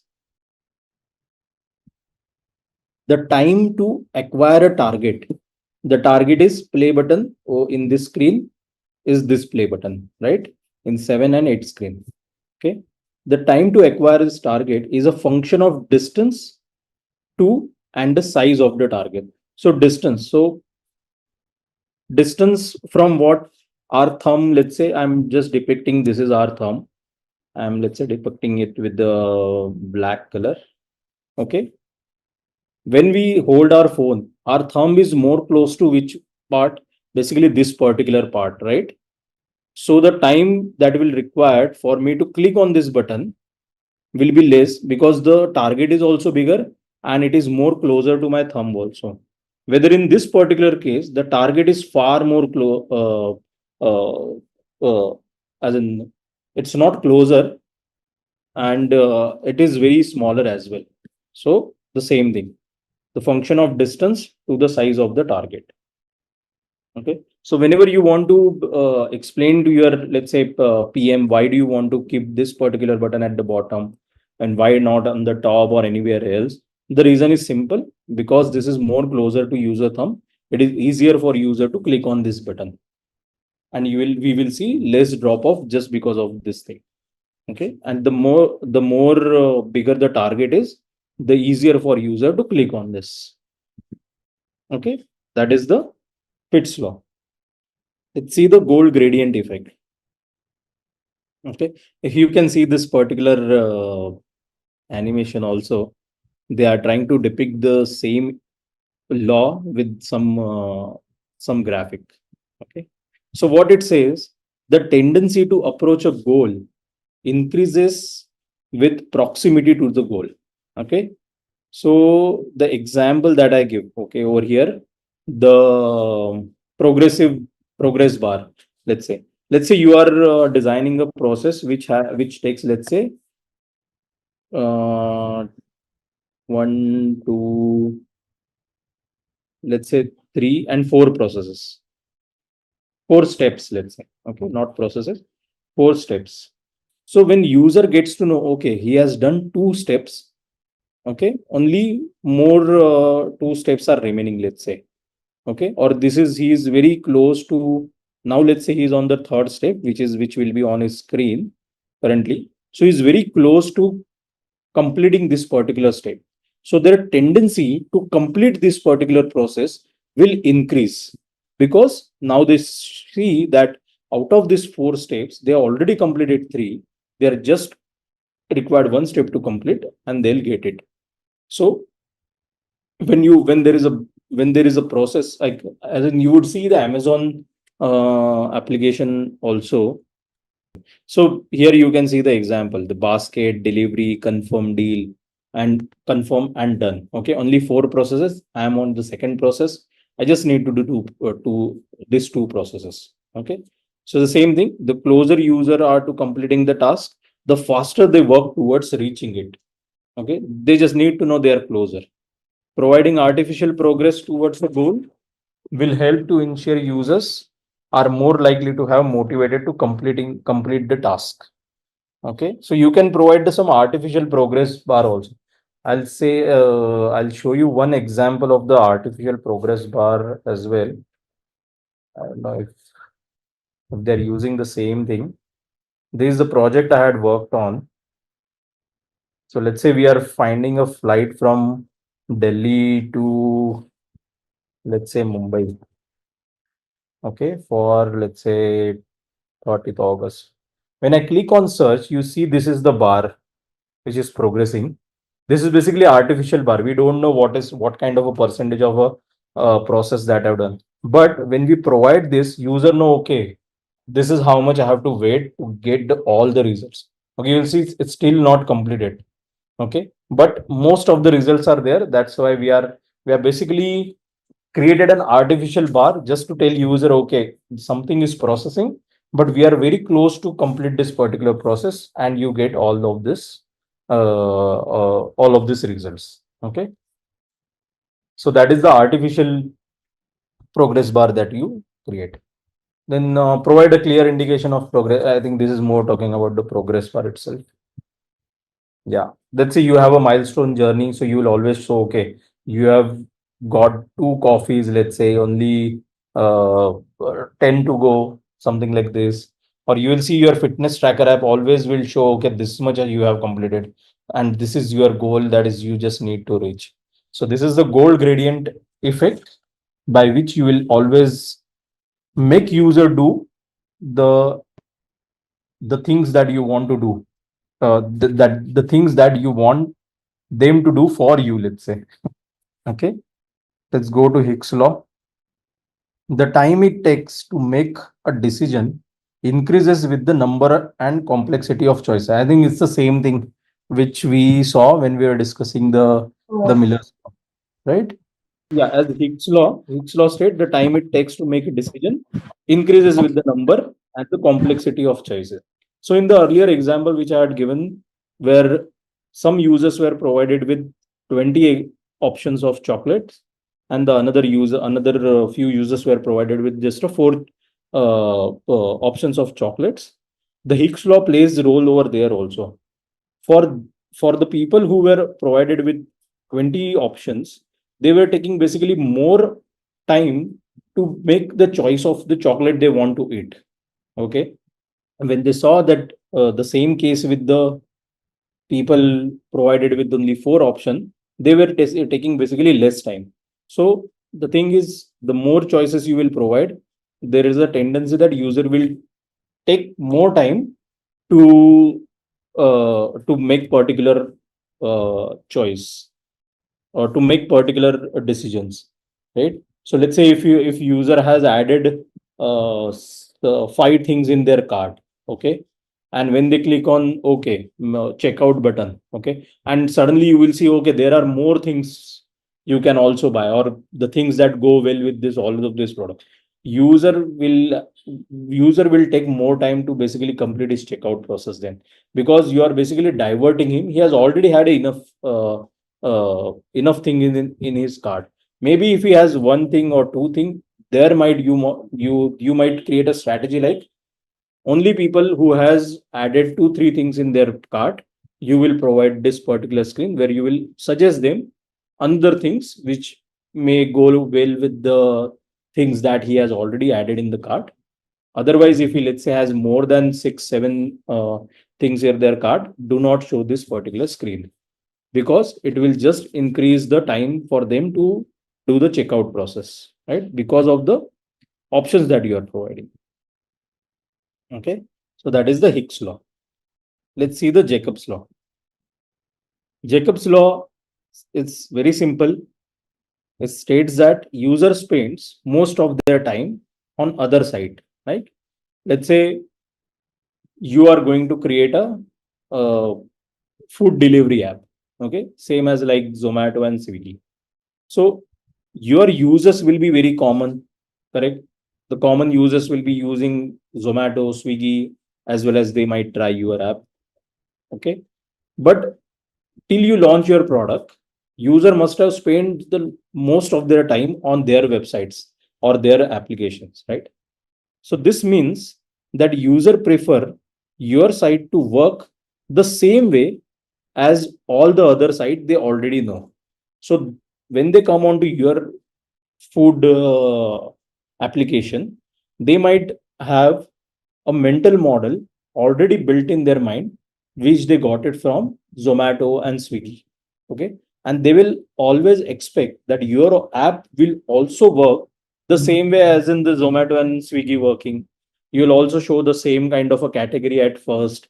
And then when they click on, let's say, pizza category, you will show the restaurant that are offering pizzas. And then you click on the restaurants, and then you will see all the other menus that they are offering, and that is how it will work. So that is the mental model already built in users mind. You might not want to go very you might not want to do very different than that particular model, because it will increase the learning curve for them. So it says this means that the user prefer your site to work the same way as all the other sites they already know. Simple. What is already established, don't reinvent the wheel just because you want to, right? As a designer, we might have the urges, okay, Zomato is doing this way, I'll do something different way. When you might as well try it, you do the usability test and all of those things, but there are chances that when you do the usability testing, you will get a hit from user, okay, they are not able to understand your app. Okay, so there basically the Jacob's law plays the role. The same example I gave, no, the Zomato and Swiggy, if users are using, and if you are also providing the same food delivery app, they might want their your app to work the same way as the Zomato and Swiggy is working, at least the functionality wise. Let's see the examples of Ixlo. I think I should have these examples also so that you will understand it better. Yeah, cool. So let's see this particular example. Okay, here it is giving these 3 things. Okay, here user is given with, let's say, 1 2 3 4 5 option to see, and they have these 3 options. Okay, business plan, team plan, solo plan, and then they are this is basically easier for you to make the decisions. Okay, there are 5 things you are just analyzing this thing. There are 1 2 3 4 5 6, I think more than 10. So here it will take more time. Okay, what is this things? Okay, tick mark यहाँ पे 4 है, क्या क्या 4 चीजें है वो, and all of these things. Maybe these 2 things will be same. Okay, but you won't be comparing these 2 websites to each other. You will be comparing this whatever the value proposition they are giving with each other, right? So if you give all of this, you can better group them and say, okay, this is all of these things you will get. Okay, the way you can represent can be different, or you just dumb down this list to, let's say, 5 things or 3 things itself. So you will find user taking less time just to choose the particular option, and you want user to take less time. If there are user is taking more time, then with every word they have lot of thoughts associated, right? So even if they read anything, there are more thoughts will be coming up in their mind, and that might make them, okay, let's not take this decision right now. We will visit this website some other time, and then you will take the decision. But over here, it's very easy for user to take the decisions, and user will take decision faster than this one. Okay. Another example is like all the options are upfront. Over here, there's a step-by-step form. On the one step, you are asking some information. On the second step, you are asking some information. On the third step, you are asking same information. You'll get same information in both the forms, but you're overwhelming user in the first place itself. Okay, here they'll see, okay, 4 things only to fill. They'll type tuck, tuck, tuck. They'll click on next. Okay, next, second step, 4 things, tuck, tuck, tuck, next. Likewise. Okay. Let's go to law of common region. So what law of common region says? Elements tend to be perceived into groups if they are sharing an area with a clearly defined boundary. Okay, I'll demonstrate this in a simple way. Okay, let's take this particular screen itself. As we saw a law of proximity, when you have elements next to each other, they kind of show a connection in between, right? So you will see this, all of these things, all of these, let's say rectangles, have some connection in between them. Okay, you might think that they are of the same type itself, but if you give some common region to any of them, let's say in this case, let's see if I draw a rectangle over here, right? Give some rounded radius, then your mind will perceive it as, okay, this 4 makes a group. These things are something different, maybe related, but they are something different. Okay. One example is, let's say, go to Airbnb website. You click on this. Let's see amazing pools. Okay, let's go to, okay, Chennai. Okay, over here. Now you have all this information on this particular page, but on the right side, there is a bounding box, and inside there is this particular information. Okay. The law of common region says that these are related to each other. So as you would know, if I change the, let's say, my check-in and check-out date, the price will change. If I change the guest from 1 to 3, the price will change, and so on. And if I reserve, this is the price that will get locked, or this is the price that will get locked, and all of this thing. They are the price details and all this. So these all things are really connected to each other, right? The same thing I demonstrated in this particular thing. When this background wasn't there, it looks like all of them are together. When you add this particular background, then it looks like this 4 are together or depend on each other or something, and this particular information is different. Okay, let's see law of common region if they have any examples. Yeah, law of common regions. Okay, so here again you can see there is a background, and this you might want to follow. This 3 cards is there. So if there are more cards or something, but you will think, okay, these 3 cards are having the same or kind of a same things itself.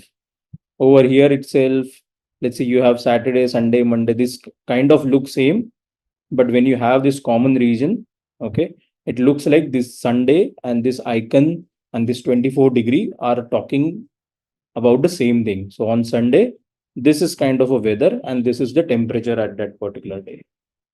Okay, otherwise this gradient is not there, then you people might perceive in a way like this Saturday, Sunday is something else, this icons are something else, and this temperature are something else, right? There are tendencies. This is just a law that's stating that when you have a background, it feels like they are more together. Like over here, build your design skill faster, and this particular data is kind of a one thing, and this background with this background and this card thing is having very much related to each other. Okay. Next one we will see is the law of proximity, because law of proximity is also where we, okay. So I hope you understand the law of common region. I just need to tell you what is the difference between the law of proximity that we saw yesterday, right? The objects that are nearer or proximate to each other tends to be grouped together. In this example, if you see this, all of these circles looks like they are in proximity, they are more connected to each other. And this black circle are this, all of this black circle are connected to each other, but they are not part of this 3 by 4 grid. Okay, this is the same thing as in law of proximity. Let's see the example of law of proximity. Proximity helps to establish a relationship with nearby object. Elements in close proximity are perceived in share familiar functionality traits. Yeah, share familiar functionality traits might be they want to suggest. Like you will click on this particular thing and it will open some a news article or this particular post. User will also expect when they click on this particular thing, it will share the same. It will give same kind of a feedback, right? Because they are visually same. They're basically very identical because the same template they are using in a list manner. Same way over here. Yeah, over here, first month, 6 months, 12 months. These are all premium packages. Maybe you can choose whichever you want. Okay. So they are very related to each other. So any of this you will choose. When you click on continue, that particular package, let's say you will go to the checkout process with that particular package. You might not think like when you click on this first month, first entry, something else will happen. And on the third entry, something else will completely different than the first thing will happen, right? You'll always think that they are very similar. They share the same functionality traits as well. Simple law of proximity. So let's go to the law of pregnance. Okay. So this is also very straightforward law. Like people will perceive and interpret ambiguous or complex images as a simplest form possible. Okay, because it is the interpretation that requires the least cognitive effort of us. So I don't know if you guys know, our mind is good at taking shortcuts. It does not want to work very hard to perceive something in depth. That's why we have like lot of magic tricks are like that itself, right? We don't try to find out okay what is happening, the magician's other hands or all of those things, or the graphics that we see on the screen. We do not try to just make sense of them in a literal way, but we try to make sense of them in a very simplistic way. Okay, so I'll tell you with the example. Okay, let's see if they have given any example. Okay, so over here, if you see, okay, if you concentrate this on this circle and there are some shape, this circle, let's say, which looks like erased or cutouts of this particular thing. Okay, but when you put a bunch of them in a particular pattern, you might be able to see a cube out of it, right? The cube is not there. Your mind is only making it look like okay, there is some cube, right? So your mind is just perceiving it a very simple form. This cube is there, and maybe this circle are behind this particular cube. Very simplistic explanation your mind is coming up with. It's not seeing these shapes as a cutouts in a literal form. Okay, over here also your mind is making this particular images in a literal form. They are just dots. Some squares are bigger, some squares are smaller, but your mind is making some meaning out of it, though it's a very complex design, right? But your mind interpret in a simple way. Over here also, it's a 2D representation, flat design, but your mind perceive it as a 3D cylinder, right? But there is no such cylinder or something. It's not 3D, it's just a flat design in a 2D fashion. So that is the law of pregnance. Okay, let's go to law of similarity. Again, this is same. Human eye tend to perceive similar elements in a design as a complete picture, shape, group, even if those elements are separated. So as you see from this graphic, this white circles, user will tend to perceive it's a complete uh, picture or shape or something like that, even if those are elements are separated. So the example would be, let's say you are advertising slots on your particular page, right? You, when user scrolls, unknowingly he gets to know, "Oh, this is an advertising slot," because he sees something on the top also, something at the bottom also, middle also. If he's seeing same thing, he gets to know, okay, on this particular page there are 3 advertising banners. Okay, something like that. So all of this, whenever you create a template or those things, you will always see, okay, user might going to add some connection between all of those things in your design. So let's say if there are bunch of buttons on your website, okay, user is going to perceive them. There are very similar. It's like again the same thing, law of proximity, right? User perceive it as the same way. Even the law of similarity is in a way it's the same. Even if you are using your buttons in a let's say, for example, I will just say, if you are using this over here, let's say you are using this button over here, and let's say this page is very long. Okay, so let's say user see this button, okay, play button is over here.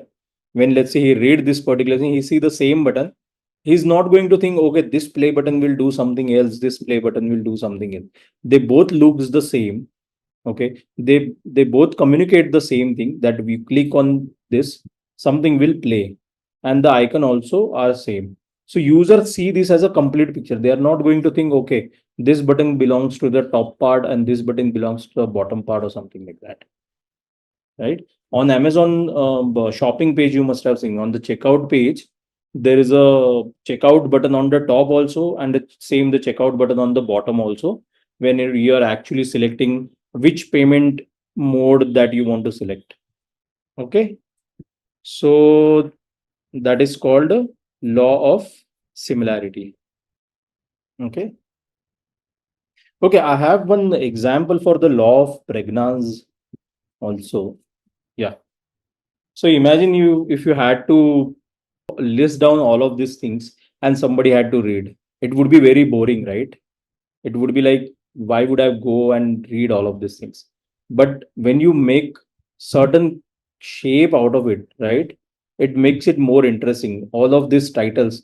Then you make sense of the, okay, languages, there are 12 Chinese in overall globe, because this says the world as 100 people. If there are 100 people, 12 people are Chinese, 2 people are Spanish, 3 people are Arabic, and all of these things. It becomes very easier for you to read this particular data or to consume this data, right? When you apply the law of pregnancy. Next, let's go for the law of uniform connectedness. Very simple, as in the picture only depicts. Okay, if these lines were not there, you might not think they are connected. But when there are line, it looks like they are connected network or something. So the elements that are visually connected are perceived as more related than element with no connection. Okay, so when you are creating, let's say, where we progressive this progress bar or something, let's say this 1 2 3 are not there, or let's say you just type out this circle, circle, circle, and circle, let's these things are not there. User might not able to perceive, okay, these are like, you are trying to tell user has completed, let's say, this 2 processes only, and then he'll go to third or fourth. But when you have some connected feature to it, so when you show it in this particular fashion, then people will perceive, okay, they are connected. Now I am on the, now the second is done. I think I have to go on the third, and fourth is only remaining. Okay. So simple law, as in uniform connectedness. And this connection can be anywhere, as in you can create a chart also, like this box, then over here, then over here. And once you have a connection, actual connection between them, then automatically user will perceive that, okay, you are talking about some process, something like that, right? Without this, user will not be able to perceive they are connected in some way or something like that. Very simple law. Okay. Mental model. I think mental model also we talked about earlier. A compressed model based on what we think we know about the system and how it works. So the common mental model is like, if on any particular website, okay, there are a list of things, you will select something, you will go to a detail page. On the detail page, let's say if you see a buy now button, if you click that, it will ask you for the payment details depending on the product. If it might ask you for your address, at the end you will end up paying. This is called a common, this is a mental model. I'm just saying on the Uber level, this is a common mental model. Let's say if you are asking, let's say looking for a cab, okay. In India, the common mental model is you will type out the destination. Maybe you will select your current location by default. Okay. It will search for the driver around your location. The car will come. You will go. The payment might get debited automatically. Okay. Or maybe at the end of your journey, you might pay by scanning your UI or UPI or something like that. Okay. In other countries, it might be different. Okay. Like the UPI is over here. There is no UPI in other countries. Most of the countries, I think only 5-6 countries are using UPI currently. But if you go to the West, like USA or UK or somewhere, you will always feel like they are using more credit cards. So tap and pay works as in how we use UPI. There, the tap and pay is the common. Okay, so even the counter guy will also expect you to use your credit card or something like that.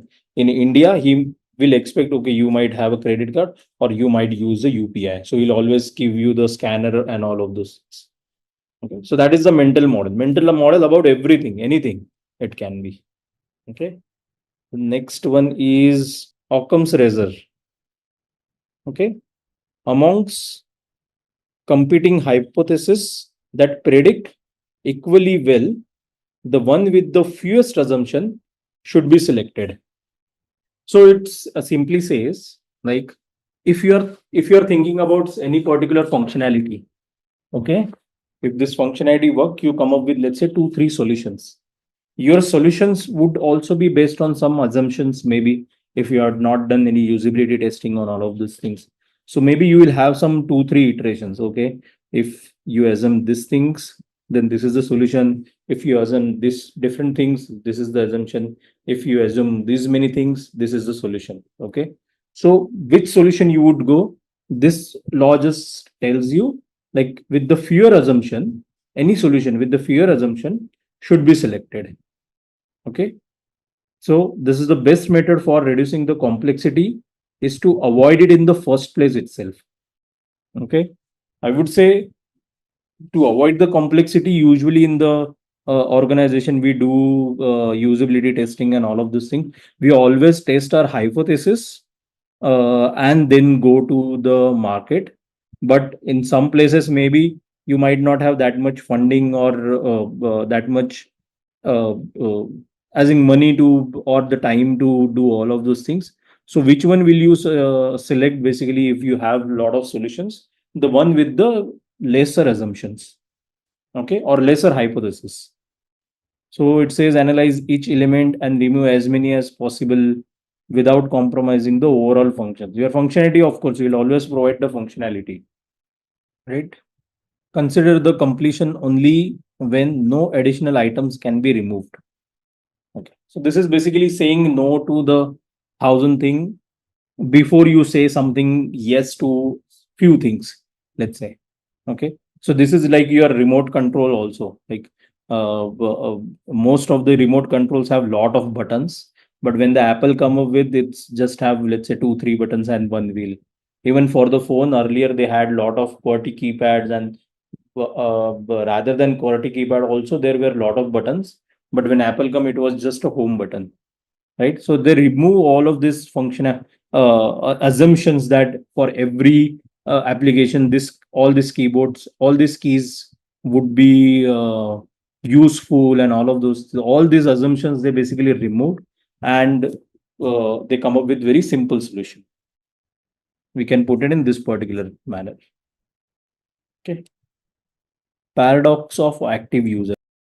User never read manuals but start using the software immediately. Oh, it's very simple. Most of us, we don't usually use the manual that comes with our product, right? We directly start using and we try to make sense, and we try to create the mental models in our mind itself, how it works. If I click on this thing, if it is goes wrong, then we get to, it's like our childlike behavior that comes out. We do everything with the particular product, then we brag about it to our friends. Okay, this is how I know how it works and all of those things, right? So this is how your functionality should be. There should be very less explanation and it should be ready to use, right? If you provide a lot of explanation, okay, if for this functionality this will help, all of these things you have to do these things and that, all of these things, user will not, most of the time he will not read, he'll just try to think whether to go ahead or not. Okay. Pareto principles, this is also very simple principle, you can apply to any most of the things. Okay. So the Pareto principle states that for many events, roughly 80% of the effect came from the 20% of the causes. So if you have to apply this in the real life, not in the real life and real project, when you go for the user study, and if you are thinking about how should be your sample size is number of user to test with. Okay, let's say if you have 100, if you take the sample size of 100 users and you show them your prototype, okay, out of them 20 people will give you the different or the unique responses, but rest most of the 80 users will give there will be repetition in the feedback itself. But 20% feedback was given by most of the users basically. I think I made a mistake by saying this. The 20% of the problem will be submitted by 80% of the user. I'm saying, if you see it a percentage wise. Okay. Let's say in other words is like if you're using Photoshop. Okay. Photoshop has hundreds of options, more than that. Okay. But you will end up using the 20% of the Photoshop itself. And that 20% of the options will do all the things for you. It will create a career as a successful graphic designer also. You do not have to know all the options that Photoshop provides. It's the same thing. It's a Pareto principle. 20% are useful most of the time. It's not that the 80% are not useful, but you'll always end up using the 20% options any which ways. Okay. Let's go see the takeaways. Inputs and outputs are often not evenly distributed. Okay. A large group may contain only few meaningful contributors to the desired outcome. This is the example I was giving. The large group may contain only few meaningful contributors to the desired outcomes. Others will be very repetitive, right? Focus on majority of effort on the areas that will bring the largest benefit to the most users. Okay, so this is like in our organization we say like choosing your battle, right? Let's say you come up with the very good designs, okay, but there are a lot of debate in the on let's say 10 20 functionality or a lot of things, as in the radius that you use or the function the graphic that you come up with and all of those things, right? So you have to choose your battle. Okay, you might not want to debate on all the things, you might want to just debate on the things which will give most beneficial to your users. Other things you might want to say, okay, we'll test it and we'll see what comes out, right? So that is the Pareto principle, you can apply it to anything. Okay, and let's see the Parkinson's law. Any task will inflate until all the available time is spent. Okay. Limit the time it takes to complete the task to what users expect it will take. Okay. Limit the time it takes to complete a task to what user is expect it will take. So usually you will see on some of the website, you see that the deals is live till next 10 minutes itself. So in 10 minutes only you have to do the all the purchase and all of those things. Then only you will get the offers and all of those things. So you can use it in a different way, this particular law. Otherwise user can take that their own sweet time to do all of those things, right? But you can incentivize by giving them the lesser time or limiting the time, all of this. Next one is pick and end rule. Okay, very simple. People judge an experience largely. So if you have, let's say, if you create a sign up journey, okay, how how you can say how's the experience is. So people judge their experience largely based on how they felt at its peak. So maybe in the middle of their journey and at the end. So when they click on okay done and the sign up is done, how they feel at the end, that will actually says how your UX has been. After that, you will ask them for the feedback. It will be mostly how they felt at the end and the peak. They will only remember that thing. Okay. How they felt at its peak and at its end, rather than the total sum of average of every moment of the experience. Like from first screen to last screen, how they felt, they might not remember. Even it's like for your birthday party also. From morning, you will not remember what you did morning, may then let's say on 8 o'clock, 10, 9 o'clock, 10 o'clock, and this way. You might say, okay, when the everybody gathered, how it you felt like. That is the experience you will always live with. At the end of your birthday, there may be some celebration or something like that. That you will end up remembering, right? So this peak and end rule actually used by uh, Uber actually. So let's say when you get to Uber or Ola or any particular this thing, right? You see that they usually ask you for the payments at the starting itself. Select the payment mode itself right away, so that even if you are facing a traffic jam or something like that, but at the end of the day, at the end of your journey, your payment is done, you can directly let's say if it is late, you could have directly walked to or run to the meeting that you had to attend and all, and you'll always remember that okay, in Uber it actually helped me save my time because I don't had to deal with the cab driver at the end of my journey and all of this. So that is the peak and end rule. They always remember at the end how they felt like. Okay. So Uber actually focuses on making their end very well, like with the payment stuff and all these things in the rating at the middle of your journey. Okay. That is the example for the peak and end rule. So always be careful when you end anything end of your journey. Like Cred gives you some nice animations and the sound when you make any particular payment. That user that keep a peg on your user's mind, as in it will stick with it. Usually stick with them. Okay, let's go to Postal's law.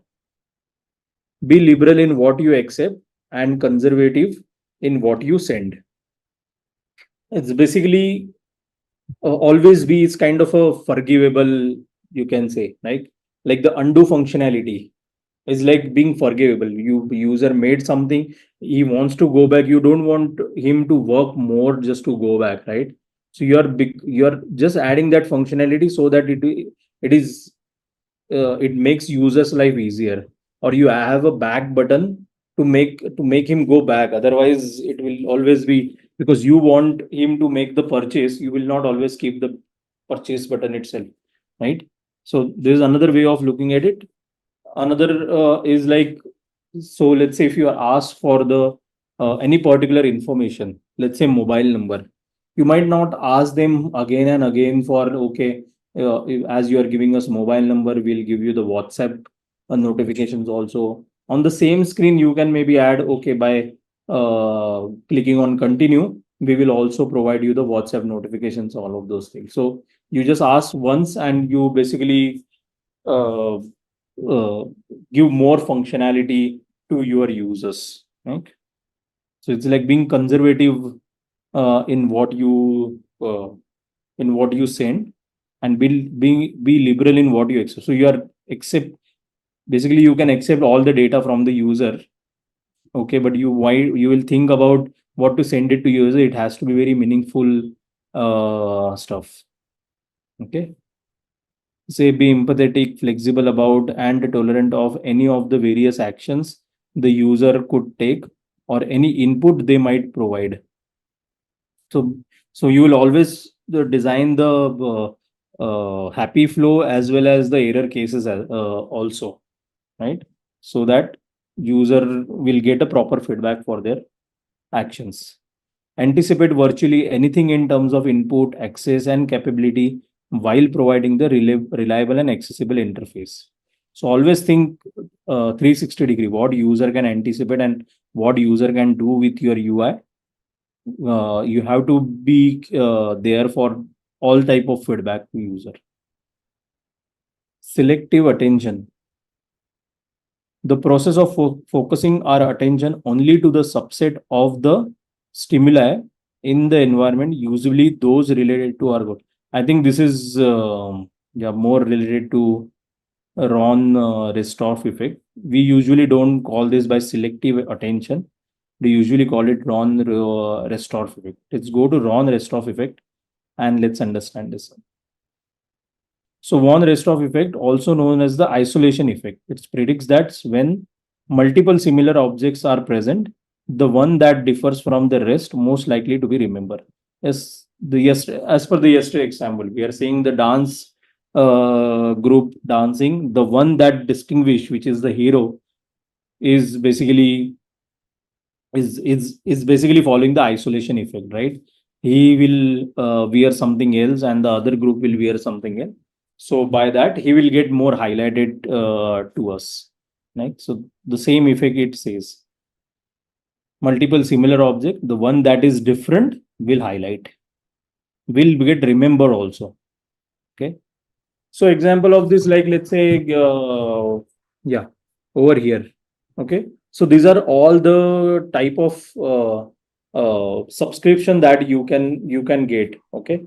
But what Canva is doing, Canva is presenting this particular thing in a different fashion, right? It says recommended for you. So this will get highlighted more. That is what von Restorff effect.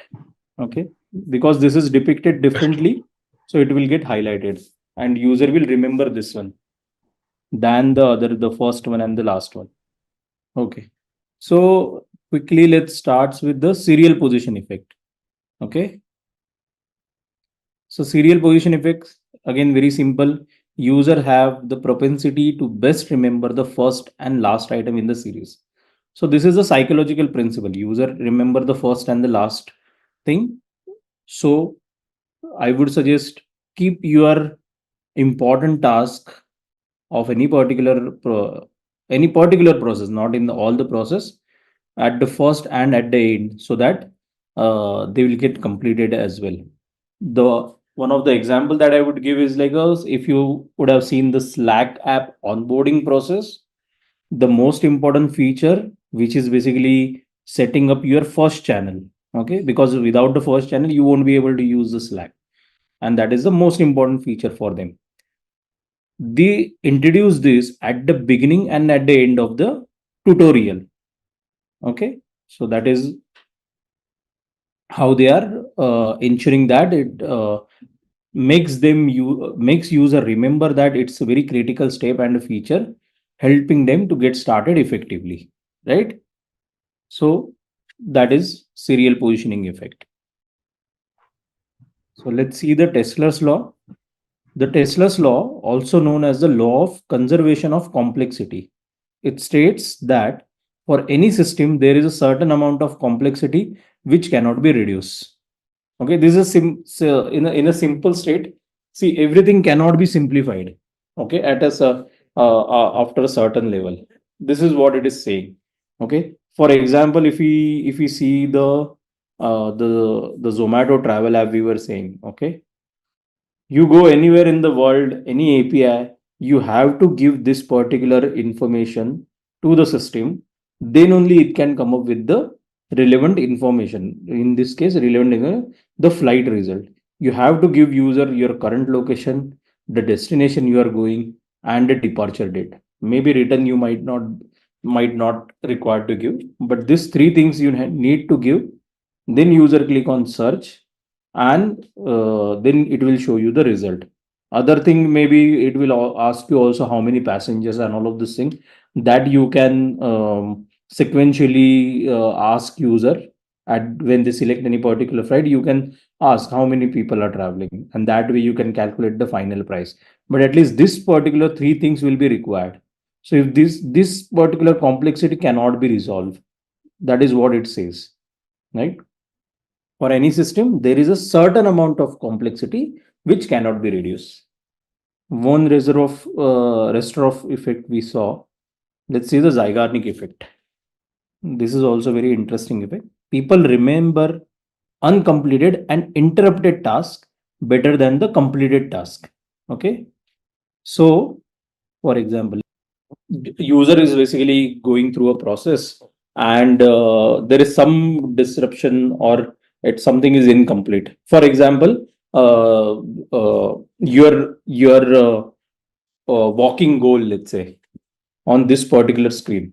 So if users see this particular screen, they see that there are 7,210 steps they have completed, and this is basically incomplete.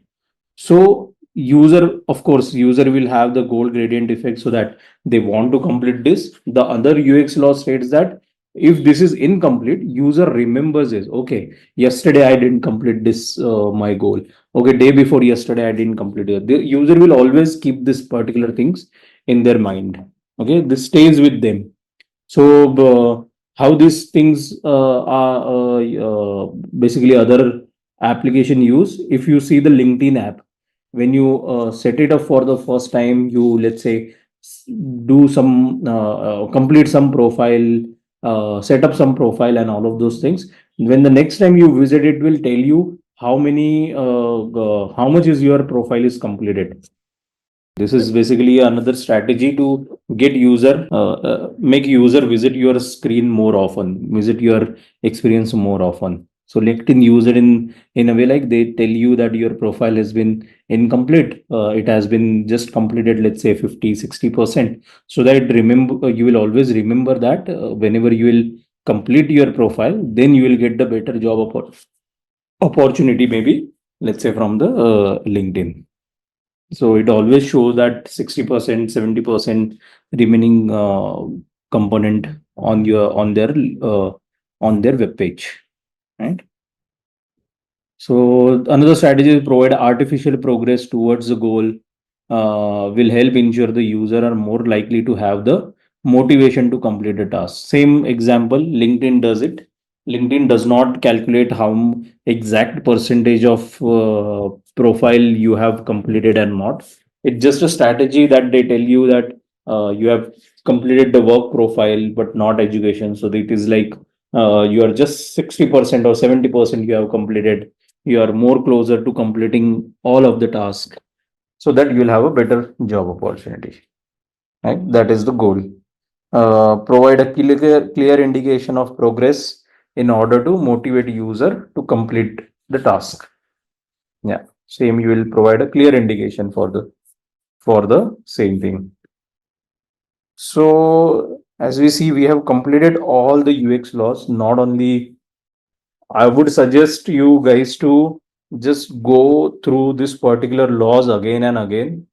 Keep visiting them. I think at least uh, a few times in the next few months or so that you, whenever there are the strategic decisions that you'll have to make for your problem, right? The You can always rely on this particular laws. because these are the proven laws, these are the psychological law.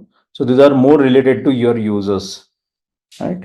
And you can very well make use of this law to come up with the much better design, better in the sense of high curve. You can get a high conversion rate from by using these laws.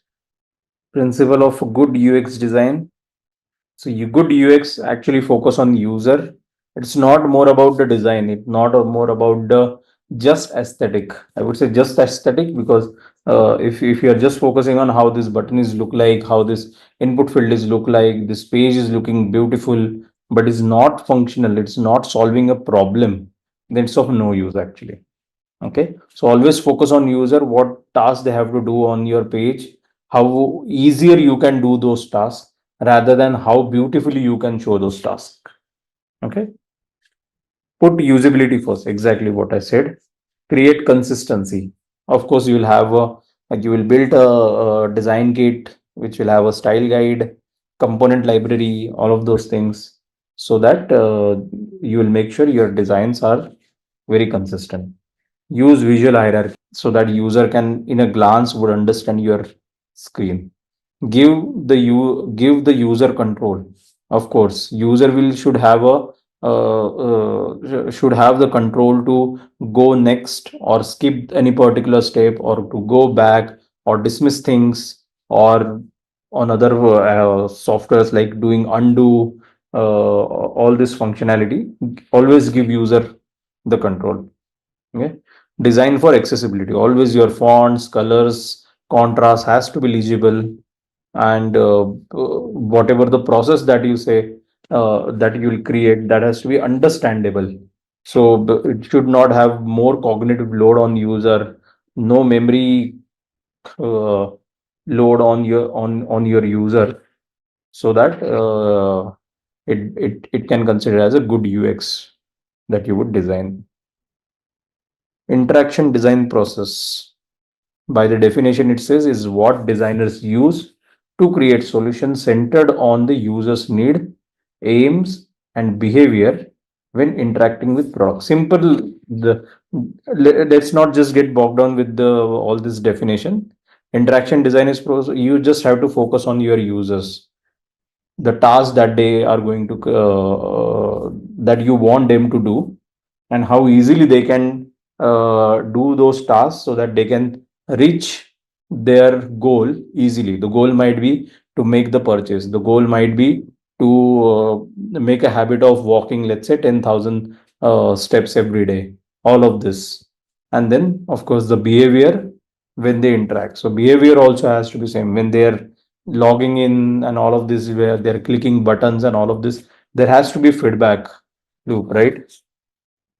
And that is the behavior. It's like how we have a interaction in person. Your app has to be that conversational with the user, with the users, right? 5 stages of interaction design. I would say interaction design is a broader term. When you say interaction design, it's not just related to website, it's not just related to app. Even your installations, let's say if you have visited conferences on all a day and at the starting, or you might be able to interact with some of the installations, right? You will click somewhere, or maybe you might have visited the science center in Bangalore or in Mumbai. You would see there are a lot of things that are very interactive, right? So these are all comes under the interaction design itself. The person who have designed those installations, he would also be called as an interaction design. But for the sake of creating let's say website and application, we can consider this particular process. First is what user wants or user needs, that is, let's say, a problem maybe. Then you will analyze those problem by various using various methods, right? You will use all of this, you will do all your research, then you will come up with some design. You will always do a create a prototype of those design. You will test it with the users, and then you will implement or deploy. Basically, you will give it to the developer will develop it, and they will deploy it to the final users. Okay. All right. And finally, our last quiz question is which color scheme is typically used to create contrast in UI design? This is again a very important question because the most important part in UI design is the color scheme, right? So the first option is monochromatic, second option is analogous, third option is complementary, and fourth option is triadic. And I should be able to see a lot of right answers for this question as well because this was our last quiz question. Just a quick info, guys. Intellipaat offers UI UX course in collaboration with iHub Divya Sampark IIT Roorkee. Through this course, you will learn complete UI UX design thinking, interaction designs, wireframing, and guerrilla testing for a rewarding UI UX design career. This UI UX design course will be taught by IIT faculty and industry experts. With this course, we have already helped thousands of professionals in successful career transition. You can check out their testimonials on our Achievers channel, whose link is given in the description below. Without a doubt, this course can set your career to new heights. So visit the course page link given below in the description and take a first step towards the career growth in the field of UI UX design. Now that we are aware of all the features and tools that are offered by Figma and we are pretty comfortable using them, we can start applying whatever the knowledge we have gained throughout this video to create an actual UI design. So we have found that the best way to practice and get good at Figma in the initial part, like in a beginner level, is to just pick up any design that are already out there. Like for example, let's say you have a favorite application that you want to redesign. You just pick it up, you just take a screenshot and then bring it to Figma and you just start recreating it. So I just copied an image and then pasted it here. So this is one UI that we are going to be creating. There are so many UIs that are there in the community section of Figma. Just explore there, just pick some UI design and try to recreate it.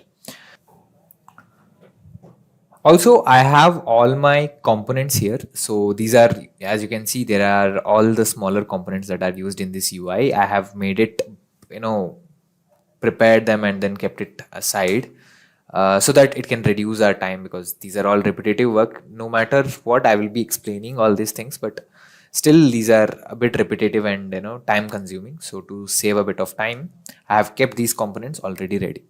So to get started, how do you practice in a beginner level? What you do is, first you have this image, you have a screenshot. So just go and first of all, whenever you're creating any UI, you have to have a frame. So just go and keep it on top of this image and try to, get an approximate of this. And just bring it here. We have our frame here. So you also might have observed that we'll keep it back here.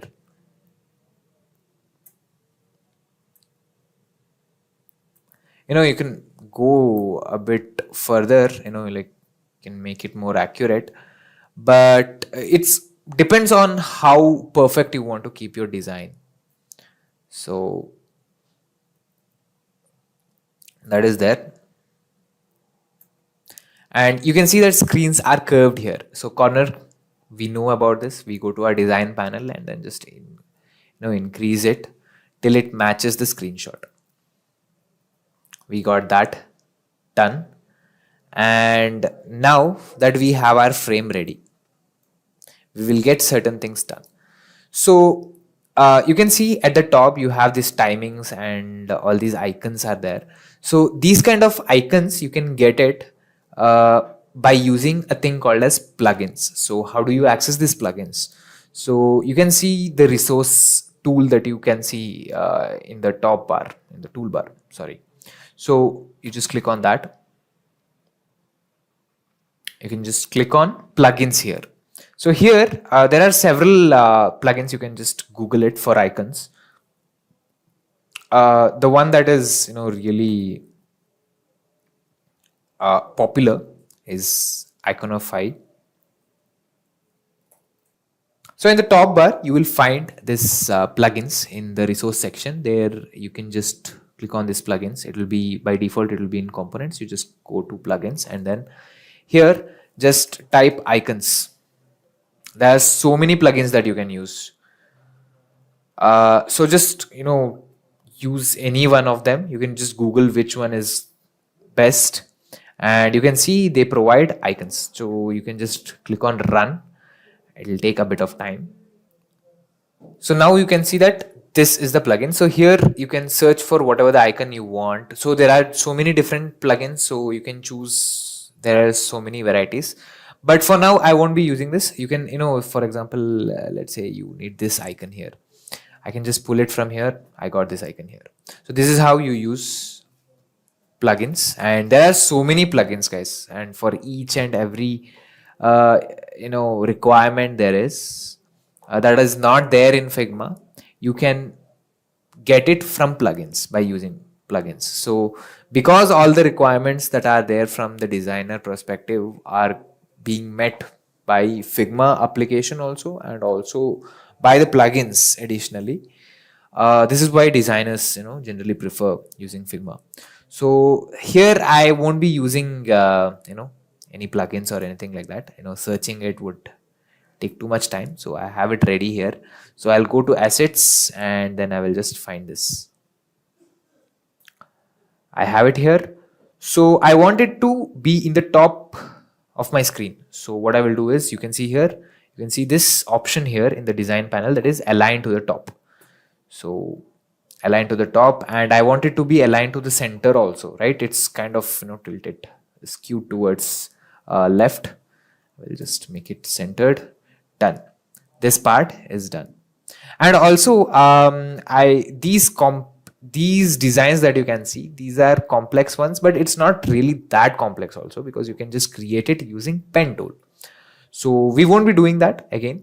It is time consuming. So what we'll do is, we'll just fill with that solid color. That's all.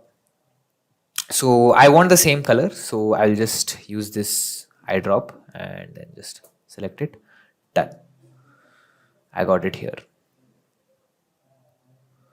So I'm done with this. Next is the logo. I will get the logo from here itself, or even I can make it. That's not an issue. And also I have to write the name of the application here, and we have this icon here in our components. So we will use that. First, let's make the icon. So there are so many shapes. I won't be making the same icon. I will just use one polygon. So, and then I will duplicate it and tilt it to maybe 45 degrees.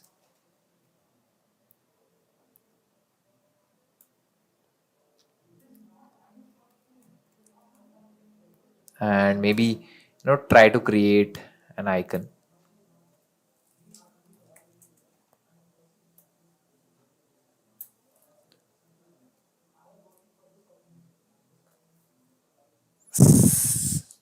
So I'm just trying to create something that is usable for now. Corner radius, I will increase it a bit.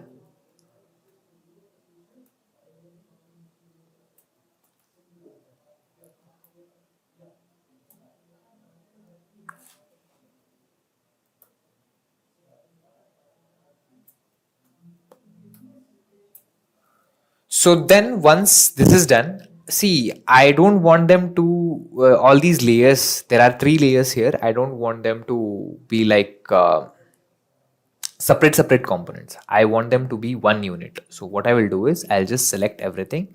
And in Figma, we have a feature of grouping things. So what we will do is, just press Ctrl plus G. So this will be considered as one single group. So what we'll do is, let's scale it, make it smaller so that we can use it as an icon. Let's say of the height 40. Let's just check.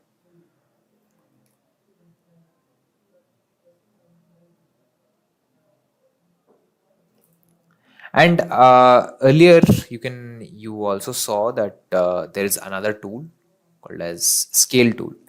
So we'll use the scale tool now. So we have scaled this to 48.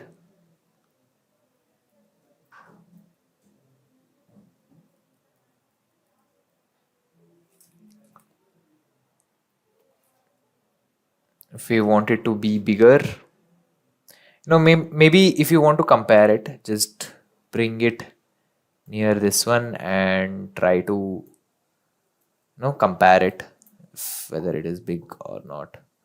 So I guess it's a bit big.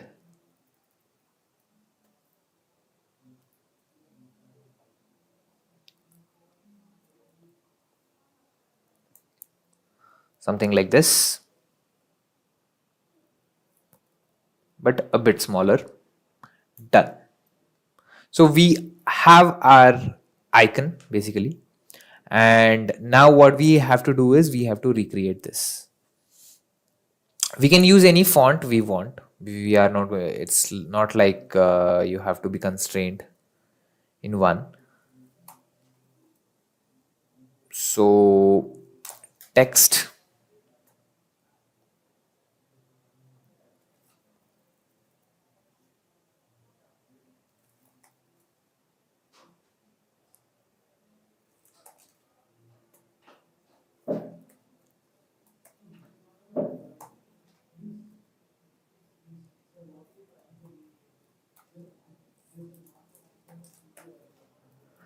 and because it seems a bit bolder there, I'll make it bold.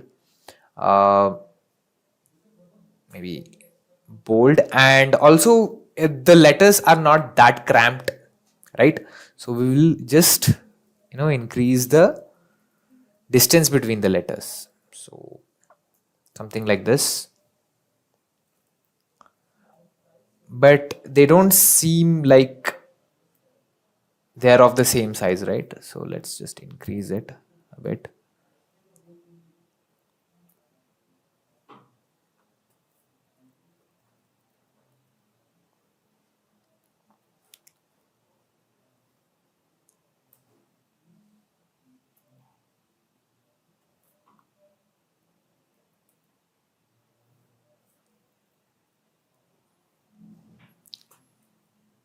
Yes. So what we will do is we will just group this. We forgot about filling this. We will change the fill to something white.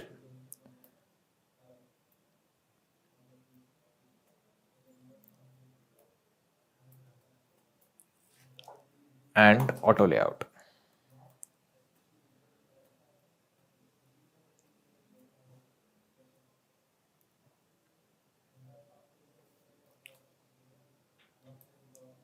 It looks something like this.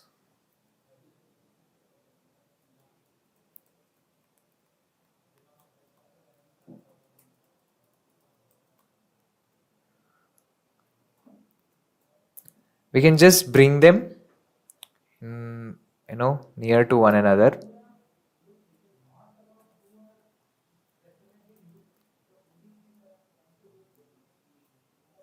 And we will group it together. Now we have a logo kind of thing.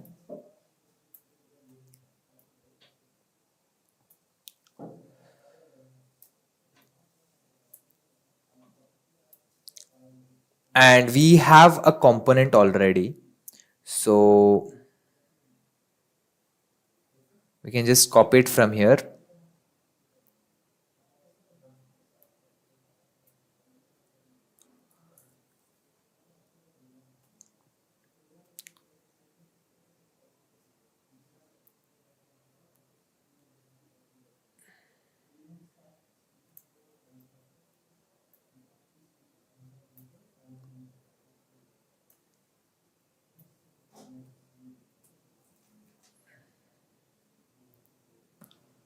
So I want them to be in the same level and make it an auto layout. So auto layout, and then what you have to make sure is that they are in a proper distance.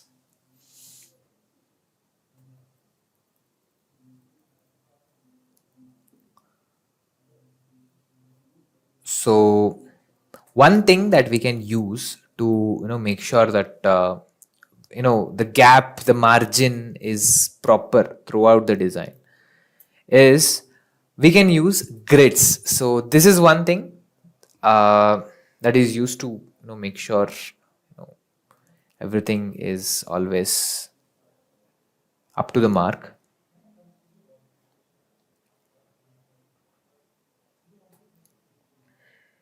And you can use column here, and we'll be using 6 grid,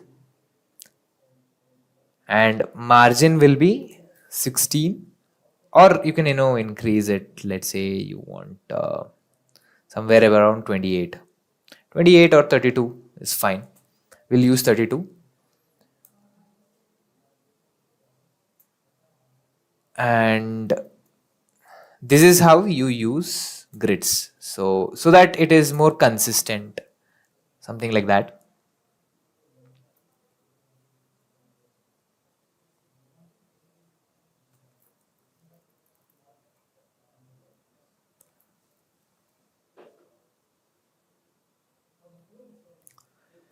Yes, the top part we have created yet. The next part that we are going to do is this part where it's greeting the user, and there's a tagline kind of thing. We will arrange it properly later on, but for now,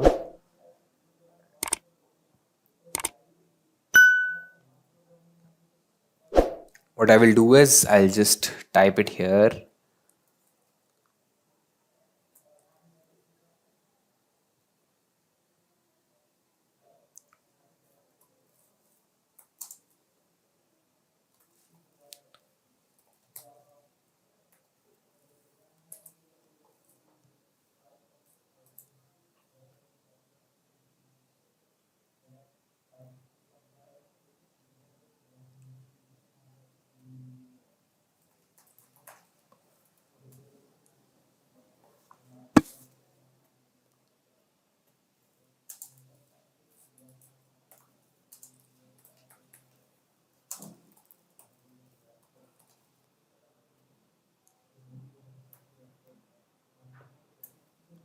Now what we will do is we will scale it so that it matches this.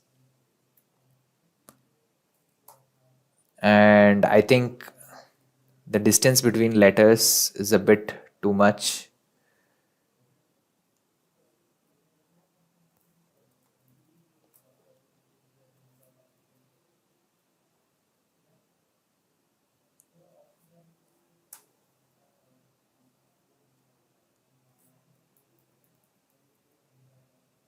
And also between the letters.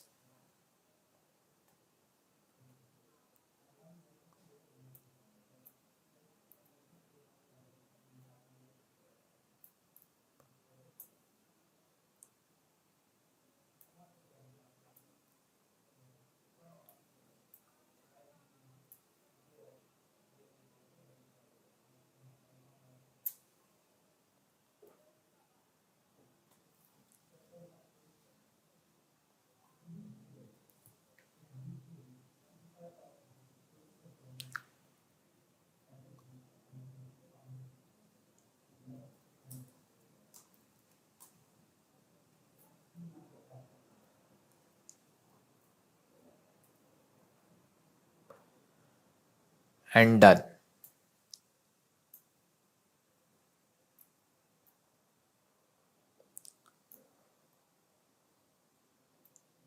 We have completed that also.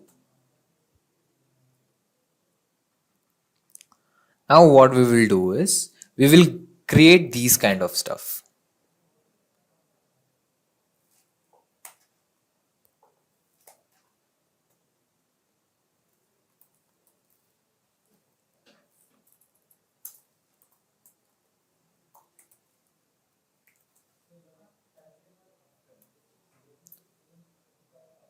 So what we will do is we will create something like this and we will scale it.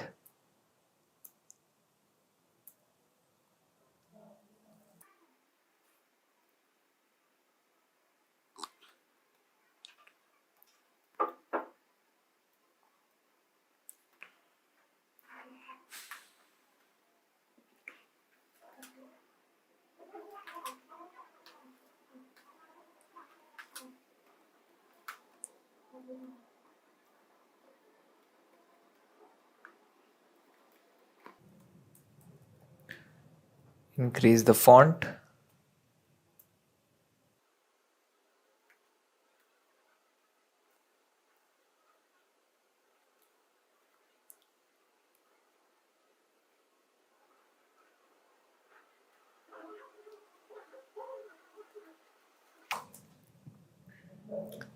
Now once we have this, we have made it into an auto layout.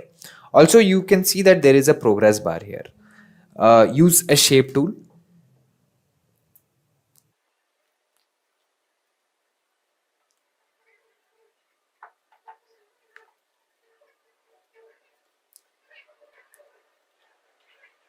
And group them together.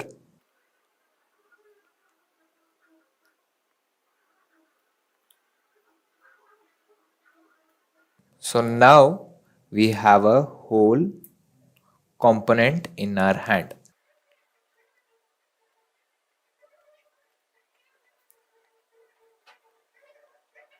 And we can adjust the distance between them.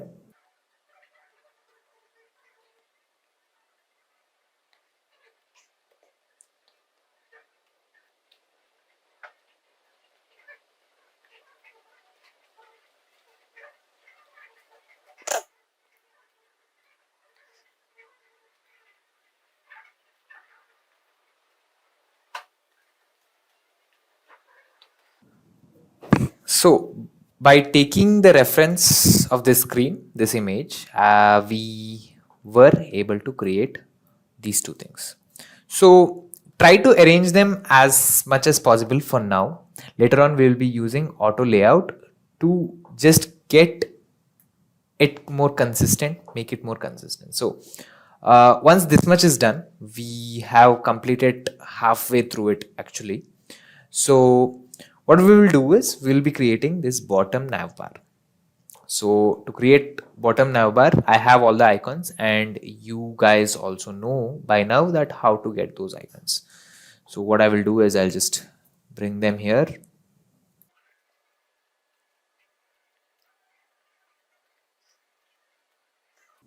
Center them and apply auto layout.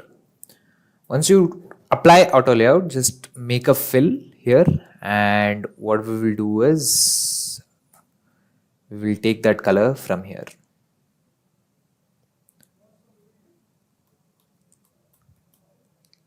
Before that, we will have to change the selection color.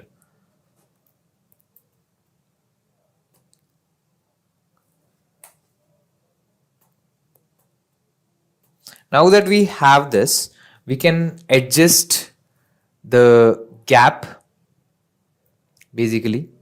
So you can just bring here itself. So you can just eyeball it. And then we can try giving padding.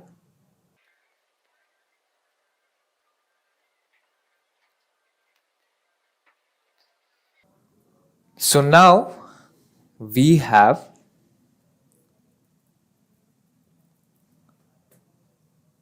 our navigation bar, bottom navigation bar. Done, completed. So now what we will do is, for this part, we are going to be creating a different frame so that we can place it easily in the screen. So just you can copy the width of the screen. So for example, here its width is 749. 749. There are these kinds of texts, and now that you have seen how to take text from a screenshot into your design, let us just skip that part. So, just the way how I had created the top part, I have created the frame and also the text that are there. So that is done. Maybe the text you can tune it however you want, but the important part is you should know how to. So I have all the components with me already. So these components, just the way how I had showed you how to create, do the auto layout and nested auto layout, you can create these. And also this component is again straightforward. So now let's proceed to bring together our design. So what we'll do is, first we will make a copy of this.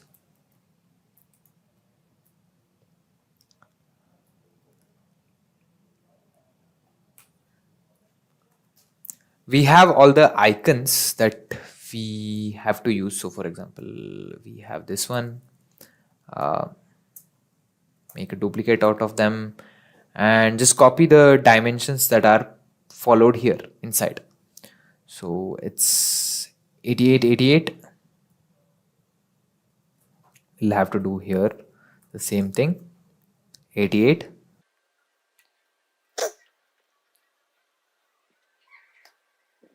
So basically we have all these things already with us. So just bring them aside and we have to arrange them side by side, something like this. So what we'll do is we'll just make this, put it into an auto layout and then put it inside. So bring this here and try to match the gap.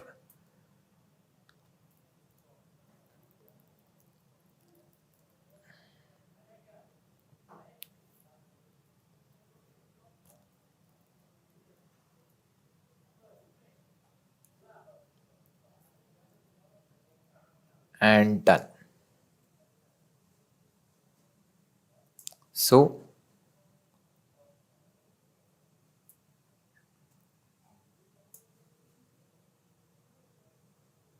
bring it to your design. More than this, we have to place it in this first, in this frame.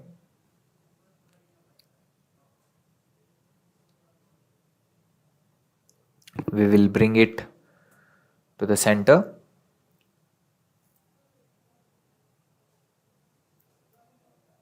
Since we already have our text here, we'll just place it here. And the next section that we'll have is transactions. Transactions.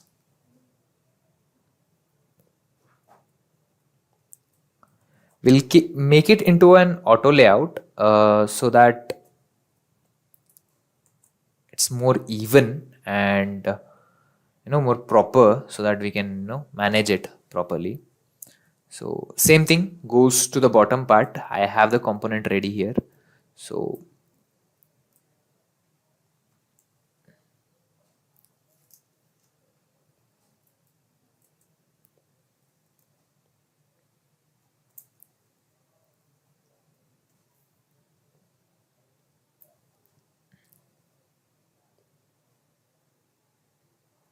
just change wherever you can make the changes.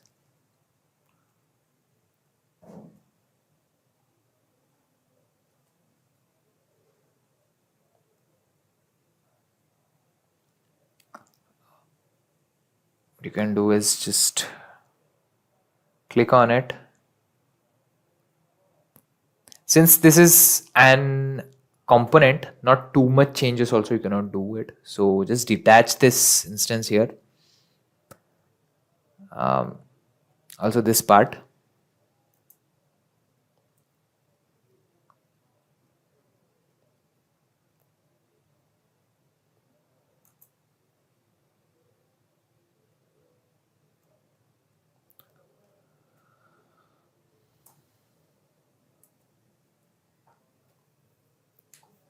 Now this is done. Just auto layout this and this.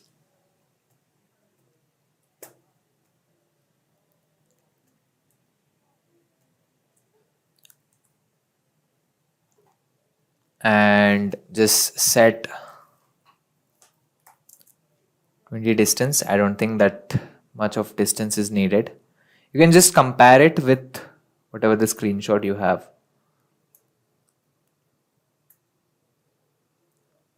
Seems too much.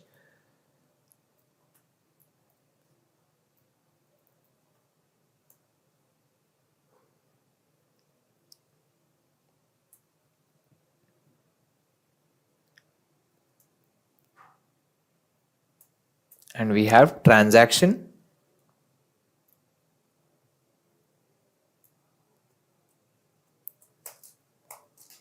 auto layout,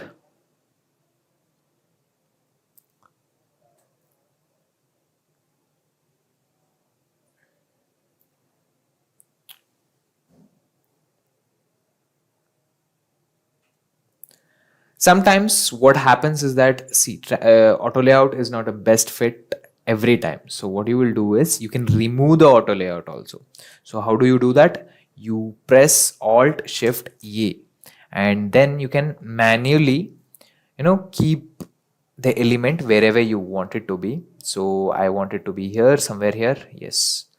And then you can just, the frame will be there, but it won't be an auto layout. That's all. So you can just align it to the center, and we'll select both the frames and we will auto layout it. Now we can say this is a bit of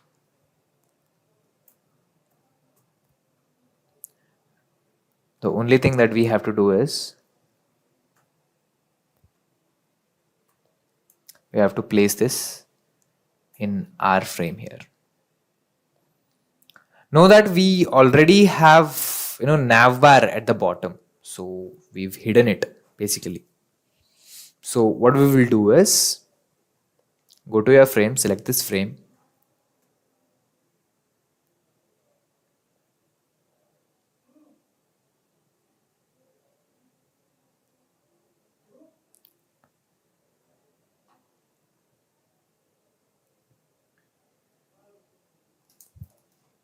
so select that frame and make it come to the top. So layers, earlier we learned about layers, right? Just you have to set the hierarchy.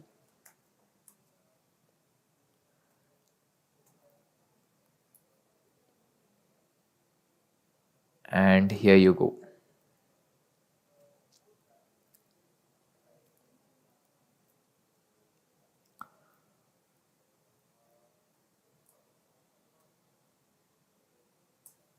First of all, we'll set auto layout for these, and then we'll set an auto layout here, and then we will close the gap here. Now you can see that our design is coming together, right?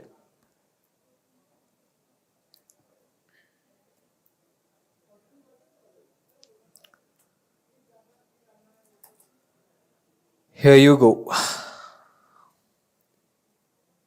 Just by having an image, now we have created a full-blown design. Like this, you can create more designs of whatever the app you want to do. You can make it on your own. Just a quick info, guys. Intellipaat offers UI UX course in collaboration with iHub Divya Sampark IIT Roorkee. Through this course, you will learn complete UI UX design thinking, interaction designs, wireframing, and guerrilla testing for a rewarding UI UX design career. This UI UX design course will be taught by IIT faculty and industry experts. With this course, we have already helped thousands of professionals in successful career transition. You can check out their testimonials on our Achievers channel, whose link is given in the description below. Without a doubt, this course can set your career to new heights. So visit the course page link given below in the description and take a first step towards the career growth in the field of UI UX design. So let us begin by looking at UI UX design beginner interview questions. First, how do you define UX? UX design is something that your interviewer is already familiar with. They expect you to explain UX design in your own way. I wouldn't suggest answering this question with a textbook definition. You can use real life examples to begin with. Talk about how companies have started to focus more on customer experience, which has resulted in a rise in the reach of the company with positive customer feedback.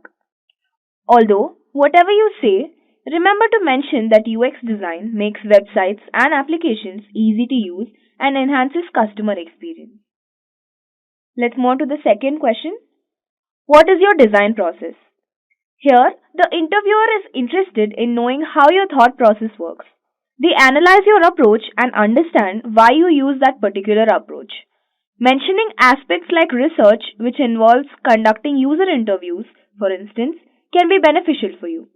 As you go through your portfolio, explain the problems you were trying to address and your approach to solving them. Let's look at the third question. Describe a recent challenge you faced and how you overcame it. Approximately 80% of the interviewers ask candidates to tell them about a time when something went wrong. So you must be prepared to answer this question. The best way to answer this question is to demonstrate your ability to remain calm and logical in the face of a major challenge. Choose your examples carefully. You don't want to draw attention to a problem that occurred because you missed a deadline or made a design error. Impress the interviewer by talking about a problem that happened because of something outside your control rather than something you did wrong.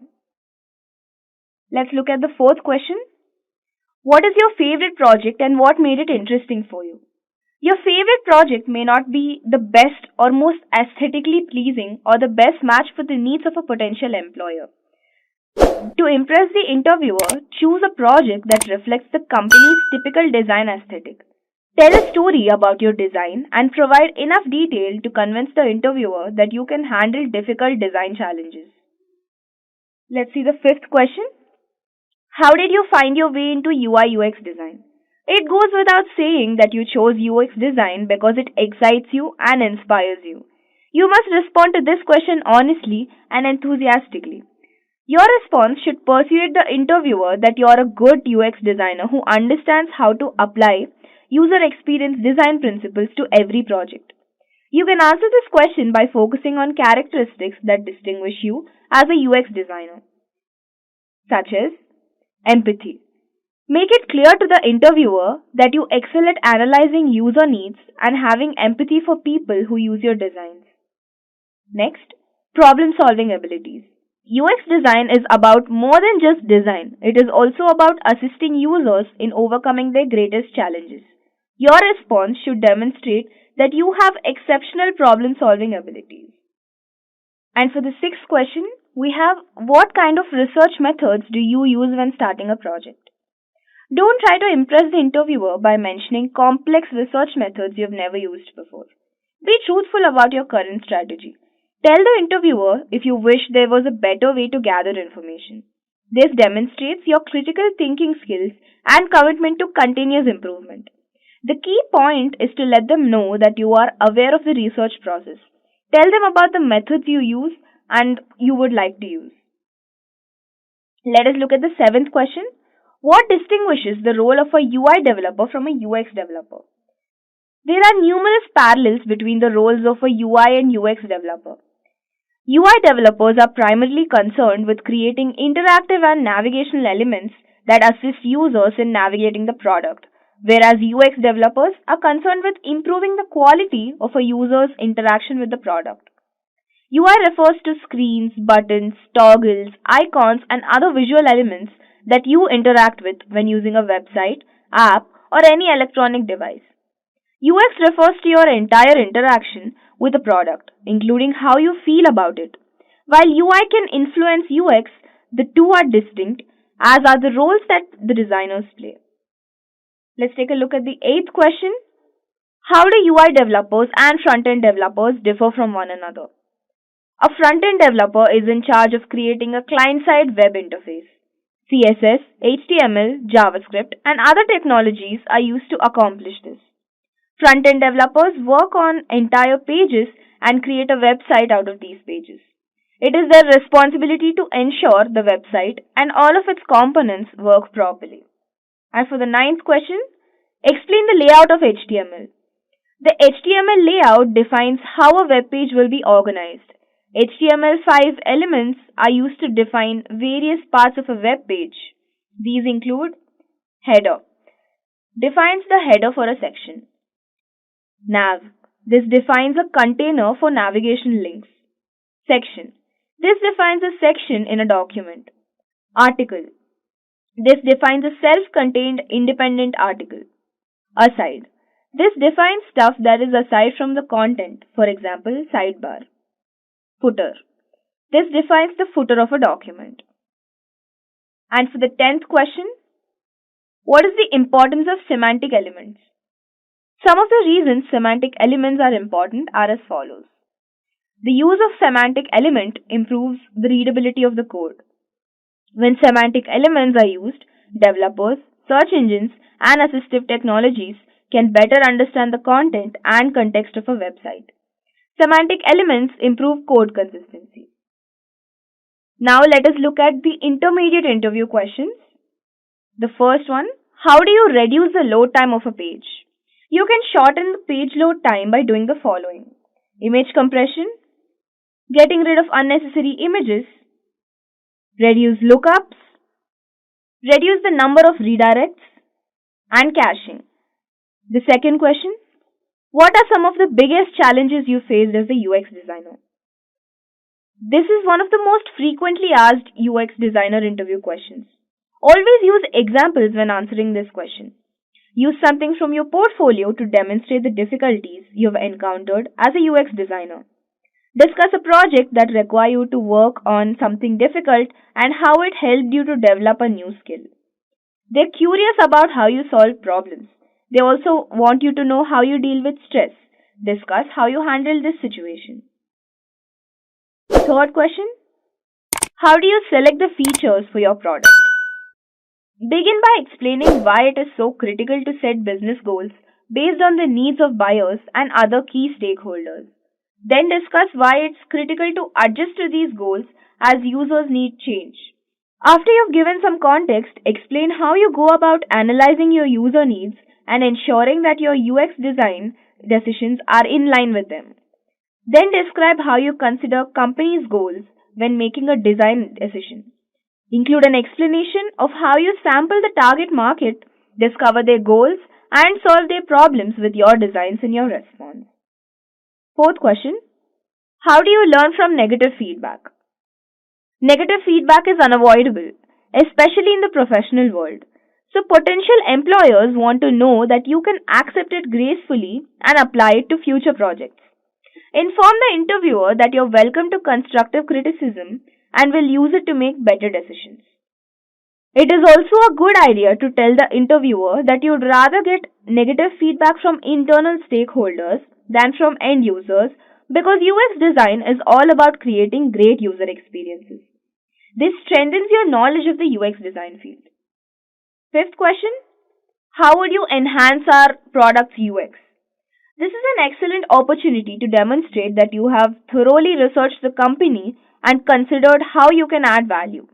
This demonstrates a genuine interest in the role, which can only benefit you. Spend some time before your interview exploring their website, and if they have one, or their mobile app, identify one or two things that you believe could be improved and devise a strategy for doing so. If nothing stands out, discuss how you might run general usability tests to see how the current design is performing. Remember to consider their target users and mention these personas while sharing your ideas. And for the sixth question, tell me about a time when you disagreed with your team's recommendation. What did you do? The most effective solutions are data-driven. That is something you must remember. Tell the interviewer that you enjoy making recommendations or business decisions based on data and proven results. You could discuss a time when you disagreed with your team's recommendation due to user research. Your research had revealed that customers were not enthusiastic about the team's recommendation. Remember that rather than subjective opinions, disagreements should be resolved using objective data. Let us look at seventh question. Give us an example of a design that resolved a business issue. You could respond to this question by referring to your portfolio and telling them about a design you worked on that solved a major business issue. You could also use a real life example of a brand that benefited from better design. Make sure to cover all aspects of the design and explain the problem thoroughly before explaining how it helped. And for the eighth question, what websites or apps are your favorites and why? Mention your preferred apps and websites. Explain why you like them, what features make them appealing to customers, and do they inspire you? As an example, consider the following. Google. Google is a prime example of a well-designed functional UX. A single search field is a great customer-friendly feature. Netflix. A simple service that uses an algorithm to recommend content based on the user's viewing history. This aids in providing the user with a personalized and easily understandable interface. Duolingo. This app makes learning enjoyable. The entire interface is gamified, giving users the impression that they are playing a game rather than learning. And for the ninth question, how do you assess a product's user experience? You can take advantage of this opportunity to describe your ideal project. Discuss the product in detail, paying special attention to the UX design. Tell them who your target audience will be and how you plan to personalize this experience for them. This will show the interviewer that you have a clarity on what you want and that you have clear vision on your goals. Now let us look at some of the advanced interview questions of UI UX design. Let us start with what fundamental differences exist between creating for desktop and creating for mobile. You can talk about the following differences. Screen size. There is a clear distinction between desktop and mobile screen sizes. This has an impact on the layout design. Desktop apps can have fixed navigation bars, whereas mobile menus must rely on pull-out menus. Then, interaction. While desktop computers can fully utilize the cursor's interactivity, mobile apps do not. In mobile apps, users must use gestures such as swiping, shaking, or poking. Organizing content. In desktop apps, we can use the multi-column format which provides far too many layout and positioning options. Scrolling is the only option for mobile apps. Desktops are preferred for longer, more involved tasks, whereas mobiles are preferred for shorter tasks. Second question, what are your go-to UX design tools? You can discuss the ones with whom you are most at ease. Here are a few examples. First, Figma. Figma improves collaboration and accessibility for UX designers. Then, InVision Studio. UX designers can use InVision Studio to quickly create functional prototypes and share them with the team. Then, Adobe XD. Adobe XD gives users a vector-based system for creating prototypes. Third question, what is your area of focus? Are you a UX designer, UX researcher, or a visual designer? This is one of the easiest UX interview questions you'll encounter during your job search. You may be tempted to claim expertise in all these areas, but that is the incorrect answer. Concentrate on your greatest strength to ensure that your passion is clear. As an added bonus, discussing only one area of focus makes it easier to demonstrate that you researched and understood the company's needs. Fourth question, what distinguishes UX design from other design disciplines? You don't need to go into great detail, but make sure to explain how UX design prioritizes usability. Graphic design, on the other hand, is concerned with visual appeal. It's exactly what the interviewer is looking for. The interviewer expects you to understand the purpose of UX design and how it fits with other types of design in an organization. Fifth question, how do you identify your user's needs? Because UX design is focused on creating user-friendly experiences, You must first understand the needs of your target audience before making any design decisions. Make sure you explain your approach to user research, usability testing, and user persona development, which are very important in order to satisfy your users' needs. Sixth question: how do you know your UX design is successful? Do you use any KPIs or analytical tools to measure success? You can discuss various UI UX design tools and KPIs that you've used previously when conducting a UX evaluation. The following are some analytical tools you could discuss. Crazy Egg. Crazy Egg is one of the most basic heat map tools. Then, Good Data. It is a cloud-based BI solution. It can combine multiple data sources to generate extremely useful reports. Then, Kissmetrics. It can be used to generate reports and funnels based on customer behavior. And some of the KPIs include task success rate, time on task, and user error rate. Let's move on to seventh question. What are some of the most significant trends in UX design, in your opinion? You can name a few popular trends that have impacted UX design in a positive way. The interviewer is asking this question to get an understanding of whether you keep up with the trends and if they impact your design as well. Some of the trends that have become very popular are personalization, designs led by AR and VR, visualized data, and animation. Eighth question. Looking into the future, what do you think will be the next big thing in UX design? Employers want to see more than just that you have the necessary skills for the job. They also want to see that you're enthusiastic about your work and that you're constantly working to improve your UX skills. Don't get too caught up in making the most accurate future prediction. This is more about demonstrating that you're aware of what's going on around you and the direction in which the industry is moving. This is an excellent time to discuss any books or UX design blogs you're currently reading. This shows that you're always learning and keeping your finger on the pulse. And the last question, do you have a product concept that you would develop in the future? You can take advantage of this opportunity to describe your ideal project. Discuss the product in detail, paying special attention to the UX design. Tell them who your target audience will be and how you plan to personalize the experience for them.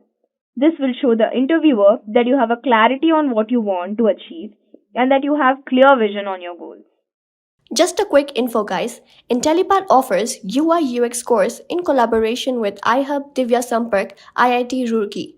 Through this course, you will learn complete UI UX design thinking, interaction designs, wireframing, and guerrilla testing for a rewarding UI UX design career.